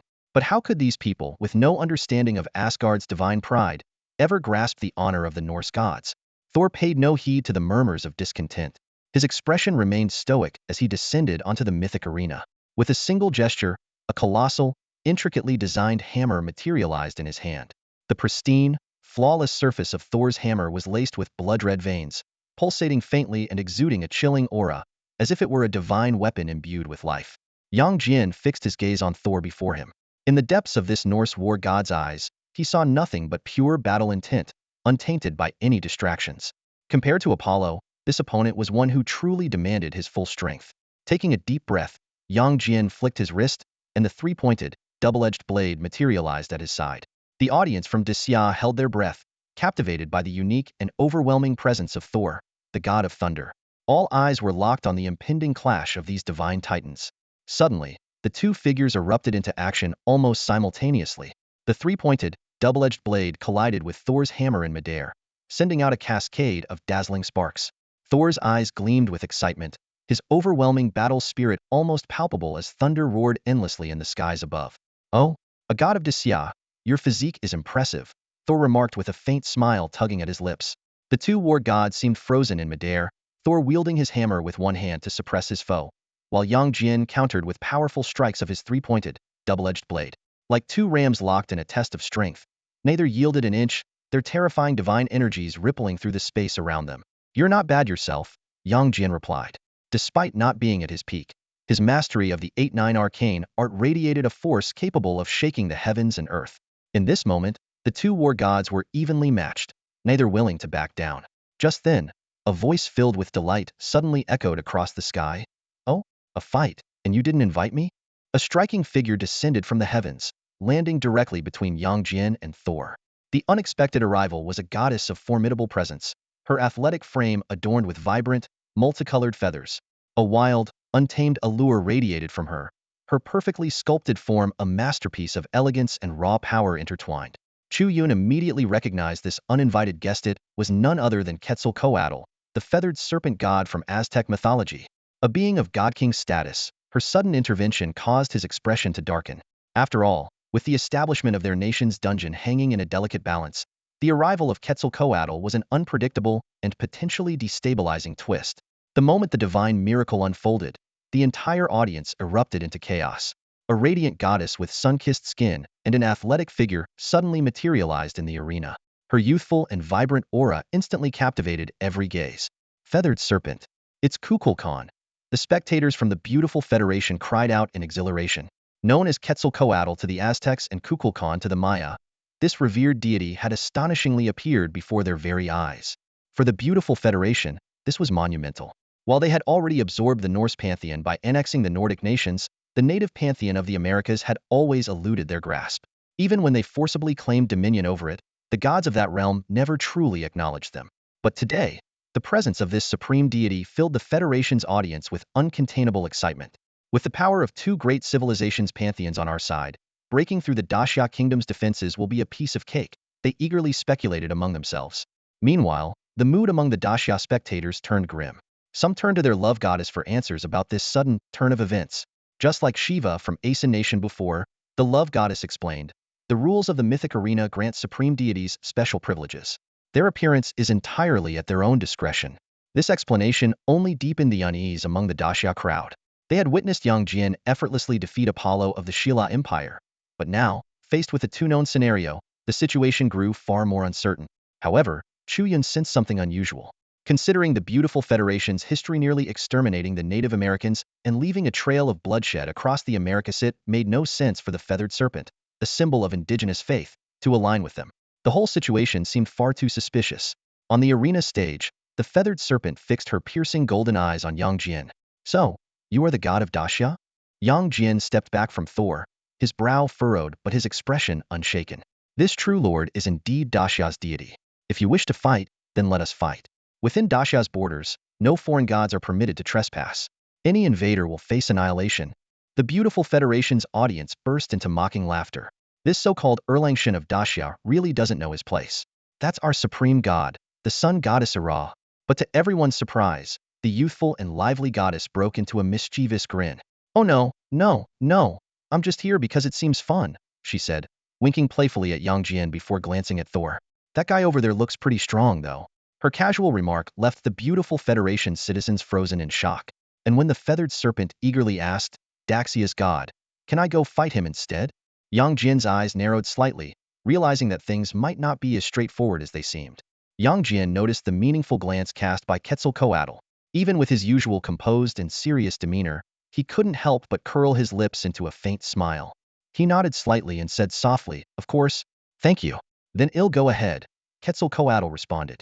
Her words had barely left her lips when her entire aura transformed. The muscles of her powerful yet elegantly toned legs tensed instantly, their sinews rippling like waves, brimming with formidable strength. Narrowing her eyes, her gaze sharp as lightning, she locked onto Thor, the god of thunder, standing not far away. In the next moment, Quetzalcoatl lunged forward with the ferocity of a jungle predator. Her combat style was imbued with a raw, primal beauty, and she unleashed a devastating sweeping kick with tremendous force.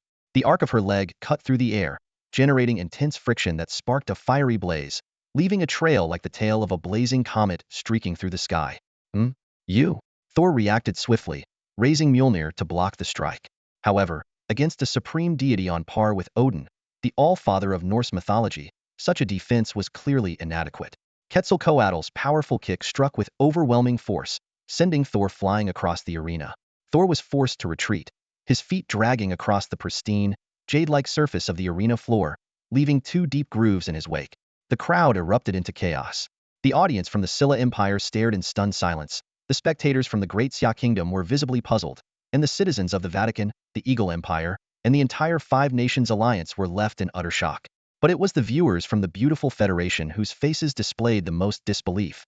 Moments ago, they had been beaming with joy, only to now watch in utter confusion as Quetzalcoatl attacked Thor instead of Yang Jian from the Great Xia Kingdom.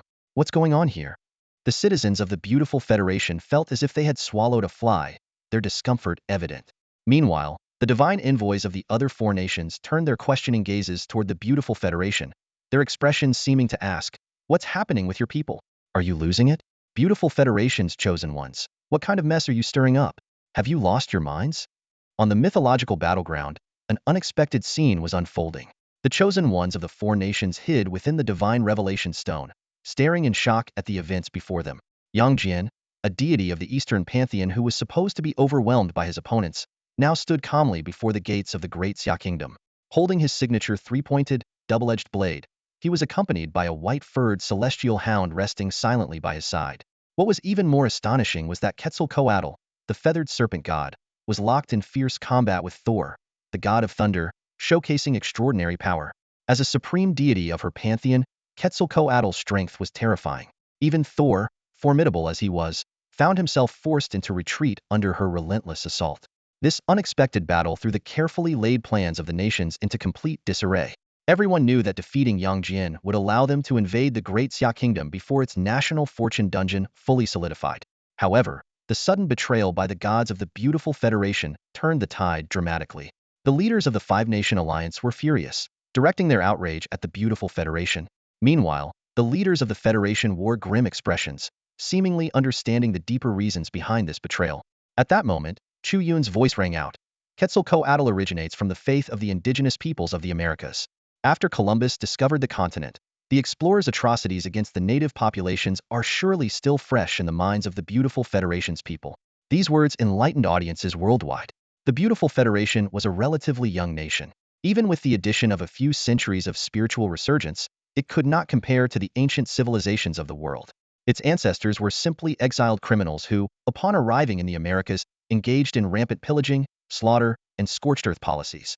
In contrast, the Great Xia Kingdom of ancient times, despite possessing formidable naval power, always upheld the dignity of a great nation. Zhang He's vast fleet, capable of easily overpowering smaller nations along its route, sought only to spread culture and knowledge, earning the admiration of countless nations. The leaders of the beautiful Federation finally realized the tide had turned. They even hesitated to refresh the Revelation Stone, fearing it might awaken more Aztec deities filled with vengeance. What they once prided themselves on, their two powerful pantheons, had now become their greatest liability. Under orders from their leaders, the beautiful Federation launched a frenzied campaign to destroy Quetzalcoatl's temples within their borders. The military was mobilized to eradicate the public's faith in the feathered serpent god. In this chaotic era, their ability to act swiftly was terrifyingly effective. Back on the battlefield, Quetzalcoatl's form began to grow faint. Thor seized the opportunity, striking her with a mighty blow from his hammer, sending her crashing heavily onto the ground. Blood trickled from the corners of her mouth. It seems my time here is running out. Quetzalcoatl slowly rose to her feet. Her swaying figure suddenly tensed, and a brilliant golden light erupted from her eyes. She soared into the sky, her form shooting straight into the heavens as though leaving Earth behind, standing amidst the vast expanse of the cosmos.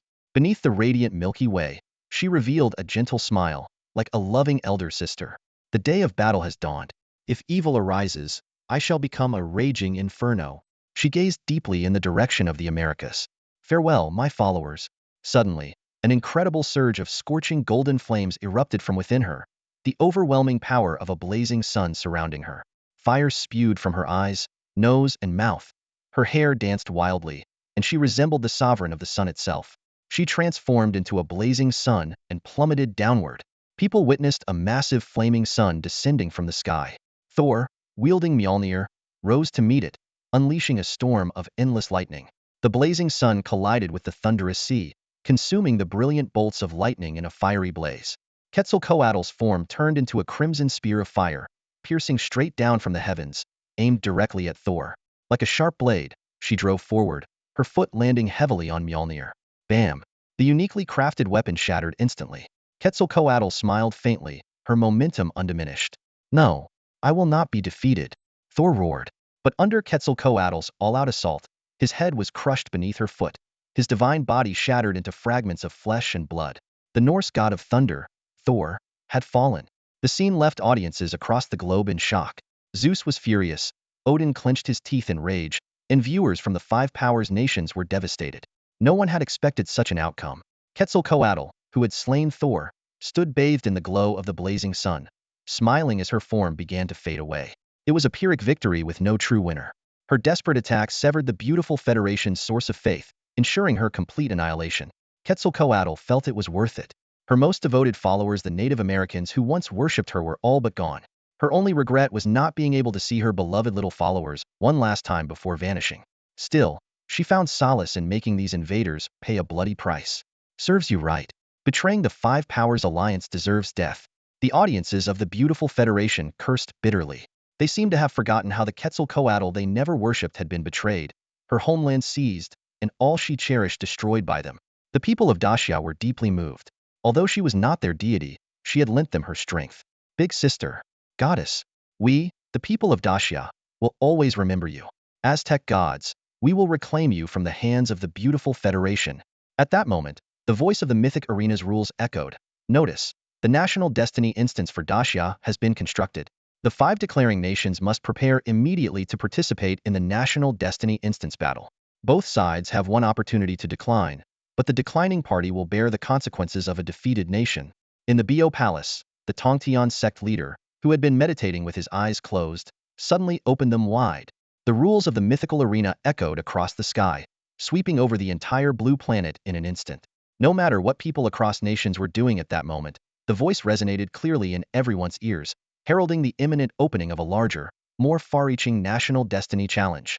The arena fell into a dead silence. Even the spectators from the allied nations, who had been loudly discussing the mutual destruction of Thor and Quetzalcoatl, were now utterly quiet, as if struck by the chill of the moment. Yang Jian slowly opened his eyes, his gaze turning toward Chu Yun's direction.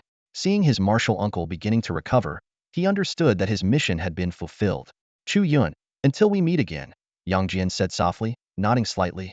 His figure gradually faded, his spirit returning to its rightful place. Farewell, true lord, the audience from Dacia Nation shouted in unison. their voices filled with deep respect and heartfelt reverence. Meanwhile, the leaders of the Five-Nation Alliance gathered together, their expressions grim as they debated their next move. What do we do now? Daxia Nation has successfully established their National Destiny Challenge. Can we even compete with that? Don't lose hope.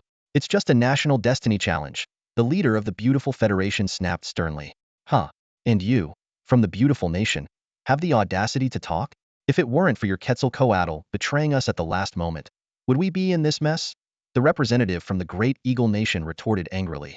As tensions rose, the alliance of convenience began to crumble into mutual blame. Silence! Zeus' thunderous voice cut through the bickering, instantly bringing everyone back to their senses.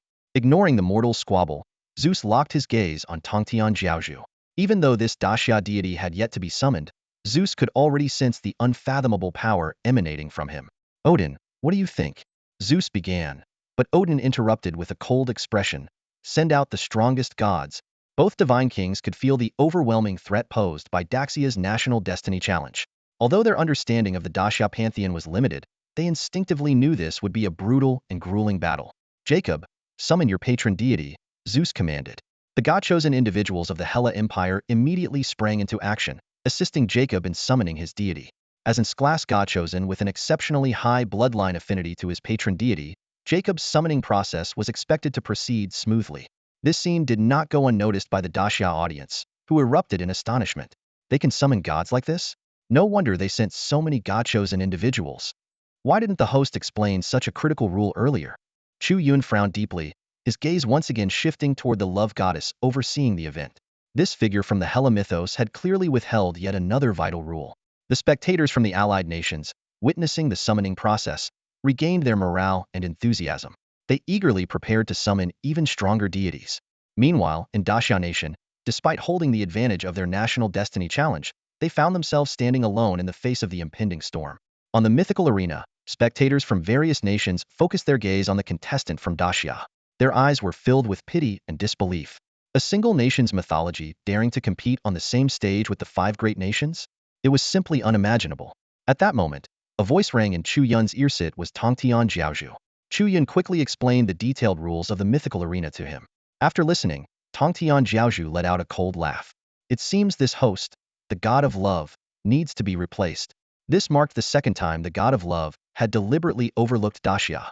The first was withholding the information that the five permanent member nations could annually choose a rule to their advantage. The second was concealing the rule that allowed chosen ones to join forces and awaken powerful gods. Had Chu Yun known earlier, he would have undoubtedly invited Yi Yuntian and others to join him, summoning even more of Huaxia's mighty gods to support Tongtian Jiaozhu. Yet, Tongtian Jiaozhu showed no concern for such favoritism. To him, this was merely a trivial matter. Back in the Fengshan calamity, even when he was defeated by the combined assault of the four sages, he had boldly declared, having failed this time, what face do I have to continue leading the great sect of Bo Palace? Perhaps it's better to go all in return to the palace, recreate the elements of earth, water, fire, and wind, and forge a new world altogether. Thinking of this, Chu Yun straightened his posture and announced loudly, the Daxia Nation accepts the National Fortune Challenge from the alliance of the five great nations. Without hesitation, he began chanting the incantation to awaken Tongtian Jiaozhu. Golden light atop the head bursts in 5 colors. Red lotus beneath the feet traverses 10,000 miles. The 8 trigrams robe draws in purple chi. Celestial flowers cascade with endless wonders. Golden lotuses spring from the earth bearing eternal blessings. The cry of the white crane turns the heavens and earth. The wings of the azure luan span the seas and mountains. Tongtian Jiaozhu departs the golden palace, summoning 100,000 immortals to gather. His resonant chanting echoed across the arena, drawing the attention of contestants from every nation. The stage was set. The battle of mythologies was about to begin. The audience from the Five Nations Alliance stared in stunned silence as Chu Yun passionately recited a lengthy annotation about Tongtian Jiaozhu.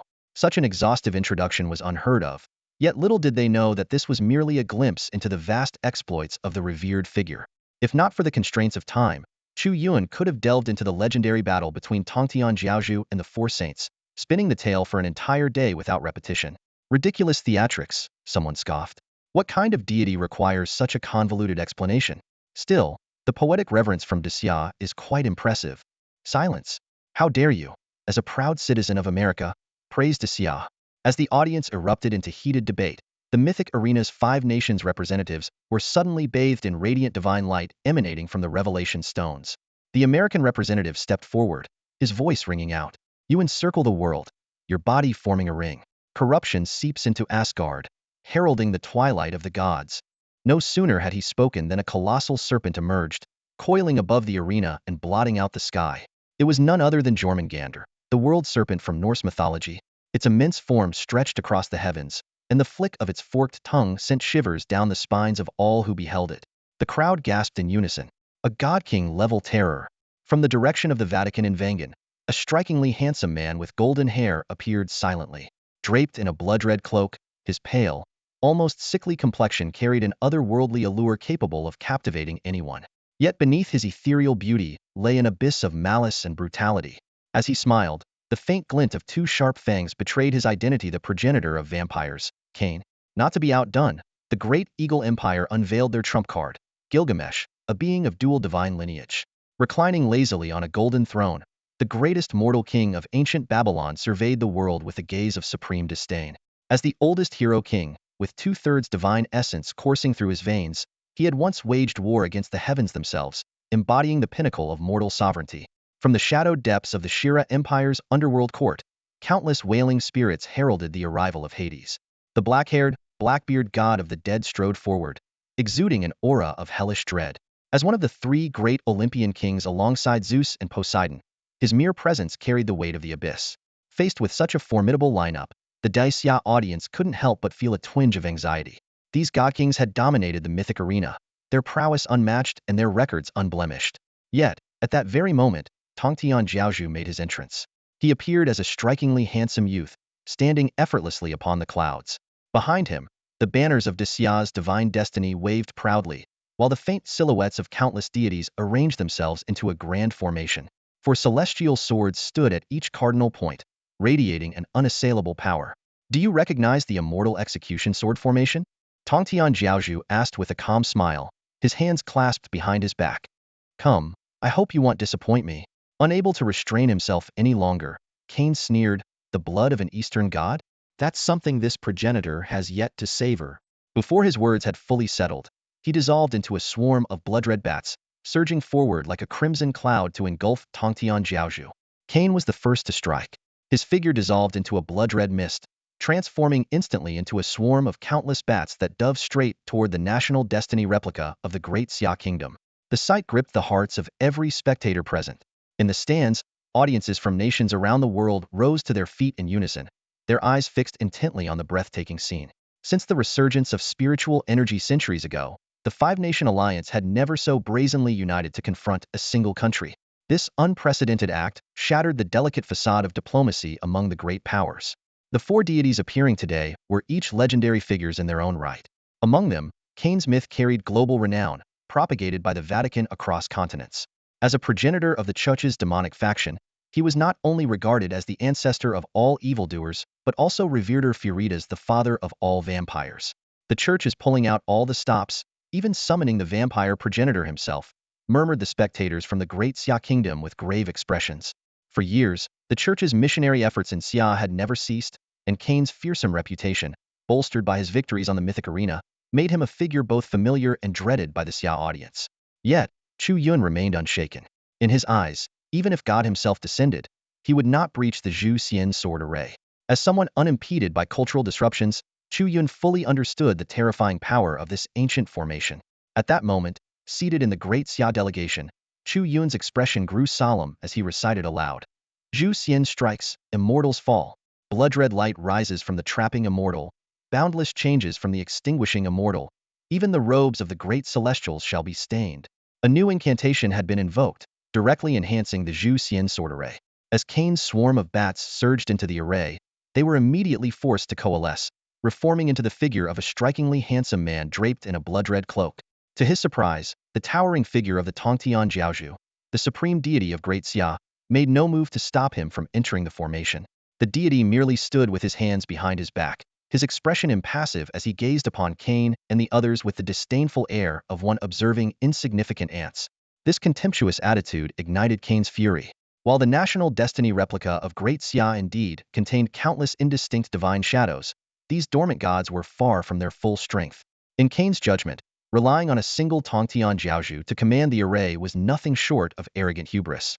Yet, at that very moment, the lord of the underworld, Hades, clad in his black and gold robe, spoke with a measured tone. Cain, caution is advised. As a ruler accustomed to dealing with the dead, Hades had keenly sensed the chilling and overwhelming power concealed within the Zhu Xian sword array. Cain faced the formidable Zhu Xian sword array, a sinister smirk curling at the corner of his lips. I understand your intent. You are the harbinger of death for Sheila. But do not mistake me, Cain, for a nameless being. I can sense the eerie power of this formation. When it comes to death, I am the origin of the bloodline. The lives that have fallen by my hand, combined with those slain by my descendants, are as countless as the sands of the Ganges. With my blood, I shall stain the east red. Before his words fully faded, Cain waved his hand, and behind him surged a vast, corrupted sea of blood. Towering waves, hundreds of thousands of feet high, roared furiously, blotting out the sky. The crimson tide hung ominously over the lands of the Great Xia Kingdom like a malevolent ocean suspended in midair. The spectators in the Great Xia Kingdom turned pale with horror. They knew all too well the dire consequences of their nation's trial being breached. The power of the gods would directly affect the real world. This was the harshest reality of the national destiny trial set extended beyond the confines of the mythical battleground, threatening devastation in the real world. Standing atop the blood sea, Cain declared with arrogance, "This sea of blood is forged from the lives drained by me and countless generations of my progeny. It contains the blood of mortals, beasts, and even gods. It embodies the resentment of all living beings. Old man, do you think you can withstand this?" As the blood sea surged toward the Zhuxian sword array, vampires hidden across the globe emerged from the shadows, raising their arms in reverence, chanting praise for their progenitor. Streams of crimson waves poured in from all directions, merging into the sea and amplifying its destructive power. This was Cain's divine nature as the progenitor of vampires, his ability to resonate with the hearts of his descendants worldwide. Above the clouds, the Tongtian Jiaozhu Grandmaster of Heaven furrowed his brows slightly. A foreign heretical god dares to stand before me without acknowledging my title, let alone kneeling in submission? And now you presume to stand on equal footing with me, thinking yourself my peer? Huh, old man, you're quite full of yourself. Cain laughed mockingly as he charged forward, enveloped by the raging blood sea, crashing into the Zhuxian sword array. In an instant, the sword array erupted with radiant brilliance.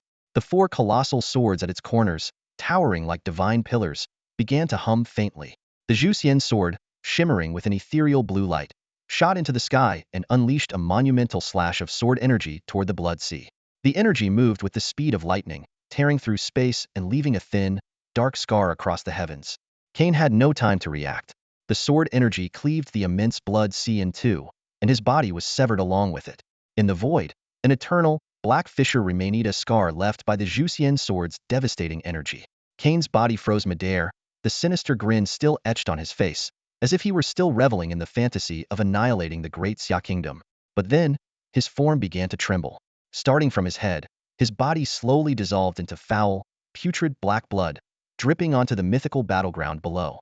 Spectators from the allied 5 nations stood in stunned silence. Cain, the progenitor of vampires, had perished the moment he came into contact with the Zhuxian sword array. What just happened? Gasps erupted from the audience. Impossible. Cain, the progenitor of vampires, is truly dead? Viewers from around the world were stunned, but none more so than the faithful of the Vatican.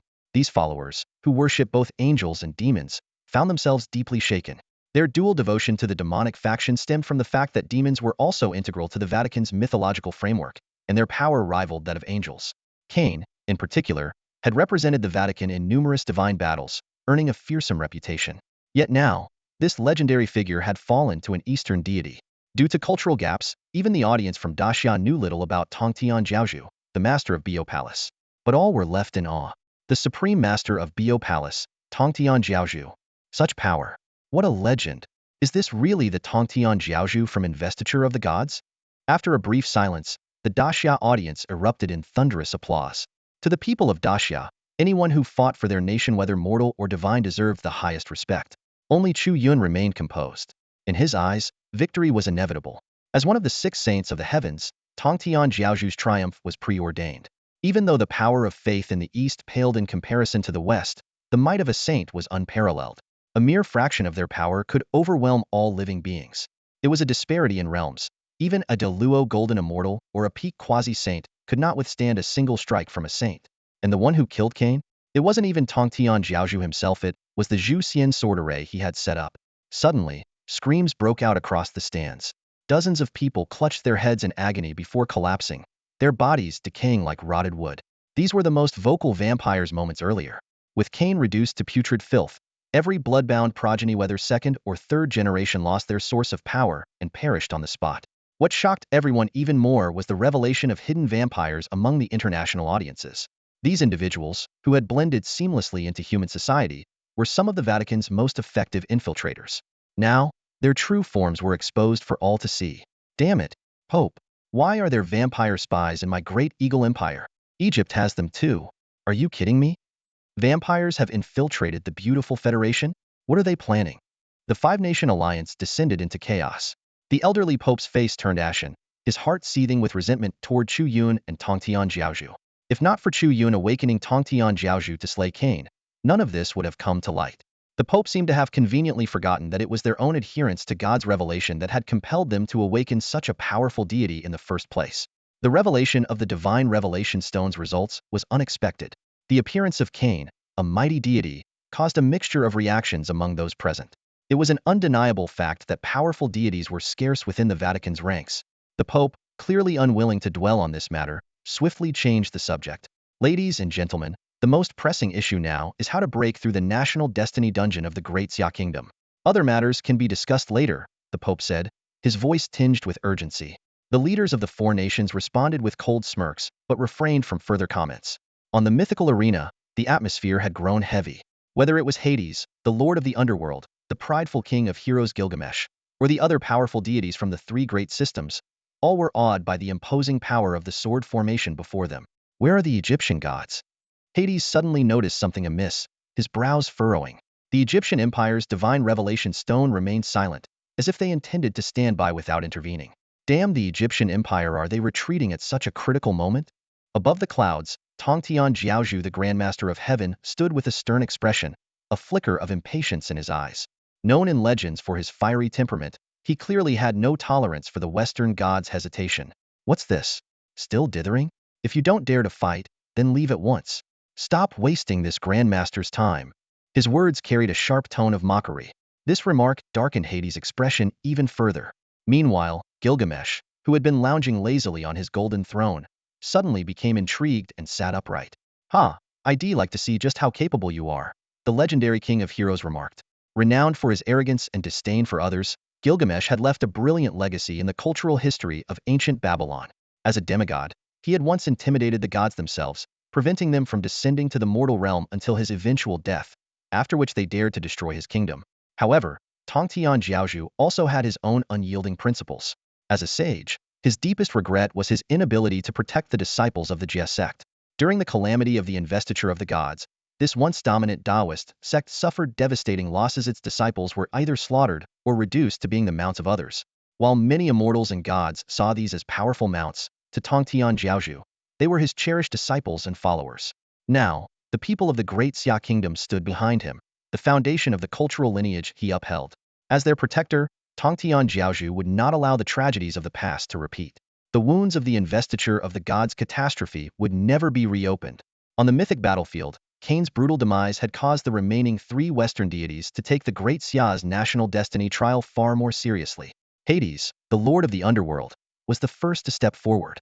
A shroud of black mist swirled around him, enveloping his entire being in an aura of endless darkness. Only his deep, enigmatic eyes pierced through the gloom, radiating an air of unfathomable mystery. Meanwhile, Jormungandr, the colossal serpent whose size seemed to rival the very heavens, coiled menacingly in the void. Its forked tongue flickered incessantly, and its eyes glimmered with a savage, destructive light. At the same time, the hero king, Gilgamesh, allowed a faint smirk to curve his lips. He had already discerned that the Great Xia's national destiny trial was constructed around an ancient mythological formation, the Zhu Xian sword array. The key to breaking this formation lay in the four divine swords positioned at its corners. This revelation was not only noticed by the three Western deities, but gradually understood by audiences worldwide. However, the Egyptian empire's continued delay in summoning their own deities sparked heated debates among viewers from the five allied nations. Standing proudly at the forefront of the viewing platform, The Egyptian queen, a cold and regal woman who had once briefly crossed paths with Chu Yun, spoke calmly. Do not rush. Whether this battle will even commence remains uncertain. Sacrificing 10% of our national destiny is a small price to pay if it means uncovering the truth about Great Xia and Chu Yun. The outcome of this battle will determine Egypt's stance toward Great Xia. Hades sneered. No Egyptian gods? No matter. It's the perfect opportunity to let him, my long-cultivated creation, make his appearance. As his words fell, the gates of the underworld burst open with a deafening roar. From within emerged a valiant man clad in golden armor, wielding a shield and spear, none other than the legendary war god, Leonidas. Though his eyes were hollow and devoid of emotion, the sheer battle aura emanating from him was enough to shake the heavens and earth. The sight left the audience utterly stunned. No one had anticipated that Hades' divine ability would be summoning, drawing immediate parallels to Great Xia summoner, Jiangxia. For the people of Greece, this was their first time witnessing such a hidden trump card from their deity, and they erupted into cheers of excitement.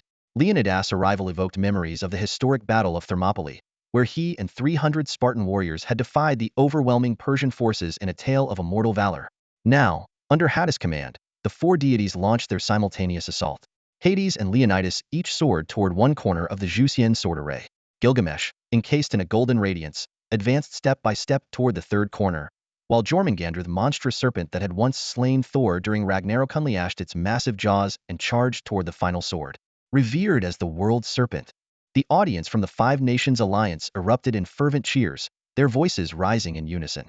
Go, go, our mighty gods, crush the Dacia nation. What's one powerful god from Dacia?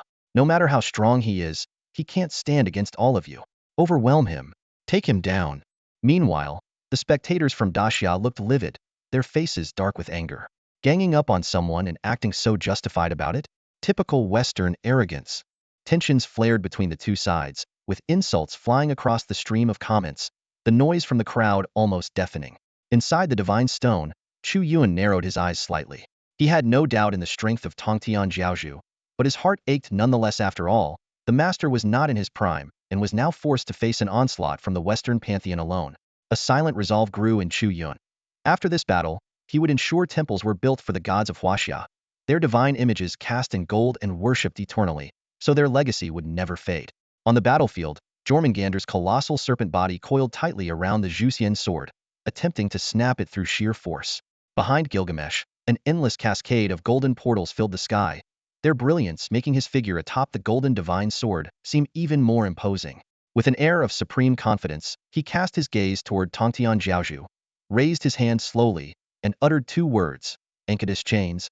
Though his voice was soft, it reverberated through the heavens.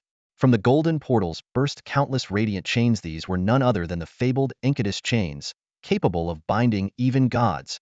The chains swiftly entwined the Levection sword. At the same time, Hades and Leonidas charged into the sword formation, each targeting a critical point in the Zhuxian sword array. The four Western gods now attacked the array's core from all sides. The audience of the Five Nations Alliance was ablaze with excitement. Victory is ours. Four Western gods against one Eastern deity. This has never happened on the mythic arena before. Even if he loses, I'll still be an honor for him. Exactly, sneered the Western spectators. Just this once. Well, let the Dacia people feel proud before their inevitable defeat. They had already deemed Tongtian Jiaozhu's downfall a foregone conclusion. But this was the moment Tongtian Jiaozhu had been waiting for. He even regretted killing Cain too quickly earlier. It had almost scared off these challengers. He understood the rules of the mythic arena all too well. Only by annihilating the gods could he sever their divine influence over mortals.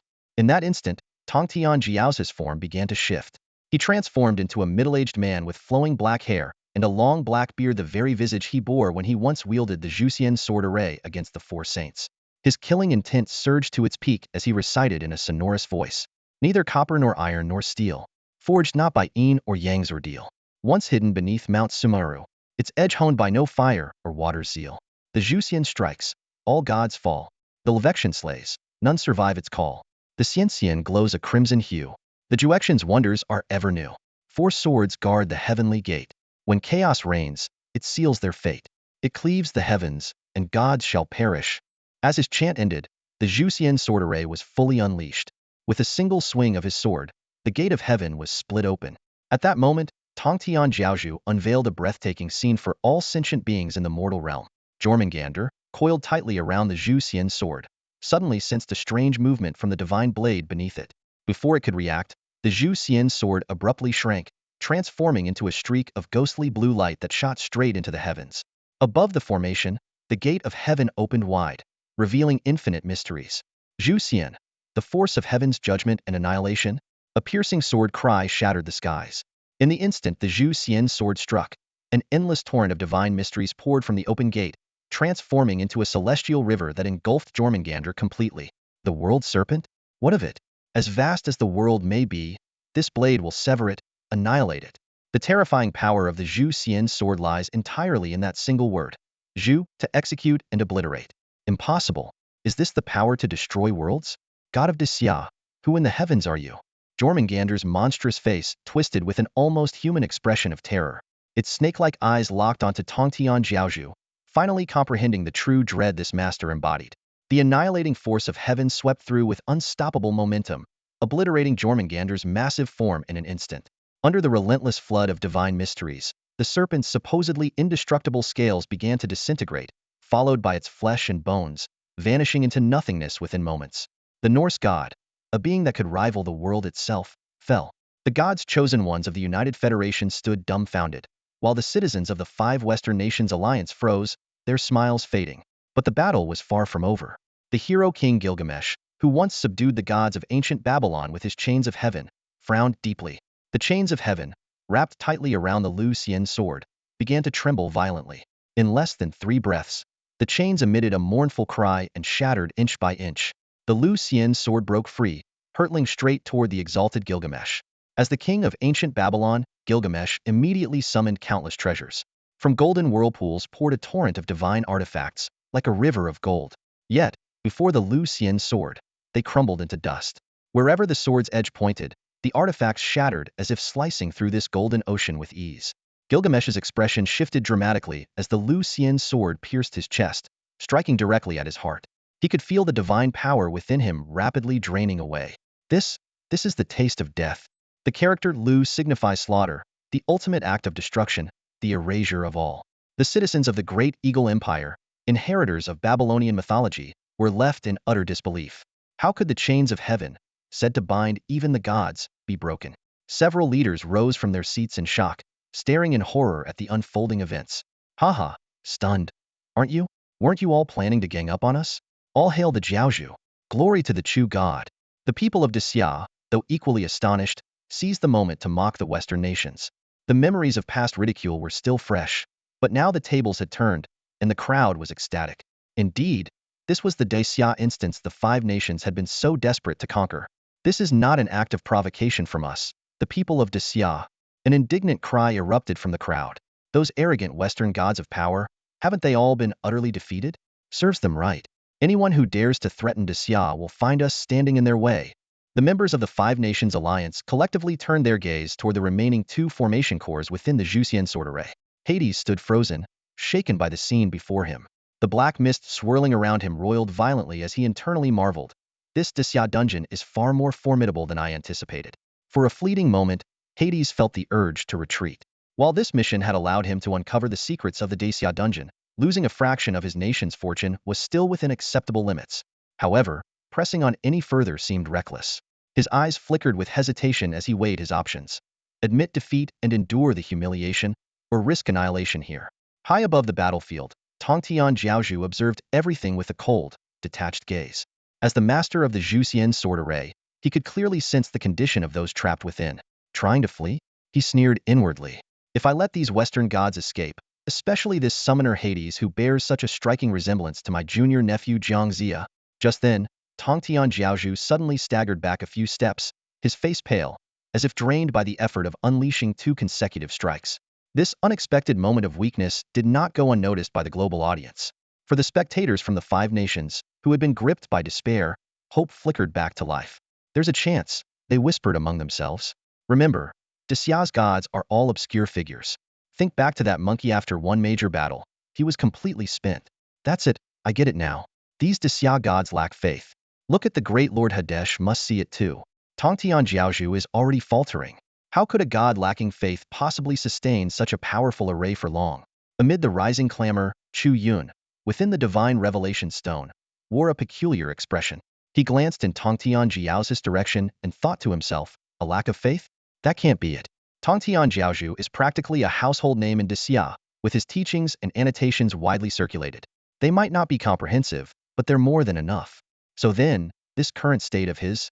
Chu Yun blinked thoughtfully, his mind turning over the possibilities. Chu Yun paused for a moment, a flash of insight crossing his mind. At last, he grasped the true intentions of Tongtian Jiaozhu. The esteemed and upright figure, known for his integrity and immense power, was now resorting to cunning tactics? Reflecting on Tongtian Jiaozhu's experiences during the Fengshan Cataclysm, Chu Yun couldn't help but cast a sympathetic glance toward the Xia Empire. They were practically digging their own grave by crossing paths with someone who had endured the trials of the Fengshan Cataclysm. At the onset of that calamity, Tongtian Jiaozhu was renowned for his straightforwardness. When the sages established the Fengshan list to replenish the celestial ranks of heaven, the Jiaozhu initially paid it little attention. He simply returned to Bo Palace and instructed his disciples to stay out of trouble, shutting their doors to outsiders. For ordinary mortals, being enshrined as a deity was a shortcut to ascension. But for those already enjoying the freedom of immortality, few were willing to be shackled by the rules of heaven. However, events unfolded contrary to the Jiaozhu's wishes, and his disciples were inevitably embroiled in the calamity.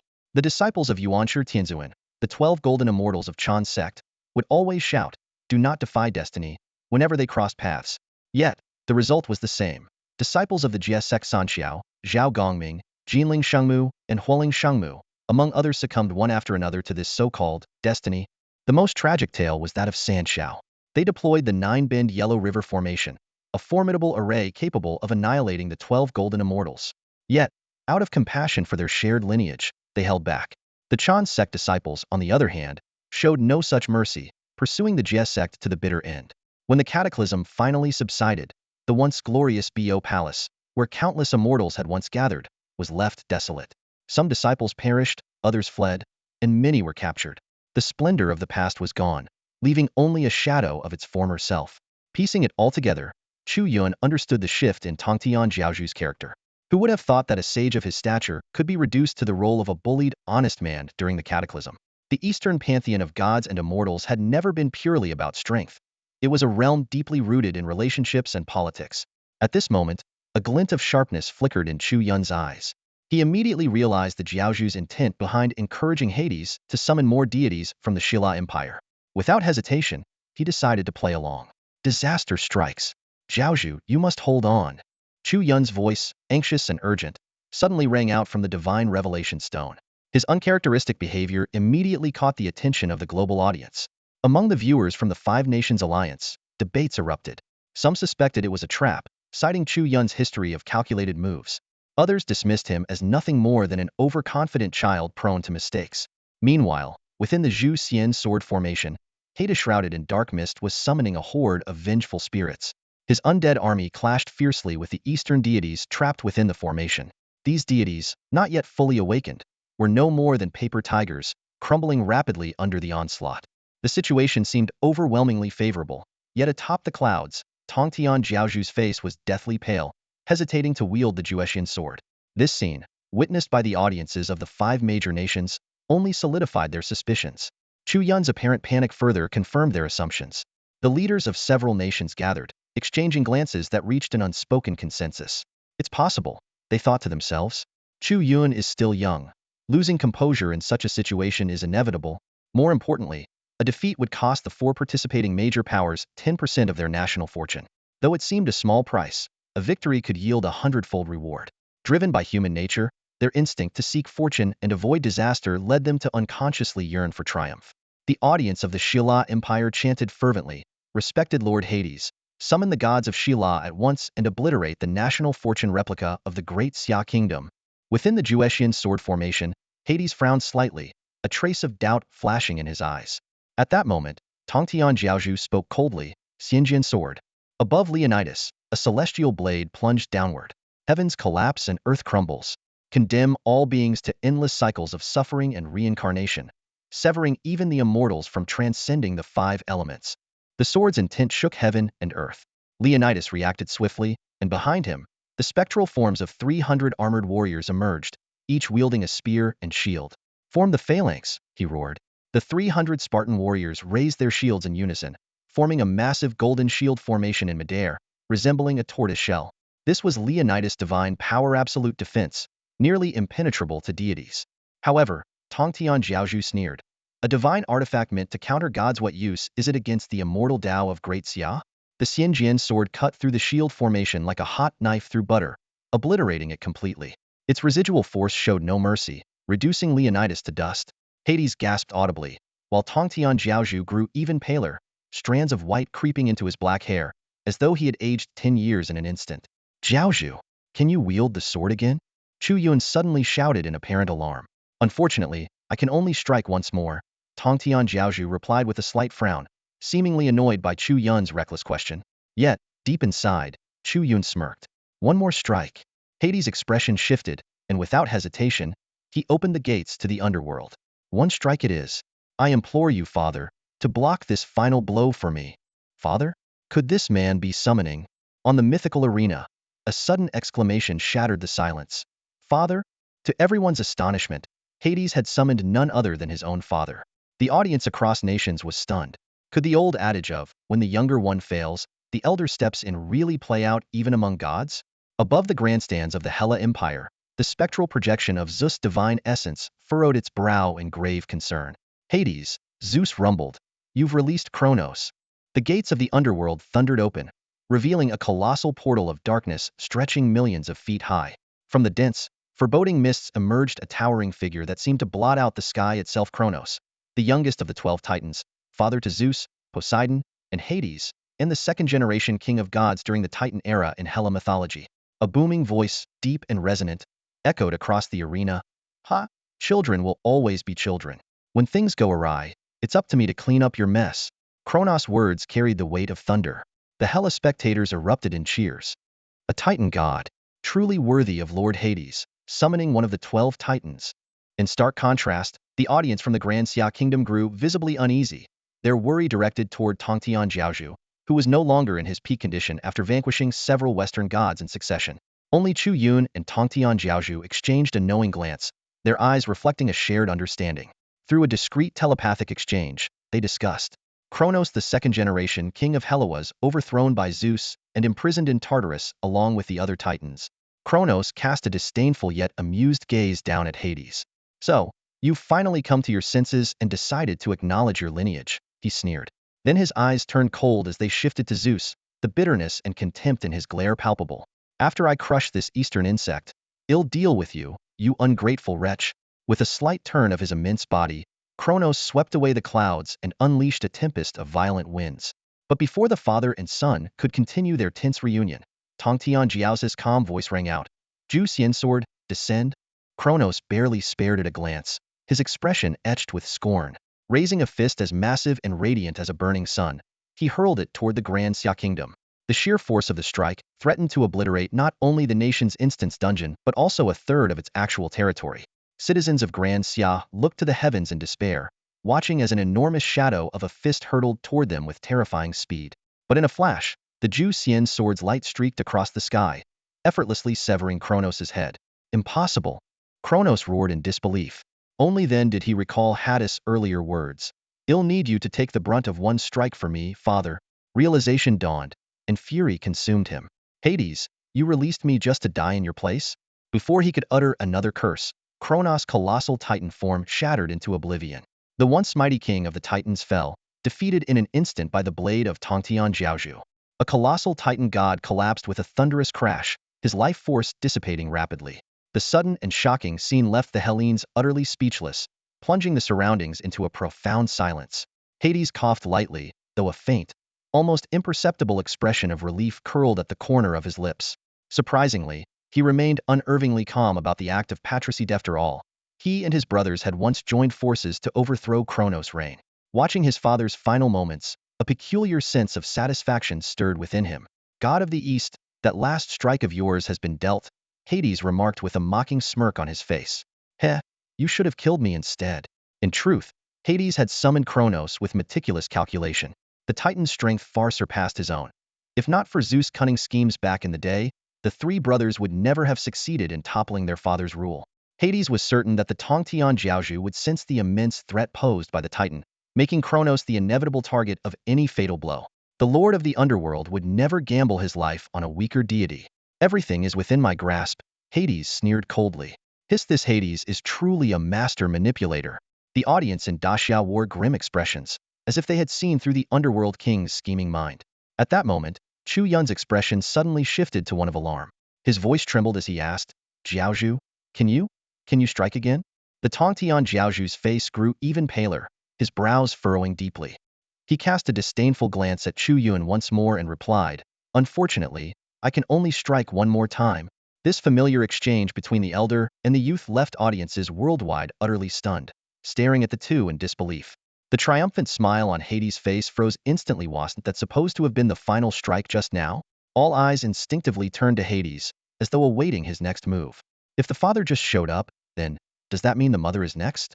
Hades found himself in an impossible dilemma. Whether or not he believed the conversation between Chu Yun and the Tongtian Jiaozhu, he had no choice but to continue summoning the gods of Scylla.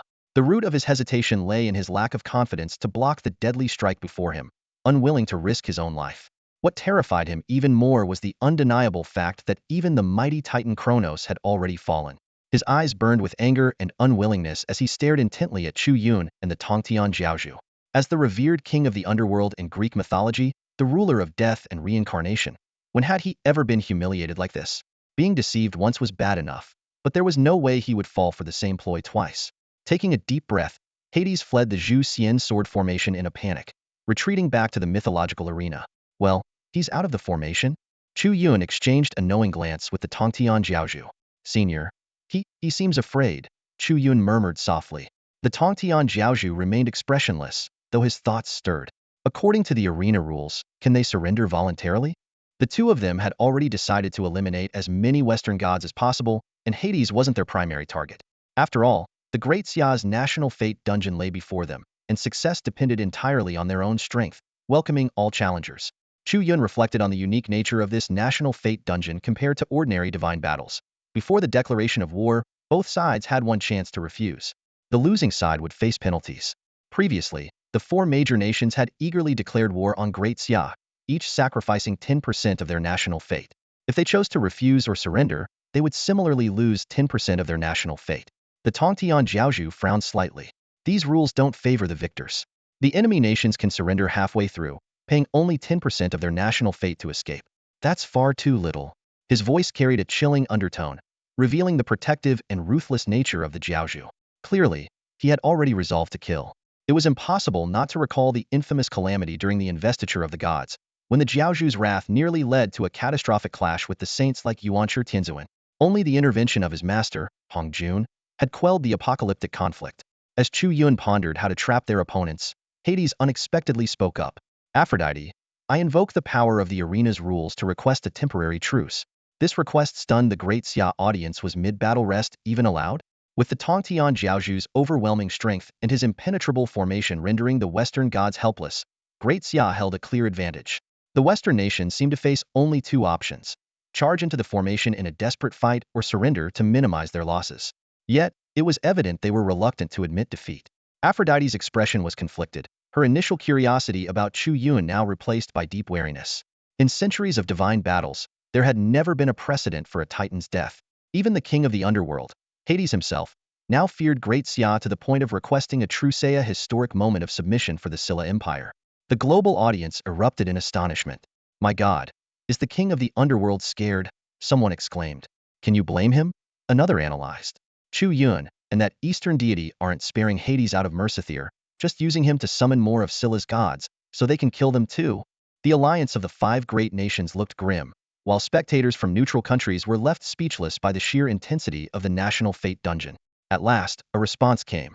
Honorable King of the Underworld, according to the arena rules, a truce is permitted during a national fate dungeon battle. The party proposing a truce must obtain the consent of the opposing side. This is the unbreakable law of the mythic arena. If the opposing party declines, the dungeon battle will continue. The goddess of love forced a smile, but the worry in her eyes was unmistakable. As a deity of the Hella pantheon, her roots lay in the Hella Empire, and naturally, she did not wish to see the empire fail. However, as the host, she was bound by the rules and could not alter the laws of the mythic arena, even if she held a bias. She had no choice but to announce the stipulation truthfully. Hades furrowed his brows upon hearing this. The great Xia kingdom actually has the right to refuse? His expression turned terrifyingly dark. Proposing a truce was not merely to rest. He was fully aware that no amount of recovery time would grant him the ability to defeat his opponent alone. He simply needed time to think and strategize against this national destiny dungeon battle. Clearly, his preparation had been far from sufficient, had underestimated the depth of Great Xia's foundation. Chu Yun, Brother Chu, Chu Shun. The audience erupted in a chorus of shouts. Don't agree to their truce. These people are up to no good. It's obvious they're trying to suppress our nation's rise at every turn. Chu Shun, stay strong. Defeat their gods. The Great Xia audience was fired up. In this era, whether in divine battles or international diplomacy, the Western nations had never ceased their suppression of Great Xia. The people's long-repressed anger had finally found an outlet. Now that they had a chance to make the Western nations suffer, how could they let it slip away? Do they think we can't see through them? Suggesting a truce just to scheme against us. Exactly, we're not fools. If they don't want to die, why not surrender? 4 major nations plus the Vatican offering even 10 of their national destiny is no small amount. The crowd's discussions grew louder and more scathing, with the people of Great Xia showing no mercy toward the Western nations. After all, when the West had once conspired to divide and exploit Great Xia, they had never bothered to be discreet. This was simply a taste of their own medicine. At that moment, Chu Yun's voice suddenly rang out. All right, I agree to Hades' truce proposal. The arena fell into stunned silence. The Great Xia audience stared at Chu Yun in disbelief, and even the leaders of the 5 Western nations were momentarily dumbfounded. None of them had expected Great Xia's representative to give them a chance to regroup. Could this kid be siding with the West? The Western leaders speculated internally. However, Chu Yun's gaze suddenly sharpened, and a chilling edge crept into his tone as his words took an unexpected turn. Chu Yun turned his expressionless face toward the leaders of the Western nations, his icy gaze sending an involuntary shiver down their spines. A sense of foreboding gripped their hearts. This enigmatic young man, known for his ruthless treatment of adversaries, was clearly not to be underestimated. The representative of Daxia, Chu Yun, has agreed to consider a ceasefire. Please state your terms, Aphrodite said with a strained smile, her eyes fixed on the Daxia delegation's platform. At that moment, Yun Tian, Song Hai, and other god-blessed figures of Daxia descended from the sky. They had just completed the foundational work of the nation's destiny mission and had witnessed everything through the live broadcast. In their view, the enemy deserved no mercy. At the very least, they should be forced into unconditional surrender. Why grant them any breathing room? Uncle Yi, don't you think asking for only 10% of their national fortune is far too lenient? Chu Yun remarked with a sly wink, his confidence unmistakable. His gaze swept past the delegation of the Shilla Empire and landed squarely on the leaders of the Great Eagle Empire and the United Federation. Their faces darkened immediately, sensing that trouble was brewing. Chu Yun rose into the air, his voice resonating from above. If you want a ceasefire, the terms are simple. Return Daxia's historical artifacts. The Western leaders' faces froze in shock, but Chu Yun pressed on. As far as I know, the Great Eagle Empire's museum alone holds around 23,000 of our cultural relics, with over 2,000 of them on permanent display. From Shang and Zhou bronzeware to Tang and Song porcelain, from Ming and Qing gold and jade to the murals of Hebei's Qingliang Temple, from Gu Kaiji's admonitions of the instructress to the court ladies of the Eastern Jin to the Shang dynasty's double ramzun, and the iconic blue and white porcelain plum vase with cloud and dragon motifs. Every one of these national treasures must be returned without delay. This was Chu Yun's true objective. In his previous life, he had repeatedly stumbled upon this painful history on Douyin. As a son of huaxia, how could he tolerate the legacy of his ancestors languishing in foreign lands? Those who had gone to great lengths, even bankrupting them, Sylvesto reclaimed these artifacts, were driven by the desire to protect these crystallizations of wisdom, these silent witnesses to the splendor of huaxia's history. Time may erode all things, but it cannot erase the imprint of a nation. Each artifact silently narrates the story of huaxia's bygone eras. Their very existence is the foundation of a civilization that has endured for thousands of years. For modern Daxia, reclaiming these treasures would not only boost the nation's fortune but also enable scholars to uncover deeper historical truths and invigorate the revival of huaxia's cultural heritage. Yi Yuntian and the others suddenly understood, their eyes lighting up with newfound realization. Though Daxia's cultural lineage had suffered interruptions, its most vital historical memories had never vanished, especially the humiliating years of foreign invasions, scars that the huaxia people would carry forever. We never sought provocation. Chu Yun's voice grew colder, but we were forced to open our gates with the cannons of the 8-nation alliance.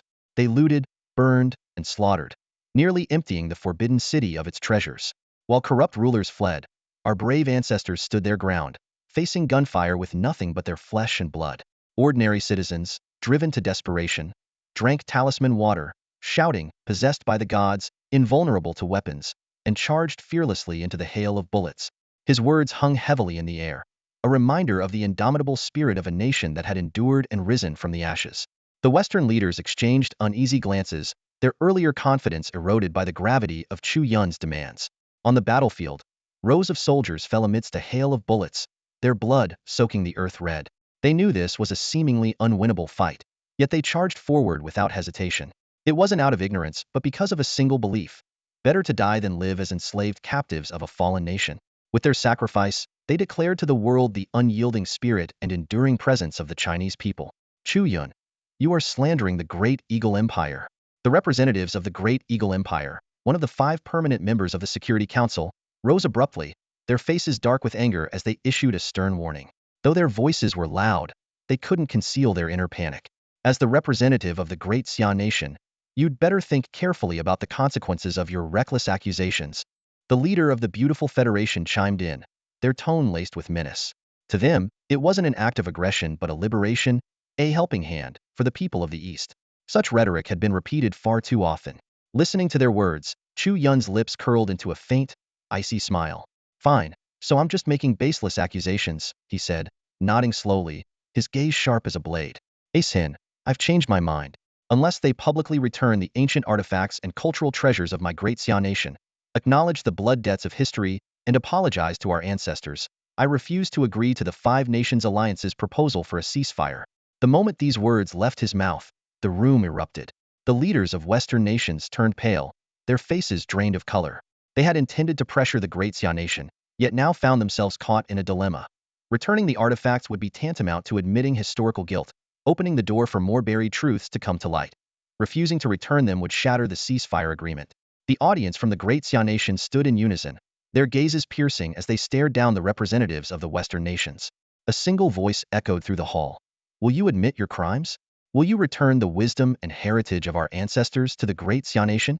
This was no longer merely a battle of national destiny and divine power. It had become a confrontation over historical truth and the dignity of a people. The audience from the Great Xia nation erupted in unison, rising to their feet as one. Tens of thousands of piercing gazes were fixed like sharp blades toward the direction of the Western nations. Their eyes burned with fury, yet behind that anger lay a profound sadness, an unhealed wound carved deep into the soul of every citizen. This bloody chapter of history was etched into their collective memory, an indelible scar. Even before the resurgence of spiritual energy, Great Xia had repeatedly sought the return of their ancestral artifacts through diplomatic channels.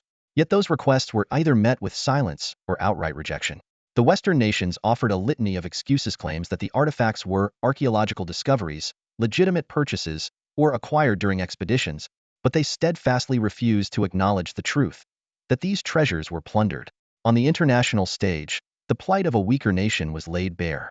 After the resurgence of spiritual energy and the outbreak of the divine wars, Great Xia's position became even more precarious. But not anymore. Not today.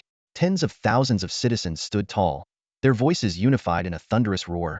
Do you admit your crimes? Will you return them? The deafening outcry swept across the arena like an unstoppable tidal wave, shaking the very ground. The leaders of the Western nations turned pale. The ruler of the Shira Empire furrowed his brow and cautiously suggested, perhaps it's best if we admit to it. Admit? The leaders of the beautiful Federation and the Great Eagle Empire bristled with outrage. Admit to this? That's impossible. We are civilized nations, the righteous protectors of global justice. The elderly Pope of the Vatican, seated among them, observed the scene with a knowing look. The truth hardly matters anymore, he remarked gravely. This young man, Chu Yun, has struck at our Achilles' heel. Given the current situation, if we fail to buy time, our defeat in this divine war is inevitable. Who could have imagined that the Great Xia nation's national destiny would manifest so terrifyingly in this struggle? The leader of the Great Eagle Empire reacted like a cornered beast, his fury uncontainable. Easy for you to say. Your Vatican launched the Crusades under the banner of righteousness, slaughtering countless heretics in the name of faith. Does rejecting your beliefs automatically make someone a devil? In that moment, long-buried dark history surfaced, laid bare for all to see. The Crusades obliterating foreign civilizations in the name of faith, Great Eagle Empire merchants trafficking people of Eastern descent, and on the so-called land of dreams of the beautiful Federation, countless Chinese laborers once derisively labeled as yellow-skinned pigs suffered in blood and tears. A tense silence engulfed the arena, broken only by the bitter accusations of the Western leaders as they turned on one another. Many in the Great Xia audience, hearing these hidden truths for the first time, felt their anger surge even higher.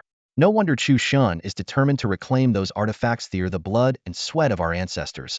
Enough! A thunderous voice suddenly boomed from above, silencing the chaos instantly. Odin, the All-Father, hovering in the skies above the beautiful Federation, spoke with an earth-shaking authority. Enelia, agree to Chu Yun's demands at once. Odin's icy gaze swept over Chu Yun before shifting toward the audience section of the beautiful Federation. There, a blonde-haired, blue-eyed young girl, Enelia, sat upright and composed. Despite not being the highest-ranking leader of her nation, as a representative of the beautiful Federation, she held the power to influence her country's fate. Feeling Odin's piercing stare, Enelia shivered involuntarily, her expression turning pitiful and pleading. Yet, what might have worked to sway ordinary people was utterly ineffective before the King of Gods. Enough talk. Do it now, Odin commanded coldly, his voice devoid of any warmth. Enelia's delicate frame trembled as she bit her lip, her voice quivering slightly. We the beautiful Federation accept Chu Yun's proposal. We agree to return the ancient artifacts that originated from the Great Xia Kingdom. As she finished speaking, it seemed as though the effort had drained all her strength. She cast a deep, resentful glance at Chu Yun, her eyes filled with bitterness. You're ruthless. Forcing Western nations to publicly accept such terms is the same as admitting to our historical wrongdoings before the entire world. This will forever stain the pages of history, never to be overturned. Chu Yun ignored her accusations, shifting his gaze toward the direction of the Great Eagle Empire. And you? He asked coldly. The leaders of the Great Eagle Empire fell into a heavy silence, while their citizens erupted in anger, standing and hurling insults at Chu Yun. Shame on you, Chu Yun. You're utterly shameless. Using your Great Xia people's own words, this is nothing but a scoundrel's triumph. Despicable. Go to hell. The emotions of both nations' citizens were on the verge of collapse. The mocking gazes from the neutral country spectators only added salt to their wounds. For these Westerners, who had long been accustomed to holding themselves above others and receiving reverence, the humiliation was unbearable. Once upon a time, countless people from around the world, even within Great Xia, idolized their so-called superior civilization. Yet now, because of this incident, the world's perception of them had shifted irrevocably. Chu Yun remained unfazed by their insults. To him, their fury only confirmed that he was on the right path. Under the oppressive pressure of the King of Gods, the leaders of several nations had no choice but to swallow their pride and grit their teeth as they responded. We the Great Eagle Empire acknowledge this history and agree to return the artifacts. Fine. We'll prepare everything, said the beautiful Federation's representative reluctantly. Prepare everything? Chu Yun interrupted, his face expressionless. No, you will deliver them back yourselves. The same way you took them, you will return them today. All right, as you wish. The leaders of the nation seethed with anger at Chu Yun's relentless demands. Yet, in their hearts, they quietly resolved that this humiliation would not be forgotten. Once they had recovered and devised a strategy, they would find a way to strike back perhaps by sabotaging Great Xia's rise in the future. As they watched Hades' retreating figure, a glimmer of hope reignited in their hearts. If the god of the underworld himself was adamantly calling for a truce, it must mean he had a plan up his sleeve.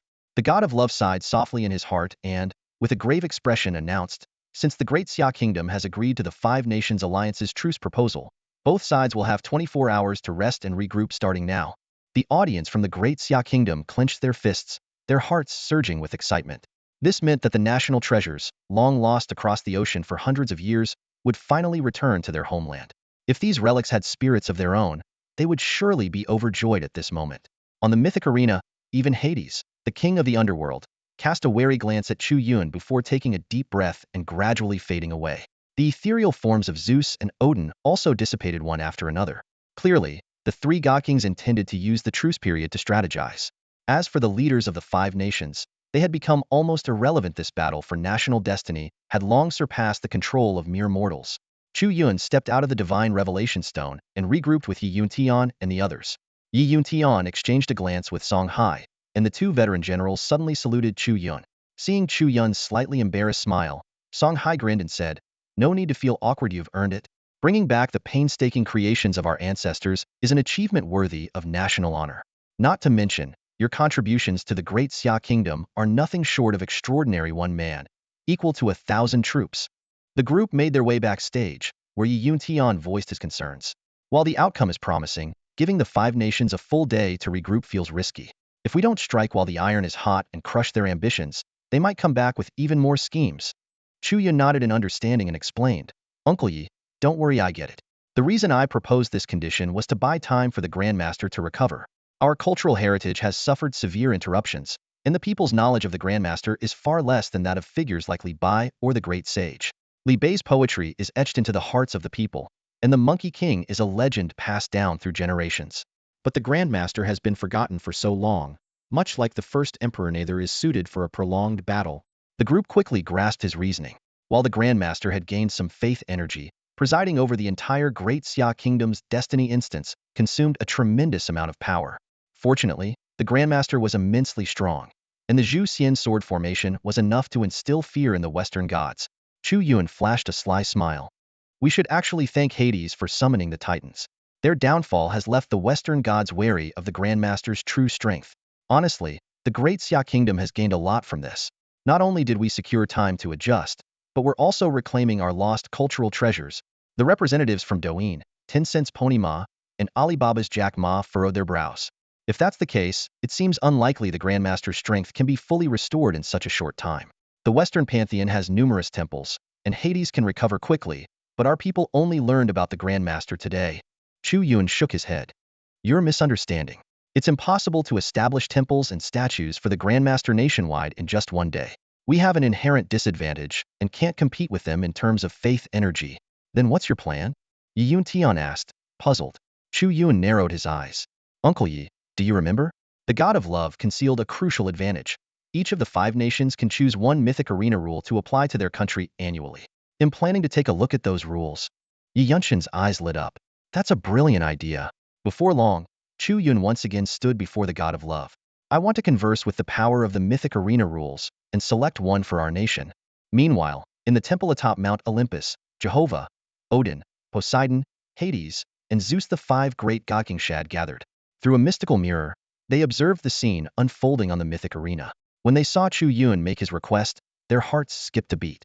The five had been in the midst of discussing strategies to counter the Zhu Xian sword formation, but now their focus shifted entirely to this enigmatic young man.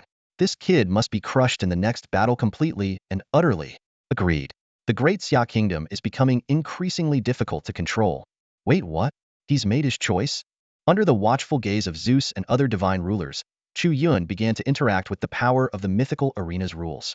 On the arena platform, countless lines of rule-related information materialized around him, resembling banners with golden characters on a white background, clearly outlining various rule details. The power of the mythical arena's rules then announced, Chu Yun, representing the Great Xia Nation, has applied to select an arena rule for his use. Following this declaration, the conditions were listed. Condition 1.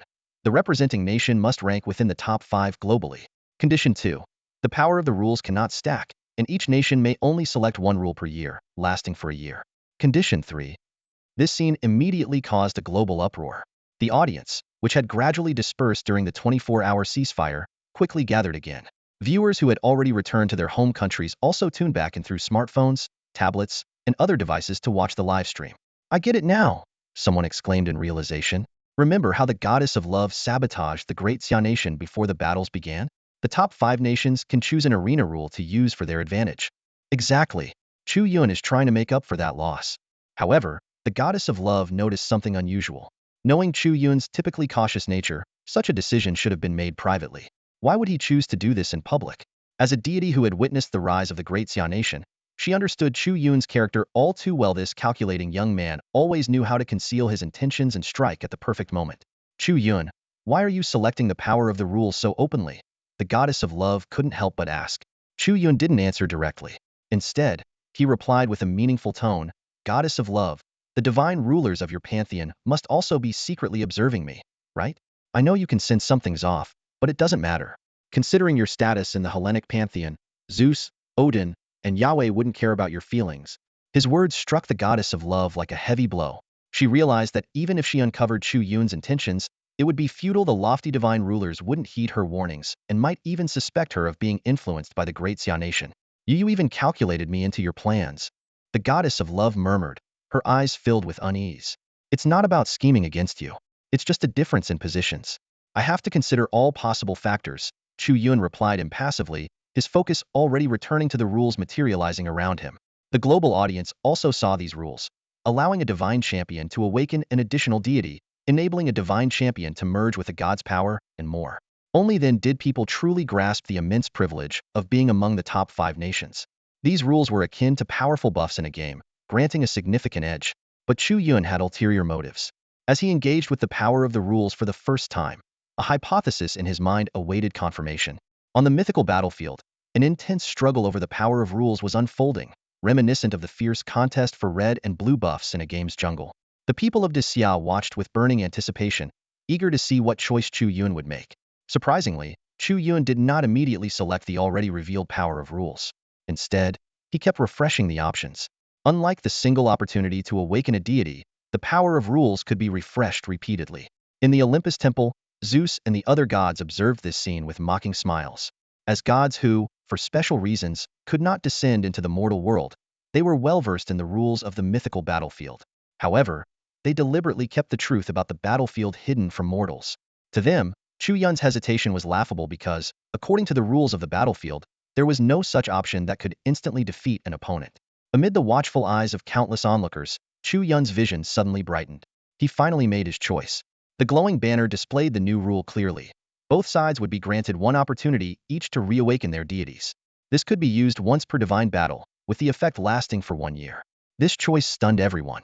Chu Yun had given up the chance to awaken an additional deity and instead chose a rule that allowed both sides to reawaken their gods. The high-ranking officials of various nations quickly grasped the deeper meaning behind this decision. It granted figures like Yi Yuntian and Song Hai, Disya's divine envoys who had not yet participated, the opportunity to join the fray.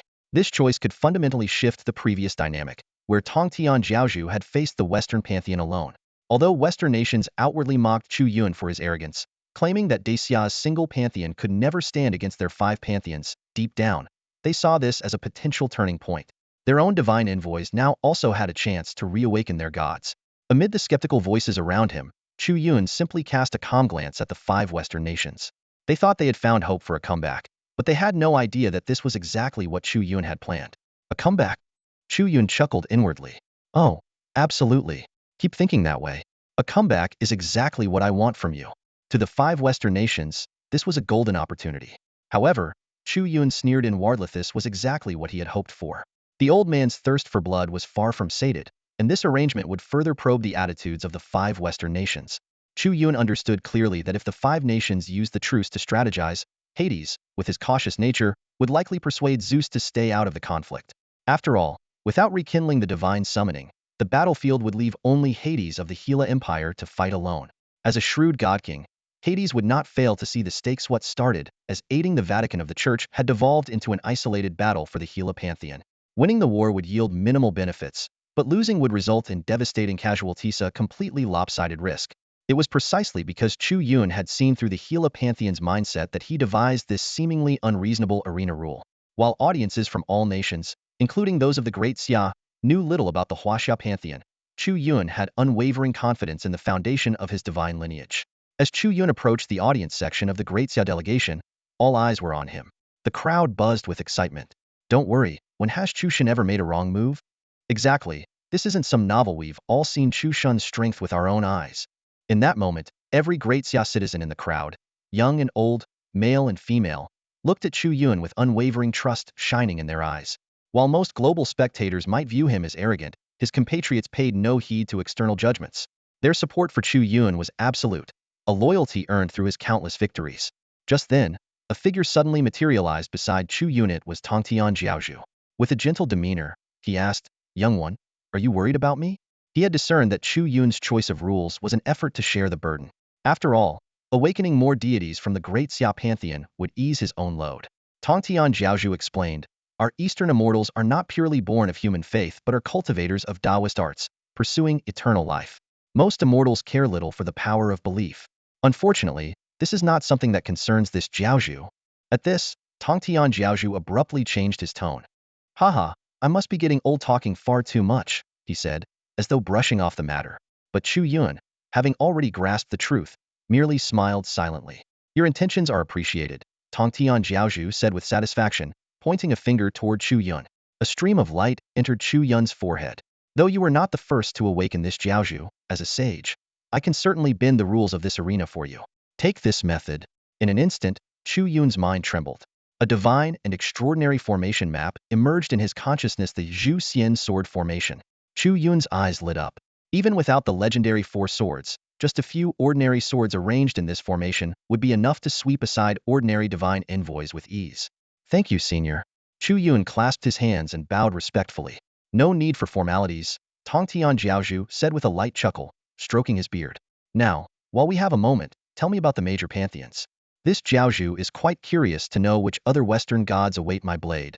Though spoken calmly, his words carried a chilling intent that was impossible to ignore. Meanwhile, at the Great Xia capital's airport, cargo planes were landing one after another. Armed soldiers of the Great Xia military stood in orderly formation. Leading them was a white-haired general, his eyes glistening with tears as he watched the planes descend. What are you standing around for? All troops, hear my command, welcome the return of our Great Xia artifacts. Yes, sir. The soldiers stood tall and proud, their postures as straight as steel. At long last, the moment had arrived. The artifacts and antiques of Great Xia, scattered across foreign lands for over a millennium, were finally coming home. As the world's eyes remained fixed on the mythical arena, the Great Xia kingdom witnessed a moment of profound historical significance. Priceless cultural relics, long lost overseas, were finally returning to their homeland. Under tight military escort, these treasures arrived safely at the National Heritage Museum. Elderly professors, who had been eagerly awaiting this day, couldn't contain their joy. After concluding his conversation with Tongtian Jiaozhu, Chu Yun seized the opportunity during the temporary truce to visit the scene. Watching the professors, he noticed how they seemed to shed decades off their age, their spirits invigorated as they dove passionately into the work of identifying and authenticating the artifacts. Some pored over ancient tomes for meticulous comparisons, while others examined pieces with magnifying glasses, their hands steady yet brimming with excitement. As each artifact's identity was unveiled, something extraordinary began to unfold. These treasures, once displayed in places like the Grand Eagle Empire Museum or the Oriental Civilization Hall of the Beautiful Federation, had been well preserved, yet now they seemed to radiate a newfound vitality. Their surfaces shimmered with a luminous, almost ethereal glow. While ordinary people might not notice such changes, Chu Yun, Yun Tian, Song Hai, and others chosen by the divine could feel an unmistakable resonance deep within their souls. Through their heightened perception, they saw faint, ghostly silhouettes form around the artifacts, figures of the artisans who had crafted them, the ancestors of huaxia civilization. Yi Yunshin's fierce eyes glistened with emotion as he watched. They could sense the emotions imbued within these relics. The joy of returning home after years adrift, and the longing for the land they belonged to. These treasures had once stood under the bright lights of foreign museums, admired and marveled at by Western audiences. They had been given illustrious titles: artifacts of the Ming 13 tombs, Imperial Collection, Bronze Cauldron of the Great Zhou Dynasty. Yet when the museum lights dimmed and darkness fell, they whispered amongst themselves, Grandpa Zhou Ding, when will we go home? Be patient, little Tang Sankai. We will return one day. Big brother from the Ming Dynasty, why is everything around us so unfamiliar? Little blue and white Wucai vase, never forget we come from the east, from Huaxia. But I feel so out of place. They say I'm not beautiful. Silly child, we're nothing like them. Our roots lie in the land of the Great Wall, the Yellow River, and the Yangtze. Our ancestors never bowed to any foreign conqueror. Chu Yun and the others could almost see the stories these artifacts carried. They saw drunken soldiers desecrating delicate porcelain, rifle butts smashing ancient treasures, and priceless relics damaged in transit across the seas. These artifacts, unable to resist their fate, had endured it all silently, bearing the weight of history with quiet resilience. The bronze artifacts buried deep beneath the eastern lands have been resting alongside their masters in eternal slumber, only to be unearthed with forceful intrusion. One such bronze artifact awakens from its long sleep, as if silently crying out, "Why have you dug me up? My master is still asleep. Don't pry open my master's coffin." Through these relics, Chu Yun and his companions seemed to transcend time, witnessing the sorrow of that era firsthand. Countless priceless artifacts were shattered in accidents, their fragments scattered and lost to history. For the West, it was a jubilant feast. For this ancient eastern land, it was a calamity that ravaged its civilization. Fortunately, after enduring countless hardships, some of the artifacts were eventually returned to their homeland. General Song Hai, now aged but still fierce, watched this scene with rapid breaths and bloodshot eyes. Clenching his fists tightly, he gritted his teeth and declared, "One day, I'll make them taste this pain." A soldier's resolve is unyielding. International politics be damned. Even with the looming threat of extraterrestrial invaders, this hatred remained unshaken. While the greater enemy called for unity among nations, it did not erase the blood debts of history. Chu Yun shared the sentiment, his gaze cold and resolute. General, don't forget to call me when the time comes. Besides, why wait for them to declare war? This year, the Xia kingdom still has one chance to launch a preemptive strike. These words left the typically cautious leaders of Xia momentarily stunned, but soon their eyes lit up with determination. The Xia kingdom was no longer what it once was. After the conclusion of the mythical arena battle, they would finally seize the initiative. At that moment, Yi Feng, the liaison with the military, suddenly rushed in from outside. Patriarch, Chu Yun, look, he exclaimed. Above the Xia kingdom, auspicious clouds gathered, radiant energy surged, and the nation's fortunes soared to new heights. The fortunes of the great Xia dynasty experienced an unprecedented surge as a remarkable phenomenon began to unfold across this ancient land. Dense spiritual energy materialized into a white mist, blanketing the skies above the territory of Great Xia before condensing into a downpour of spiritual rain. Caught off guard, pedestrians on the streets were astonished to find that this rain could penetrate their skin. Each individual felt a warmth coursing through their veins, as if their very blood was boiling with vitality. This was no ordinary rain, it was the fabled spirit rain, a manifestation of spiritual energy at its most concentrated form. The spectacle caused a global sensation.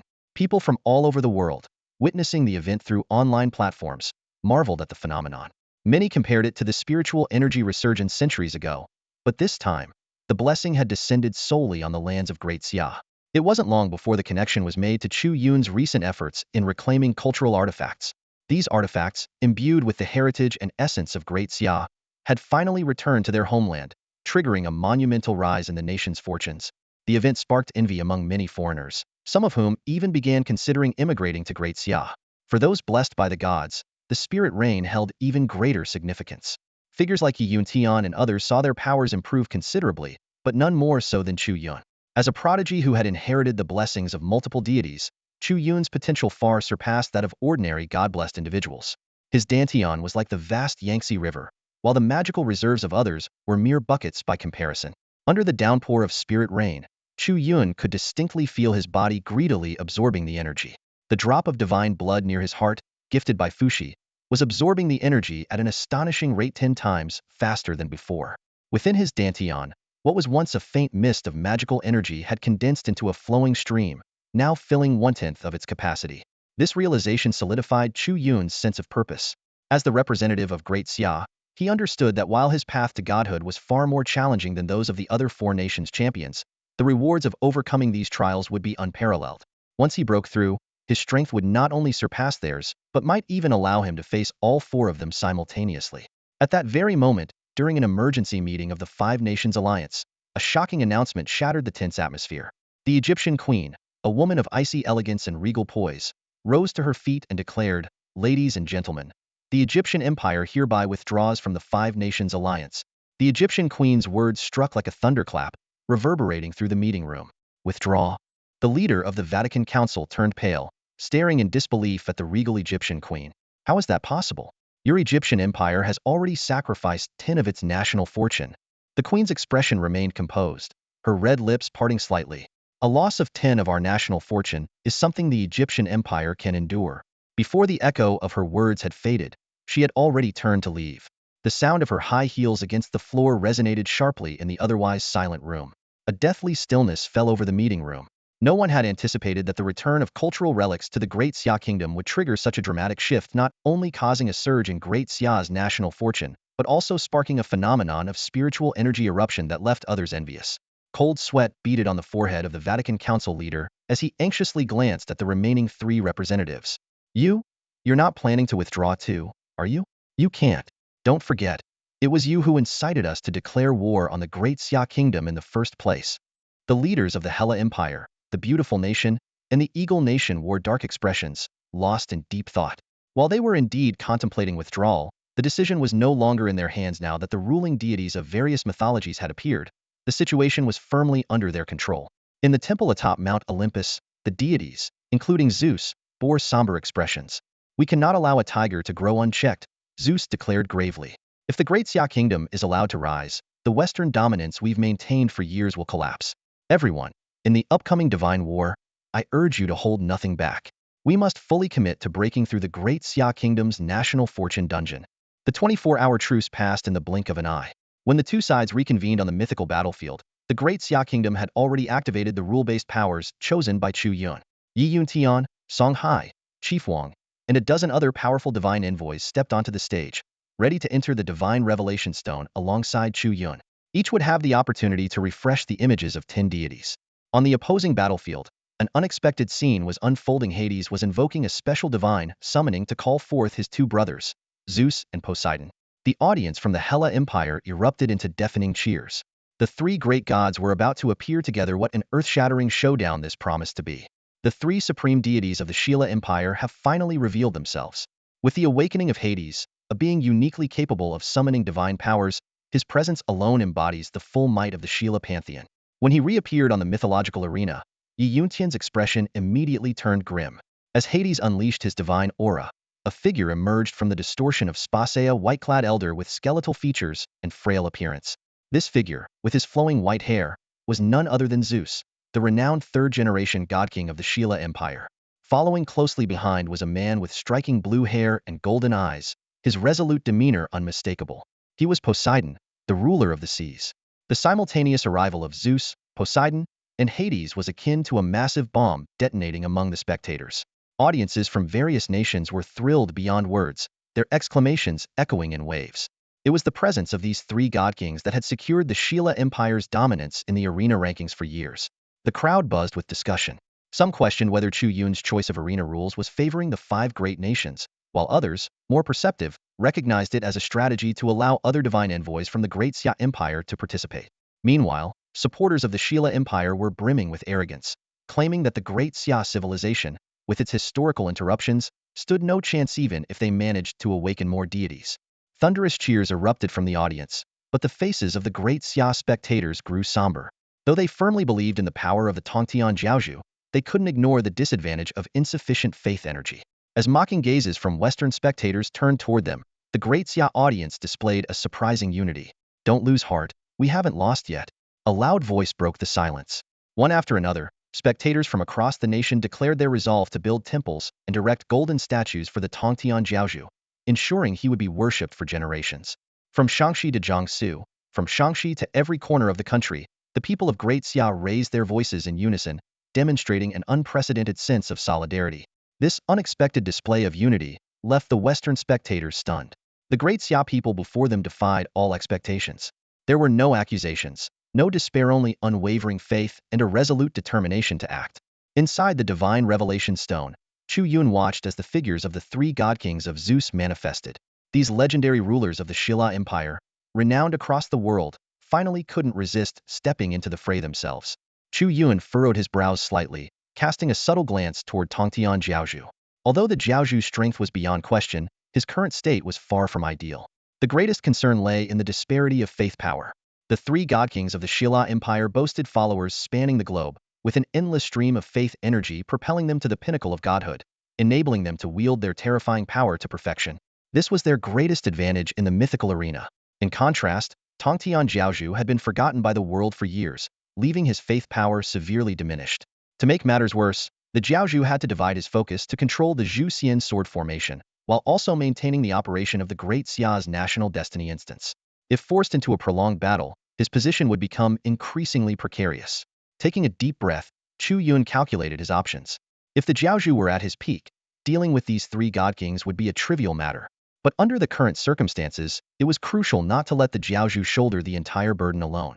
This was precisely why Chu Yun had devised the rules, allowing each side a chance to reawaken a god. On the surface, this appeared to give the Western nations an opportunity for a comeback, but in reality, it was a calculated move by Chu Yun.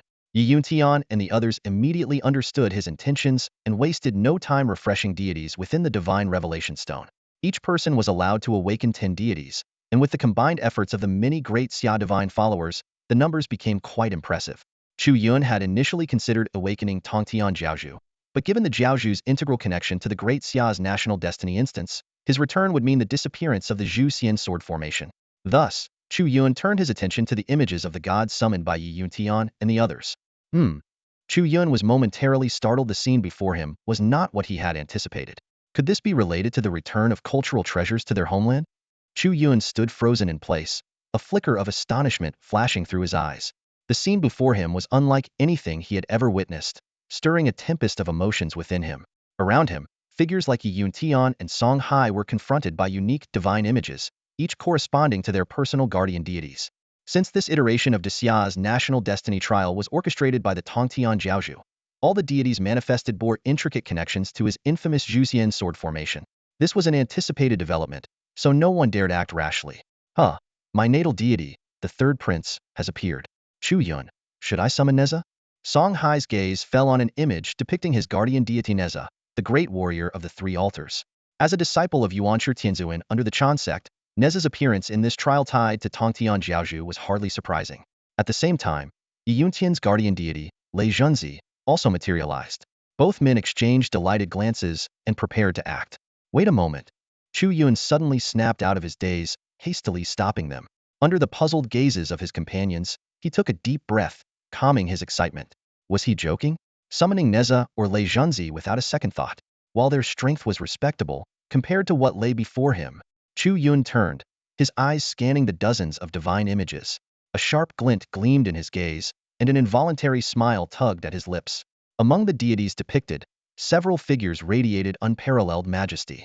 One figure, clad in white robes with flowing white hair, sat serenely atop the clouds, a radiant halo encircling his head and auspicious energy swirling around him. This was none other than Yuanshi Tianzuan, the master of the Chan sect. Another was an elder with kind eyes and a youthful aura, standing gracefully upon a cloud of fortune, divine light emanating from his form as white cranes danced around him. This was Laozi, the supreme sage of Taoism. These two were Tongtian Jiaozhu's elder brothers. In the orthodox Taoist traditions, they, alongside Tongtian Jiaozhu, were revered as the three pure ones of Taoism, beings of the highest order. In the tales of the investiture of the gods and the primordial myths, they were among the 6 saints of the heavens, their power reaching the exalted saint realm. In addition to these two, there were also 2 figures with hands clasped in prayer. One of them struck a chord of recognition among Yi Yun Tian and the others. Isn't that the Blessed Mother of the West from Asen country? She's now known as Zhuanti Daoist, one of our own national deities. Indeed, these two were Zhuanti Daoist and Jain Daoist, the Western 2 saints of the saint realm. Though their presence was on loan, saints were saints nonetheless. Chu Yun's suspicions were entirely validated. The ritual to awaken the deities had indeed unveiled these supreme beings. Since this entire trial was structured around the 4 saints joining forces to break through Tongtian Jiaozhu's Zhuxian sword formation, it was no surprise that, apart from Tongtian Jiaozhu himself, the related deities had a high probability of appearing. If we can awaken these 4, plus the Jiaozhu, we'll have 5 saints on our side. Chu Yun explained to the group. Yi Yun Tian and the others were stunned. 5 saints? Even Zeus, Hades, and Poseidon from the Western pantheon are, at best, equivalent to quasi-saints or p-quasi-saints. They can't compare to the level of a saint. The group could barely contain their excitement. However, Yi Yun Tian's expression soon darkened as he realized a critical issue. Wait, something's wrong. While our deities are undeniably powerful, our understanding of the Jiaozhu is still shallow, not to mention the other saints. Without sufficient faith to empower them, they won't be able to unleash their full strength. If we face the Western gods in this condition and lose, the mood instantly shifted as the weight of his words sank in. The group's exhilaration gave way to somber contemplation. Indeed, losing under such circumstances wouldn't just cost Xia its formidable divine support, it would also bring immense humiliation to these exalted beings. Chu Yun nodded slowly, a glimmer of deep thought flashing in his eyes. I've considered that as well, he said, his tone carrying a hint of heaviness that instantly dampened the previously high spirits of those present. However, I have no intention of awakening them, Chu Yun added suddenly. Everyone froze upon hearing this, their gazes turning to him in unison. With a serious expression, Chu Yun turned to face the others. It's really different now. In the images of the deities, there are figures who were never supposed to appear in Fengshen Yeni. He paused briefly before continuing. Many of our Eastern deities have been buried and forgotten due to cultural discontinuity. It seems that the Western nations have already recognized this situation. That's why the 3 god kings of the Shilla Empire have personally stepped in, aiming to crush us before we rise. His tone suddenly grew resolute. But as for these figures, there's no need to worry about our people not understanding them. As long as the huaxia people exist in this world, they will always thrive in their perfect state. What? Yi Yun Tian and the others were visibly stunned by his words, disbelief written all over their faces. A flash of inspiration crossed Yi Yunshan's mind. Li Bai, that unparalleled master of both poetry and swordsmanship, once created such a miracle. Chu Yun, you really need to stop pausing for dramatic effect. Song Hai teased, attempting to ease the tension. Say it all in one go next time. You almost gave this old man a heart attack. Hearing this, everyone let out a subtle sigh of relief. If these deities were indeed likely integrated into the huaxia culture over time, then the faith and strength of the people of Daxia would undoubtedly be abundant, and there would be no concern about harming their own powerful deities. Then who are they? The group, both excited and puzzled, pressed on for answers.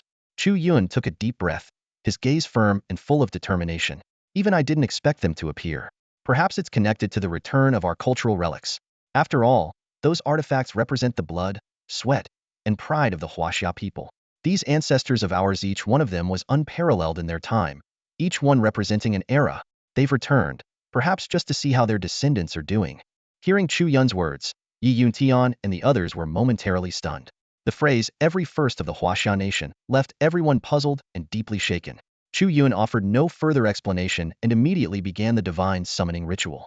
In this era of severe cultural discontinuity in huaxia, the manifestation of these deities was a safer and more stable approach than awakening ancient sages. Meanwhile, Chu Yun's doppelganger tirelessly continued to write the stories of huaxia mythology, which were being widely disseminated with the help of business representatives. In due time, the people of the Daxia kingdom would come to know the deities of huaxia. That would mark the moment when the huaxia mythological system truly stood unrivaled at the pinnacle of the world. Composing himself, Chu Yun's expression turned solemn as he chanted in a resonant voice. Essence of the silkworm, a heavenly star. Spirit of the silkworm, renowned from afar. Men till the fields, women weave with delight. Threads of silk connecting the ancient and the bright. His voice carried a mystical power, reverberating far and wide. I, Chu Yun, humbly summon one of the cultural ancestors of huaxia. These words left foreign audiences utterly bewildered. Another cultural ancestor? First it was Qiyu, the father of weapons, and now this. They mocked skeptically. Even the audience from the Daxia kingdom was taken aback, unfamiliar with the name Leizu. It wasn't that they doubted Chu Yun.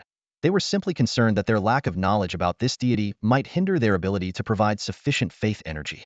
At that moment, a woman adorned with a floral crown and cascading black hair materialized on the mythical arena. Her complexion was flawless, like white jade, and she wore elegant white robes. Her demeanor was poised and graceful. Her beauty was not the kind that overwhelmed, but rather the kind that soothed hearts, a serene presence, akin to a safe harbor for warriors returning from battle. The audience from the Daxia kingdom gasped in amazement. Oh my goodness! We have such a beautiful goddess? Even those from Western nations, who harbored ill will toward Daxia, found themselves speechless under the influence of this Eastern goddess's calming aura. High above in the clouds, the Tongtian sect leader, who had been in quiet meditation, opened his eyes in surprise and gazed at Leizu on the arena. Though he was preoccupied with controlling the Zhu Xian sword formation, he could immediately discern Leizu's unique divinity and silently commended Chu Yun for his choice. But this was far from over. Chu Yun turned his gaze to another image within the divine revelation stone, his voice growing even more impassioned as he declared, symbols and meanings, mysteries unfold, creation's essence, a marvel untold, a flower, a leaf, a universe in bloom, brush strokes eternal, transcending time's gloom. For 1,000 years, civilization's guide, I summon the source of huaxia's written pride Songjia. As his words echoed, a man with an extraordinary visage and 4 pupils in his eyes appeared on the arena. His jet black hair and beard flowed freely, and he wore garments made of feathers and animal hides.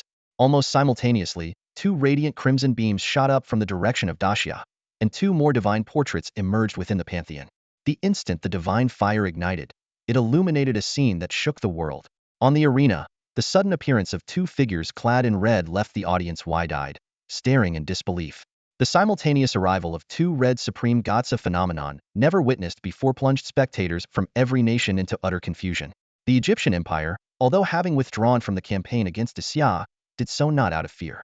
They were acutely aware that victory in this divine war would come at an unbearable cost.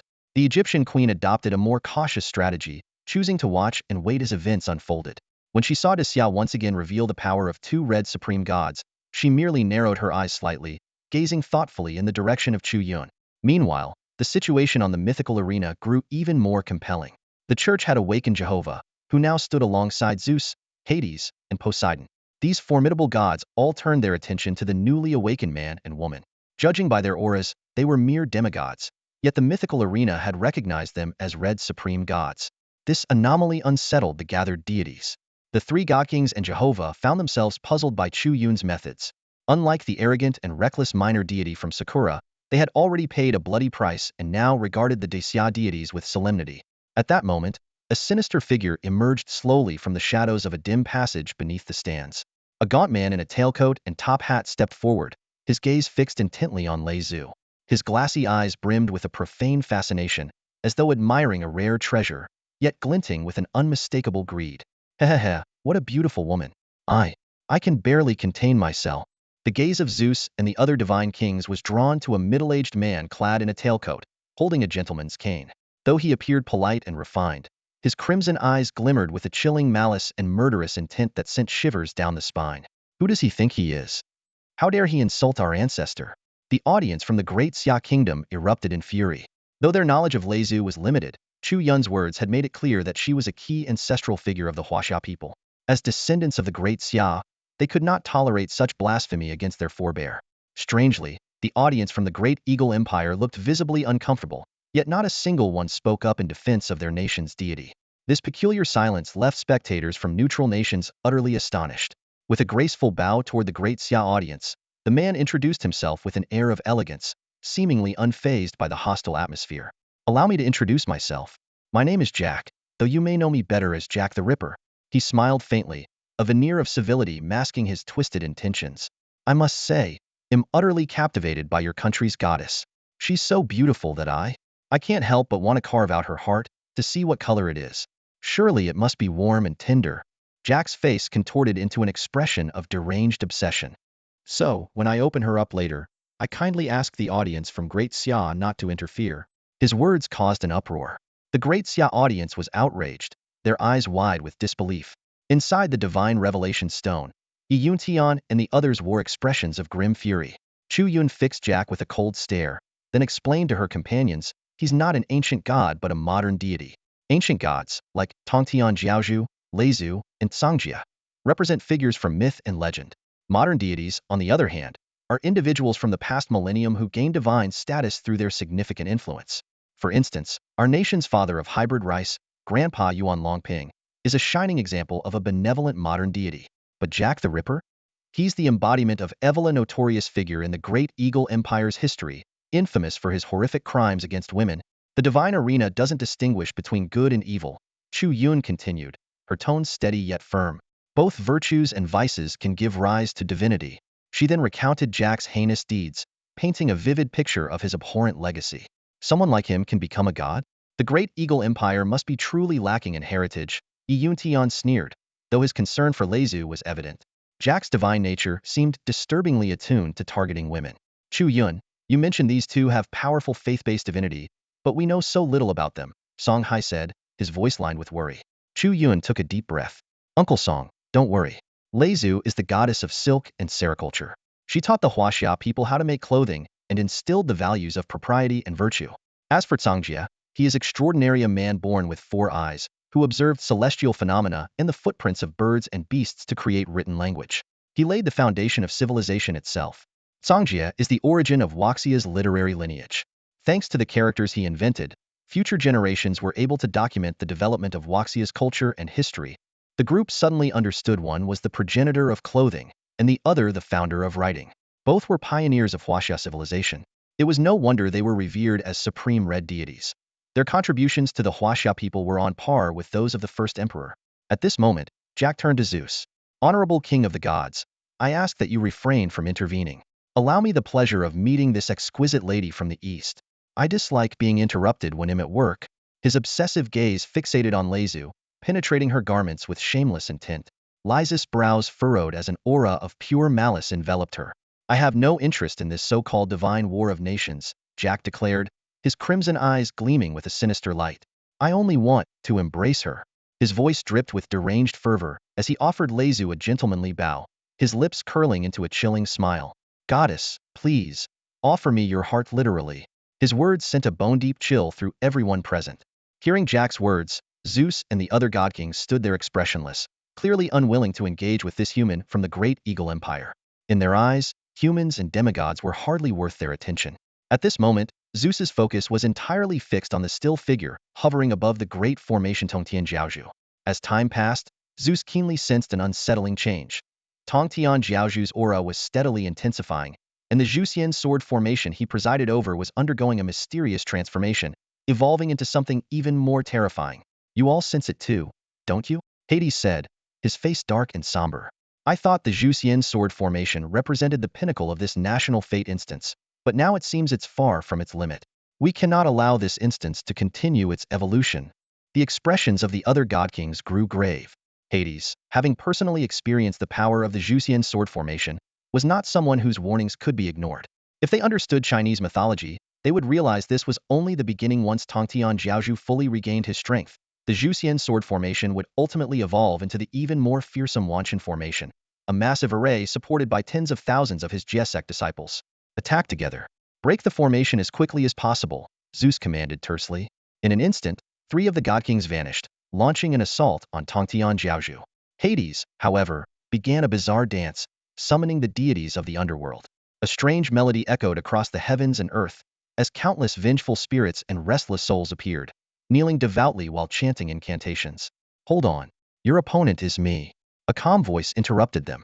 A middle-aged man, his eyes gleaming with wisdom and clad in robes adorned with feathers, stood in the path of the 3 god kings. It was none other than Songjia. The sage who had created written language for China had already discerned the direction this battle would take. Huh? A mere demigod dares to challenge us? Jehovah sneered. To these deities, revered by humanity as supreme beings, a human demigod was inherently inferior. In the audience stands, spectators from Western countries burst into laughter at the sight.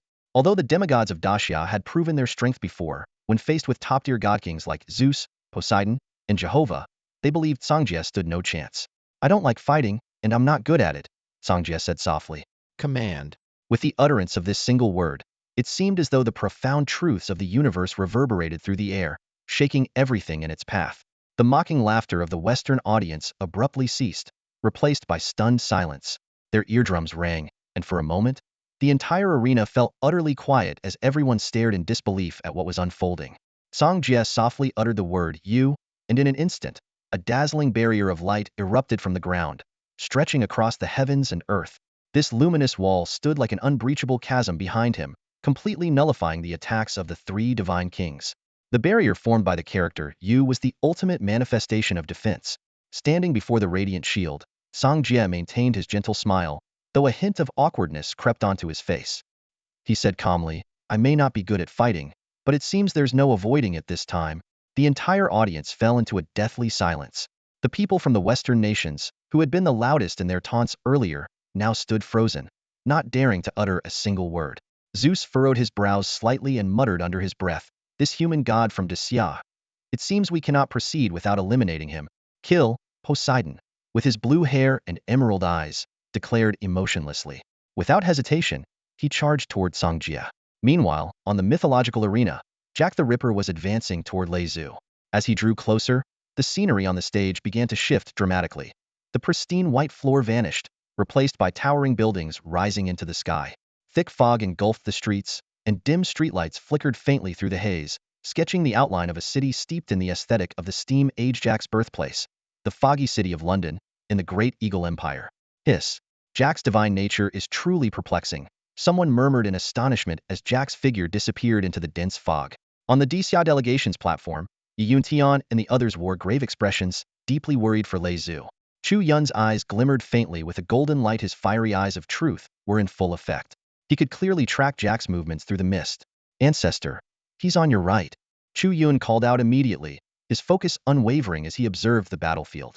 Though the gods chosen from the Western nations dared not confront him, he remained vigilant, doing everything in his power to assist his own deity. Hearing Chu Yun's warning, Lei Zhu smiled warmly and, without hesitation, lightly waved her hand to the right. She trusted Chu Yun completely. After all, what descendant would ever lead their ancestor astray? Lei Zhu's delicate, fair hand moved gently, her motion appearing soft and effortless. Yet, the moment it made contact with Jack's chest, an awe-inspiring force erupted. The dense fog enveloping Jack instantly dissipated, revealing his figure in full clarity.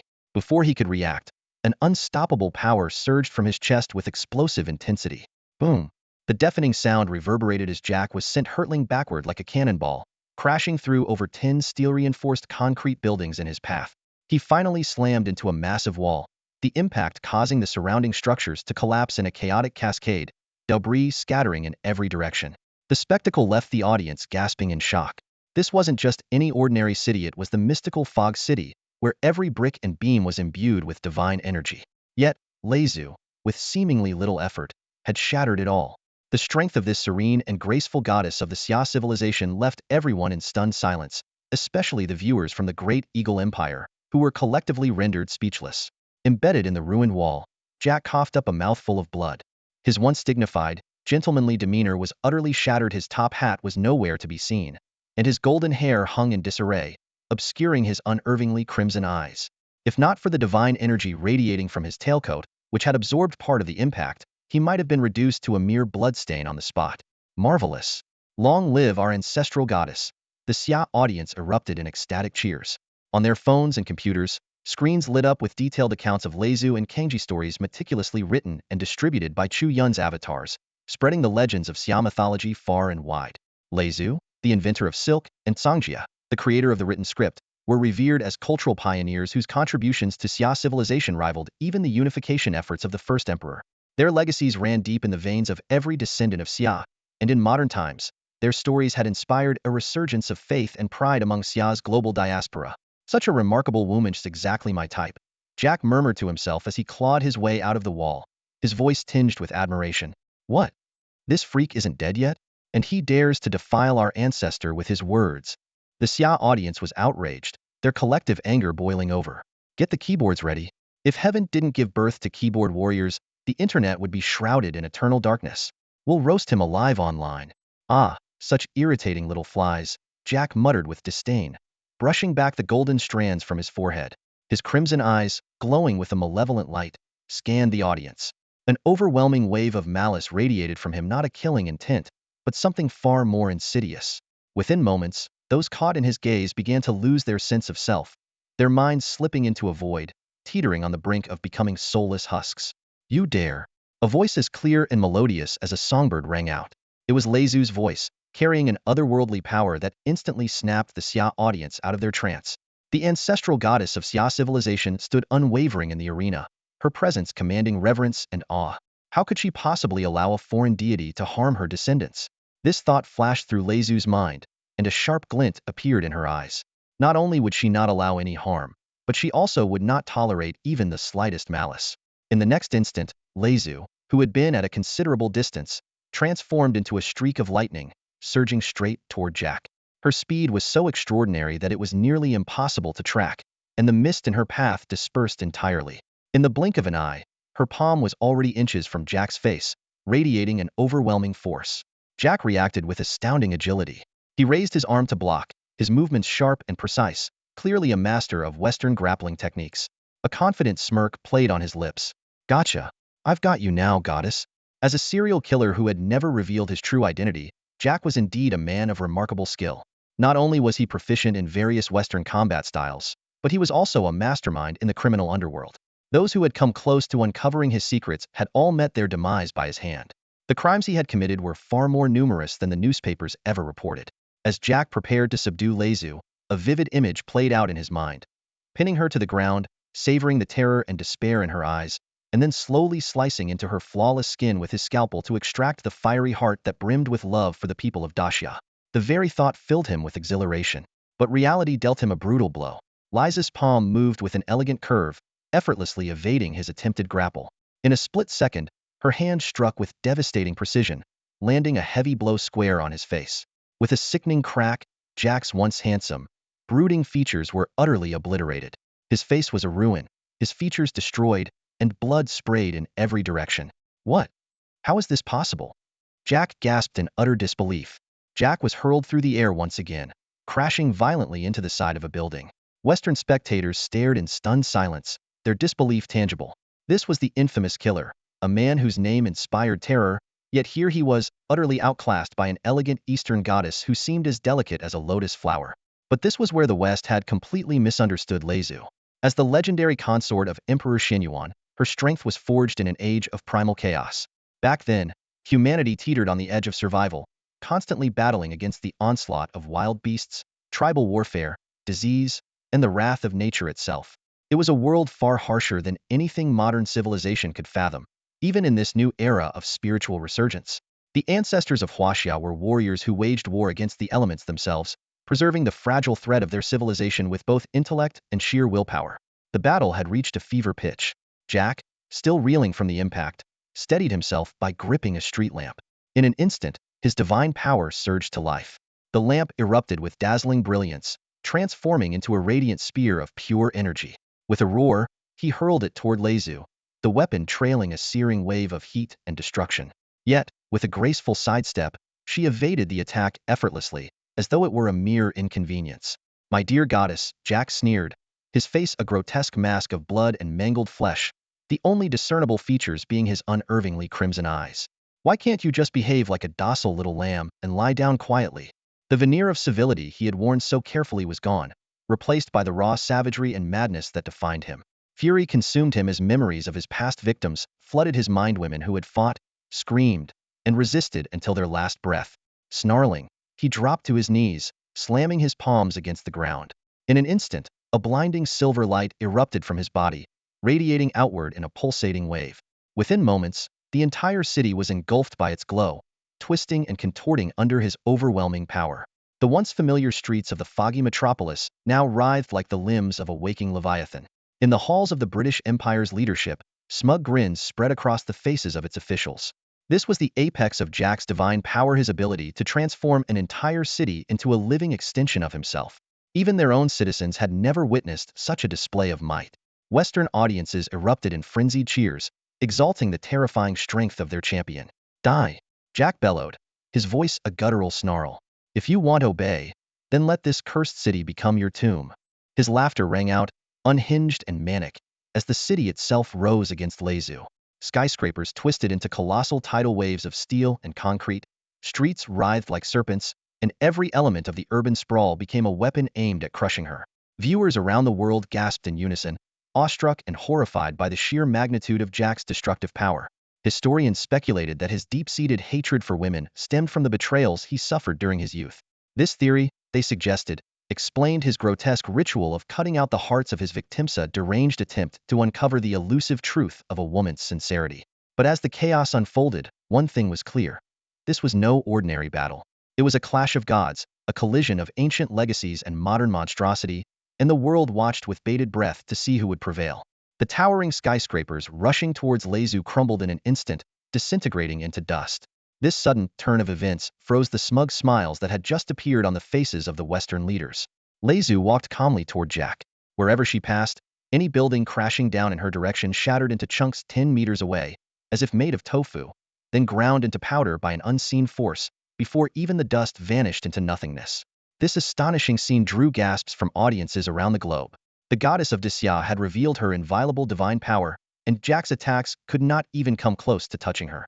The crowd watched, stunned, struggling to comprehend what they were witnessing. "Impossible. Damn woman, why are you still resisting? Why won't you just surrender your heart?" Jack roared in fury. In the dim, fog-shrouded world, Lezu, clad in white, now stood before Jack. Her expression was serene, with the faintest glimmer flashing in her eyes. "I never wished for bloodshed," she said softly, "but you threaten the people of huaxia behind me. So, prepare to die." Before her words had fully settled, Jack's body was already sliced into countless fragments. His divine domain crumbled along with him, disappearing entirely from existence. The citizens of the great Eagle Empire were plunged into despair, realizing this was a total defeat. They began questioning the wisdom of opposing Disya. Audiences from other nations could not fathom how Lezu had struck, but it did not diminish the jubilant cheers of the Disya people. They celebrated the victory of their revered ancestor, chanting, "Goddess mighty," and "Goddess invincible." Only a select few powerful deities discerned the truth. Those collapsing buildings had been severed by nearly invisible silk threads surrounding Lezu. This was the unique divine power of the goddess of silkworms, capable of cutting through anything in existence. In the underworld, Hades, in the midst of a summoning ritual, witnessed it all. A flash of apprehension flickered in his eyes. He finally understood why Zeus harbored such hatred and fear toward the return of these Disya deities. Suddenly, the endless chants of the dead around him came to an abrupt halt. Hades hesitated for a moment, then spread his arms wide and laughed heartily. "Ah, she's here. She's here. I, Hades, Lord of the Underworld, welcome Gaia." mother of all gods. Gaia. The moment Hades shouted that name, the entire arena fell into a brief, stunned silence. Every gaze was drawn to his voice. Even the three ruling gods who were locked in fierce combat with Sangya paused their clash in unison. Zeus, his wiry frame crackling with lightning, looked every bit the frail old man except for the unmistakable glimmer of excitement in his eyes. Poseidon, gripping his trident, stood amidst a swirling tempest of ocean waves, as if the abyssal depths of the sea itself had been summoned into the void. At the center of the battlefield, golden characters shimmered before Sangya, who continued to fight with unrelenting resolve. Let there be light. Jehovah, clad in white robes with hair and beard to match, spoke with a serene expression, raising a hand toward Sangya. A radiant beam of holy light split the heavens, piercing through the darkness like the first dawn scattering eternal night. Under this brilliance, the blackened sky was torn apart, darkness melting away like snow under the sun. Extinguish. Sangya uttered the single word, and a golden character for extinguish erupted forth, hurtling toward the divine light. The simplicity of his command carried an effortless, almost maternal calm, like a mother whispering lights out to a child at bedtime. In an instant, the radiant light that had illuminated the world vanished into nothingness, and the darkness reclaimed the heavens, now adorned with a glittering tapestry of stars. Jehovah's brow furrowed deeply. The nature of this Eastern deity confounded him. Unlike the gods summoned by Chu Yun earlier, whose power was diminished by a lack of faith, both Leizu and Sangya possessed an unshakable connection to Xia. Their strength was undiminished, and their significance to their homeland seemed to defy all logic. Though Sangya now showed signs of fatigue, the fact that he could hold off the combined might of three god kings was nothing short of extraordinary. I am the creator, Jehovah declared, taking a deep breath to steady himself.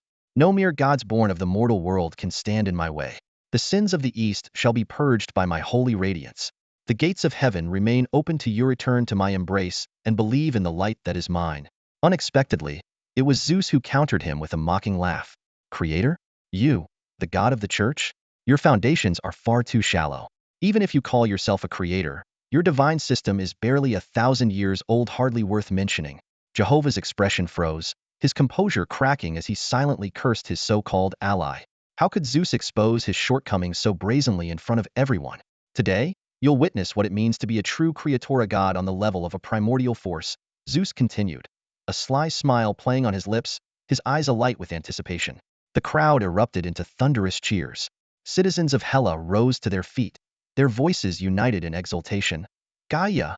Gaia! Gaia!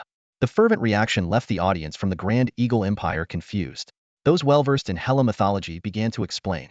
Gaia is the primal goddess of the Hela pantheon, the great mother of the earth and the progenitor of all gods. She is akin to Pangu in Xia mythology, not a creator in the literal sense of shaping the world, but an entity inseparably tied to the essence of Hela's mythological universe, embodying its very will. Whispers rippled through the audience as the realization dawned on them.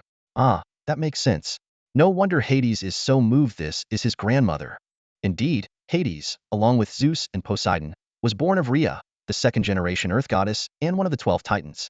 Yet Rhea's status paled in comparison to Gaia's. Ever since their father had been slain by the Tongtian sect leader's sword, Hades understood that summoning his mother would be futile. It would only add another name to the list of casualties. But Gaia was different. At that moment, Hades made a startling move. He nearly exhausted all his divine power to summon his grandmother, Gaia, the primordial earth goddess of the first generation. Inside the divine oracle stone, Yuntian and the others witnessed this scene with furrowed brows. A creator god? This is equivalent to our Pangu from the Great Xia Kingdom. One of them remarked, shock evident on everyone's faces. Chu Yun nodded slightly. That's correct. In their respective mythologies, Gaia indeed holds a status comparable to that of the revered Pangu. She is known as the mother of all gods, and was the earliest deity to emerge in the Hellenic pantheon.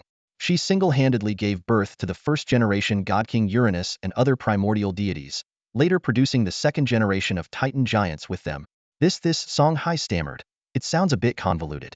But whatever, Gaia's power must be unfathomable, right? Chu Yun agreed with a nod, but shifted his gaze in another direction. Indeed, she is incredibly powerful. However, the Grand Master has also made his preparations. At this moment, the formation of the Zhuxian sword array had undergone an astonishing transformation. Banners fluttered within the formation, as if concealing countless armies, while deafening drumbeats reverberated through the heavens. Most astonishingly, demonic energy and celestial aura coexisted in harmony, something utterly unprecedented in Eastern legends. Traditionally, immortals and demons were irreconcilable foes. Yet the unique teachings of the Grandmaster Tongtian had broken this boundary. Under his tutelage, there was no distinction between high and low. Celestial prodigies and feral demons could cultivate side by side. This was the legendary myriad immortals formation, uniting the forces of humans, celestials, demons, spirits, and ghosts. High above the clouds, the seated Grandmaster Tongtian opened his eyes, releasing a radiant 3-inch divine glow. Rising to his feet, he transformed into a strikingly handsome young man, shedding the steadiness of middle age and the serenity of old age. In their place was the sharp vigor of youth, exuding an air of dominance that declared, "None above or below the heavens can rival me." His black hair danced in the wind, strands seemingly reflecting visions of worlds being created and destroyed. He emanated the combined auras of humans, celestials, demons, spirits, and ghosts, leaving all who beheld him utterly awestruck. The entire world stood dumbfounded. This was the true Grandmaster Tongtian of the Great Xia Kingdom. The moment the 5 divine auras of Tongtian Jiaozhu swept across the arena, the expressions of Zeus and the other god kings changed dramatically. This deity from the east wielded the power of 5 divine elements simultaneously, in overwhelming strength far beyond their expectations. "Brother, don't worry. Mother has awakened, and we can now reveal our true form." Hades leapt forward, joining Zeus and Poseidon at his side. If not for summoning Gaia, these 3 Greek god kings might have already considered retreating after witnessing the might of the myriad immortals formation. They couldn't even discern whether Tongtian Jiaozhu, who presided over the formation, had reached his limit. Zeus's expression remained unreadable as he glanced toward the delegation from Dacia. There, Chu Yun and Yi Yuntian, along with their companions, were closely monitoring the battle through the divine oracle stone. Zeus knew all too well that during the truce, Dacia must have delved deep into Tongtian Jiaozhu's lore, thanks to the myths provided by Chu Yun. With Daxia's infamous infrastructure prowess, it wouldn't be surprising if they had already constructed temples dedicated to Tongtian Jiaozhu across the nation in record time. The very thought made Zeus seethe with the urge to descend into the mortal realm and obliterate Dacia entirely. "Zeus, do you truly intend to go to war with the East?" As the earth rumbled and the seas roared, a colossal figure began to emerge. Gaia slowly rose from the boundless land, her body shedding stones and soil as she stood. Her form mirrored the undulating mountains, her azure eyes as deep as the oceans, and her lush green hair cascading like a forest. Flocks of birds swirled around her like vibrant clouds. Towering beyond comprehension, Gaia gazed down at Zeus and his brothers as if the heavens themselves bent to her presence. The audience collectively gasped. At that moment, Yi Yuntian and the others finally understood why Chu Yun had compared Gaia to Pangu in certain aspects. She was the primordial creator of the Greek pantheon. Her being was imbued with the essence of life itself, capable of sprouting endless flora and fauna even within the void. "Zeus, why must you clash so fiercely with the gods of the East? Do you not remember the time, long ago, when you and the celestial beings of the Eastern heavenly court stood side by side, fending off the invaders from beyond?" The Gaia's words abruptly halted, clearly constrained by the rules of the mythic arena. Her statement sent shockwaves through the global audience. The creator goddess Gaia, unwilling to go to war with Dacia? And what did Eastern heavenly court and fighting side by side signify? Though these revelations sparked endless speculation, the immediate focus remained on Gaia's evident disapproval of Zeus. "Grandmother, this battle is unavoidable," Zeus replied, his voice steady and resolute. The god, now resembling a gaunt elder, was unsurprised by Gaia's stance. As the all-mother of the gods, Gaia had birthed the first generation of deities, from the heavens and seas to the 12 titans and the Cyclopes.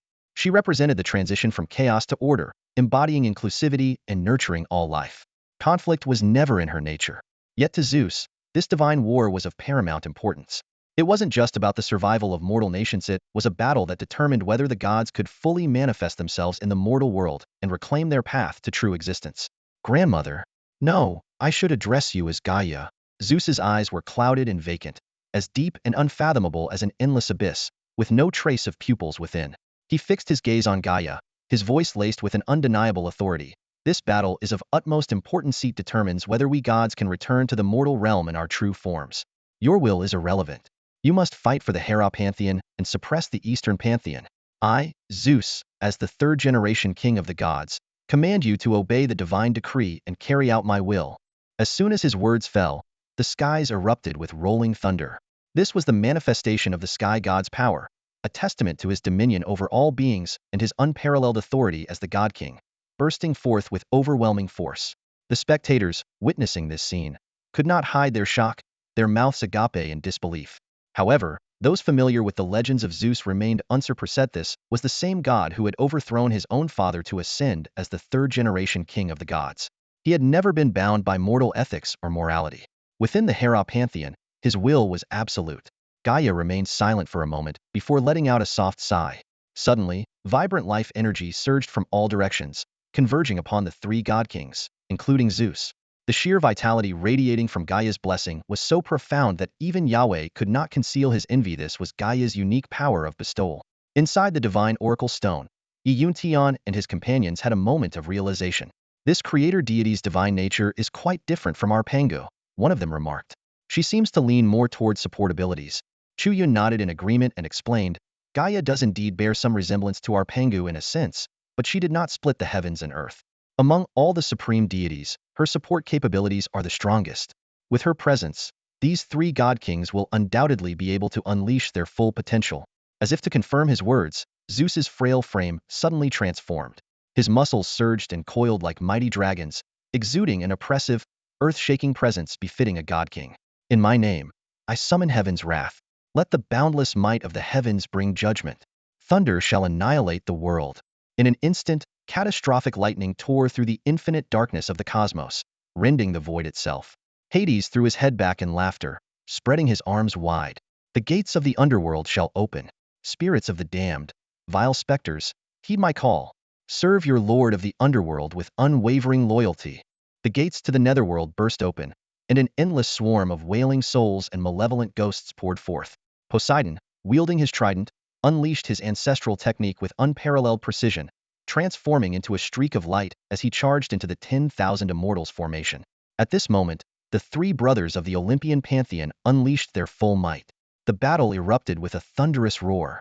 At the heart of the 10,000 Immortals formation, the Tongtian Jiaozhu stood motionless, his imposing figure radiating an air of unshakable confidence.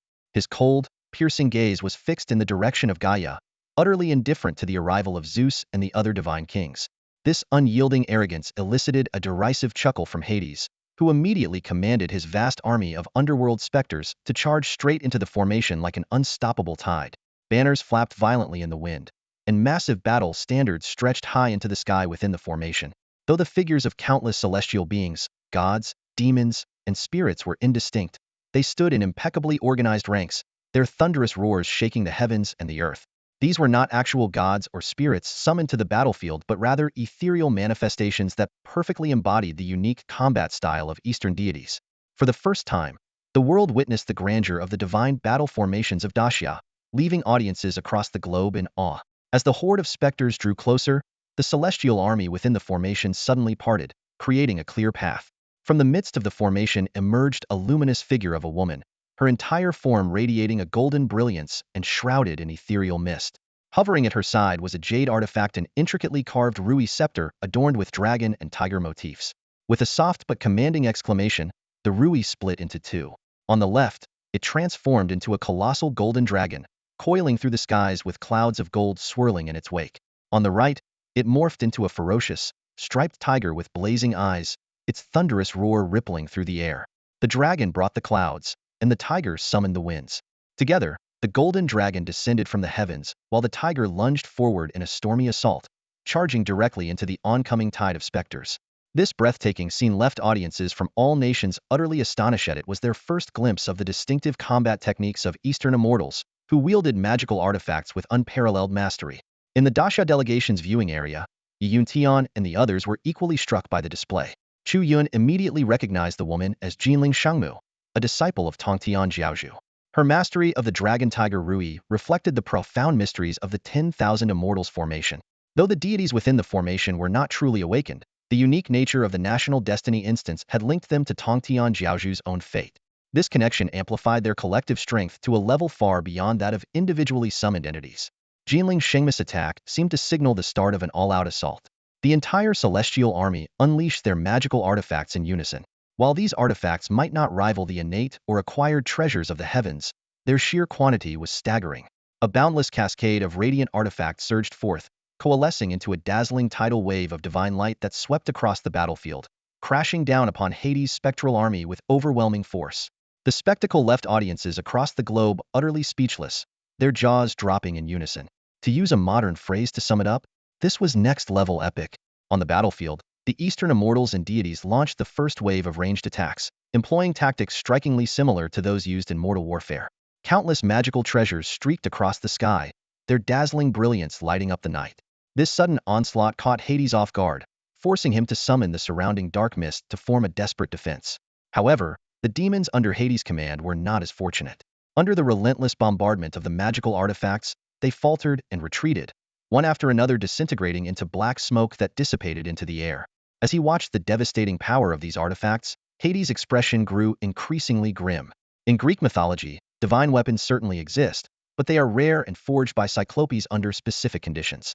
Only gods of high status and authority are deemed worthy to wield them. Lesser deities and demons have no chance of even glimpsing such treasures, let alone possessing them.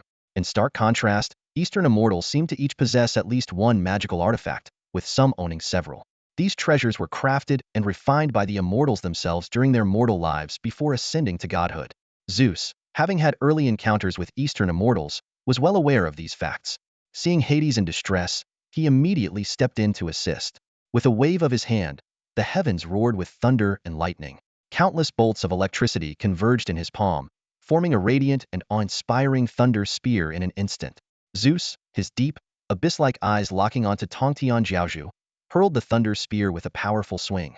The spear tore through the night sky, splitting it apart as brilliant lightning surged forth, carrying with it a cataclysmic force aimed directly at Tongtian Jiaozhu. In that critical moment, a colossal divine tortoise suddenly materialized in the path of the thunder spear. Towering like a mountain, the tortoise used its impenetrable shell to block the fatal strike with unwavering resolve. At the same time, a thunderous voice echoed through the skies, "Insolence! You foreign deities dare not even pay homage to my master, yet you have the audacity to raise arms against his dignity. To offend a sage is a crime punishable by death." Boom! Under the gaze of countless onlookers, Zeus's thunder spear collided with the mysterious tortoise shell.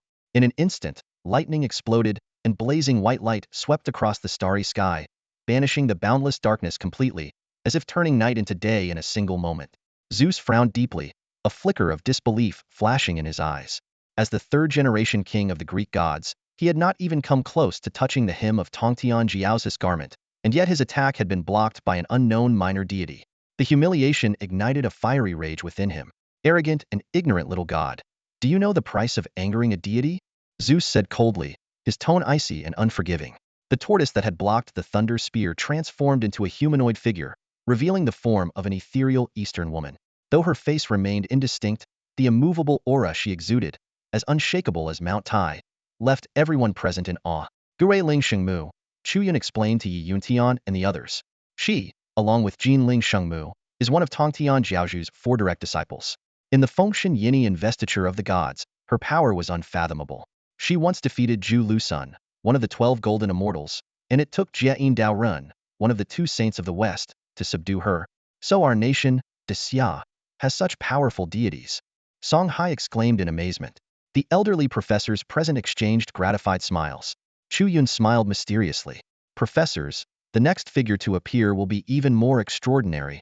Meanwhile, the battle within the 10,000 Immortals formation had reached its peak. Jinling Shengmu was locked in combat with Hades, while Cangjie and Lei Zhu joined forces to take on Poseidon.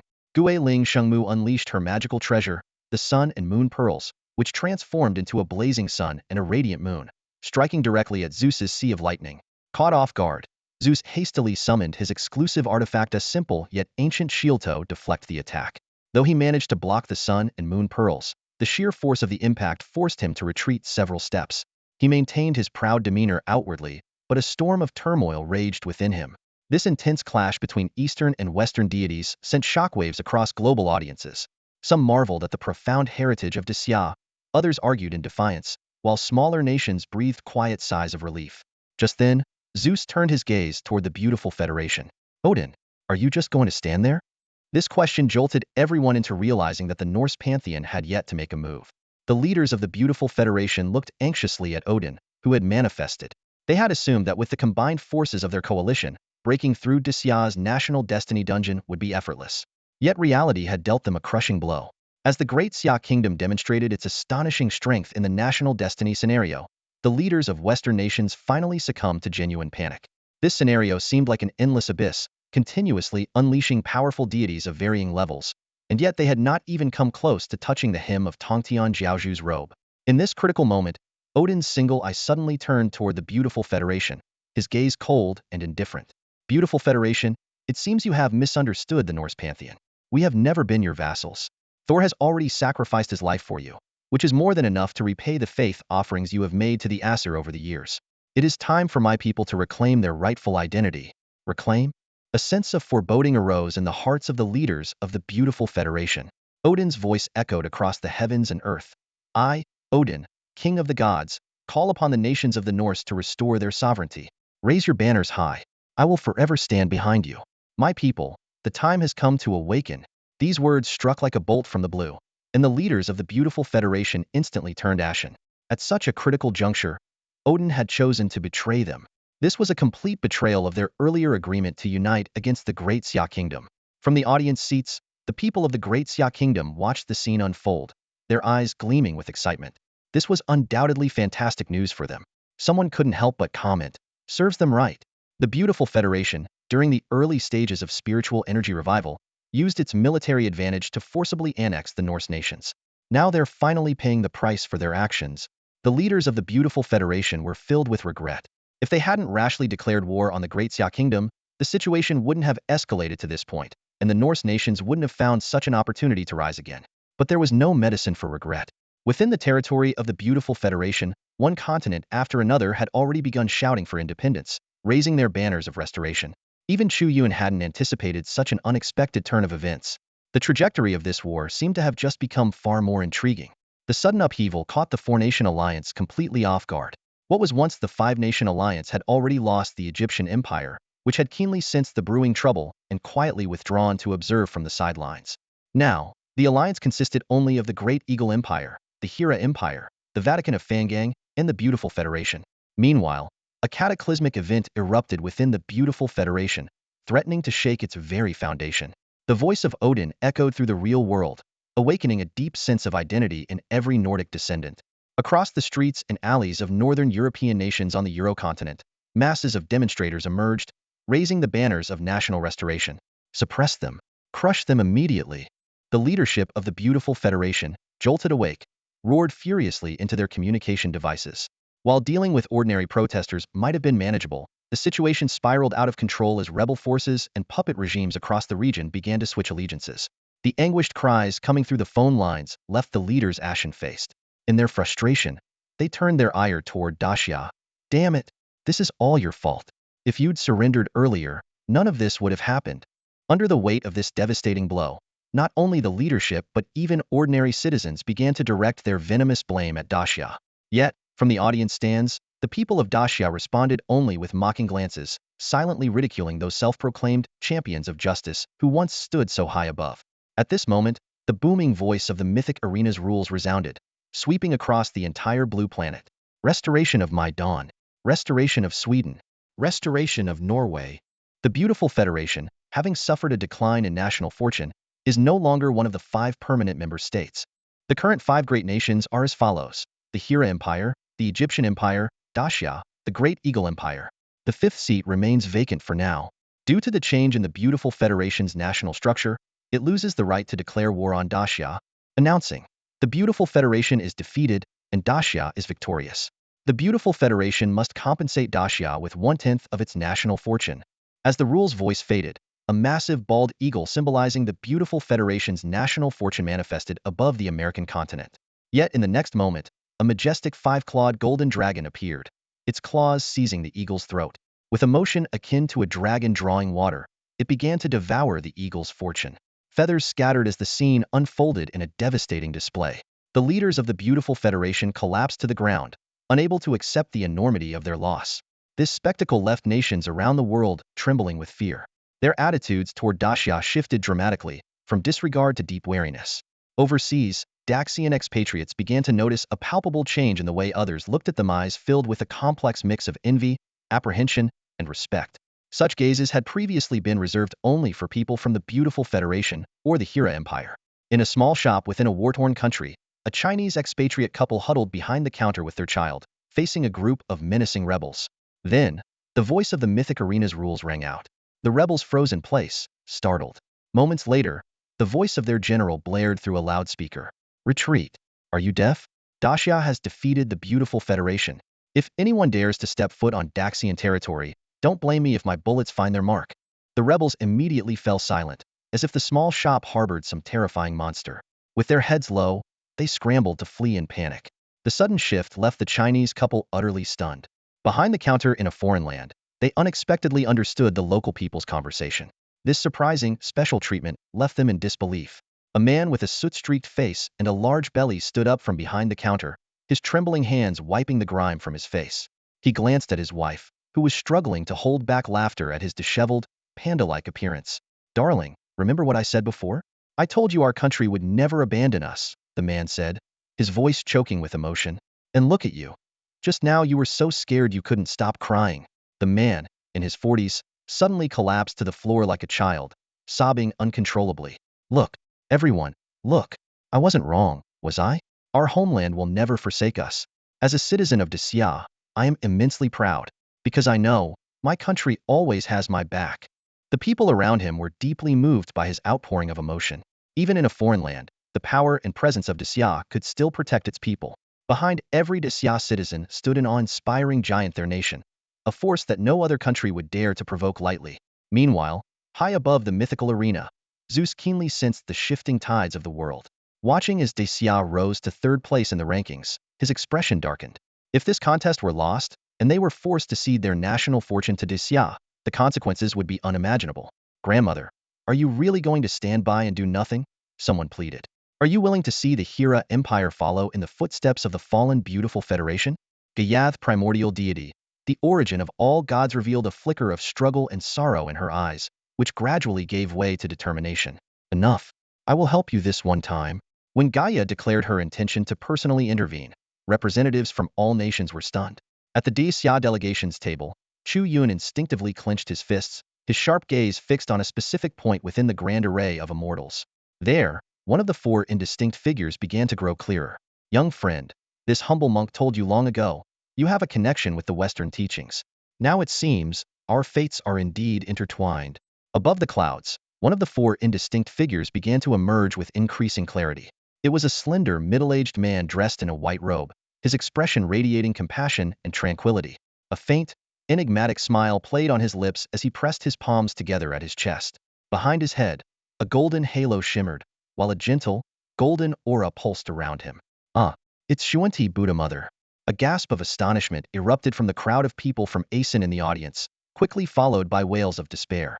The man was none other than the Xuanti Buddha Mother, whom Chu Yun had wrested from Asen during a previous literary duel. The realization struck the Asen spectators like a hammer blow, shattering their composure. They had come expecting to witness the Western nation's triumph over the great Xia kingdom, only to find their own revered deity siding with their adversary. Within the divine stone, Yi Yuntian and his companions were equally stunned. Isn't that the Buddha deity we just welcomed back? How is he appearing in the national destiny instance? A sly, knowing grin tugged at the corner of Chu Yun's lips. From the very start, he had been confident in his plan. This national destiny instance didn't just feature the Tongtian sect leader, it also included the Xuanti Taoist, whose strength had been restored to an even greater extent. Xuanti Taoist had received the devout worship of Asen's Buddhist disciples for centuries, accumulating faith power far surpassing that of the recently reawakened Tongtian sect leader. So that's the reason. Yi Yuntian and the others exchanged glances, their realization dawning. It seems we owe a debt of gratitude to those little Asen devotees. Once the divine battle concludes, perhaps we should pay Asen another visit. The tension that had gripped them moments earlier due to Gaia's appearance began to ease. You, young one, seem to have a remarkable affinity with our Western sect. Xuanti Taoist's voice resonated warmly. Chu Yun's heart skipped a beat, but he quickly deflected. You honor me too much, senior. Am merely a mortal, unworthy of such high regard. Surely, you would find the divine kings on the battlefield far more intriguing. Xuanti Taoist's gaze shifted toward the battlefield, his eyes gleaming with interest. Divine kings? What level are they? Golden Immortal? Tai Golden Immortal? Great Luo Golden Immortal? Quasi-saint? His curiosity was palpable as he surveyed the scene. His piercing gaze fell upon an elder wielding thunderbolts, a man brandishing a trident, and a figure cloaked in dense black mist. Then, suddenly, his eyes widened in recognition. Tongtian.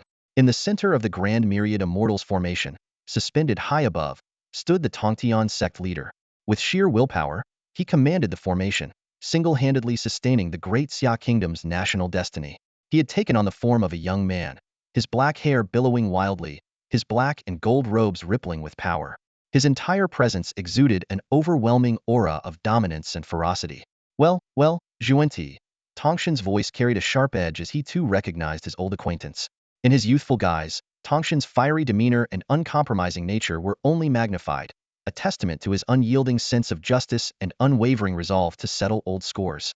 Seeing Xuanti's figure, the Tongtian Jiaozhu immediately recalled the scene of being besieged by the four sages, and a surge of anger welled up in his heart.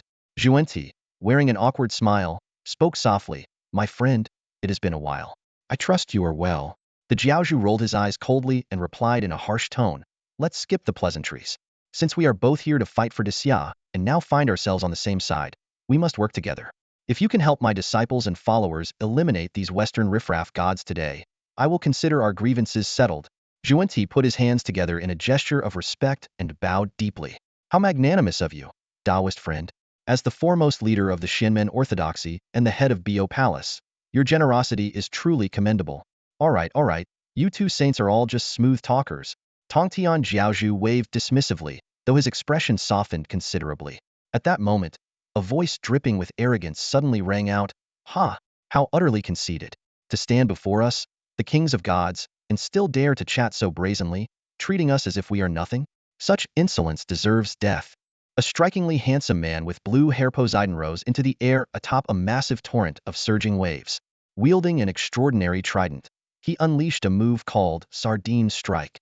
In an instant, the sky was filled with countless sharp spear shadows. "What the? Watch out. Hey, that sea god from Eros side is actually launching a sneak attack. Does he have no shame?" The people of Xia exclaimed in shock.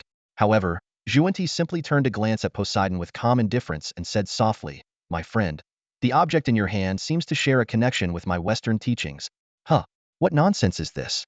He's on the brink of death and still spouting gibberish? Has he lost his mind?" Poseidon chuckled, amused by the absurdity of the statement. But before the laughter could fully leave his lips, something bizarre happened. Poseidon suddenly felt as though the trident in his hand had vanished. Though it remained clearly visible before his eyes, it seemed intangible and illusory. Before he could make sense of this eerie sensation, the trident appeared to come alive, reversing its direction as if imbued with its own will. It traced a graceful arc through the air before plunging mercilessly into his own chest. Ugh! Divine blood splattered as Poseidon was impaled by his own weapon, hanging like a skewered prey on the tip of the trident. The sudden and shocking turn of events left all onlookers dumbfounded, staring in disbelief at the surreal scene. What just happened? What the heck? Poseidon has been skewered. The audience erupted in chaos. All eyes were fixed on the unbelievable scene before them. The mighty sea god Poseidon, pierced through the chest by his very own trident.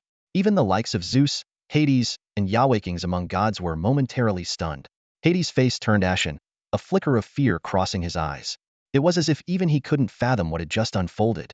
The towering waves that had surged through the void moments ago now receded into nothingness, leaving only Poseidon's solitary figure standing there. He coughed up a mouthful of golden divine blood, his iconic ocean blue eyes bloodshot, his once handsome face contorted in agony, veins bulging with pain. This can't be happening. Poseidon stared in disbelief at the trident impaling him. This weapon, the source of his boundless power, had once granted him the ability to summon colossal waves, unleash tsunamis, and shatter the earth itself. It was the ultimate symbol of his dominion over the seas. Yet now, this very artifact had turned against him. No. After a brief silence, Poseidon let out a thunderous roar. "I cannot die. My true form has yet to return to this world. I am the master of all that dwells in the oceans. I will lay waste to every inch of the Xia kingdom." The god's elegance was gone, replaced by a maddened defiance. But his fury was futile. Xuanti Taoist had already seized control of the trident, using it to bring Poseidon's reign to an end. The weapon's unleashed power obliterated his divine form, scattering his essence into the wind. A deathly silence fell over the scene. The citizens of the Hellenic Empire were paralyzed with fear, while those of the Xia kingdom erupted into mockery and celebration. Some even began ordering takeout to mark the occasion. Meanwhile, the people of the Asin kingdom were utterly distraught, unable to comprehend how Xuanti Taoist had grown so overwhelmingly powerful after allying with Xia. Inside the divine insight stone, Yi Yuntian and his companions were equally stunned by the turn of events, but Chu Yun quickly pieced it together. As a saint, Zhuanti Daoist's divine nature far surpassed that of these third-generation god kings. The trident that had ended Poseidon's life transformed into a streak of light and flew to Zhuanti Daoist's side, clearly submitting to him. His power to subdue and transform all things was unmatched. Oh, fellow Daoist, your divine prowess in this arena is quite impressive. But why stop now? Go on, keep killing. The leader of the Great Formation, Tongtian Jiaozhu, cast a cold glance at Zhuanti Daoren. That single look carried a palpable sense of dissatisfaction. Known for his fierce loyalty to his own, Tongtian's anger was far from appeased by the mere presence of Poseidon. Zhuanti Daoren, fully aware of his own culpability, responded with a reserved smile. Now that they were all aligned under the same banner, he could no longer wield the lofty principles of the heavenly Tao to suppress Tongtian as he had in the past. His gaze then shifted toward the three divine kings, Hades, Zeus, and Yahweh. That glance alone sent shivers through the trio, shaking them to the core as they suddenly grasped a horrifying truth. Zhuanti Daoren's divine nature had the power to seize their sacred artifacts. You are destined to align with my Western teachings, Zhuanti Daoren declared. No sooner had he spoken than the thunderous spear in Zeus's hand broke free of his grip and flew toward Zhuanti. Immediately following, the Aegis shield also slipped from Zeus's grasp and was drawn away. Before Zeus could recover from his shock, the turtle spirit Holy Mother seized the opportunity, hurling the Yin-Yang pearl directly at his forehead. Without the shield's protection, Zeus was struck, blood streaming from his head as he staggered backward. Yahweh, initially relieved that he carried no physical artifact to lose, suddenly felt himself enveloped by an unexplainable force. The phrase "you are destined to align with my Western teachings" echoed incessantly, reverberating from all directions into his ears and deep within his mind. This eerie power of conversion filled Yahweh with terror. He dropped to his knees in agony, clutching his head as if trying to block out the relentless, invasive voice. Enough. Stop it.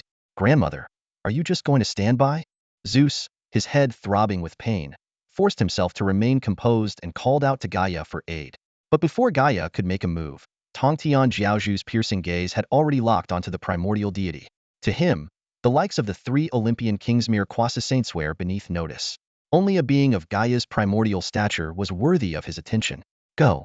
With a single commanding word from Tongtian Jiaozhu, the four immortal swords rose high above the celestial gate, their deadly edges aimed unerringly at Gaia. For dazzling sword lights pierced through the sky, shattering the space they touched and unleashing fierce gales.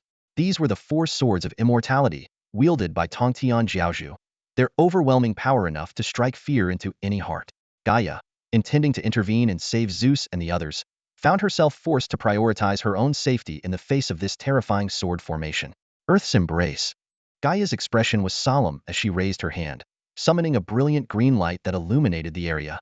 A surreal vision of a vibrant world unfolded, a landscape teeming with lush mountains and flowing rivers, brimming with life. This verdant scene stood as a barrier, attempting to withstand the sharp edge of the four swords. The citizens of the Hella Empire, witnessing this scene, silently cheered for Gaia. They had already realized that Zeus and the other third-generation divine kings were unable to break through the Xia dynasty's national destiny trial. Their hopes now rested on this Mother of Earth. The four swords of immortality streaked like shooting stars into Gaia's manifested world. Wherever they passed, mountains crumbled, rivers dried up, and the sun and moon withered. Cracks swiftly spread across the surface of the vision, resembling a shattered mirror. Seeing this, Gaia raised her right hand to the heavens. A rift split open in the space above her, revealing the luminous and fantastical realm of the Hella divine domain. Within this realm, unicorns galloped freely, and the majestic Mount Olympus towered high.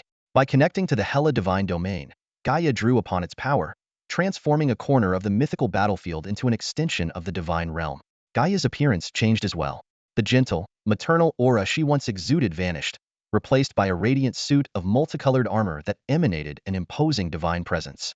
Oh, drawing upon the power of a world and enhancing it with the five elements, truly befitting of a Western primordial deity who stands beyond the three realms, Tongtian Jiaozhu remarked with admiration. He had sensed the formidable strength of his opponent and acknowledged her as a worthy adversary. Zhuanti, do not interfere, Tongtian Jiaozhu said as his figure blurred, boldly stepping into the Hella divine domain. This audacious act caused an uproar of laughter among the Hella spectators, who deemed the Eastern deity as overly arrogant. However, Yi Yuntian and the others sensed something amiss. Chu Yun quickly grasped the critical point. Gaia intended to pit the Hella divine domain against the myriad immortals formation. If the myriad immortals formation were to be broken, the Xia dynasty's national destiny trial would be lost. Tongtian Jiaozhu, willing to risk entering the divine domain, sought to prevent such an outcome. Zhuanti Daoist also noticed this development and furrowed his brows in concern. Meanwhile, General Song Hai and the others, realizing the gravity of the situation, couldn't help but feel a heavy weight in their hearts for the sacrifices made by the deities of the Xia dynasty. Zhuan Dao Rin gazed into the distance, his thoughts drifting back to the past. As a devoted protector of his disciples, he had always gone to great lengths to shield them, even at the cost of defying divine decrees or enduring personal punishment. This unwavering loyalty spoke volumes about his character. At this moment, Zhuan Dao Rin wasted no time purifying divine artifacts. Instead, he acted decisively. With a wave of his hand, he summoned the mighty Jia Qi Bao Chu. The radiant treasure staff appeared instantly above Hades' head, emanating an overwhelming aura. Hades immediately sensed the terrifying power of the staff and hastily gathered his netherworld energies to conjure the gates of the underworld as a defense. Yet, the Jiaqi Bao Chu was unstoppable, descending with the force of thunder and lightning. It shattered the so-called indestructible gates in an instant. This is impossible. Hades' expression darkened with shock, but before he could utter another word, the staff struck him squarely on the forehead. With a sickening crack, his skull fractured, blood gushing forth as he collapsed unconscious. The power of the Jiaqi Bao Chu was unrivaled. It had the ability to revert even Kong Xian to his original form, making it a nightmare for Quasi-saints. Such was the terrifying might of a saintly treasure. Zeus, witnessing this devastating scene, turned pale. Before he could react, Zhuan Dao Ran made another move. A vibrant green bamboo appeared out of thin air, hovering above Zeus' head. The bamboo swayed gently, its leaves releasing a sinister aura. This was the legendary Lu Jin Qingjing Zhu, capable of sealing all six senses. In an instant, Zeus was plunged into endless darkness, stripped of sight, hearing, smell, and all perception, as if swallowed by the void. Jehovah fared even worse. In his struggle against Zhuan Dao Ren's transformative power, he ultimately succumbed to internal conflict, disintegrating into a wisp of divine light. His collapse sent shockwaves through the Vatican, leaving his followers utterly devastated. With their pillar of faith obliterated, despair consumed them. Thus, the Western pantheon was left in ruins, its gods either slain or gravely injured. Entire nations fell into disarray, and this earth-shaking battle reached its dramatic conclusion. The faces of the Western audience turned deathly pale in an instant, as if stricken by the grief of losing a loved one. They had believed that joining forces would guarantee an easy victory over the Great Xia Kingdom, but the reality was entirely the opposite. No, we still have the goddess Gaia. The mother of all gods is with us, someone suddenly shouted. The voice was like a shot of adrenaline, reigniting hope in the hearts of the Western audience. They stood up one after another, shouting themselves hoarse, as if they were the embodiment of justice itself. Stop pretending to be righteous heroes. The Great Xia spectators could no longer hold back. You're the ones who started this fight. We're only defending ourselves. They knew all too well that if these one-sided narratives were to spread, future generations might mistakenly view this as a valiant Western counterattack in the face of despair. At that moment, the people of Great Xia refused to remain silent. Their forebears had endured humiliation for the sake of their nation's survival and continuation. But now, with a strong homeland, there was no need to tolerate slander or oppression. This was the dignity earned through the sacrifices of their ancestors, allowing them to stand tall and proclaim with pride, "I am from the East. I hail from Huaxia." On the battlefield, the showdown between Tongtian Jiaozhu and Gaia had already begun. The four immortal slaying swords tore through the skies, obliterating everything in the domain of Hera, even shattering Gaia's earth armor into fragments. Yet Gaia retaliated by channeling the full power of her divine realm. The azure celestial river coiled around the immortal slaying sword, mountains transformed into colossal hands to seize the absolute immortal sword, and countless vines ensnared the slaughter immortal sword. God of the East, I never wish to be your enemy, Gaia said, her emerald eyes flickering with a complex emotion. But you should never have entered the divine realm. She summoned the forces of heaven and earth, unleashing a venomous aura that began to corrode Tongtian Jiao's body. If this is a fight to the death, your resolve to kill me is still far too weak, Tongtian Jiaozhu said, unfazed. Instead, he displayed a calmness so unnerving that it left Gaia visibly shaken. This unyielding composure from her opponent caused even the primordial goddess to feel a trace of admiration. The master of Tongtian smiled faintly, his gaze as sharp as a blade, locking onto Gaia. In his eyes was a glimmer of understanding, as though he had already seen through everything. What confidence! What dominance! Gaia's voice rang with pride. You're right. In my domain, It is indeed nearly impossible for you to destroy me. Even if you shatter my divine body, I can still rebuild it. For this realm is me, and I am this entire realm." No sooner had Gaia finished speaking than she noticed the master of Tongtian's calm expression, which stirred doubt in her heart. If he truly understands my essence, then why would he enter my domain to battle me? Does he not realize that here, I am invincible? As Gaia's mind raced with questions, the master of Tongtian suddenly sat cross-legged. His hands formed intricate seals as he began to chant an ancient incantation. His voice was steady and resolute. "Do not question. The realm is you, and you are the realm. If the heavens reject me and the earth will not shelter me, then I shall recreate the elements of earth, water, fire, and wind, destroy the heavens and the earth, and rebuild the world anew." Even before his words fully faded, the master of Tongtian's figure began to shift and blur. Strangely, three versions of him appeared simultaneously. A spirited young man, a middle-aged figure clad in a black robe embroidered with golden threads, radiating authority, and an elder with a detached gaze, overlooking all creation. The three figures chanted in unison, their seals synchronized, unleashing a cataclysmic force that rippled outward from the master of Tongtian. The fabric of space began to fracture, with jagged black fissures spreading like a spider's web. Where the master of Tongtian sat, a growing black hole formed, consuming everything it touched: mountains, grass, trees, even the clouds and sky itself. The entire divine realm was being devoured, vanishing piece by piece. The sight left everyone in stunned silence. The Shira people stood frozen in place, and viewers around the world cried out in shock. Within the divine revelation stone, Western leader Jacob collapsed to the ground, his face pale as ash, while in the Daxia delegation, Chu Yun clenched his fists, his eyes alight with hope. The people of Daxia erupted with fervor, rising to their feet and shouting, "Gaia, will you not admit defeat? Will you not accept your fate? Will you not bow to our Eastern master of Tongtian?" The leaders of Western nations wore grim expressions, their faces darkened further by the humiliation. Among them, the remnants of the Sakura people and the leaders of Asin were especially livid, their expressions as cold as ice. They gritted their teeth in frustration, inwardly cursing the incompetence of the Shira pantheon. Chu Yun's gaze inadvertently flicked toward the Asin delegation, and a thought crossed his mind. If even the Shira god's domain can be destroyed, then what of the living Buddhist kingdom of Asin? Monkey King, perhaps it's time for a visit to their so-called sacred land? In a battle where victory was already assured, Chu Yun's gaze suddenly shifted toward the direction of the Asin nation. His promise to Monkey Bro resurfaced in his mind.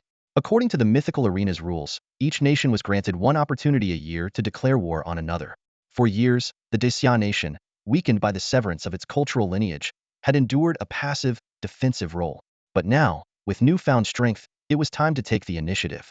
A glint of determination flashed in Chu Yun's eyes as he set his sights on the Asin nation.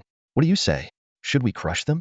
Meanwhile, the people of the Asin nation were still cursing the incompetence of the Hela pantheon, blaming them for failing to avenge their losses. Their words were venomous and resentful, oblivious to the fact that Chu Yun was already plotting something in the shadows. Within the Hela divine realm, the ground trembled and mountains quaked in a scene of apocalyptic destruction. Deep within the earth, the gates of the underworld creaked open. The Titans, imprisoned in the deepest layers of hell, sensed the cataclysmic upheaval and let out deafening roars as they struggled against their chains. At the same time, several obscure yet overwhelming auras surged to life within the divine domain. Tongtian Jiaozhu, the celestial master of Tongtian, noticed the presence of other primordial gods besides Gaia. Instead of fear, his fighting spirit burned even brighter. As he silently rose, the divine treasures around him flickered into view. Just then, Gaia spoke. "Hold on, Eastern deity. You must know without the return of the true spirit, we cannot descend fully into the mortal plane. After the Great War, this became even more impossible. We all need the power of coordinates."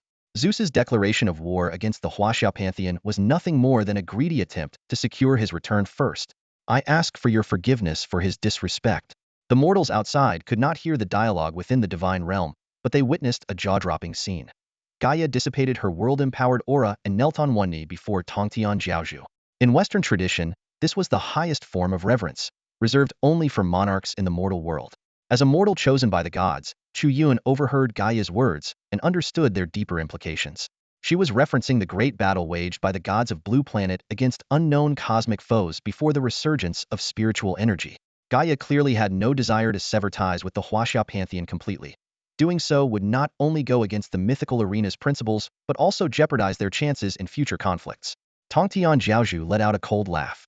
"Primordial deity of Hela, what should I say about you? Do you only admit defeat when the pain becomes unbearable? If I were to lose today, would those third-generation god kings of yours spare the people of Disya? You don't act out of righteousness, you act out of fear.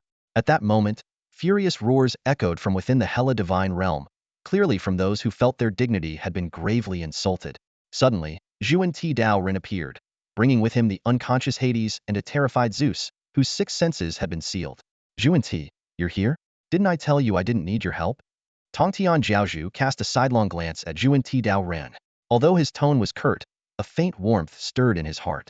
Still, remembering how this same figure had once allied with 4 other saints to attack him, he couldn't bring himself to show any kindness. Zhuan Ti Dao Ren offered a gentle smile, clasped his hands together, and chanted his mantra. Meanwhile, Gaia turned helplessly toward the source of the enraged voices and commanded, "Silence! Be still!" Instantly, the roars were silenced. The primordial gods of the Hela pantheon, who were of Gaia's generation, fell quiet. Esteemed saint of the East, I ask for your magnanimity. Do not hold their words against them. You are correct, Zeus, and the other third-generation god kings have committed unforgivable acts. A flicker of hesitation passed through Gaia's eyes, but it was quickly replaced by resolute determination. She suddenly struck, channeling the power of the earth into a colossal hand that descended upon Zeus and Hades. Gaia's attack was swift and decisive. The third-generation king of gods, gravely injured and on the brink of death, stood no chance and was instantly reduced to mere fragments of flesh and blood. This shocking scene left everyone stunned, especially the Hela people, whose faces turned deathly pale in an instant. The Tongtian Jiaozhu observed Gaia's ruthless actions, a flicker of surprise crossing his eyes. Meanwhile, the onlookers from the outside world gazed in disbelief. Their eyes widened as they witnessed Gaia mercilessly strike down a deity from her own faction. Esteemed saints, I implore you to consider the bigger picture. We promise never to oppose the huaxia pantheon again, Gaia said, her expression tinged with bitterness. The Tongtian Jiaozhu turned to Chu Yun and asked, "Young one, what do you think?" As the representative of the Daxia nation, Chu Yun held the authority to weigh in on this critical decision. How can you guarantee this? Chu Yun asked, meeting Gaia's gaze directly. Without further explanation, Gaia raised her hand, conjuring a divine sigil that soared toward the skies over Daxia. In an instant, a life-giving rain poured down, blanketing the entire nation. This miraculous rain not only extended the lifespans of all Daxia citizens by 10 to 30 years, but also cured every disease, from cancer to diabetes. Across the internet, the people of Daxia erupted in celebration, while citizens of other nations could only watch in envy. However, the price Gaia paid was immense. Her divine form rapidly diminished to the size of a mortal, and her once vibrant green hair, a symbol of life itself, withered to a dull, lifeless hue. I have used the essence of my own life to bless the people of Daxia, Gaia said weakly. For the next 3 generations, the fate of Daxia and my own will be intertwined. Should Daxia fall, so shall I. The Tongtian Jiaozhu, moved by her sacrifice, sighed and remarked, "What a way to atone for past sins and secure hope for future generations. It seems I underestimated the original goddess of Hela." In the end, the Tongtian Jiaozhu chose to accept the truce. "Very well, let us hope you honor your promise. This battle is over." Moments later, the voice of the mythic arena's rules echoed across the globe. Congratulations to the Daxia nation for their victory. The Hela Empire is defeated and, as per the treaty, will cede 10 of its national fortune to Daxia. The outcome sent shockwaves throughout the world. In response, the Church and the Great Eagle Empire quickly followed suit, announcing their surrender. With this, the rise of Daxia had become unstoppable. The outcome of this divine war shocked the entire world. The comprehensive defeat of the 5 major Western powers forced everyone to re-evaluate the strength of the Daxia kingdom. The once fearful gaze of neutral nations toward the people of Daxia transformed into deep reverence, with many even contemplating the idea of immigrating to Daxia. However, Daxia's citizenship policies have always been stringent. It's easy to leave, but difficult to return, a tradition upheld since ancient times. As each nation conceded defeat, the rules of the mythical arena began to take effect. Congratulations to Daxia on victory. The Egyptian Empire is defeated and must compensate 10 of its national fortune.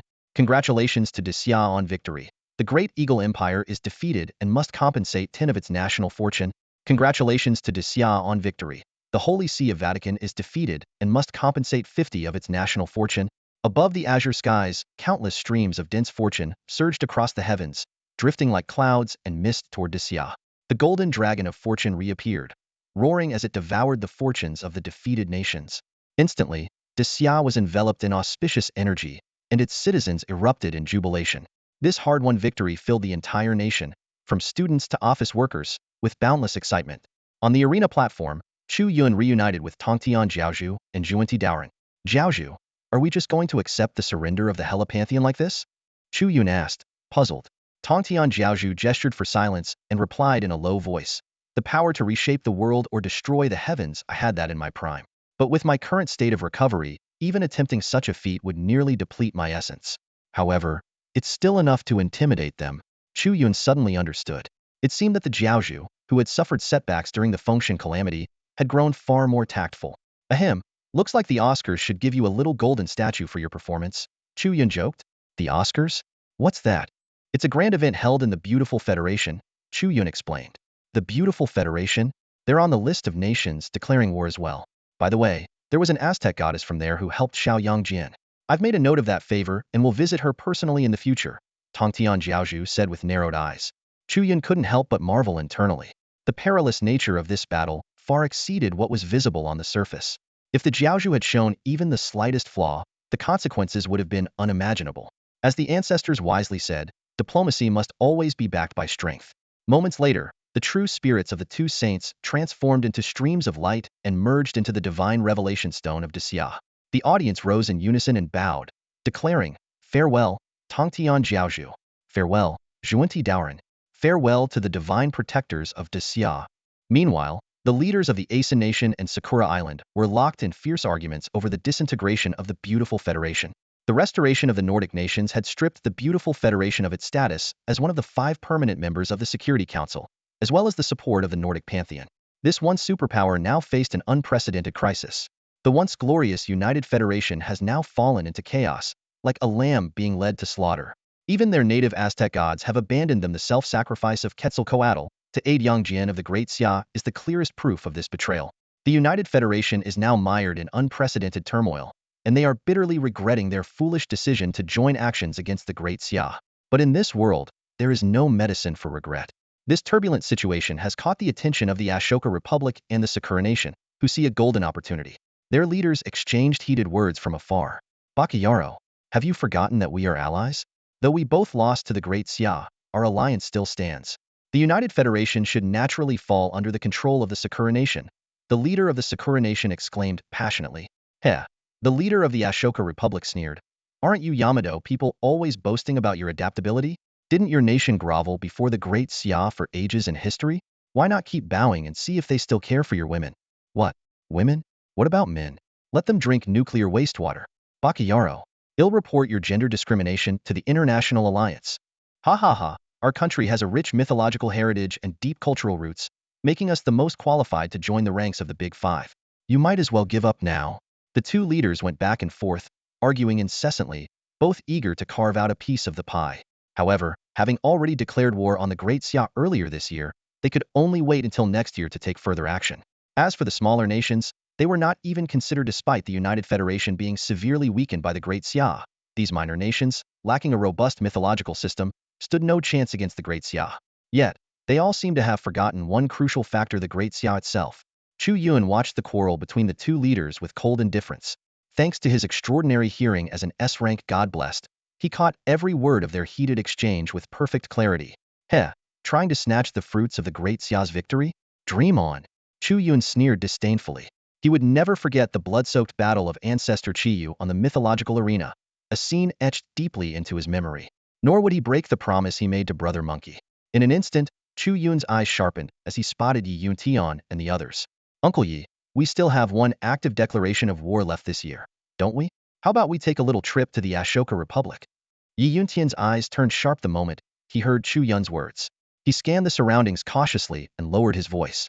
We'll talk about it later. Too many eyes and ears here. Chu Yun gave a slight nod. By now, the National Fate Dungeon War had come to an end. Audiences from various countries, carrying a mix of emotions, began returning to their homelands through the teleportation portals. This battle was destined to be recorded in history. It symbolized not only the decline of Western dominance and the rise of the Eastern nation, Daxia, but also a colossal clash of mythological worlds. Everyone understood one thing clearly. Daxia was no longer a nation to be trifled with. Many foreigners found themselves recalling a famous quote from a great figure of Daxia. Study for the rise of China. Despite interruptions in its cultural lineage, the Daxia people continued to produce remarkable talent. Perhaps this was the fundamental reason why this ancient civilization had endured through the ages. Upon returning to the capital in Beiping, the leadership immediately hosted a grand banquet with the highest level of ceremony to celebrate the victory. Representatives from various industries were in attendance, and naturally, Chu Yun and the other heroes of the battle were the stars of the evening. As soon as they were seated, Yi Yun Tian cast a meaningful glance at Chu Yun. Are you thinking of initiating a war against the Asen nation? He was still recalling the question Chu Yun had posed during the mythological arena. Having fought alongside Chu Yun numerous times, this war god of Daxia had come to understand him quite well. The moment Yi Yun Tian spoke, all eyes in the room shifted to Chu Yun. General Song Hai, an old war veteran, lit up with excitement. That's right. We still have one chance to launch a preemptive strike. Taking on the Asen nation sounds like a solid plan. As enshrined divine envoy, he had always kept a close watch on neighboring countries, fully aware of the Asen nation's constant restlessness. The leaders present exchanged knowing glances, but before anyone could speak further, an elderly man in a traditional Tang suit Long Lao, one of Daxia's earliest strength divine envoys, interjected. Hold on. His gaze was deep and thoughtful as it rested on Chu Yun. Although there's reason to strike the Asen nation, they are, without a doubt, the strongest among our neighboring nations in terms of underlying strength. From a strategic perspective, wouldn't it be wiser to use this opportunity against the Sakura nation or the Cosmostic nation? The room fell into a brief silence. Chu Yun nodded in agreement. You're absolutely right, sir. However, based on my understanding, the Cosmostic nation doesn't have much in the way of mythological heritage. Historically, they've almost always followed in Daxia's footsteps, even though they're now aligned with the beautiful Federation and constantly oppose us, claiming to be the true heirs of Eastern culture on the global stage. It's nothing more than self-delusion. While we would undoubtedly win a war against them, the rewards would be minimal. Long Lao raised an eyebrow, surprised by Chu Yun's insights. Young man, you seem to know quite a bit about the Stick Nation. Chu Yun nodded solemnly. Having lived through an era of information explosion, he was well aware of the Stick Nation's antics on international platforms. However, their fabricated narratives always crumbled in the face of hard evidence, to the point where even the Sakura Nation found them laughable. As for the Sakura Nation, Chu Yun continued, if they weren't essentially a nation in exile, they might be worth engaging in battle. Though the Sakura Kingdom has long since fallen, its people, stripped of their nation's divine protection, have seen their homeland trampled by malevolent forces. During the last divine war, we managed to seize half their territory and subjugate their people as slaves. However, the value they bring us extends no further. While their pantheon boasts powerful deities, it is heavily influenced by our own culture, with many of their gods seemingly derived from our mythology. As such, conquering Sakura's divine system holds little significance for us. Chu Yun had already analyzed the neighboring adversaries of Daxia in secret. His selection of the Asen kingdom was not solely to fulfill his promise to the Monkey King. Even without Shiva, their creator god, the Asen kingdom remains deeply rooted in power and heritage. If conquered, it would yield the greatest strategic advantage for Daxia. Elder Long nodded slightly, though a trace of concern flickered in his eyes. He squinted his clouded gaze and said, you make a valid point. There is no one in Daxia with your unparalleled understanding of the various mythological systems of the world. On that, this old man has no doubt. Yet as he spoke, his brows furrowed tighter, and a note of bitterness crept into his tone. But as you said, the Asen kingdom still holds significant strength. If we go to war with them, won't it leave us vulnerable to other nations? The peace we enjoy today was hard-earned. Chu Yun looked at the weathered elder, a wave of empathy rising within him. Elder Long had lived through decades of turmoil, witnessing countless moments of despair among the people of Daxia. He had seen the sacrifices of those who bled and died to preserve the nation's lifeline. It was an era where survival came at the cost of immeasurable pain. It was no surprise that Elder Long cherished the current tranquility, treading cautiously with every decision. Softening his gaze, Chu Yun patiently reassured him, Elder, we have a strong chance of prevailing against the Asen kingdom. Oh, and why is that? Elder Long asked, his eyes seeking an answer. Elder Long's expression momentarily turned hazy, as memories surged like an unstoppable tide. He recalled the brutal divine battle he had witnessed in his youth as mentor, the first great Xia war god, sacrificing his life in a tragic defeat on the mythic arena at the hands of Vishnu, the deity of Asang. Despite the master and disciple giving their all, even with the aid of a divine favored ally, they ultimately fell to Vishnu's power. Vishnu, that little deity. Do you know about Vishnu? Elder Long asked with a mix of emotions in his gaze. Chu Yun responded with a gentle smile. I do. Vishnu is one of the three principal gods in Asang's religion, holding a status equal to Shiva, the god of destruction. If Shiva represents destruction, then Vishnu symbolizes order and preservation. He paused briefly before continuing. And above him, there exists an even greater being, the creator god Brahma. It's said that after creating the world, Brahma fell into a deep slumber. Each of his dreams marks the cycle of an era, and when he awakens, the world will return to chaos. Elder Long's pupils contracted sharply at these words. To be honest, not only he but even nations across the world knew very little about Brahma, as no country had ever been able to compel this creator god to appear on the mythic arena. Chu Yun, since you know all this, Elder Long gave a bitter smile. It doesn't sound like we have much of a chance, does it? Chu Yun nodded in agreement. Indeed, Asang's heritage is formidable. But that's just their national religion. There's more to it? Everyone immediately perked up, listening intently. Chu Yun went on to explain the stark contrast between Great Xia and Asang. Great Xia's mythological system is vast and fragmented, which is both a disadvantage and an advantage while it lacks a unified core. It allows for the summoning of a diverse array of divine true spirits during mythic arena battles, making it harder for opponents to counter. As for Asang, besides their national religion, another rapidly rising faction exists: the Buddhist order.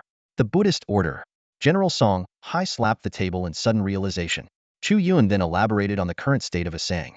Although the caste system had been officially abolished, it still persisted in practice, dividing society into 5 major classes: Brahmins, Kshatriyas, Vaishyas, Shudras, and Dalits. The first 2 classes remained loyal followers of the national religion, while the latter 3, especially the lowest classes of Shudras and Dalits, had increasingly turned to the Buddhist order. They sought solace and liberation through the Buddhist teachings of accumulating virtue in this life to attain blessings in the next. The upper echelons of Asang were well aware of this dynamic. Recognizing its potential to stabilize public sentiment, they discreetly supported the growth of the Buddhist order, which had gradually become one of the world's 3 major religious factions. I see it now. The CEO of Douyin exclaimed with newfound clarity. We can exploit the conflict between these 2 religious factions. Let's start spreading the word. Say we're targeting Asang's Buddhist order. Yi Yuntian also revealed a knowing smile.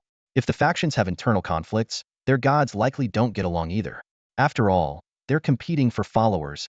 This analysis rekindled hope in everyone present. Although Great Xia, due to cultural discontinuities, had limited understanding of their powerful neighbor, they had finally uncovered a potential weakness. This was a meticulously crafted, open conspiracy. Chu Yun knew well that this plan would not only escalate the situation but might also ignite an internal conflict between the 2 major pantheons of the Asen kingdom. It was a strategy akin to removing the firewood from under the pot, a masterstroke born from his deep understanding of the 2 nations' circumstances. We even have a legitimate excuse, Chu Yun said, a sly glint flashing in his eyes. We'll claim that our nation is setting out to infiltrate the Buddhist Mount Lingxian to avenge the great sage. After all, the entire world witnessed the conflict between the great sage and Shakyamuni. Once the plan was finalized, all parties moved swiftly into action. Chu Yun, however, went alone to the grand shrine of the gods in the capital of Beiping. Guided by Su Lin, a young Taoist monk, he paused before the portrait of the great sage. With a solemn expression, he lit 3 sticks of incense and bowed deeply before the image of the Monkey King. In the painting, the majestic and awe-inspiring Monkey King seemed to respond. A powerful voice rang clearly in Chu Yun's mind. Go, Chu Yun, I must go. No matter what, I must go. The Monkey King could feel the warmth radiating from the 4 relics within him. Memories of the past flooded his mind. The timid yet loyal Pigsy, who would step up at critical moments, the silent and steadfast Sandy, who always supported his elder brother without complaint, and the ever-faithful white dragon horse. As for his master, I was once a free-spirited, unruly demon, the Monkey King reflected, who planted a human heart within me, who taught me the warmth and coldness of the world. It was my master, tirelessly guiding me to distinguish right from wrong. The moment you wear the golden circlet, you will no longer be yourself. His master's words still echoed in his ears. The great sage, who once loathed the restrictive golden circlet, now missed it deeply. It was a testament to his master's care, a tangible sign of his desire for the Monkey King to possess a human heart. The heart of the stone monkey was no longer cold. At this moment, he could feel a genuine warmth stirring within him. Chu Yun, let's go. Declare war immediately. The Monkey King's resolve was unyielding. This time, I will crush the Buddhist Mount Lingxian, reclaim my true self, and find my master and my brothers. You wait for me. Wait for me, all of you. Inside the pantheon, the portrait of the great sage suddenly radiated an extraordinary brilliance. The colors surged and shimmered, bringing the image to life. The majestic figure of the Monkey King seemed to leap off the canvas, his round eyes blazing with overwhelming fury. Whoa, Chu Yun, what's going on? Asked Su Lin, the young Taoist priest standing nearby, startled by the sudden phenomenon. As a unique being who inherited the legacy of Panga, only Chu Yun possessed the ability to communicate with the gods of the huaxia pantheon. Naturally, Su Lin had no idea about the earlier voice of the great sage. Chu Yun took a deep breath and shook his head silently, offering no explanation. Oh, by the way, Chu Yun. Su Lin suddenly remembered something. My master said he has a surprise for you. He called yesterday, so it should be ready soon. Su Lin's master was none other than the most powerful mortal-class deity-blessed individual in the nation of Daxia, figure shrouded in mystery. No one knew his exact age, nor had his patron deity ever revealed itself. As the long-standing guardian of Daxia's pantheon, he was a vital pillar of the nation's strength. Thanks to his presence, despite Daxia's challenging position on the international stage, foreign deity-blessed individuals rarely dared to act recklessly in the capital city of Beiping. Chu Yun had a certain level of respect for this elder. He recalled that when he first arrived at the pantheon, Su Lin had mentioned her master's departure, saying he had gone to seek a fortuitous opportunity for Chu Yun. Now, hearing that the elder was about to return, Chu Yun couldn't help but feel a sense of anticipation. After all, with the impending war against the Asen nation, the more powerful deity-blessed allies they had, the greater their chances of victory. After parting ways with Su Lin, Chu Yun made his way to the location of his 72 avatars. These avatars, created using the transformation techniques taught by the Monkey King, were devoid of consciousness but worked tirelessly like machines. Chu Yun had tasked them with recording huaxia mythological stories around the clock, disseminating them through various channels such as the internet, short videos, and traditional print media. His goal was to ensure that figures like Tongtian Jiaozhu, the Monkey King, Emperor Yin Shenong, and Li Bai gods he had awakened became widely recognized throughout the nation of Daxia. This was a crucial step in addressing the lack of gods to summon and the insufficient belief power for huaxia deities. On the mythic arena, belief power was of paramount importance. Chu Yun had already realized that the deities on the mythic arena were not their true selves. Their strength depended on the belief power provided by their followers. He didn't want a repeat of past situations, awakening a powerful god only to find their abilities diminish due to a lack of belief power. For instance, after the Monkey King's battle with Tamamonome, his power had nearly been exhausted due to insufficient belief. Since inheriting Panga's legacy, Chu Yun had discovered a unique ability. Simply by looking at an image of a deity, memories and knowledge about that deity would naturally surface in his mind without any conscious effort. This ability filled him with anticipation for the upcoming war against the Asen nation. The more battles he fought, the more huaxia deities he could awaken. Chu Yun had already seen the path ahead of him. It would be a relentless journey of conquest, using battles to sustain and strengthen his awakening of the gods. Each fight would allow him to revive more deities. This, he believed, was the key to Daxia's rise to greatness. The path ahead was anything but easy. The idea of sustaining war with war sounded thrilling and inspiring, yet Chu Yun fully understood the unknown dangers and risks lurking within. However, he showed no intention of retreating. He wasn't someone who blindly sought to play the hero, but as a citizen of Daxia, witnessing the gradual decline of his homeland left him deeply unsettled. More importantly, without the protection of Daxia, he and all its people would have long become prey to the demonic forces beyond their borders. The rise and fall of a nation was closely intertwined with personal Sophia, simple yet profound realization that solidified his resolve to defend it. The global situation was rife with hidden turbulence. Leaders of various nations closely monitored Daxia's every move, speculating on the actions this ancient country might take. Meanwhile, beyond the known world, in a mysterious land of the east that defied common understanding, the true map of Blue Star was quietly unfolding. In this land steeped in Eastern mythology, an elderly man dressed in Taoist robes was arduously climbing a towering mountain that pierced the clouds. His hair was streaked with gray, and his face was pale. Every step he took was a struggle. The oppressive force in this place was so overwhelming that it would make any ordinary mortal tremble in fear. Finally, I've made it, the old Taoist muttered, collapsing onto a boulder and gasping for air. Even at the peak of mortal cultivation, his presence in this celestial realm was as insignificant as an ant. The closer he got to the summit, the more suffocating the pressure became. With trembling hands, he pulled a satellite phone from his robes and dialed a number. Su Lin, tell that boy Chu I found the one we were looking for. What? Master, what did you say? I can't hear you clearly, came a broken and static-filled response from the other end. HM? Can't hear me? Even the satellite phone signal is being blocked? The old Taoist sighed in frustration and ended the call. His attention was soon drawn to the scene before him. At the peak of this divine mountain stood a miraculous portal suspended in midair. It was an ancient vermilion door, unattached to anything, exuding an aura of timelessness and profundity. Flanking the portal, golden characters shimmered ethereally, floating in silence. Lingtai Fong Siyuan Mountain, Xiaoyu San Xing Cave. At Lingtai Fong Tsuan Mountain, An old Taoist priest, frail and unsteady, stumbled to the entrance of a celestial grotto. His face was worn with exhaustion, and each step seemed to drain the remnants of his life force. Immortal Master, do you still remember that disciple of yours? The old priest gasped, his voice trembling. He fought for our great Xia kingdom, bringing glory to the huaxia pantheon. Who are you speaking of? Came a voice from within, resonating as if it had traveled across the ages. The great sage, the Monkey King. The priest replied with deep reverence, bowing low. What you may not know, immortal, is that the great sage has always honored your teachings. He has never mentioned his master, not even your name. The old priest, though visibly on the verge of collapse, steadied himself and continued. I understand the immortal way cultivating oneself, transcending time and space.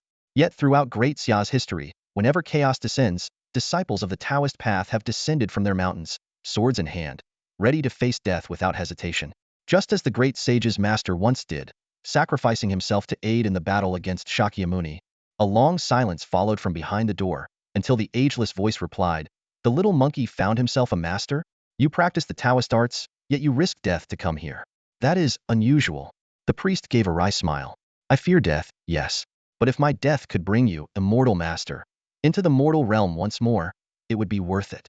This decayed body of mine is insignificant if it can secure a glimmer of hope for great Xia. Before he could finish speaking, his life force was almost entirely extinguished. His eyelids grew heavier, and his breathing shallow. Just then, a beam of light shot out from the grotto, striking his forehead. In an instant, the fire of life reignited within him, vibrant and strong. You're right. I am the Monkey King's master. The voice from within murmured, laden with meaning. Meanwhile, in the White House, a high-stakes meeting concerning national fates was underway. Leaders from Arson and Little Sakura were gathered, their faces tense. We in Arson are willing to be your foothold in the east, keeping a watchful eye on Great Xia, the Arson leader declared bluntly. Anelia, the representative of the beautiful Federation, frowned. What exactly do you want in return? Simple, the Arson leader said, his gaze sharp and unwavering. We seek a seat among the 5 great powers. This year, you still hold the privilege of initiating war. You could declare war on us, then surrender, thus elevating us to that position. The proposal hung in the air, casting a heavy silence over the room. The beautiful Federation was already drowning in crises. Nordic nations were reclaiming their independence, and Texas was threatening secession. Their resources were stretched thin, and their attention divided. Are we seriously suggesting surrendering on purpose and letting Asen take the lead? Anelia's eyes widened in disbelief, her delicate features etched with shock. The suggestion was so utterly absurd that she couldn't help but let out a derisive laugh. Are you joking? This is insane. Has your brain really gone off the rails to come up with such a ridiculous plan? The Asen leader, noticing her reaction, hurriedly began explaining their strategic vision. According to the current rules, they would indeed have to wait until next year to challenge the beautiful Federation. However, Asen had long harbored resentment over Daxia's rise to the ranks of the 5 great powers, a bitter pill they could not swallow. Thus, an alliance with the beautiful Federation seemed like the most viable option. Anelia, please don't forget, the Asen leader said earnestly, our nation's mythological foundation is terrifyingly strong. If anyone can help you avenge yourselves against Daxia, it's us. Once we become one of the 5 permanent council members, we'll be in a position to establish rules favorable to us. On the very first day of the new year, we can declare war on Daxia. This time, we'll be fully prepared to crush them completely. The Sakura nation's leader had initially hoped to negotiate some benefits for their own country, but after hearing this, they could only remain silent. It was indeed the most logical plan under the current circumstances. Anelia furrowed her brows, deep in thought. While this plan aligned with the beautiful Federation's interests, surrendering voluntarily would undoubtedly come at the cost of some national fortune. For the beautiful Federation in its current state, this was no small price to pay. Just as she prepared to consult with other leaders to discuss the matter further, a shocking announcement suddenly broke through. Daxia has declared war on Asen, initiating the mythical arena battle. All nations are advised to prepare. The arena battle will commence in 10 minutes. The voice of the arena's rule-enforcing power echoed across the skies, resounding throughout the globe. The abrupt declaration left everyone present stunned. The Asen leader froze on the spot. Are they insane? Do they not need time to recover from consecutive divine battles? Anelia shot to her feet, her gaze turning sharp and steely. It was clear now any chance of cooperation had completely evaporated. The voice of the rules of power echoed across the skies, instantly triggering a global shockwave. Not only in the beautiful Federation, but people from all nations around the world were momentarily stunned, followed by an uproar. Daxia has declared war on Asen? This is insane. They just went through multiple battles, didn't they need time to recover? Think about it. On the eastern continent, only a few nations like Asen can even remotely stand against Xia now. Online, discussions erupted in a cacophony of opinions. Some international saints began furiously typing away on their keyboards. Were all human beings show can they be so merciless in their pursuit of power? We should unite to fight against the extraterrestrial demons instead. Xia's netizens immediately fired back. Spare us the sanctimony. Where were you saints when Asen teamed up with little Sakura to harm us? And now we're not even allowed to take revenge? Stop pretending to be the blue planet's peacekeepers. Take your hypocritical love and shove it. Chu Yun scrolled through the heated online debates on his phone, his mind undisturbed. He understood there was no need for him to have an all-encompassing tolerance for everything. As an ordinary person, it was enough that he could think from the perspective of national interest. On the mythic arena, the goddess of love had arrived early, floating gracefully in midair. When she saw Chu Yun, a flash of complex emotions crossed her eyes.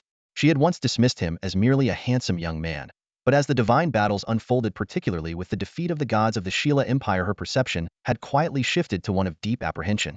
"Welcome, God chosen of Xia," the goddess of love said with a forced smile, nodding politely toward Chu Yun and his group. In the stands, the audience from various nations remained silent. Only when Asen's leadership team entered did people shift their gazes away from Chu Yun and his companions. The spectators from Asen glared at Chu Yun's group with clenched jaws, seething with anger. They viewed Xia as arrogant and reckless, daring to provoke even after fighting so many battles. However, only Chu Yun and the Xia leadership understood the truth. This was a path of rising through battle.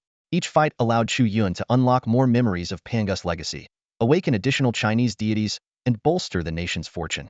This was a unique path of growth that only Xia could pursue. When Chu Yun shared this hypothesis with the leadership, figures like Yi Yuntian and Elder Long offered their full support. Chu Yun's contributions were undeniable, and with every victory, his position as Xia's representative grew increasingly secure. Meanwhile, Xia's citizens began to fill the stands. Upon hearing Asen's spectators muttering insults, they immediately fired back with unyielding resolve. On the other hand, nations like the Eagle Empire, the Egyptian Empire, and the beautiful Federation watched coldly from the sidelines, relishing the spectacle. Heh, the people of Xia are truly insane. It seems their victories have made them lose all sense of humility, the onlookers whispered among themselves. The early withdrawal of the Egyptian Empire caught the attention of leaders from various nations. They exchanged meaningful glances, clearly seeing through the intentions of the Egyptian queen. "Isn't this just perfect, Your Majesty?" One leader spoke bluntly. "Your Egyptian Empire pulling out early is just a ploy to wait for us to weaken each other. So you can swoop in and take advantage, isn't it?" The Egyptian queen, a graceful and stunning noblewoman, let out a soft chuckle at the remark and admitted openly, "Haha. Oh, Eagleman, you're absolutely right. I do have such intentions. However, it's obvious that you're all too weak. Even combined, your nations can't take down the great Xia kingdom." She shrugged, her expression tinged with evident disappointment and resignation. Her candid derision immediately infuriated the other leaders present. They glared at her and lashed out, "You? How dare you speak like that? You insolent woman." As the atmosphere grew increasingly tense, the leaders of the Asen nation approached the Western countries with smiles, clearly attempting to forge alliances with these potential partners. However, their plans were abruptly interrupted by the stance of the Nordic nations. "Regardless of the situation, we, the Nordic countries, will follow the divine will and will not stand against the great Xia kingdom." The leaders of countries like Maidan and Norway quickly made their position clear as they noticed the Asen leaders approaching. Without them, there would be no restoration of our Nordic nations. The great Odin himself has delivered this prophecy to us. This unexpected declaration stunned everyone present. The Western leaders stood momentarily speechless, while the smiles on the Asen leaders' faces froze instantly. Banking on the strategy of "the enemy of my enemy is my friend," they had hoped to gain favor, only to be publicly rebuffed before they could even present their case. Their faces turned red with embarrassment, their awkwardness palpable. Chu Yun observed the entire scene unfold, completely unfazed by the clownish actions of the Asen leaders. He turned to the goddess of love and spoke calmly, "Host, could you please display the current world rankings?" This request caught the audience off guard. There were less than 10 minutes left before the showdown between the Great Xia Kingdom and the Asen Nation. Why would Chu Yun choose this moment to check the global rankings of the mythical arena? What was he planning? All eyes turned toward him, waiting to see how the situation would develop. The goddess of love cast a deep gaze at Chu Yun, a sense of foreboding suddenly welling up in her heart. As the host of the mythical arena, she had often concealed key rules during the battles between the Great Xia Kingdom and the Shira Empire. But now, under the scrutiny of countless eyes, She had no choice but to act impartially. With a graceful wave of her arm, a shimmering screen unfurled above the arena. The power of the rules manifested as the most straightforward and modern data, clearly displaying the global rankings of national destiny. 1. Shira Empire, 20,384,912. 2. Great Xia Kingdom, 19,327,603. 3. Egyptian Empire, 18,038,494. 4. Great Eagle Empire, 17,937,815. 100 Mauritius, 283. For many spectators, this was their first time witnessing the digitized statistics of national destiny, and a wave of astonished murmurs rippled through the crowd. The gap between the top four is so small. Only 283 for the last place? Is that even real? Wait a second, Great Xia is ranked second now? With their recent victory in the National Destiny Dungeon and the gradual return of cultural treasures that had been lost overseas, the rise of Great Xia had sparked both envy and admiration from other nations. Many people had even begun inquiring about how to acquire Great Xia citizenship. Meanwhile, the atmosphere among the Shira Empire's delegation grew noticeably tense. Since the passing of Zeus and the other third-generation god kings, and the subsequent return of Gaia and the primordial gods to power, Shira's hostility toward Great Xia had significantly diminished.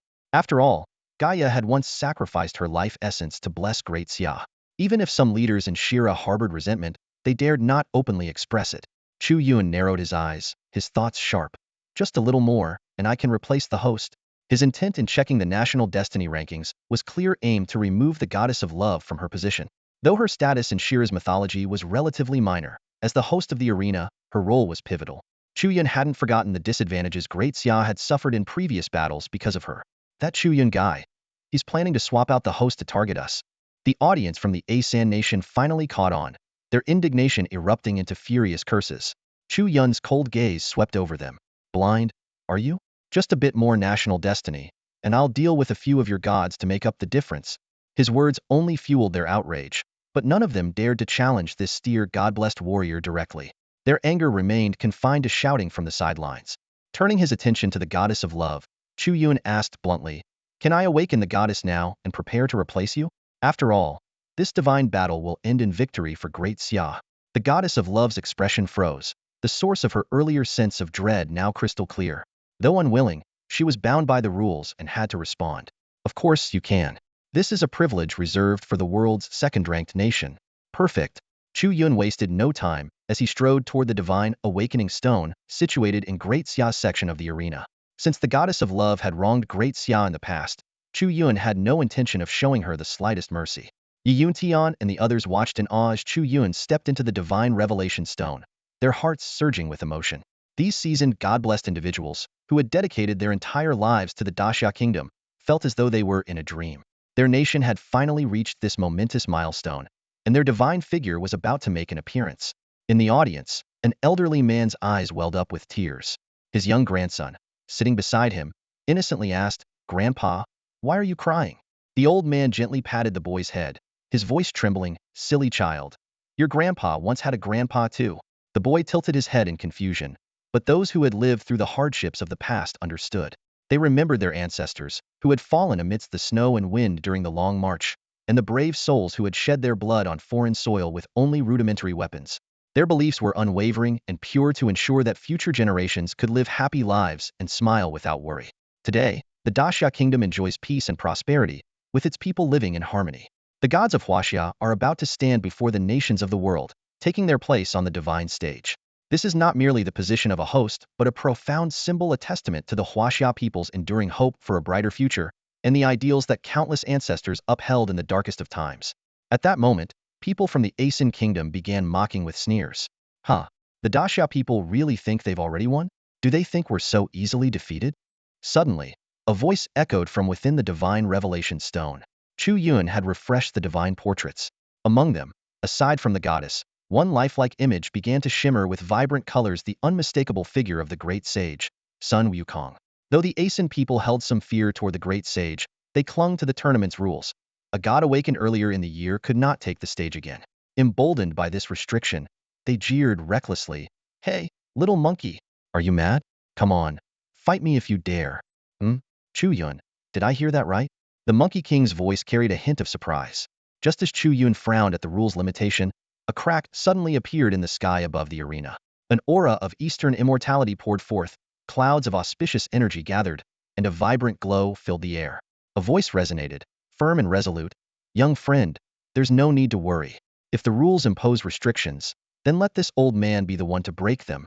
A sudden rift tore through the sky above the arena, and clouds of auspicious light converged, painting the heavens with a dazzling array of colors. From time to time, the extraordinary vision of celestial maidens scattering flowers appeared, and wisps of ethereal energy transformed into lifelike images of mythical beasts Qilin, true dragons, phoenixes, and other sacred creatures from Eastern mythology flickered in and out of sight. The audience, witnessing this extraordinary phenomenon, was visibly astonished.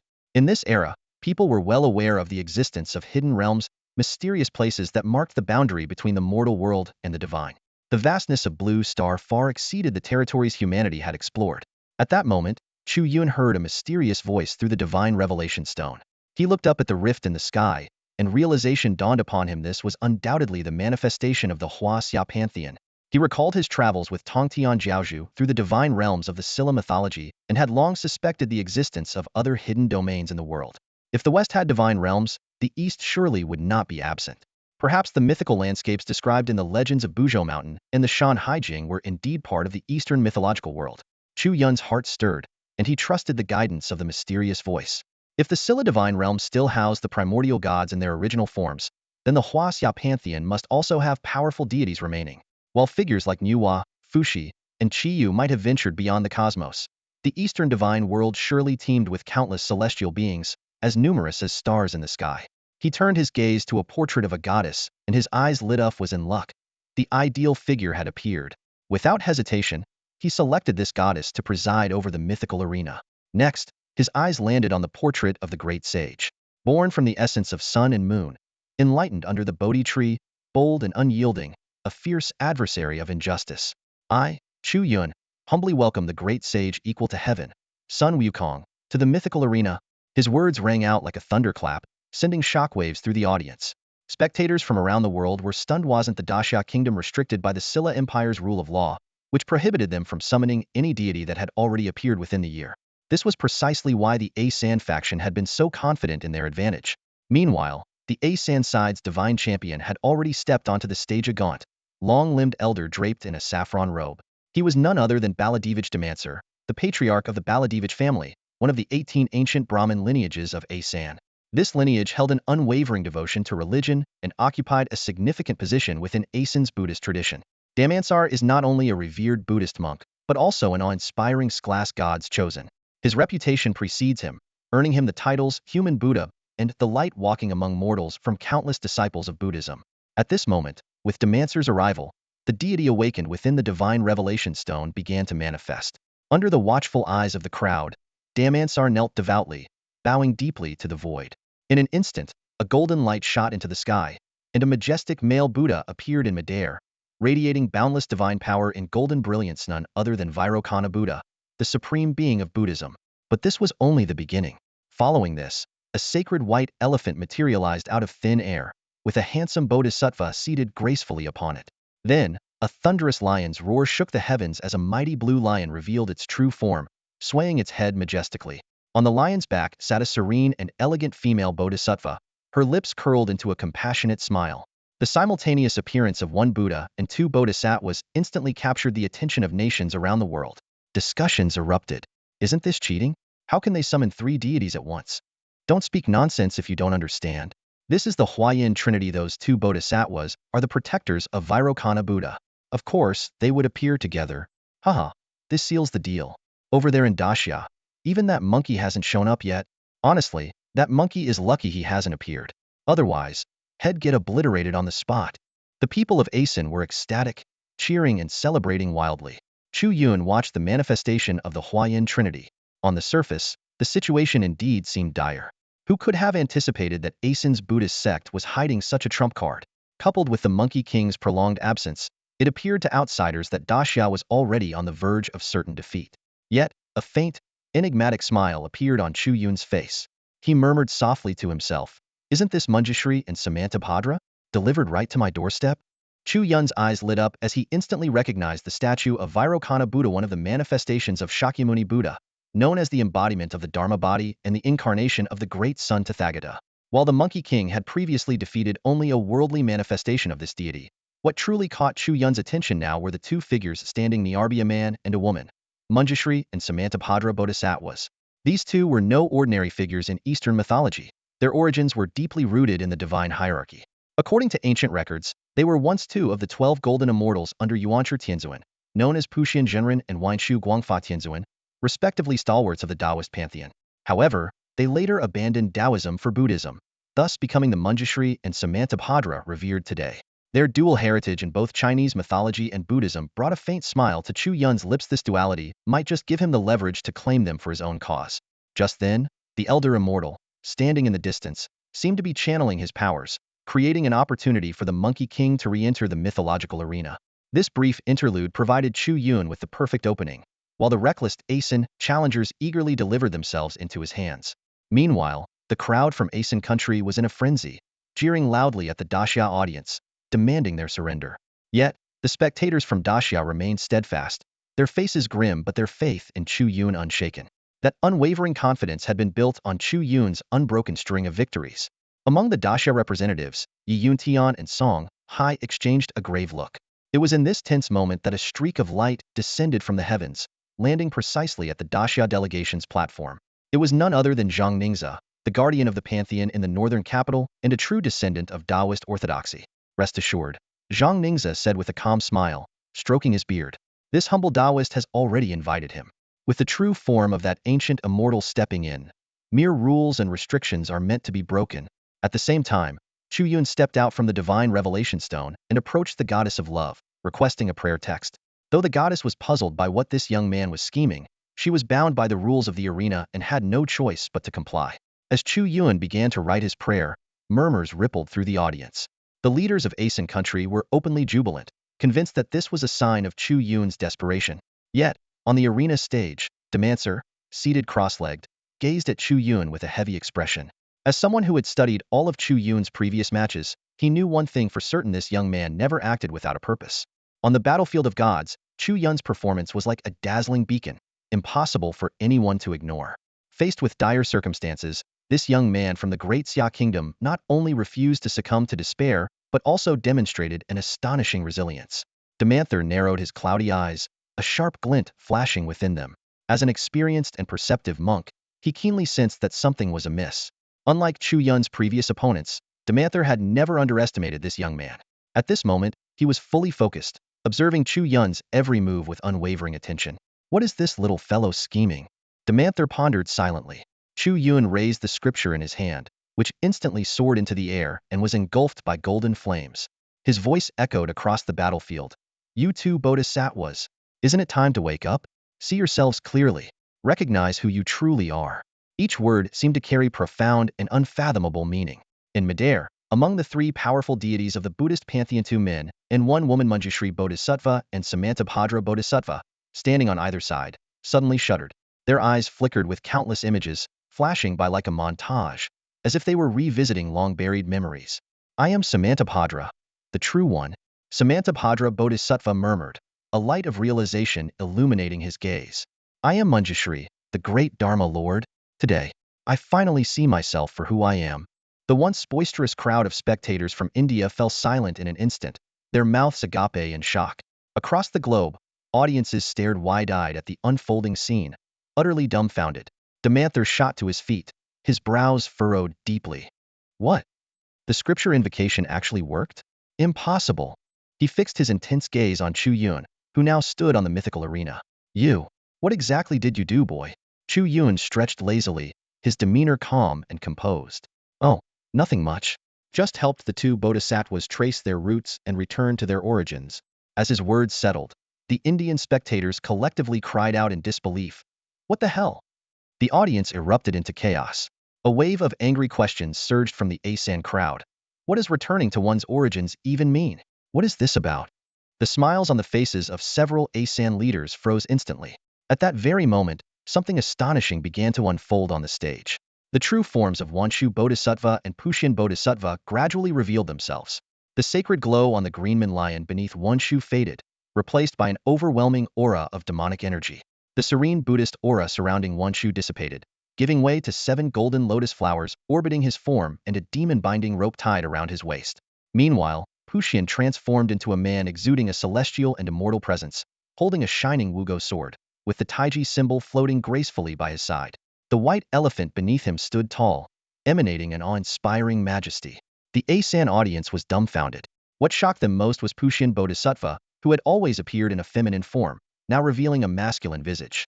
While it was known that Puxian, having mastered the divine law of transformation, could shift between male and female forms at will, the complete absence of Buddhist energy and the emergence of a distinctly Eastern divine aura left the crowd speechless. The Asan leaders looked as if they had swallowed flies, visibly distressed. Their thoughts turned to the past of Zhuanti Fomu. How could this be possible? Could these two bodhisattvas truly be connected to the Daxia civilization? They murmured among themselves. There are historical records of Buddhism spreading eastward. Could it have been then that such ties were forged with the East? As the crowd wrestled with their doubts and confusion, the serene voice of Vairocana Buddha broke through the noise. Amitabha, do not panic. His calm words gradually quelled the restless murmuring. Demanther, his 2 long white eyebrows twitching slightly as if enlightened by realization, pressed his palms together and offered a faint, knowing smile. Chu Yun, observing Vairocana Buddha's composed demeanor, couldn't help but feel suspicious. Meanwhile, Puxian Zhenren and Wanshu Guangfa Tianzuan, now in their revealed forms, exchanged a glance filled with resignation and bitterness. Wanshu turned to Chu Yun, his voice layered with complexity. Young one, though the truth is laid bare today, we can no longer return to the Eastern pantheon. We hope you can understand. The audience erupted once again. The Daxia spectators were stunned, the neutral observers intrigued, while those from the beautiful Federation and the Great Eagle Empire reveled in schadenfreude. The Asan audience, however, gloated openly. See? They have no intention of returning to the Daxia pantheon. Yet in that moment, clarity struck Chu Yun. He pieced together the reason behind their departure from Taoism to join Buddhism. During the War of Deification, as members of the 12 Golden Immortals of the Chan sect, they had faced the 3 Immortal Sisters of the Jie sect. In the battle against the 9-curve Yellow River Formation, their Tao foundations had been utterly destroyed, leaving their spiritual cores in ruins. To pursue greater power, they had no choice but to seek a new path of cultivation. With this realization, Chu Yun suddenly broke into a confident smile. Honored elders, there is no need for concern. The matter of your Tao foundations is but a minor issue. It can be restored in no time. These words sent a shockwave through Puxian Zhenren and Wanshu Guangfa Tianzuan. They both knew all too well that restoring a Tao foundation destroyed by the 9-curve Yellow River Formation was no trivial feat. Only one being might possess the ability to accomplish such a task. However, that individual had long harbored animosity toward their teacher, Yuanshi Tianzun, especially after the calamity of the War of Deification. Their relationship had soured irreparably, making aid seem impossible. Off to the side, Vairocana Buddha, known in Vajrayana texts as the embodiment of the Dharmakaya and venerated as the great sun Tathagata, stood silently. Unlike the Shakyamuni of Lingshan, who had been struck down by the Monkey King, this was a different entity entirely. With his eyes half closed, a faint, mocking smile played at the corners of his lips, as if he had discerned the hidden truths behind it all. Vairocana Buddha cast a cold, disdainful gaze at the young man from the east, his lips curling into a faint sneer. Little one from the east, you certainly have a sharp tongue. But with your Tao foundation shattered, do you think this is a game? If the two of you truly believe in this yellow-haired brat, why not put him to the test? His words dripped with sarcasm, a pointed jab at Chu Yun's perceived overconfidence. The remark caused both Puxian and Wanshu's expressions to darken. In truth, neither of them had ever abandoned their original aspirations. They still sought to embody the purity of Eastern immortals, cultivating themselves to transcend the 5 elements and pursue the path to eternal life. Their turn to Buddhism had been born out of necessity after their Tao foundations were destroyed, but at heart, they remained devoted to self-cultivation, unlike the deities who relied on the incense offerings of mortals. The crowd of Asuras erupted into wild jeers and laughter. Ha ha ha, our Buddha speaks the truth. This Chu Yun is just flailing in desperation. He can't even summon that monkey, and he thinks he can stand against us? What a joke. Kill him. Kill him. Chu Yun, however, seemed utterly unaffected by the mockery. Instead, a faint, uncontrollable smile spread across his face. I may not know the 3 Shao sisters personally, he said lightly, but I am acquainted with their master.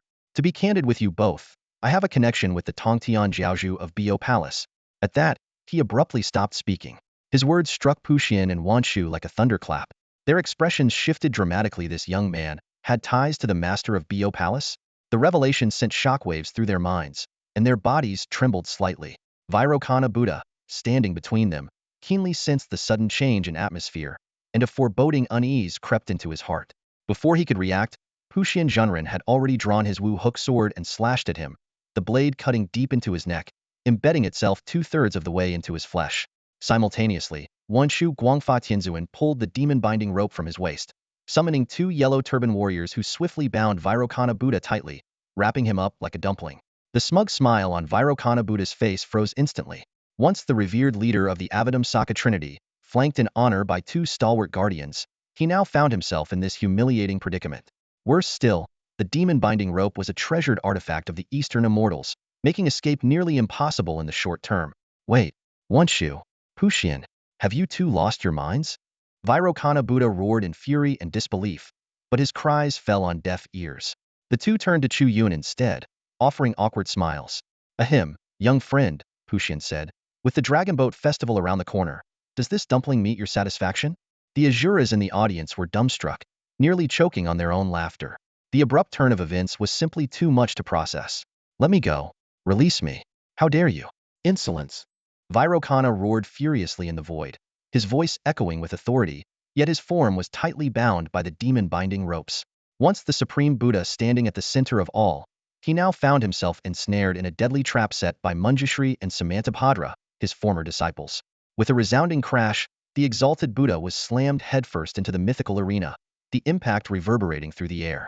Manjushri and Samantabhadra stood coldly on either side, their expressions indifferent as they watched their former master struggle.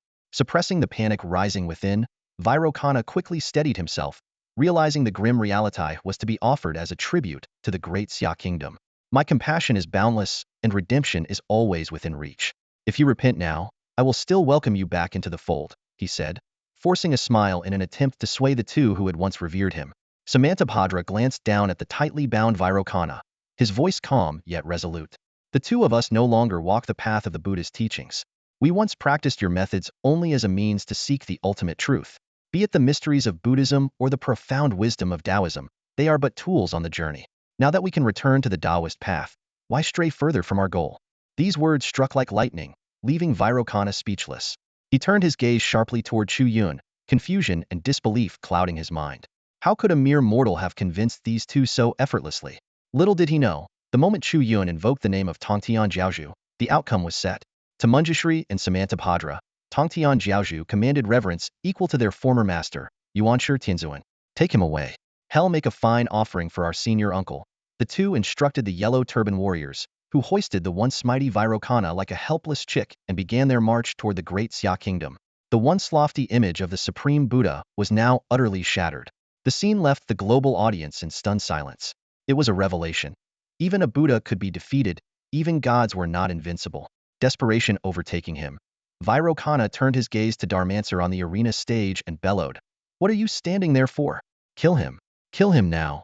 Dharmancer, a venerated monk nearing 2 centuries of life, had never witnessed such a humiliating sight from a Buddha. Snapping out of his shock, he brought his palms together in a solemn gesture, unleashing the mighty lion's roar. A surge of golden energy erupted as a majestic golden lion materialized before him, leaping toward Chu Yun with ferocious intent. "Get back where you belong," Chu Yun shouted without hesitation. His physical strength, honed to the pinnacle of Panga's might, merged seamlessly with the divine powers inherited from Fuxi, Tongtian Jiaozhu, and other celestial beings. With unparalleled force, he met the golden lion Hedon, ready to crush its assault. The roar that echoed with each breath sounded like rolling thunder, its force stretching across thousands of miles. The terrifying pressure instantly displaced the surrounding air, creating a vacuum. Chu Yun's voice waves materialized into colossal waves, obliterating the golden lion's apparition into dust with unstoppable force. Boom, boom, boom. Each word was like a thunderclap, shaking the very air and leaving the audience dizzy. Fortunately, the mythical arena was equipped with a mystical barrier that shielded the spectators. Otherwise, this one roar alone could have killed countless mortals. Such was the terrifying power of a divine champion. Chu Yun's strength was particularly remarkable, as the divine spirit he inherited and the number of blessings he carried far surpassed the norm. Dharmancer clearly hadn't anticipated Chu Yun's overwhelming might. The shockwave crashed into him like a divine mountain, sending him flying backward with blood spraying from his mouth. He landed in utter disarray. For a moment, the entire audience fell silent. The crowd from the opposing side went pale, while an eruption of deafening cheers broke out from Chu Yun's supporters. Chu God is invincible. With the Dragon Boat Festival approaching, the enthusiasm of the crowd reached its peak. Our God is going to have Zongzi. We can't fall behind. Exactly. We need some from Wu Fangzhai. He'll order a few to deliver them to the mythical arena. Me too. At the edge of the arena, Damansar staggered to his feet, his body covered in blood. Yet his gaze remained locked on Chu Yun, filled with shock and disbelief. Realizing the morale of his side was waning, he shouted loudly, "Do not panic. By the rules, Daxia has not yet awakened their god. Even if I die, we still win because their god cannot enter the arena. Victory is ours." Hearing this, the despairing crowd on Damansar's side was instantly reinvigorated. Indeed, unless a god appeared, Chu Yun could not secure victory, even if he defeated the sacred monk. Although Puxian and Wanshu had rebelled, they were not awakened by Chu Yun. Hope flickered in their eyes as they began to see the possibility of triumph. But just then, a massive golden staff fell from the heavens, crashing onto the arena with earth-shaking force. "I, Sun Wukong, have arrived." A wild and unrestrained laugh rang out, shaking the heavens. Golden lightning crackled in the sky, as if attempting to smite the owner of the voice into oblivion.